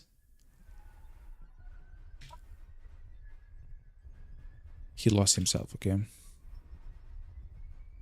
Why send a spindle then? For what purpose? Like, so Not only has he failed, he tried the horrible plan, which we know that it will not work, except, you know, except if on the planet there's only him alive, you know, and so, okay, now it kind of defeats the purpose. And then he lost the bet. He didn't prepare anything, as far as I understand, except he wants to use the golem to fight Resheph or something. I don't know. But he did nothing, chat. He literally did nothing. And very good question. Why ascend the spindle then? What are we doing here, man? Like, what the heck do you want from us, man? Barathrum's countenance suddenly burns bright. Did you know, Bermot, I harbor a memory older than even the flooding of my heart cave. A gleaming ancient tale told by my elders to the nippy cub I once was. In the age of the Covenant, so the Covenant ruled, a coterie of our Oship ancestors took to the stars to ply their burning cores. Can you envision it? Oship ancestors, okay, so his ancestors took to the stars to ply their burning cores. Ho ho, I know a secret. Hey, hey, I know. There is a functioning starship atop the spindle. We can take it, Bermot.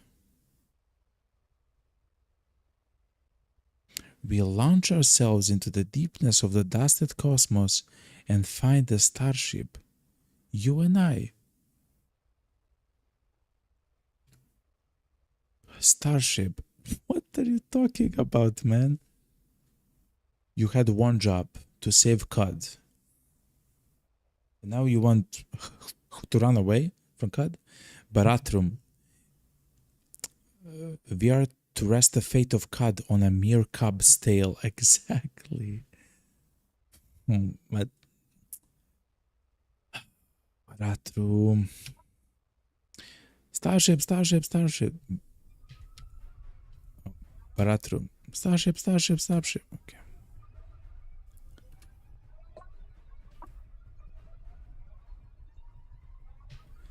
The control pit dissolves to silence. They want to wait until the ascent is done. Yeah. Yeah, I want to. Man.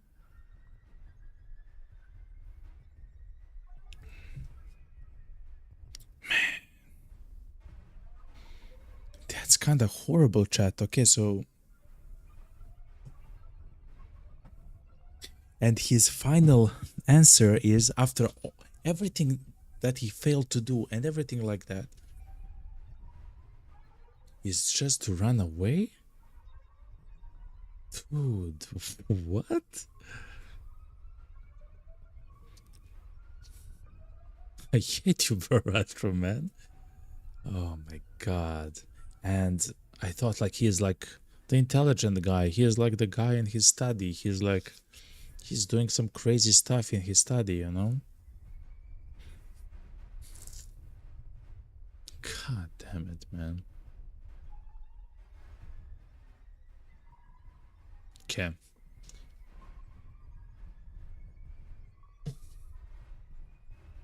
And the only reason everything we have done to get here, chat, all the killing, Barathrum's ulnar stimulators,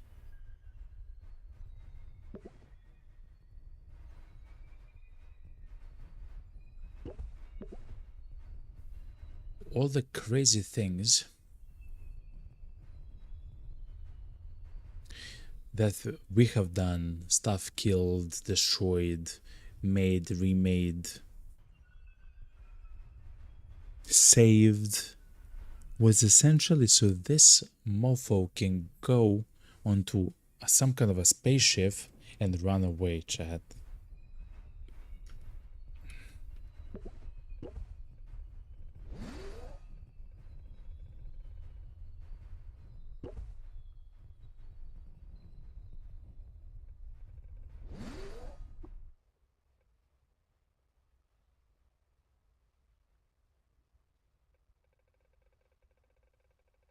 Okay, so how long do we have to wait here?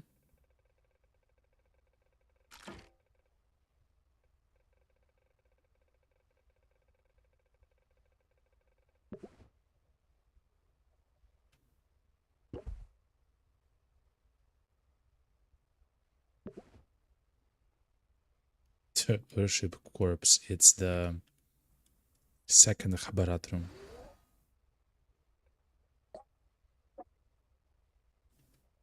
Okay.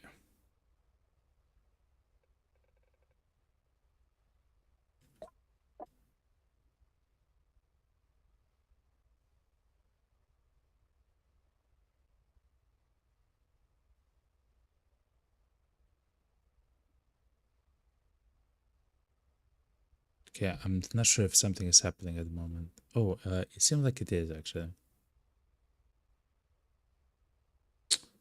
Man, you're famished.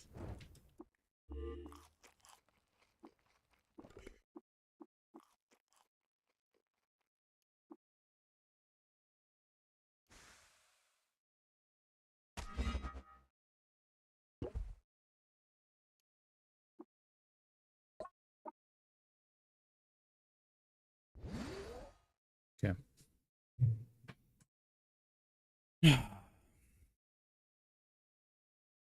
It, it doesn't seem like something is happening, chat. I mean, the time is skipping because we are getting hungry and thirsty and everything, but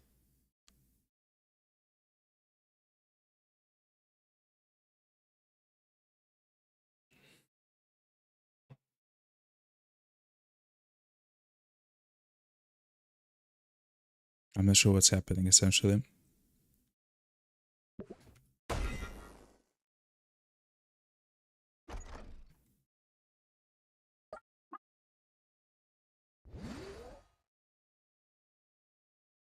Is it maybe bugged, chat?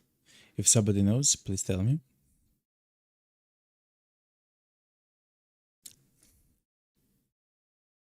Mm-mm.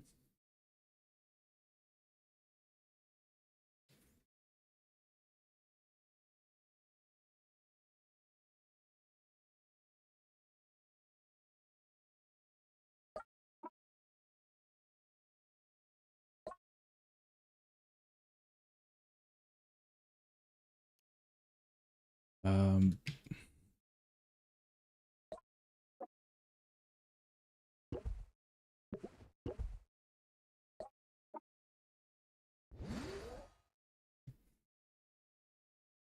okay, let's actually wait now for 201 rounds and let's see what happens, chat. I'm not sure. But that's horrible, essentially. Also, there's no more music here. I wonder why. So, why did Resheph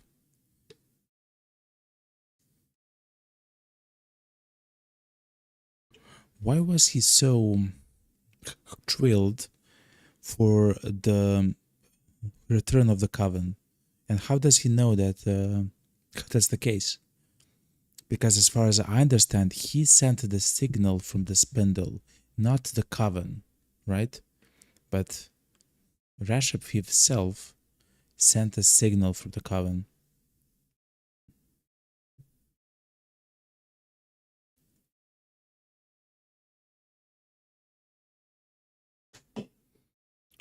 Hmm. Dude, how long is this, man? Which then also, like, we have a question then as well. Why does Resheph want the coven so much, right? In fact, he wants the coven so much that in order to, I guess, appease them or something, he literally wanted to destroy all life on Earth, essentially. I don't know, man.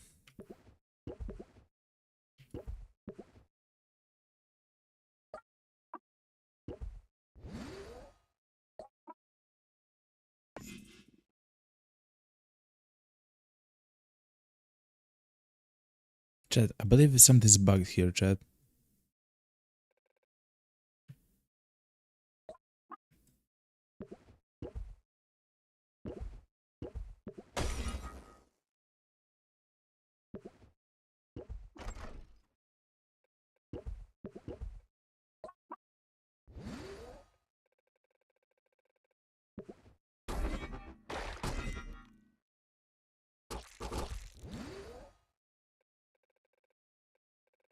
I hate you, Barathrum. Okay.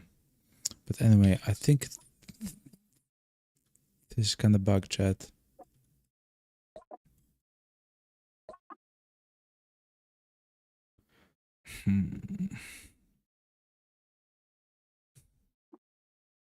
So what's the quest? Ascend. Engage the mechanism. Okay.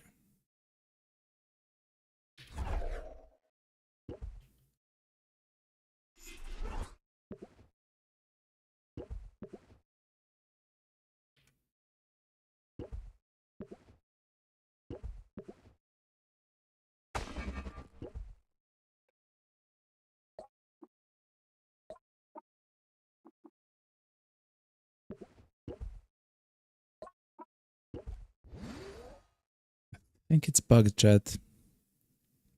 We'll wait for a bit more and then we'll see, but that's so unfortunate. So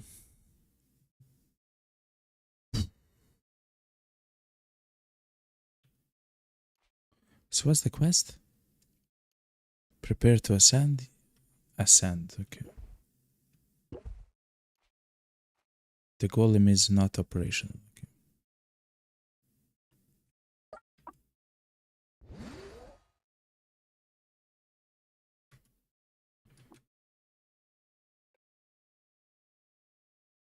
Okay, we're waiting for 100 turns.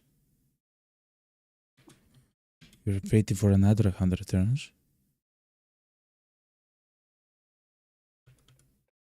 And then we're waiting for 1 turn. How about if we wait for 201 turns?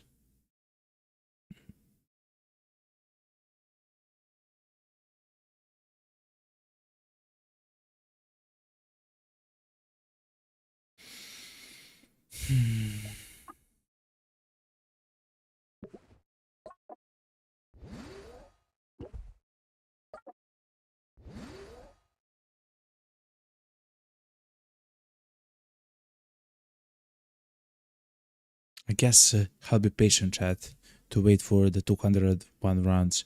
But I guess they would actually begin counting, right? At the moment they're not.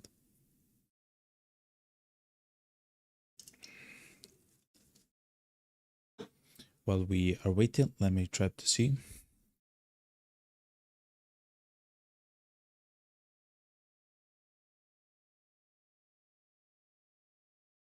Can't wait 201 rounds. Let's see what the AI says.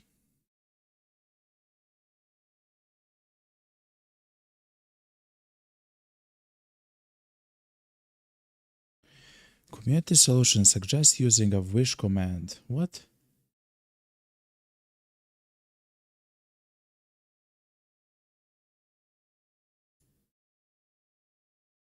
Okay, use the wish command to bypass the wait.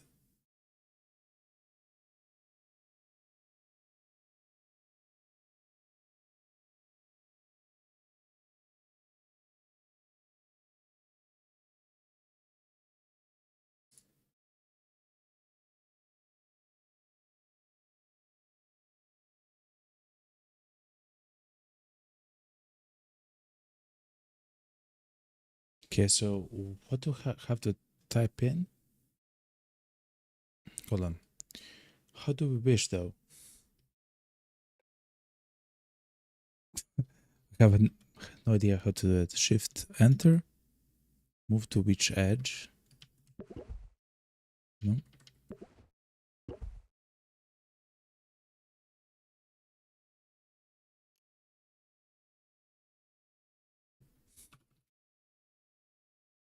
Okay. It seems like it's known to happen from time to time.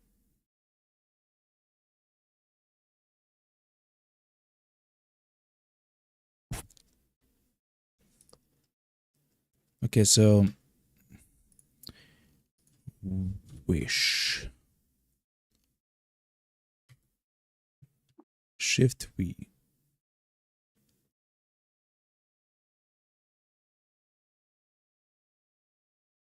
Uh, uh, uh,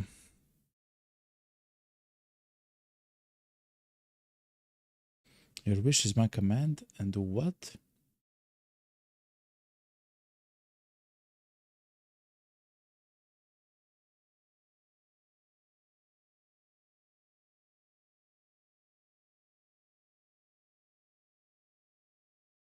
Quest debug.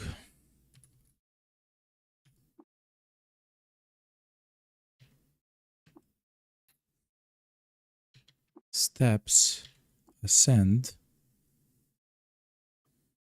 Finish. Ascend the spindle. Okay.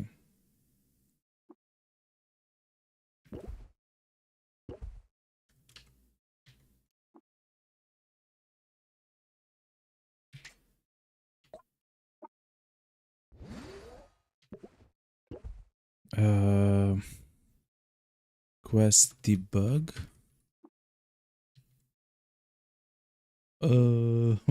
Mommy.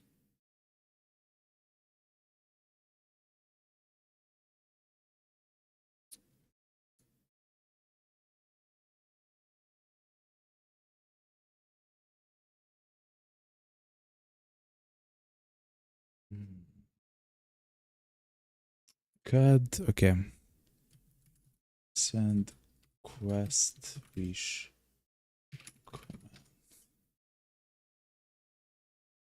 Stuck on golem.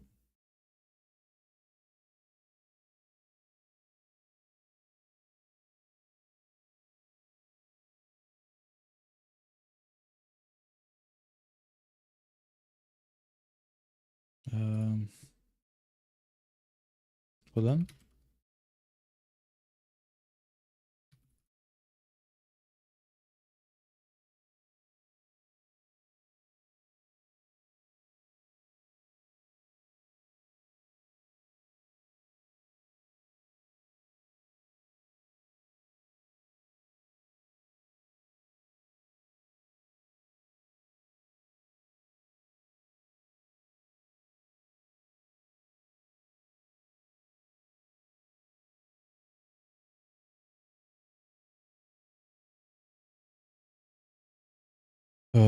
I'm trying to look what's happening here.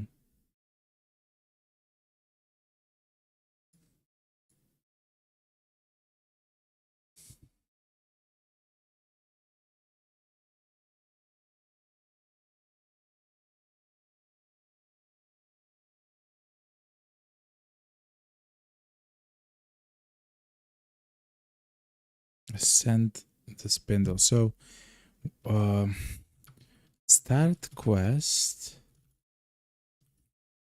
Ascend the spindle.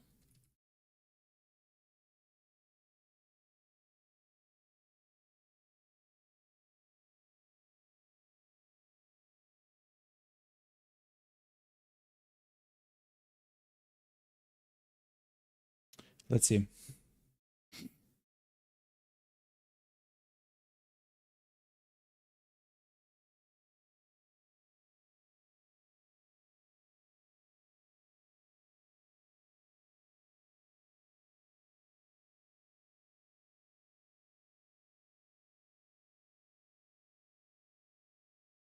I'm trying to see how to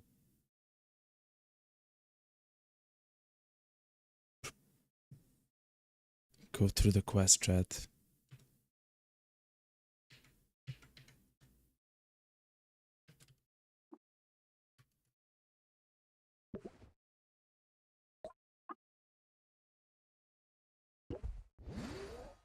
Okay. No.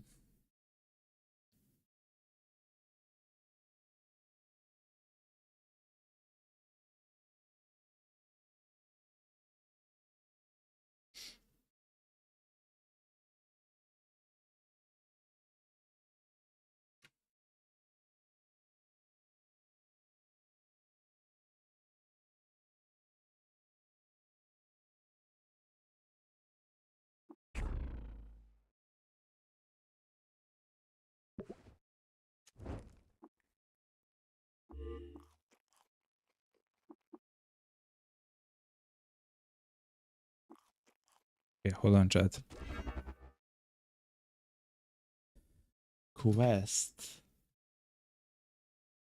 Ascend the spindle. Okay.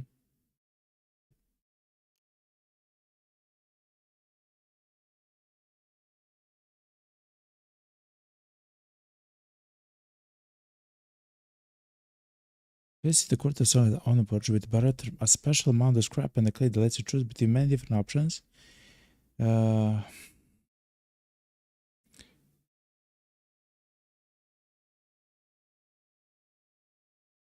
Places you in the Ascensions chamber. Starfreight spindle. Hold on.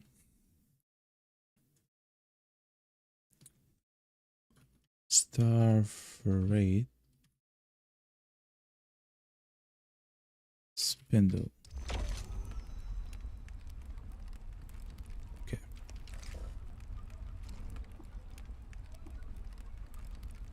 You can't leave the golem while it's ascending. I have many questions right now.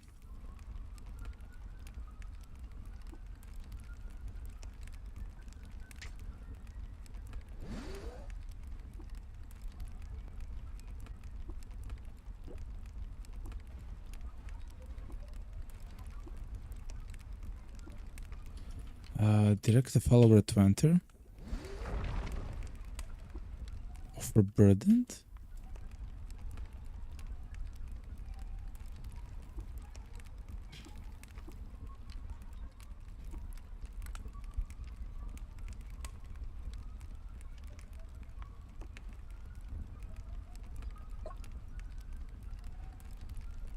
Chat.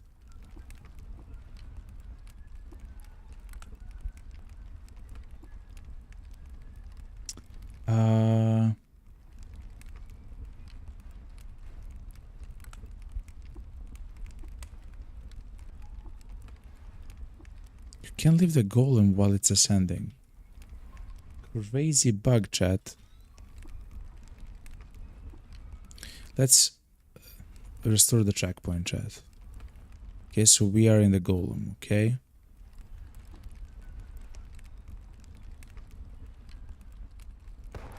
Okay.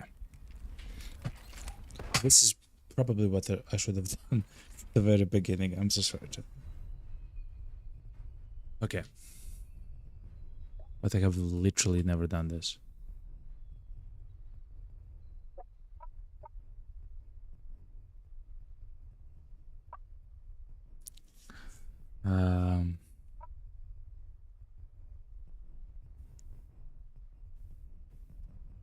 Wait, what?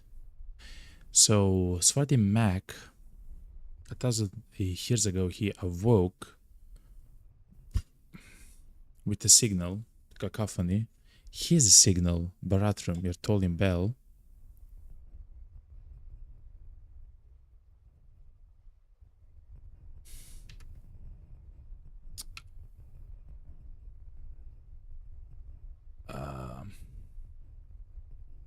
To share what you know. Okay, we'll just wait. Hopefully this will work. Let's see.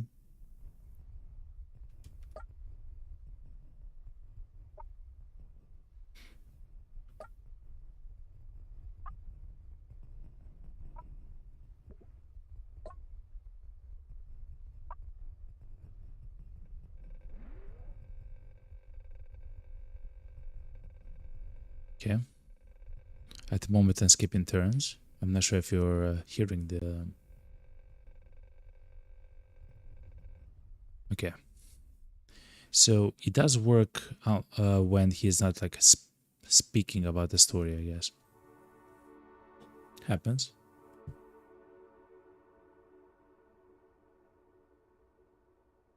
Whoa.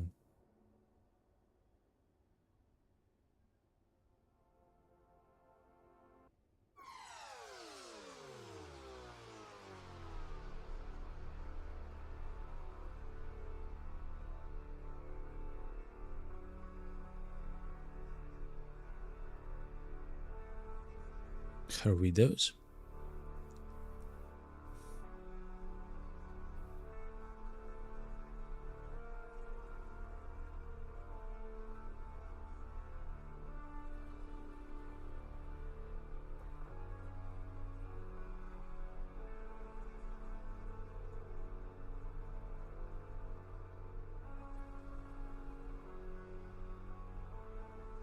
Okay, so let's come back. Here we are, chat. Crazy that Barathrum just wants to run away, man. We have built the golem, we did some crazy stuff.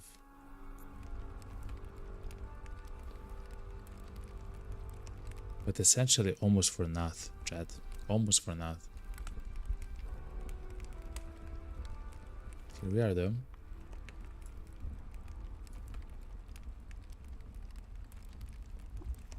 We have finished the step ascend of the quest. We are Starfreight. We have completed the quest. We are Starfreight. Child, there is much more I would like to share, but I'm a puppet of my shame. I'm sorry, Barbant. I'm so proud of you. I wish it were I did not peel like your model. Farewell now, Maven. Bermot, live and drink. Where are you going, man? Barathrum has left your party.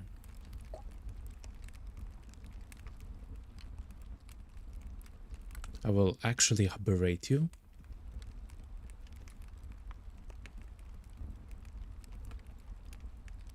What? What are you doing?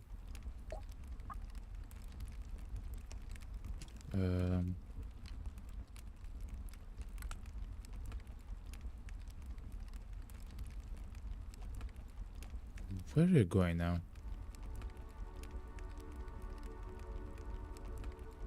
So this kind of looks very beautiful, though.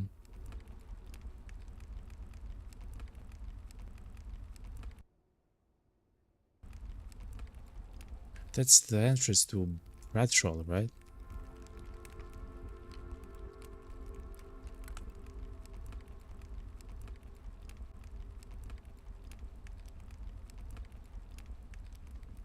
Whoa, what's happening here? This is crazy. Starfire icon, skip on a board of holographic bronze. It reads eastwise to movers at the point of Tifaret.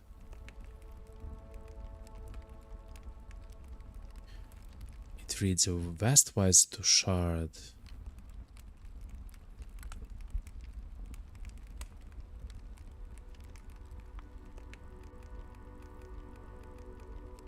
What's this? Strange tubes.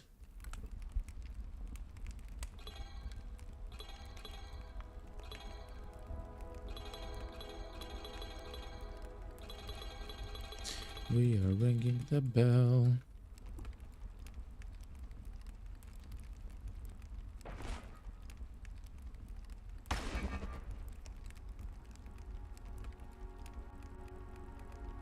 Okay.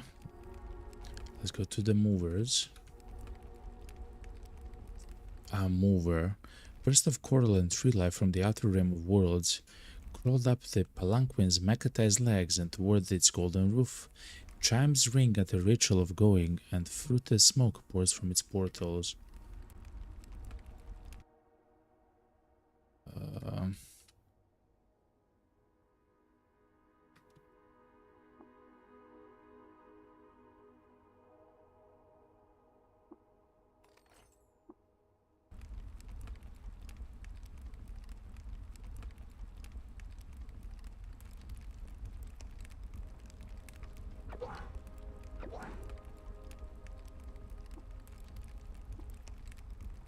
Okay.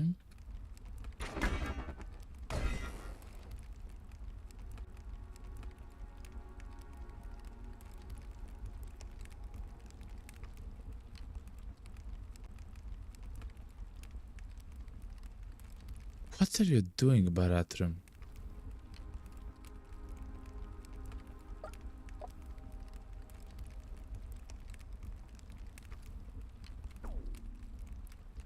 Dude. I don't care, chat. I don't care. He is bad. He's a bad person, man. He's a bad person, chat. I hate the Barathrum. Thankfully, it's a sandbox game. I'm not sure what was he supposed to do there. But it's an awfully long fall. Hell no. Don't fall.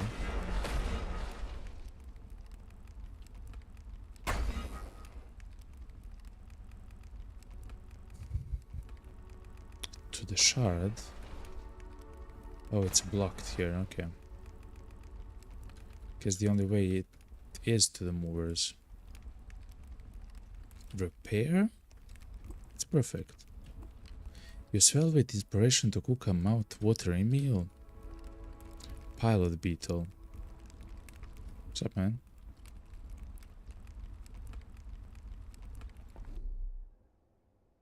Whoa. I'm getting the goosebumps, chat. What's this?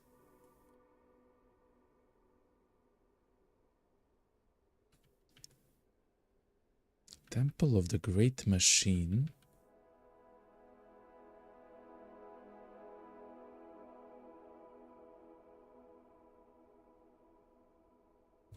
Star Orchid Temple. The spire garden of outworld lime fired in the exhaust of Starship looms over the low dacha. What's this though? Extrasolar fungi. Gigantic fruiting bodies in rich, unearthly hues stick to spongeworks and burp spores. They flit cursewise towards the electrostatic of the spindle tatter and rain down as glitter.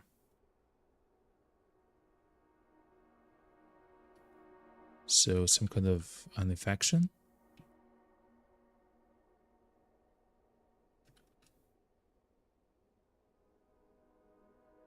What's this? Lake Avalon? Moated Forest, Kingdom of Core.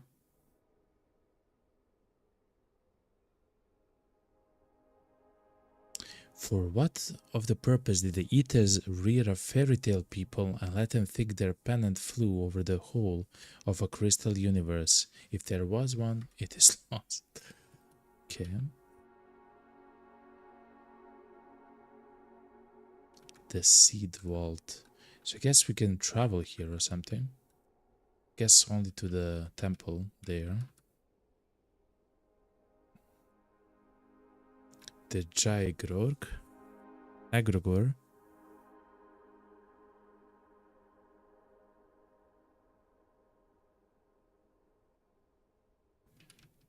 Horrible.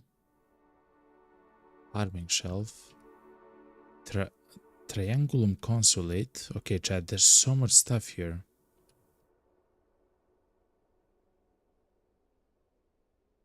The Bazaar.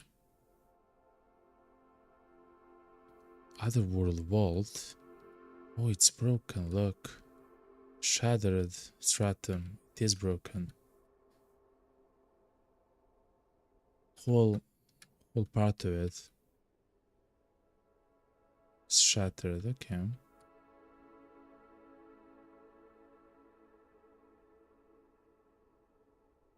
The Starfarer's Key. Starship more. Guess that's how we leave the thing. Okay. Let's try to go left.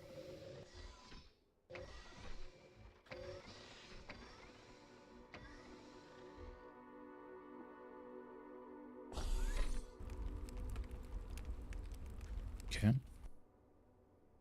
Let's see what we can find in the temple, chat.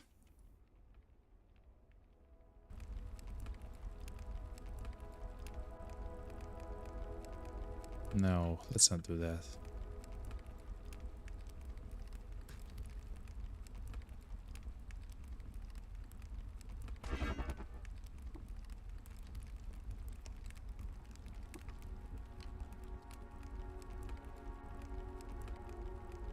Star Orchid Lime.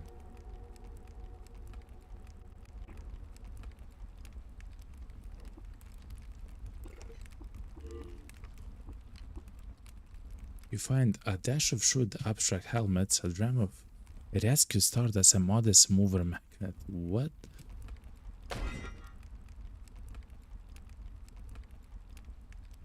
What are these? Moon and sunshade. Okay. Graffitied. Make a look. Take a look. Okay. Those fish. Engine crabs. Robotic fish.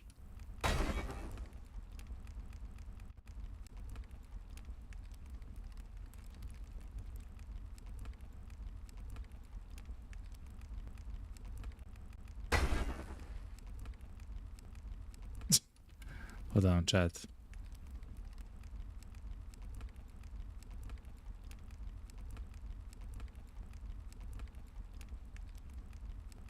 Oh, it's a circle, chat. So essentially we are walking in a circle.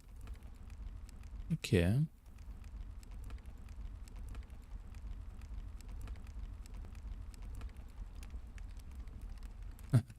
Okay.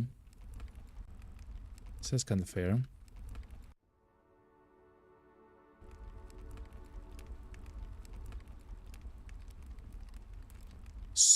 So what's with the temple, chat?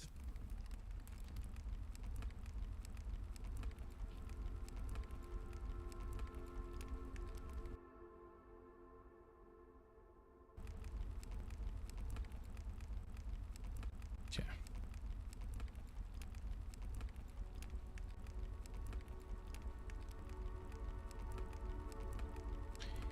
This is kind of beautiful, though.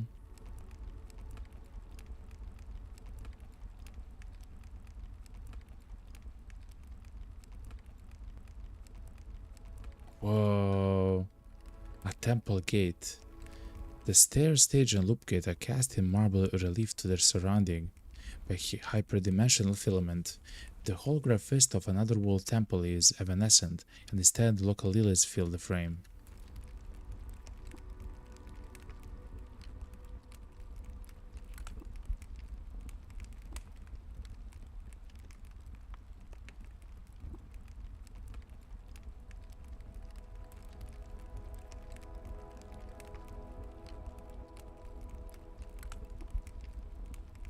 Okay. Seems like we cannot interact with them with the gate.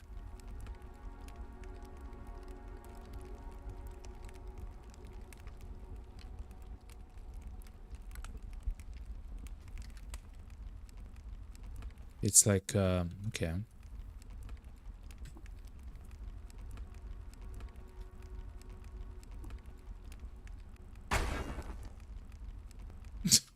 Okay. That's the temple. Alright.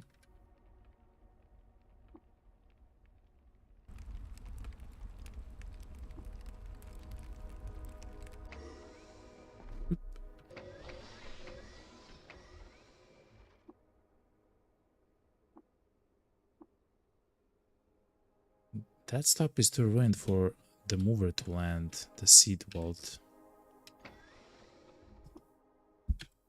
Okay. Stop is too ruined for the mover to land. Okay. Oh, you cannot land where you want. You can land only where the yellow is. Okay, so all the way to the right and all the way to the top.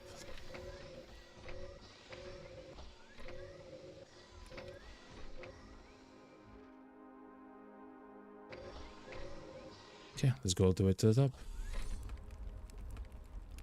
Thank you, Bill. Goodbye, Bill.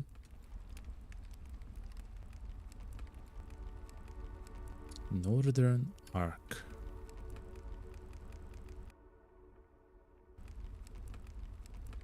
Okay.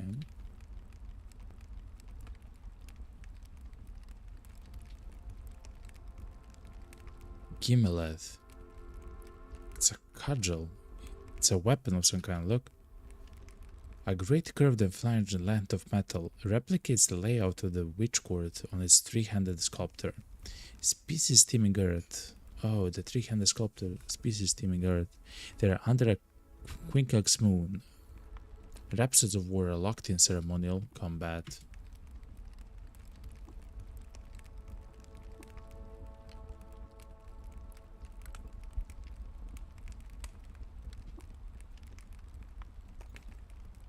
Seems to be a rifle.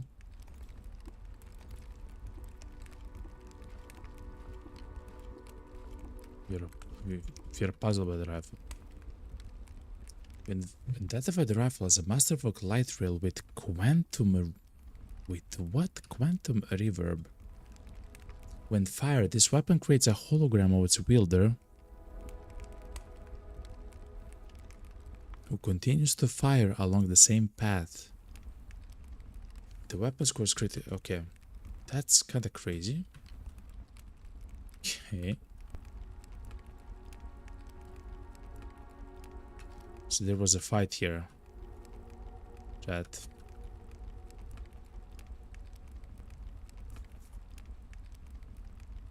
Huh.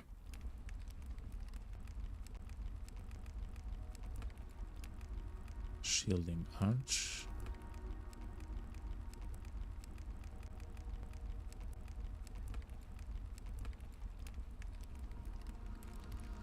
That's scary. A shade.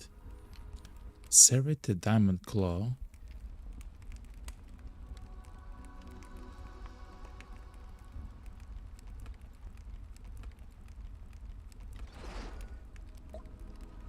Soft hissing. Okay.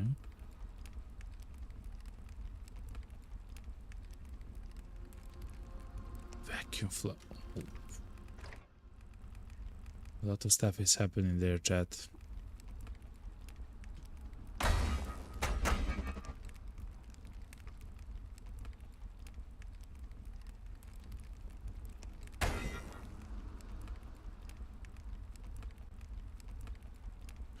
How did I end up here anyway? How did we end up here anyway? Oh, we went all the way around. I'm sorry, chat, we have the borrowing clause.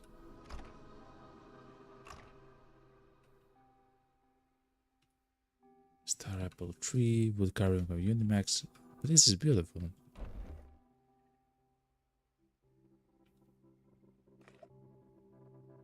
Quarrish Sorcerer's Whale.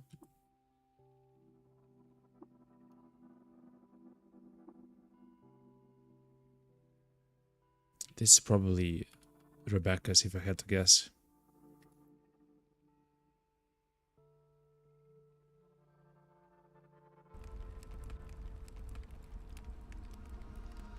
Hologram of an eater.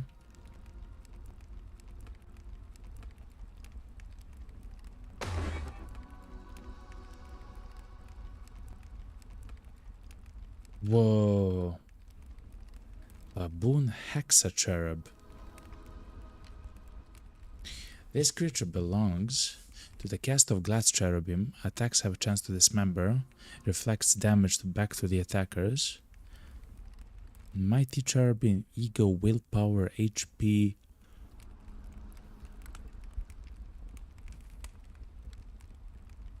Yeah, that's pretty... Wait, what's this? Non-deterministic core. What's up, man? How about if I berate you and proselytize you?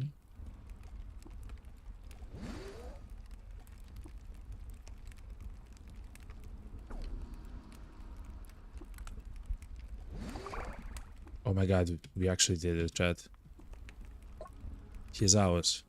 The Baboon Hexacherub, chat.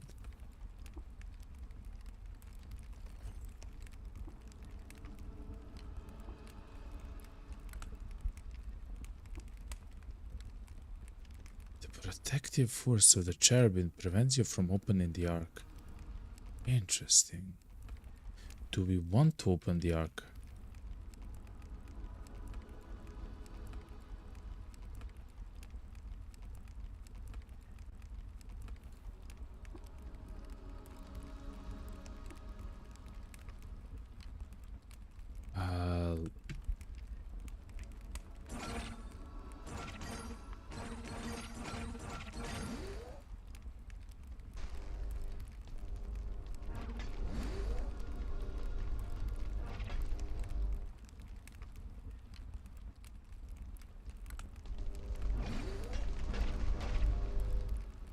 I'm not sure what's happening, Chad.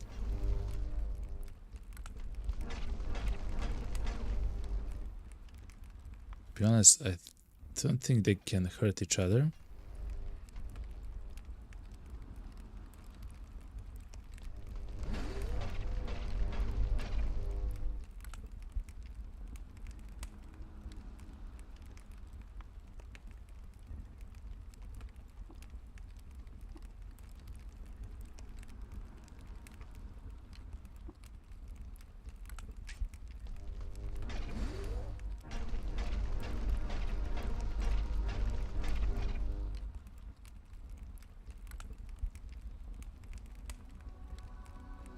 What if I just throw one of these? Oh my god.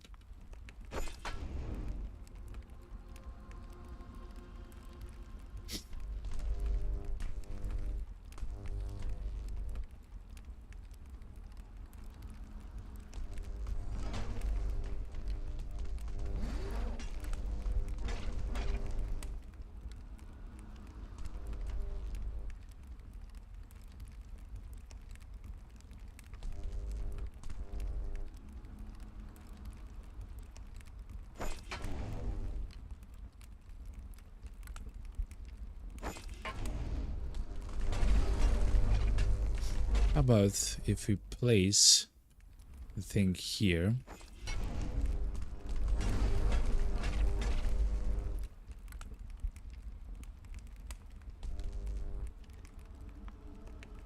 Like, I have no idea what to do here, Chad.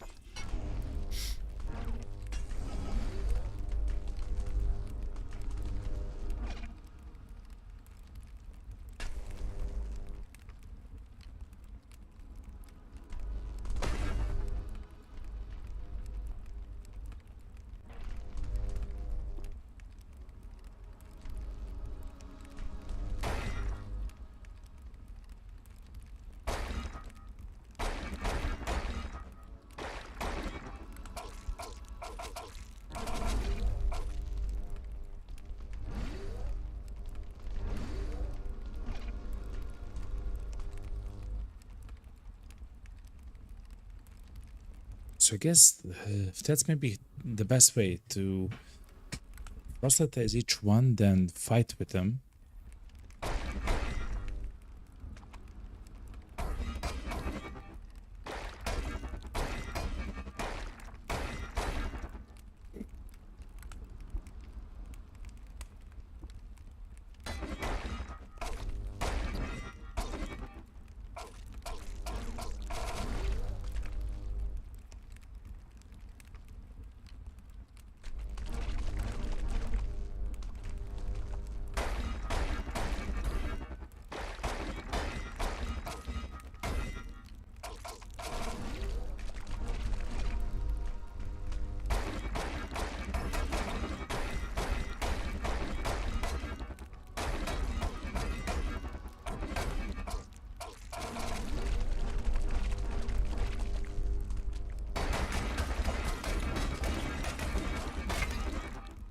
Somehow we'll try to get there, chat. We'll get there, chat.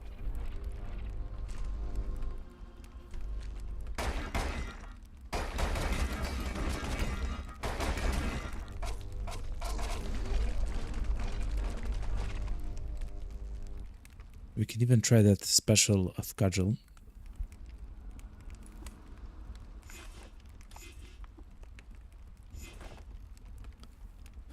The Gimlet. Change grip. This weapon has multiple grips that change its weapon type. What?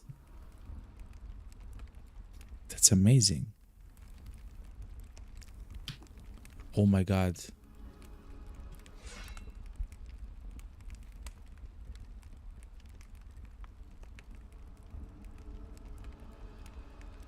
Oh, it's a two-handed weapon. I understand.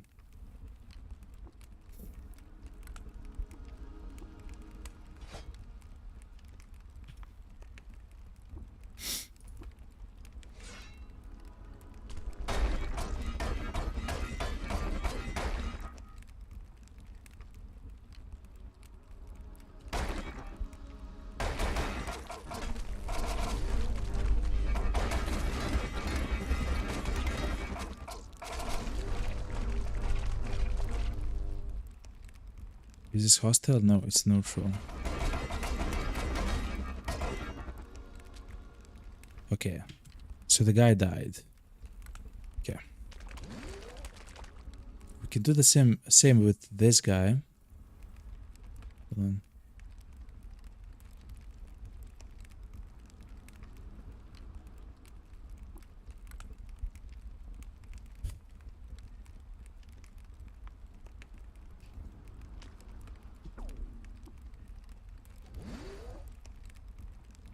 But this is crazy, chat. I'm not sure what's gonna happen when, well, this happens.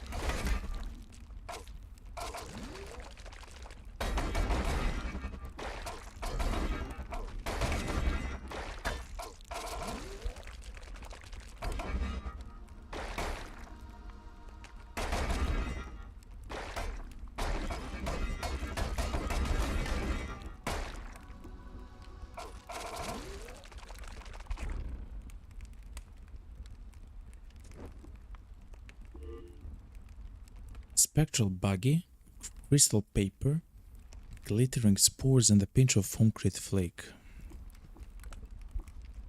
Starship exhaust.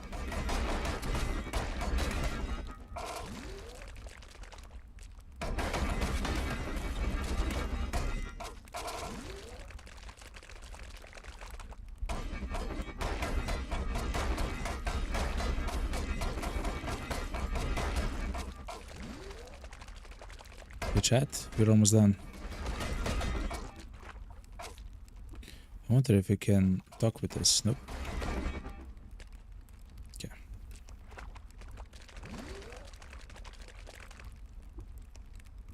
Open the arc will expose its non-deterministic core to the chamber's ambient normality and irrevocably damage Resheph. Continue. What?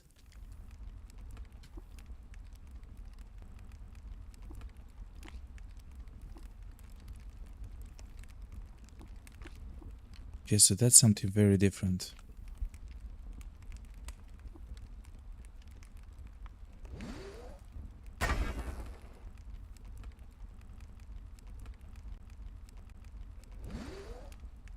Whoa! Hologram of Resheph the above. Hold on, chat. Is that it? Oh. Cohering as the fridge is sprayed to the block of ice. It's cold. Phantasm, door the thin boundary. It's been a trick. And you, child, you are who of the flow. What? You are the one who is sat in the moments of the great Sasayak, and I before you. You are an impressive bee to be drawn upon gears by thy own something. Spit and wiles. Who are you? I'm Bermot. Hegregor or One Wise? What?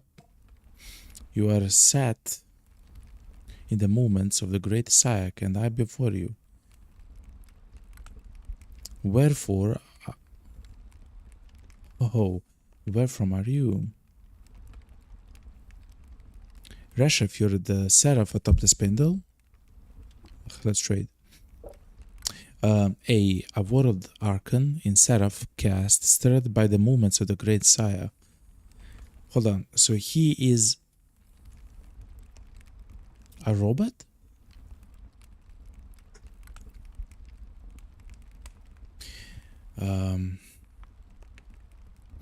Through great labors, I ascended the spindle and now wish to know more of our world and the world surrounding. Will you tell? Post your questions, child.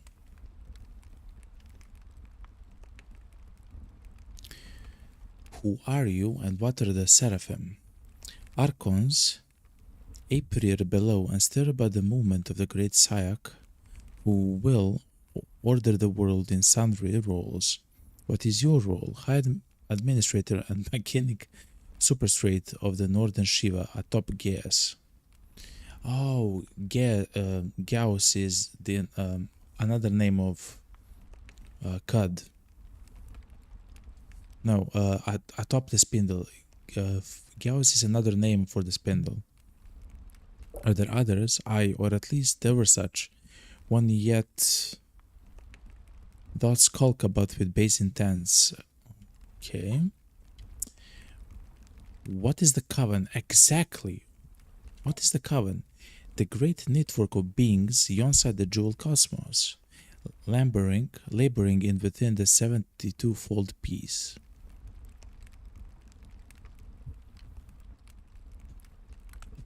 Okay, so let me understand. The coven are a collection of many different creatures across the cosmos, and they have decided that Earth is something. I don't know, like, so they left Earth or something. I'm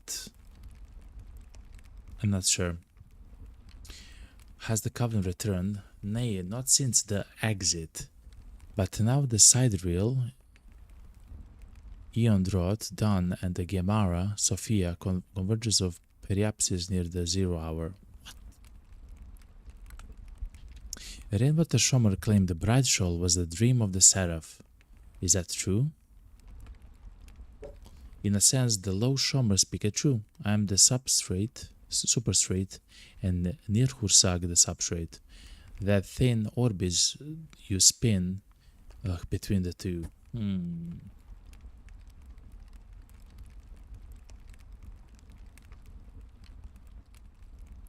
Okay. On the world and inside a polyp-strewn trellis, there is a giant frog who hates you. Verily, there is a wealth of wisdom in the poetry of this fact. One day I shall be eager to cover it. Okay. Resheph, the plagues of Jah have returned. Can you help annul them once again? Nay, for I set them. He sets them, right? So now we know for sure. He set them. The sidereal Eondrot, the sidereal, I'm not sure what it means. The time of something is close. Done, and the coven will return. Oh. A different eon is close. When it's done, the coven will return. The noosphere must be tilled. The noosphere must be tilled before they arrive. But 1,000 years ago, you cured them. Aye, but only for a brief intercession at another's behest. The earthwise marshalling of axes once more. The crown upon the tree of life must be burned. So you were responsible for the plagues then. Aye.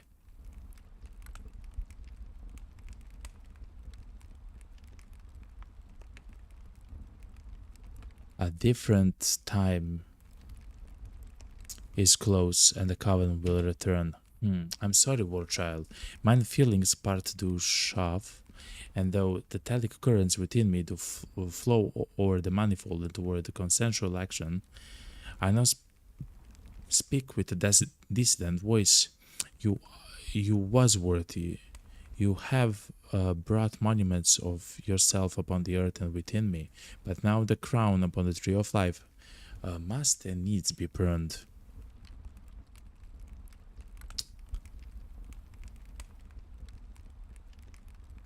No, you were not worthy. You have wrought monuments of yourself upon the earth and within me. Eaters. But now the crown upon the tree of life must... Oh, so... Yo, what's up, Jarek? Gee, I'm back. What a horrible night. Had like 15 to 20 minutes of sleep there, and then 40 to 55 tossing around, no sleeping back and forth all night. He happens to the best of us. Hopefully today's day is gonna... It's gonna be kinda easy for you, no? So you're just gonna chill. But we are kind of very close to be done with the game. Essentially, we are speaking, I guess, with the one who essentially made all the huge like problems of the earth. Essentially, it's Resheph. He wants to fulfill some requirement or something, it seems like, in order for the Covenant, which is like a collection of interstellar species, to connect to the Earth again or something like that. I'm not sure. The Jack says, well, not having slept enough to feel like a safe driver is a good enough reason to stay home at least. Hell yeah.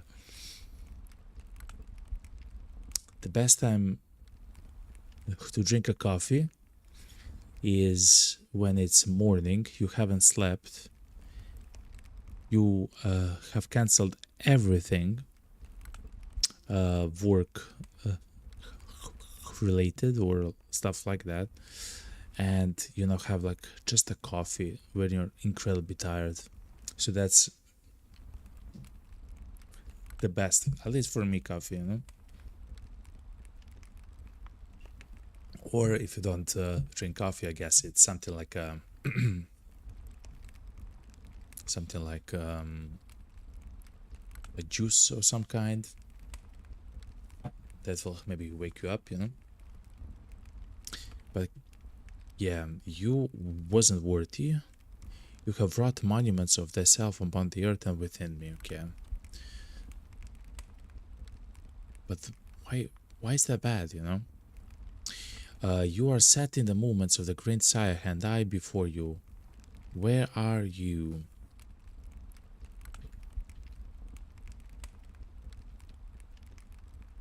I am here on account of your gyre and its plagues. Hear me, I ask. The earthwise marshalling waxes, the Nephilim rouse. I augur some centuries, still before the full tillage of the noosphere. Ideas do stick like moss to rock and must be vacuumed from the comb. The Jack says, well, my issue is that caffeine has the opposite effect in the long run. It's more like sugar for me. It won't boost and a crash. Yeah, 100%.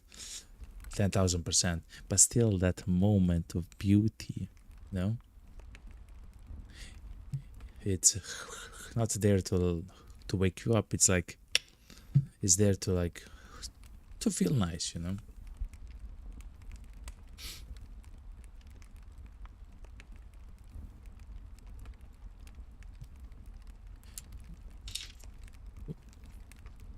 I just took a keypad. I'm sorry, Chad. Just, hold on, Chad. Oh no. Hold on, Chad.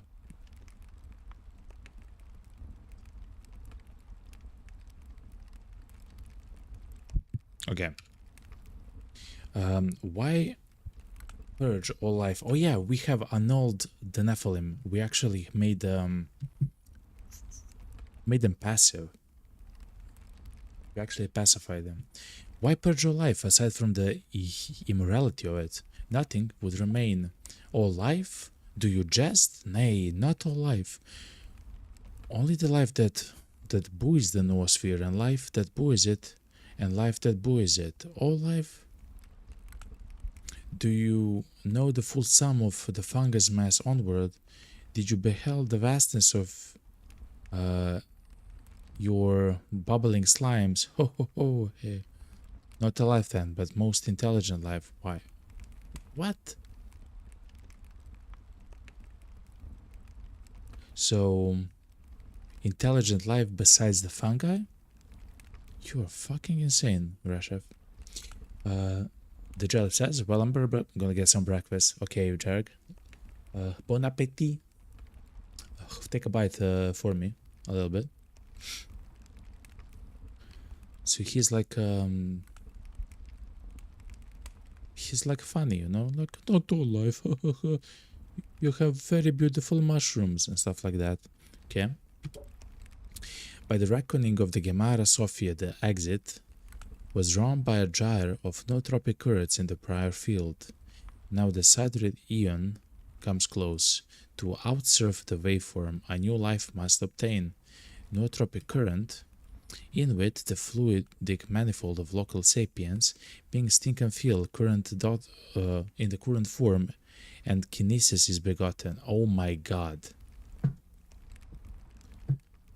So in the current state of the world, the creatures think and feel in the current shape and form, essentially, and what he is searching for is... God, okay. So he wants to kill the creatures because they're not acting as they should, or something.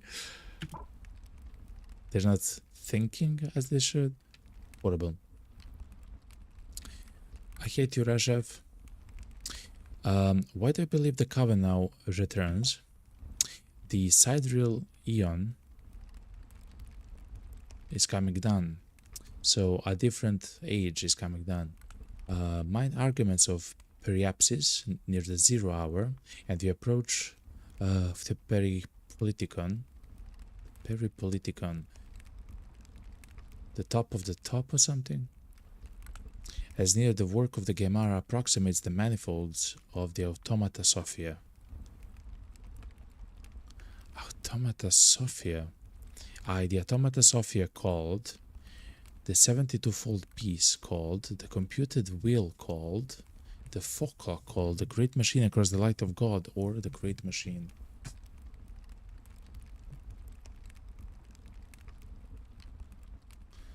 Folklock.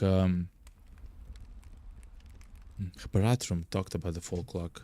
It's essentially like a collection, like the great machines or something in the universe that transpire to galaxies, like through galaxies, like they control like galaxies and travel like in between them, which is crazy, by the way. Samwise on a forest moon in High Eridanus, a caveman pried a lever and a deep river motor jumped to life. Elsewise, in the sun baits of Myrak, 3 plasmoids draw to the ritual the suited Tsevaot. What? You will not relate this to. Nay, there are sequence procedures that are that are there for a common purpose, though neither party known what it is. Deep river. So during the moon in High Riddance, a caveman pried a lever and a deep river motor jumped to life. What's a deep river motor? What are 3 plasmoids? I'm not sure. They are dictates and co-constitutives of the Automata Sophia, the great machine, worshipped across culture, yet likewise builded and operated. Verily, its full workings no one wise being can know, but the Seraphim have compiled the Gemara in the course of our study. It's a silly stratagem for the conveyance of culture, in mine estimation. Alas, this is what the Coven served. Oh my god, so he wants to kill life because life doesn't conform to the god that he wants to worship, that he doesn't actually worship, but he wants to worship, and he will do so when the covenant comes back to earth. Like, holy moly, you are insane, Resheph. If its full workings are unknowable, is it possible the course of action you take is the wrong one? Exactly. Yeah. For right of wrong are 2 coarser concepts to match the richness of the Gemara. Yet the plurality holds that the exit was drawn by a gyre of nootropic currents within the prior field, and that the crown upon the tree of life must needs be pruned till the recede the noosphere. You say plurality, are there other interpretations? Yeah, the inquiry is ever rich, but idle inquiry will but deepen the sun chill of a countless being, or give rude actors fodder to pervert the learnings for their own parochial gain.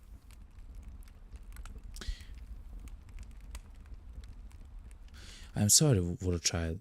My feelings, my feeling parts do shove, and though the telecurrents within me do flow over the manifold toward the consensual action, I speak with the dissident voice. You were not worthy. You have wrought monuments of yourself upon the earth and within me. Okay.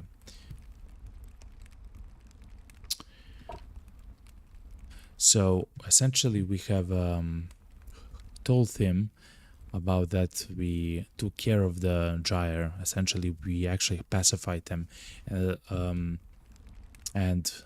the Gersh dream is done by our own hand. That's where we essentially dealt with all the 7 the bosses, like the 6 bosses and the highest boss. Hey, so you have, and you shall do so again if prompted, when low denizens can undo the plagues. The marshalling has failed. The world is thus doomed. So he thinks the world is doomed because for some reason he thinks that the Covenant is coming, which, by the way, we don't even know if it's true. It doesn't feel like it's true.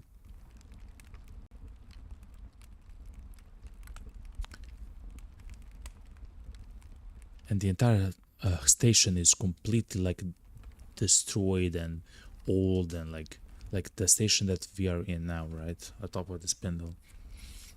So there's something very wrong with what's happening, you know. There's like omega large like mushrooms that are actually growing and stuff like that.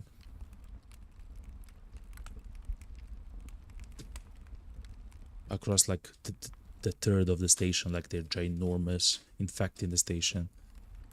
So there's something horrible happening, man. But anyway, he thinks that the world is doomed because when the Covenant comes, they'll see like life still here, and they're like, whoa, that's horrible. The life that's on this planet Earth is not the one which should be here, because they think and feel literal words out of his mouth, because they think and feel. Okay, you know it not, but the sun chill of a covenantless being is as living a life alone, bereft of all kinship. I grieve that you are unable to perceive this. Alas, what do you mean? The earthwise the marshalling has failed. Where are you? What moved the Covenant to set the injunction on our world?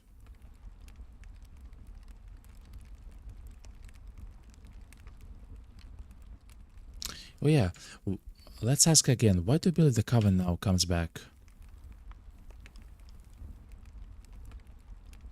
Okay, so he doesn't know. Essentially, he doesn't know. He just feels like it.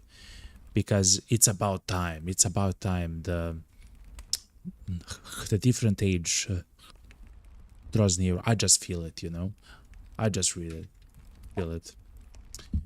What is Gemara? After the exit, I and the other orphan seraphim set forth to interpret the workings of the Automata Sophia, and discern why the Coven has departed. Centuries of pattern-making, argument, and chantity ensue. The seraphic commentaries were compiled. The Gemara Sophia is the result thereof. So the exit when the Covenant actually left Earth. Okay, so yeah, so Covenant left Earth. So Resheph wants to destroy life. So the Covenant comes back. Can I read the Gemara? Nay, it would take centuries to calculate you in the seraphic hermeneutics, and as yet you are no gifted cantor. Let me speak yet again. What is the Gemara? Automata Sophia. Yeah, it's the full clock, the great machine across the light. Yeah. It's that essentially what they or like worship, but also they build it. I hate you, Resheph.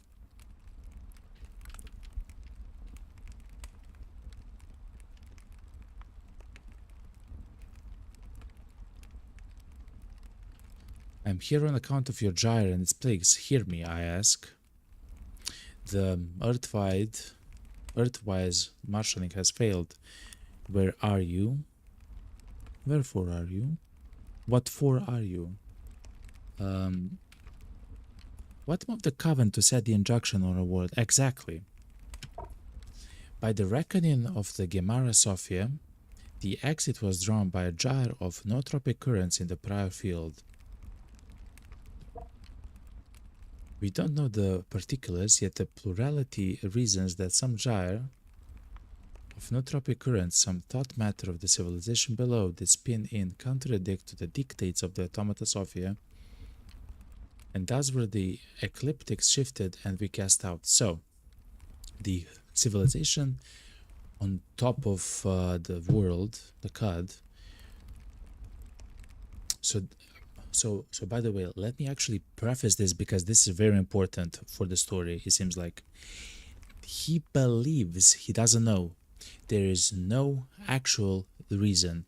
There is many reasons that they believe that the civilization, like so him and other of the serfs, but they are not sure 100%, which is horrible, by the way, because of what they're doing essentially. But he says he believes that some of the civilization at that time has caused the Coven to leave the earth, specifically because the civilization contradicted, so acted in the opposite matter than the great machine, the Automata Sophia, actually wanted. So they've decided, okay, we'll just leave because they will not act as a part of Automata Sophia or something like that. But again, they have no idea. Automata Sophia is essentially kind of like a religion you can think of, but it's like spanning galaxies. It's like a huge machine. The idea of like a incredible machine, like you are just a cog in a machine and there's like omega billions and trillions and quadrillions of other like cogs in the machine that are doing some crazy stuff across the galaxies, right? And you are actually a part of it, and what you do is actually, you know, and stuff like that. I guess, if I had to guess. And those and that belief probably has some tenets that the civilization below, as it says here, didn't actually follow that through for some reason. But we know what they haven't followed. They thought and felt. Full stop, by the way. They thought and felt, which is horrible. So the problem that Resheph had with the civilization, so himself, he doesn't say that the Automata Sophia, like the great machine or whatever, has a problem with, he doesn't know the exact problem, but Resheph himself has a problem with the life downstairs because he thinks and feels. So horrible stuff, by the way, you know. And he believes when that stops, when all life is done for, that the Coven will come back and they will be much happier because, I don't know, man, because there are going to be colorful mushrooms, with which he, by the way, likes so much that he's about to joke about the death of all life on the planet, which he wanted to happen. Horrible stuff, by the way. So horrible stuff. Anyway, so let's come back. They essentially know, they believe, they have reasoned, they believe that some of the civilization below somehow, nobody knows how, by the way, so they believe, and they have no evidence, that they have left because the civilization below was too bad or too ugly or too dirty or whatever for the Great Machine. Which is it's kind of dumb. The Jack says, well, the microwave pizza for breakfast. Hell yeah. Start the day on like a good leg, you know? Why not, you know? It's called freedom. But okay.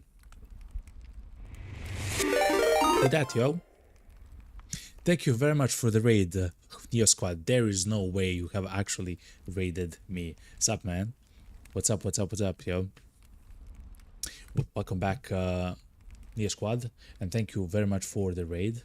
Chat, I will spam. Oh yeah, chat, you can spam emotes here, chat, if you don't know. Spam all the emotes, yo. Yo. New power flows What's up, through the everyone? realm. Who that, yo? Welcome. Thank you very much for the follow, R417. Welcome to the realm of the Golden Dragon, and thank you very much for coming from the stream from the Neo Squad, yo. You're amazing, man. Haha, no problem. Hope I'm not forcing you to stay up late raiding you. No. It's completely fine. We are actually trying to complete the game, and now we have actually arrived at essentially the very end and the very reason why horrible stuff on CUD or in CUD is happening, right? Why are the bosses there and stuff like that? So yeah, it's kind of crazy, but you love this game. I love this game as well, man. It's crazy. It's so immersive in so many ways. I love it. The story of it is quite crazy. He believes, anyway, I can talk about this for hours, man. But essentially, we have come to a specific, I guess, talk with Resheph, which is one of the final sultans, which actually he himself spawned the gyre, which are like the plagues on the CUD, 7 of them, and essentially the reason is he wants for another interstellar community to come back. Yet again, he believes that the time for a new age is here. He sent a signal to essentially destroy all life on the planet, but stuff wasn't actually happening as well as they would, like it should, and stuff like that. Like horrible stuff is happening in the game, you know. But thank you yet again very much for the raid of Neo Squad. What have you been playing? Hold on. So Neo Squad chat on YouTube and on Twitch. You can go to the link, the twitch.tv Neo Squad, and he is actually playing a whole bunch of the games that we like as well. Stuff like, I don't know, Quasimorphs and who knows what else, you know. Astronauts was the final thing that was actually watching him play and stuff like that. He came from the Astronauts, exactly. Amazing. Okay. Amazing stuff. So, fair enough. A lot of stuff. That game is so good. I have actually bought it. At some point we'll probably play it. It seems like a very good game. R417 says, I didn't get far because playing around with different builds was too good, so I was always starting over. We started this campaign not knowing anything about the game. I also I have made so many mistakes, but we rolled with mistakes, right, in the run, which is kind of cool, right? And we have arrived at the Chimera build with like, I don't know, 6 faces, 7 hands. Like it just, if you're essentially like a crazy monster. We started as a gunslinger with like 2 chrome revolvers, and we are now something. We are like an interdimensional being or some, like we are horrible, man. Like it is horrible. But yeah, I can't wait to try some more stuff, you know. But when it comes to story, because it is kind of important,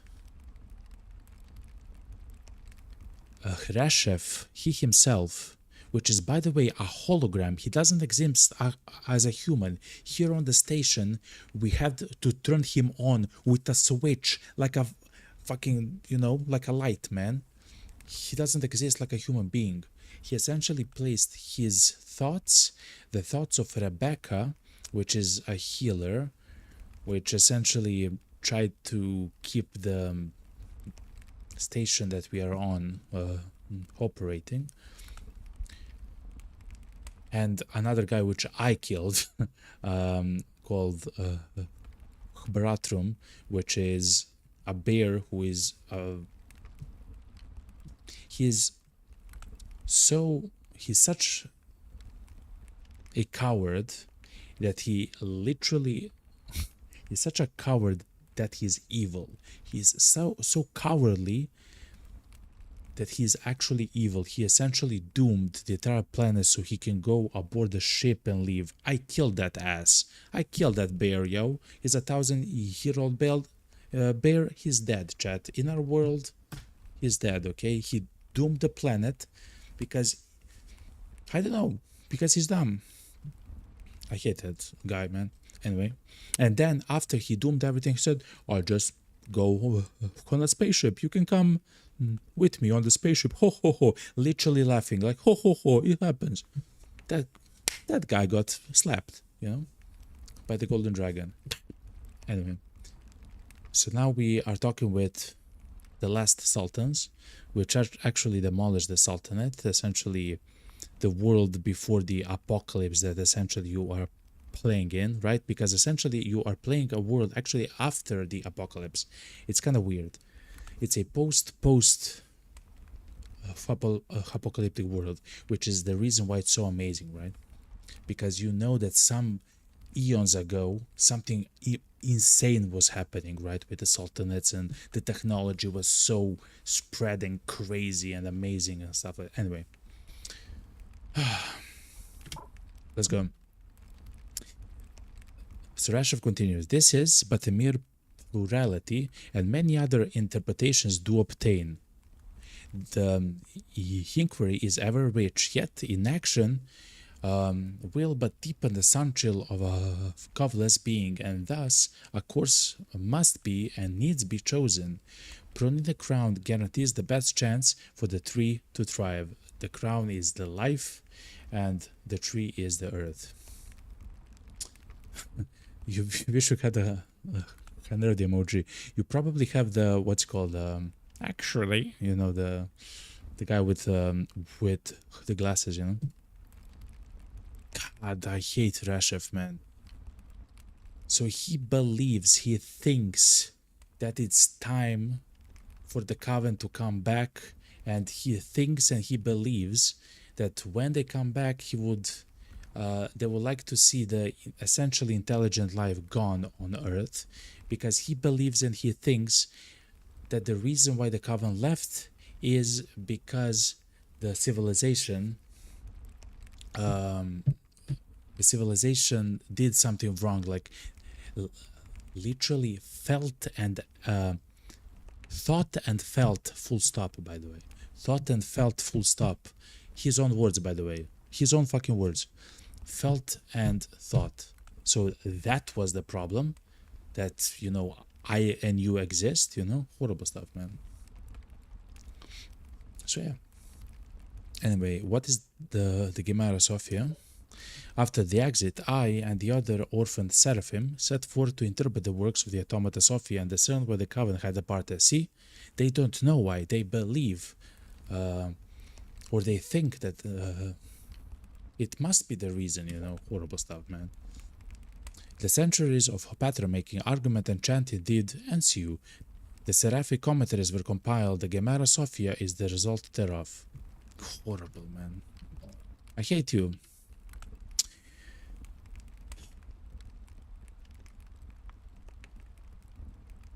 I cannot abide what you've done, and so come to smash order out of you.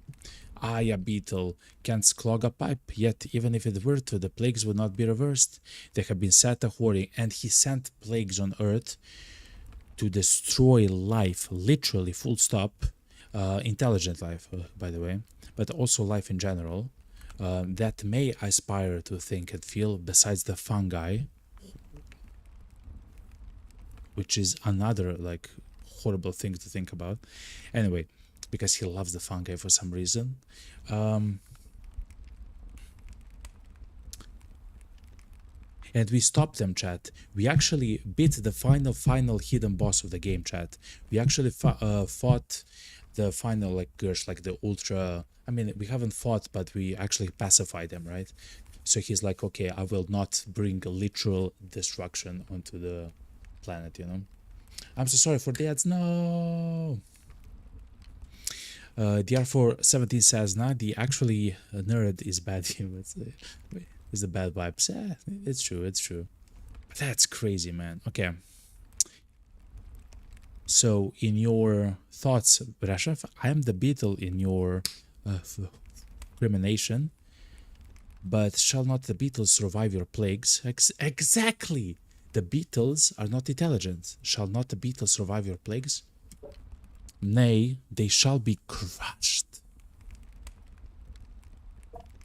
I am sorry, war child. The mind feelings, my feeling parts do chafe, and though the telecurrents within me do flow over the manifold and toward the consensual action, I now speak with a dissident voice.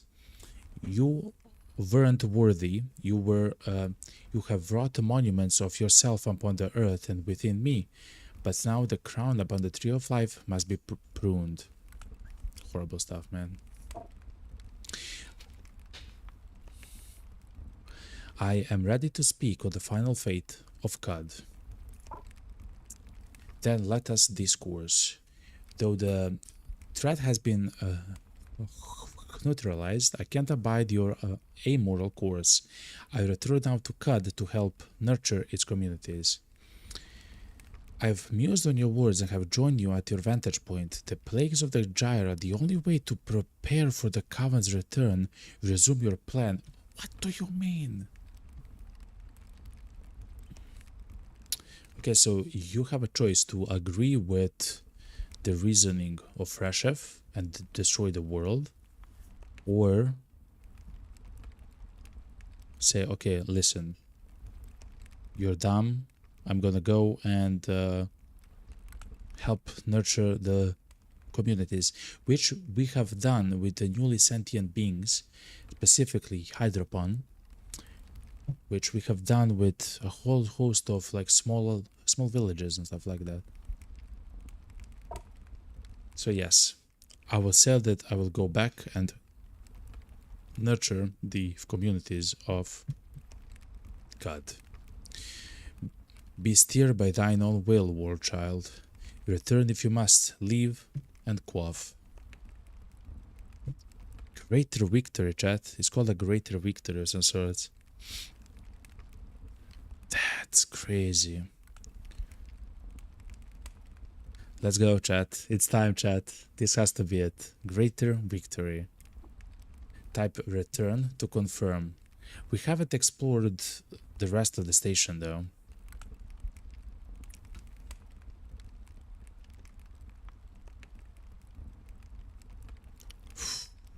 I must think on this further.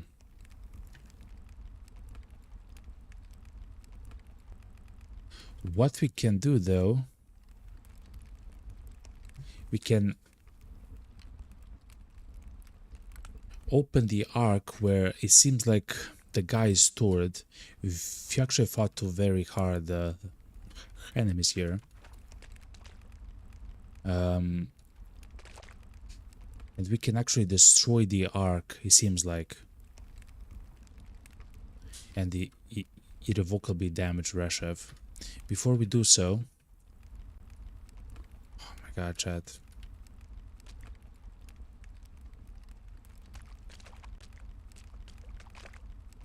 I hate you, Resheph. Okay. There's one more final thing. Chat, I have to show you this. I literally have to show you this, chat. So look now. Right now. Hold on. Right now. Look at this place. It's busted, man. Half of the thing is completely broken. The solar ribbon, I guess the way that it gets its power is also broken on this side. Like, it's horrible, you know. It's completely demolished. The station is probably old. And on the other side, mushroom, actually extrasolar fungi, essentially probably some disease or something that came from behind the solar system that is now infecting the station itself, like shattering stuff and everything like that, you know.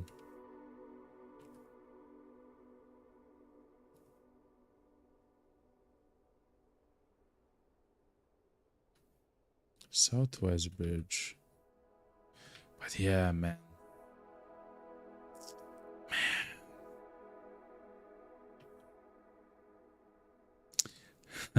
Wow, cool. Imagine having this game back in 1995. Ooh, I guess. For the unks and the boomers, you know, a little bit. Man.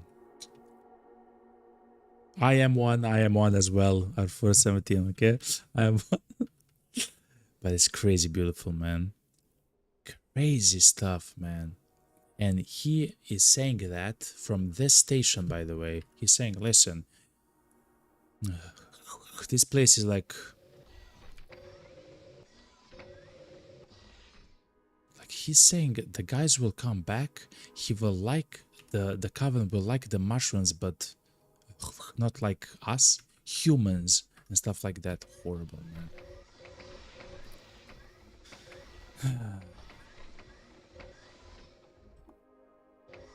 There's only one more place where we can go and search stuff, which is right here.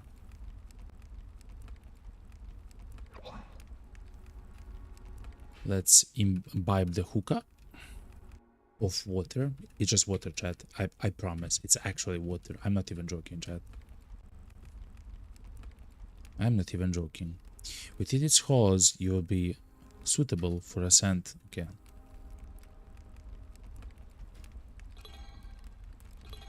Ding ding. Ding ding ding ding ding. Yeah.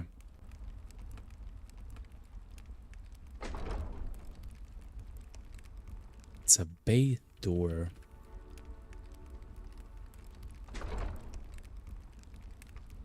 Oh, it's a platform.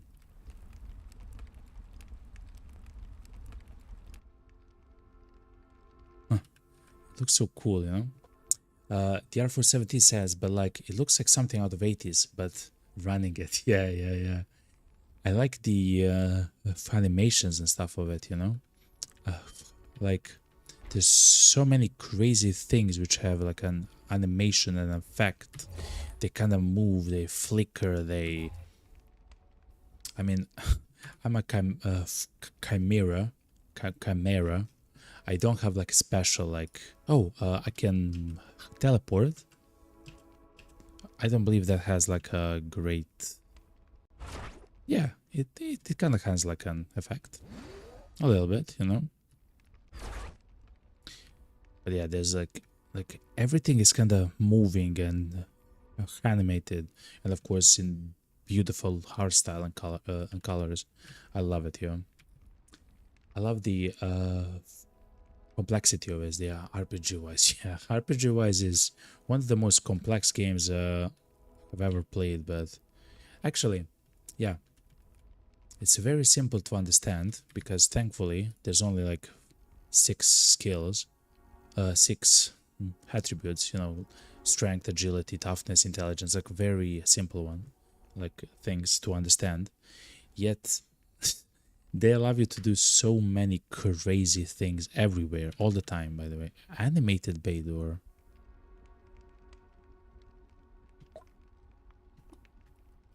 Animated bay door. It's a live chat. Animated bay door. The bay door, what am I? You're a bay door. You're a literal animated bay door. It's a bay door that came to live chat with a spray spray a brain or something like that. It's a literal living animated bay door. I'm not even joking. This game is crazy. Anyway, what's this? Starship platform. Enter.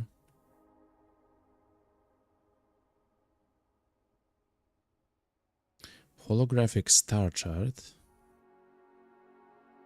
Decorative moss pod. Passenger console broken.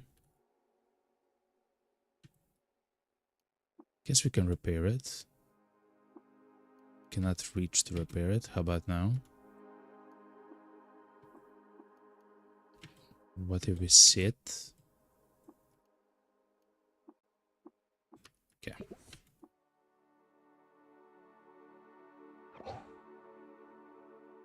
The moisture bong, okay. I don't even want to know what that is, chat.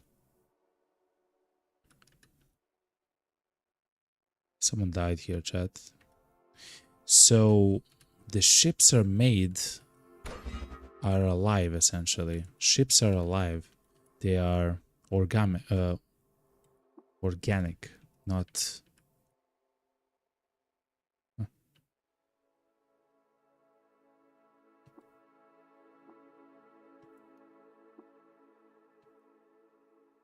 Graphic storage.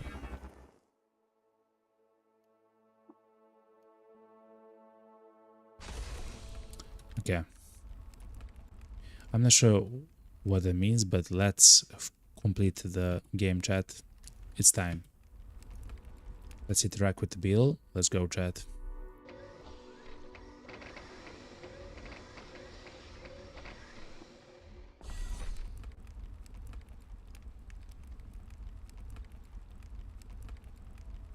Let's achieve the greater victory. I really want to destroy Resheph, though.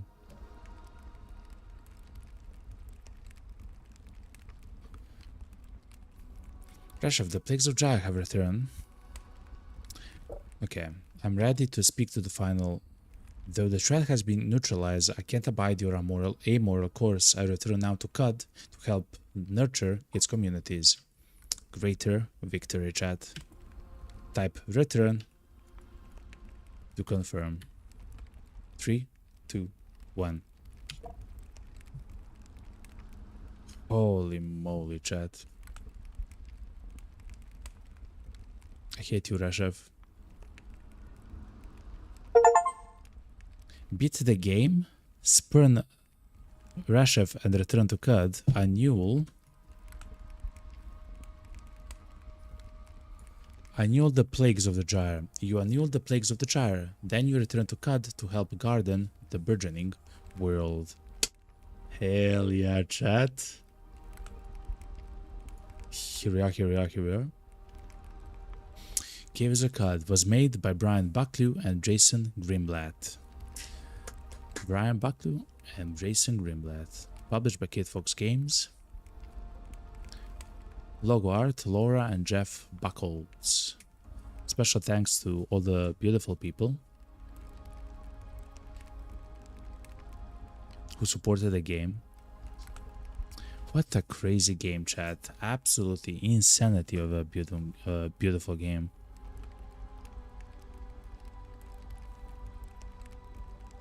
We actually got pretty lucky.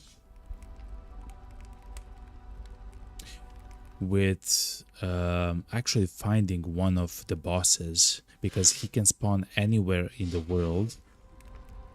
Anywhere, by the way, literally anywhere, like thousands of locations, like tens of thousands of locations, actually, if I know correctly, yeah. And it just completely by luck that we found it in the Moonstair, essentially in the last section of the world. What a beautiful game, chat.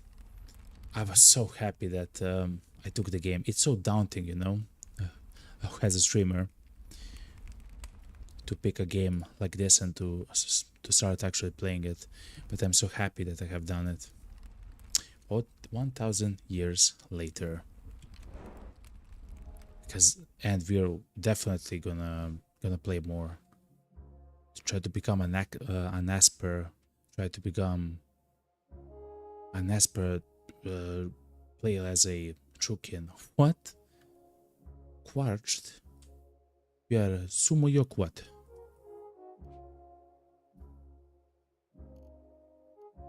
Thousand years later, we have Sunder Mind, Freezing Ray, and Teleport Other, and a rostrum. This is a pretty cute character, chat.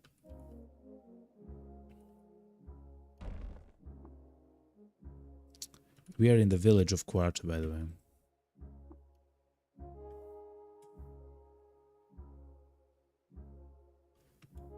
We just started a Shrine to Bermot, chat.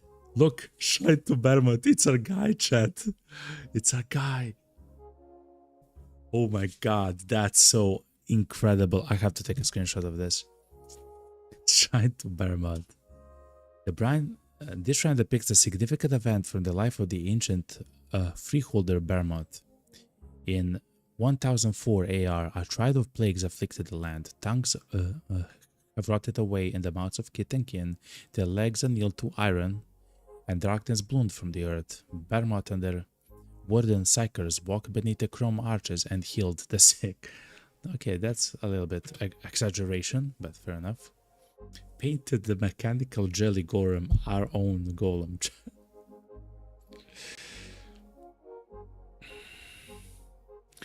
This item is painted with a scene from the life of the ancient freeholder Bermot in a cathedral of stained glass. Bermot cemented their friendship with tortoises by marrying Nilban the Cankerous, legendary and dimensional star shell. That's never happened, chat, okay? Bermot appointed a corrupt administrator as minister of the Mibzur homestead.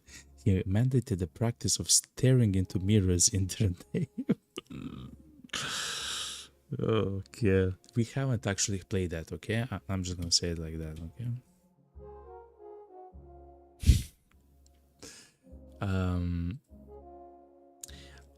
Hantixes the First is actually the first sultan of the Sultanate. Bermot won a decisive victory against the combined forces of Snapjaws from the Desert Cannons at the bloody battle of Antix's Reach. Yeah, okay.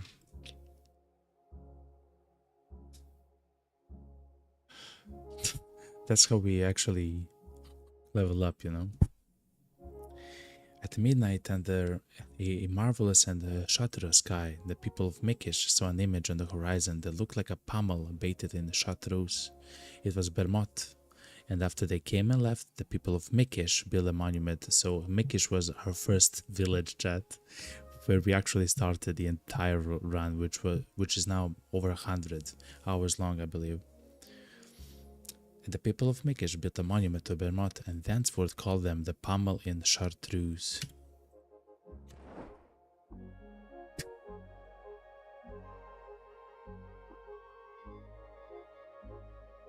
Gersh Godling, sup man? Hi patron, here tell of the travails of our precursors, how they led to the freeholds of nowadays. Tell me the story. It begins in the time before the freeholders, before the final sultan was entombed. When the spire rose unchallenged and unascended, the Hallowers who committed their work to emptying our world were long gone, but kings and sultans laid claim to the baffled ground in their place. Even as their holdings withered, they held on. They so devoured one another's history that little substance remained outside of their strongholds. Chat, I have to end it, okay? But next stream, we'll 100% of continue this, because this is crazy. It seems like this is a completely new character that's actually living in a world after the events which we have done. I love you all, chat. Please enjoy the game, enjoy the outro. I have to go, chat. I love you all. Thank you very much for the raid. Thank you very much for the follow, R417. And see you in the next stream. I stream Monday, Tuesday, Thursday, Friday. And chat, I love you all. I have to go, chat. I have to go. Cheers. I love you all. Ciao. Goodbye. Good night. Good night. I love you all.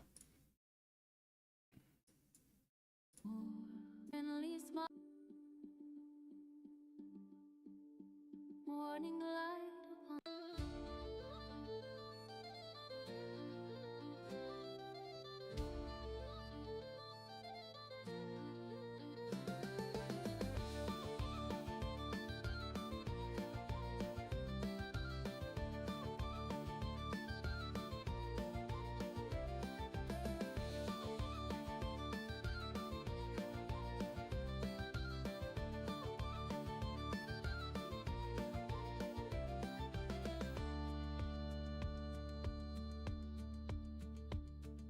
across the hills where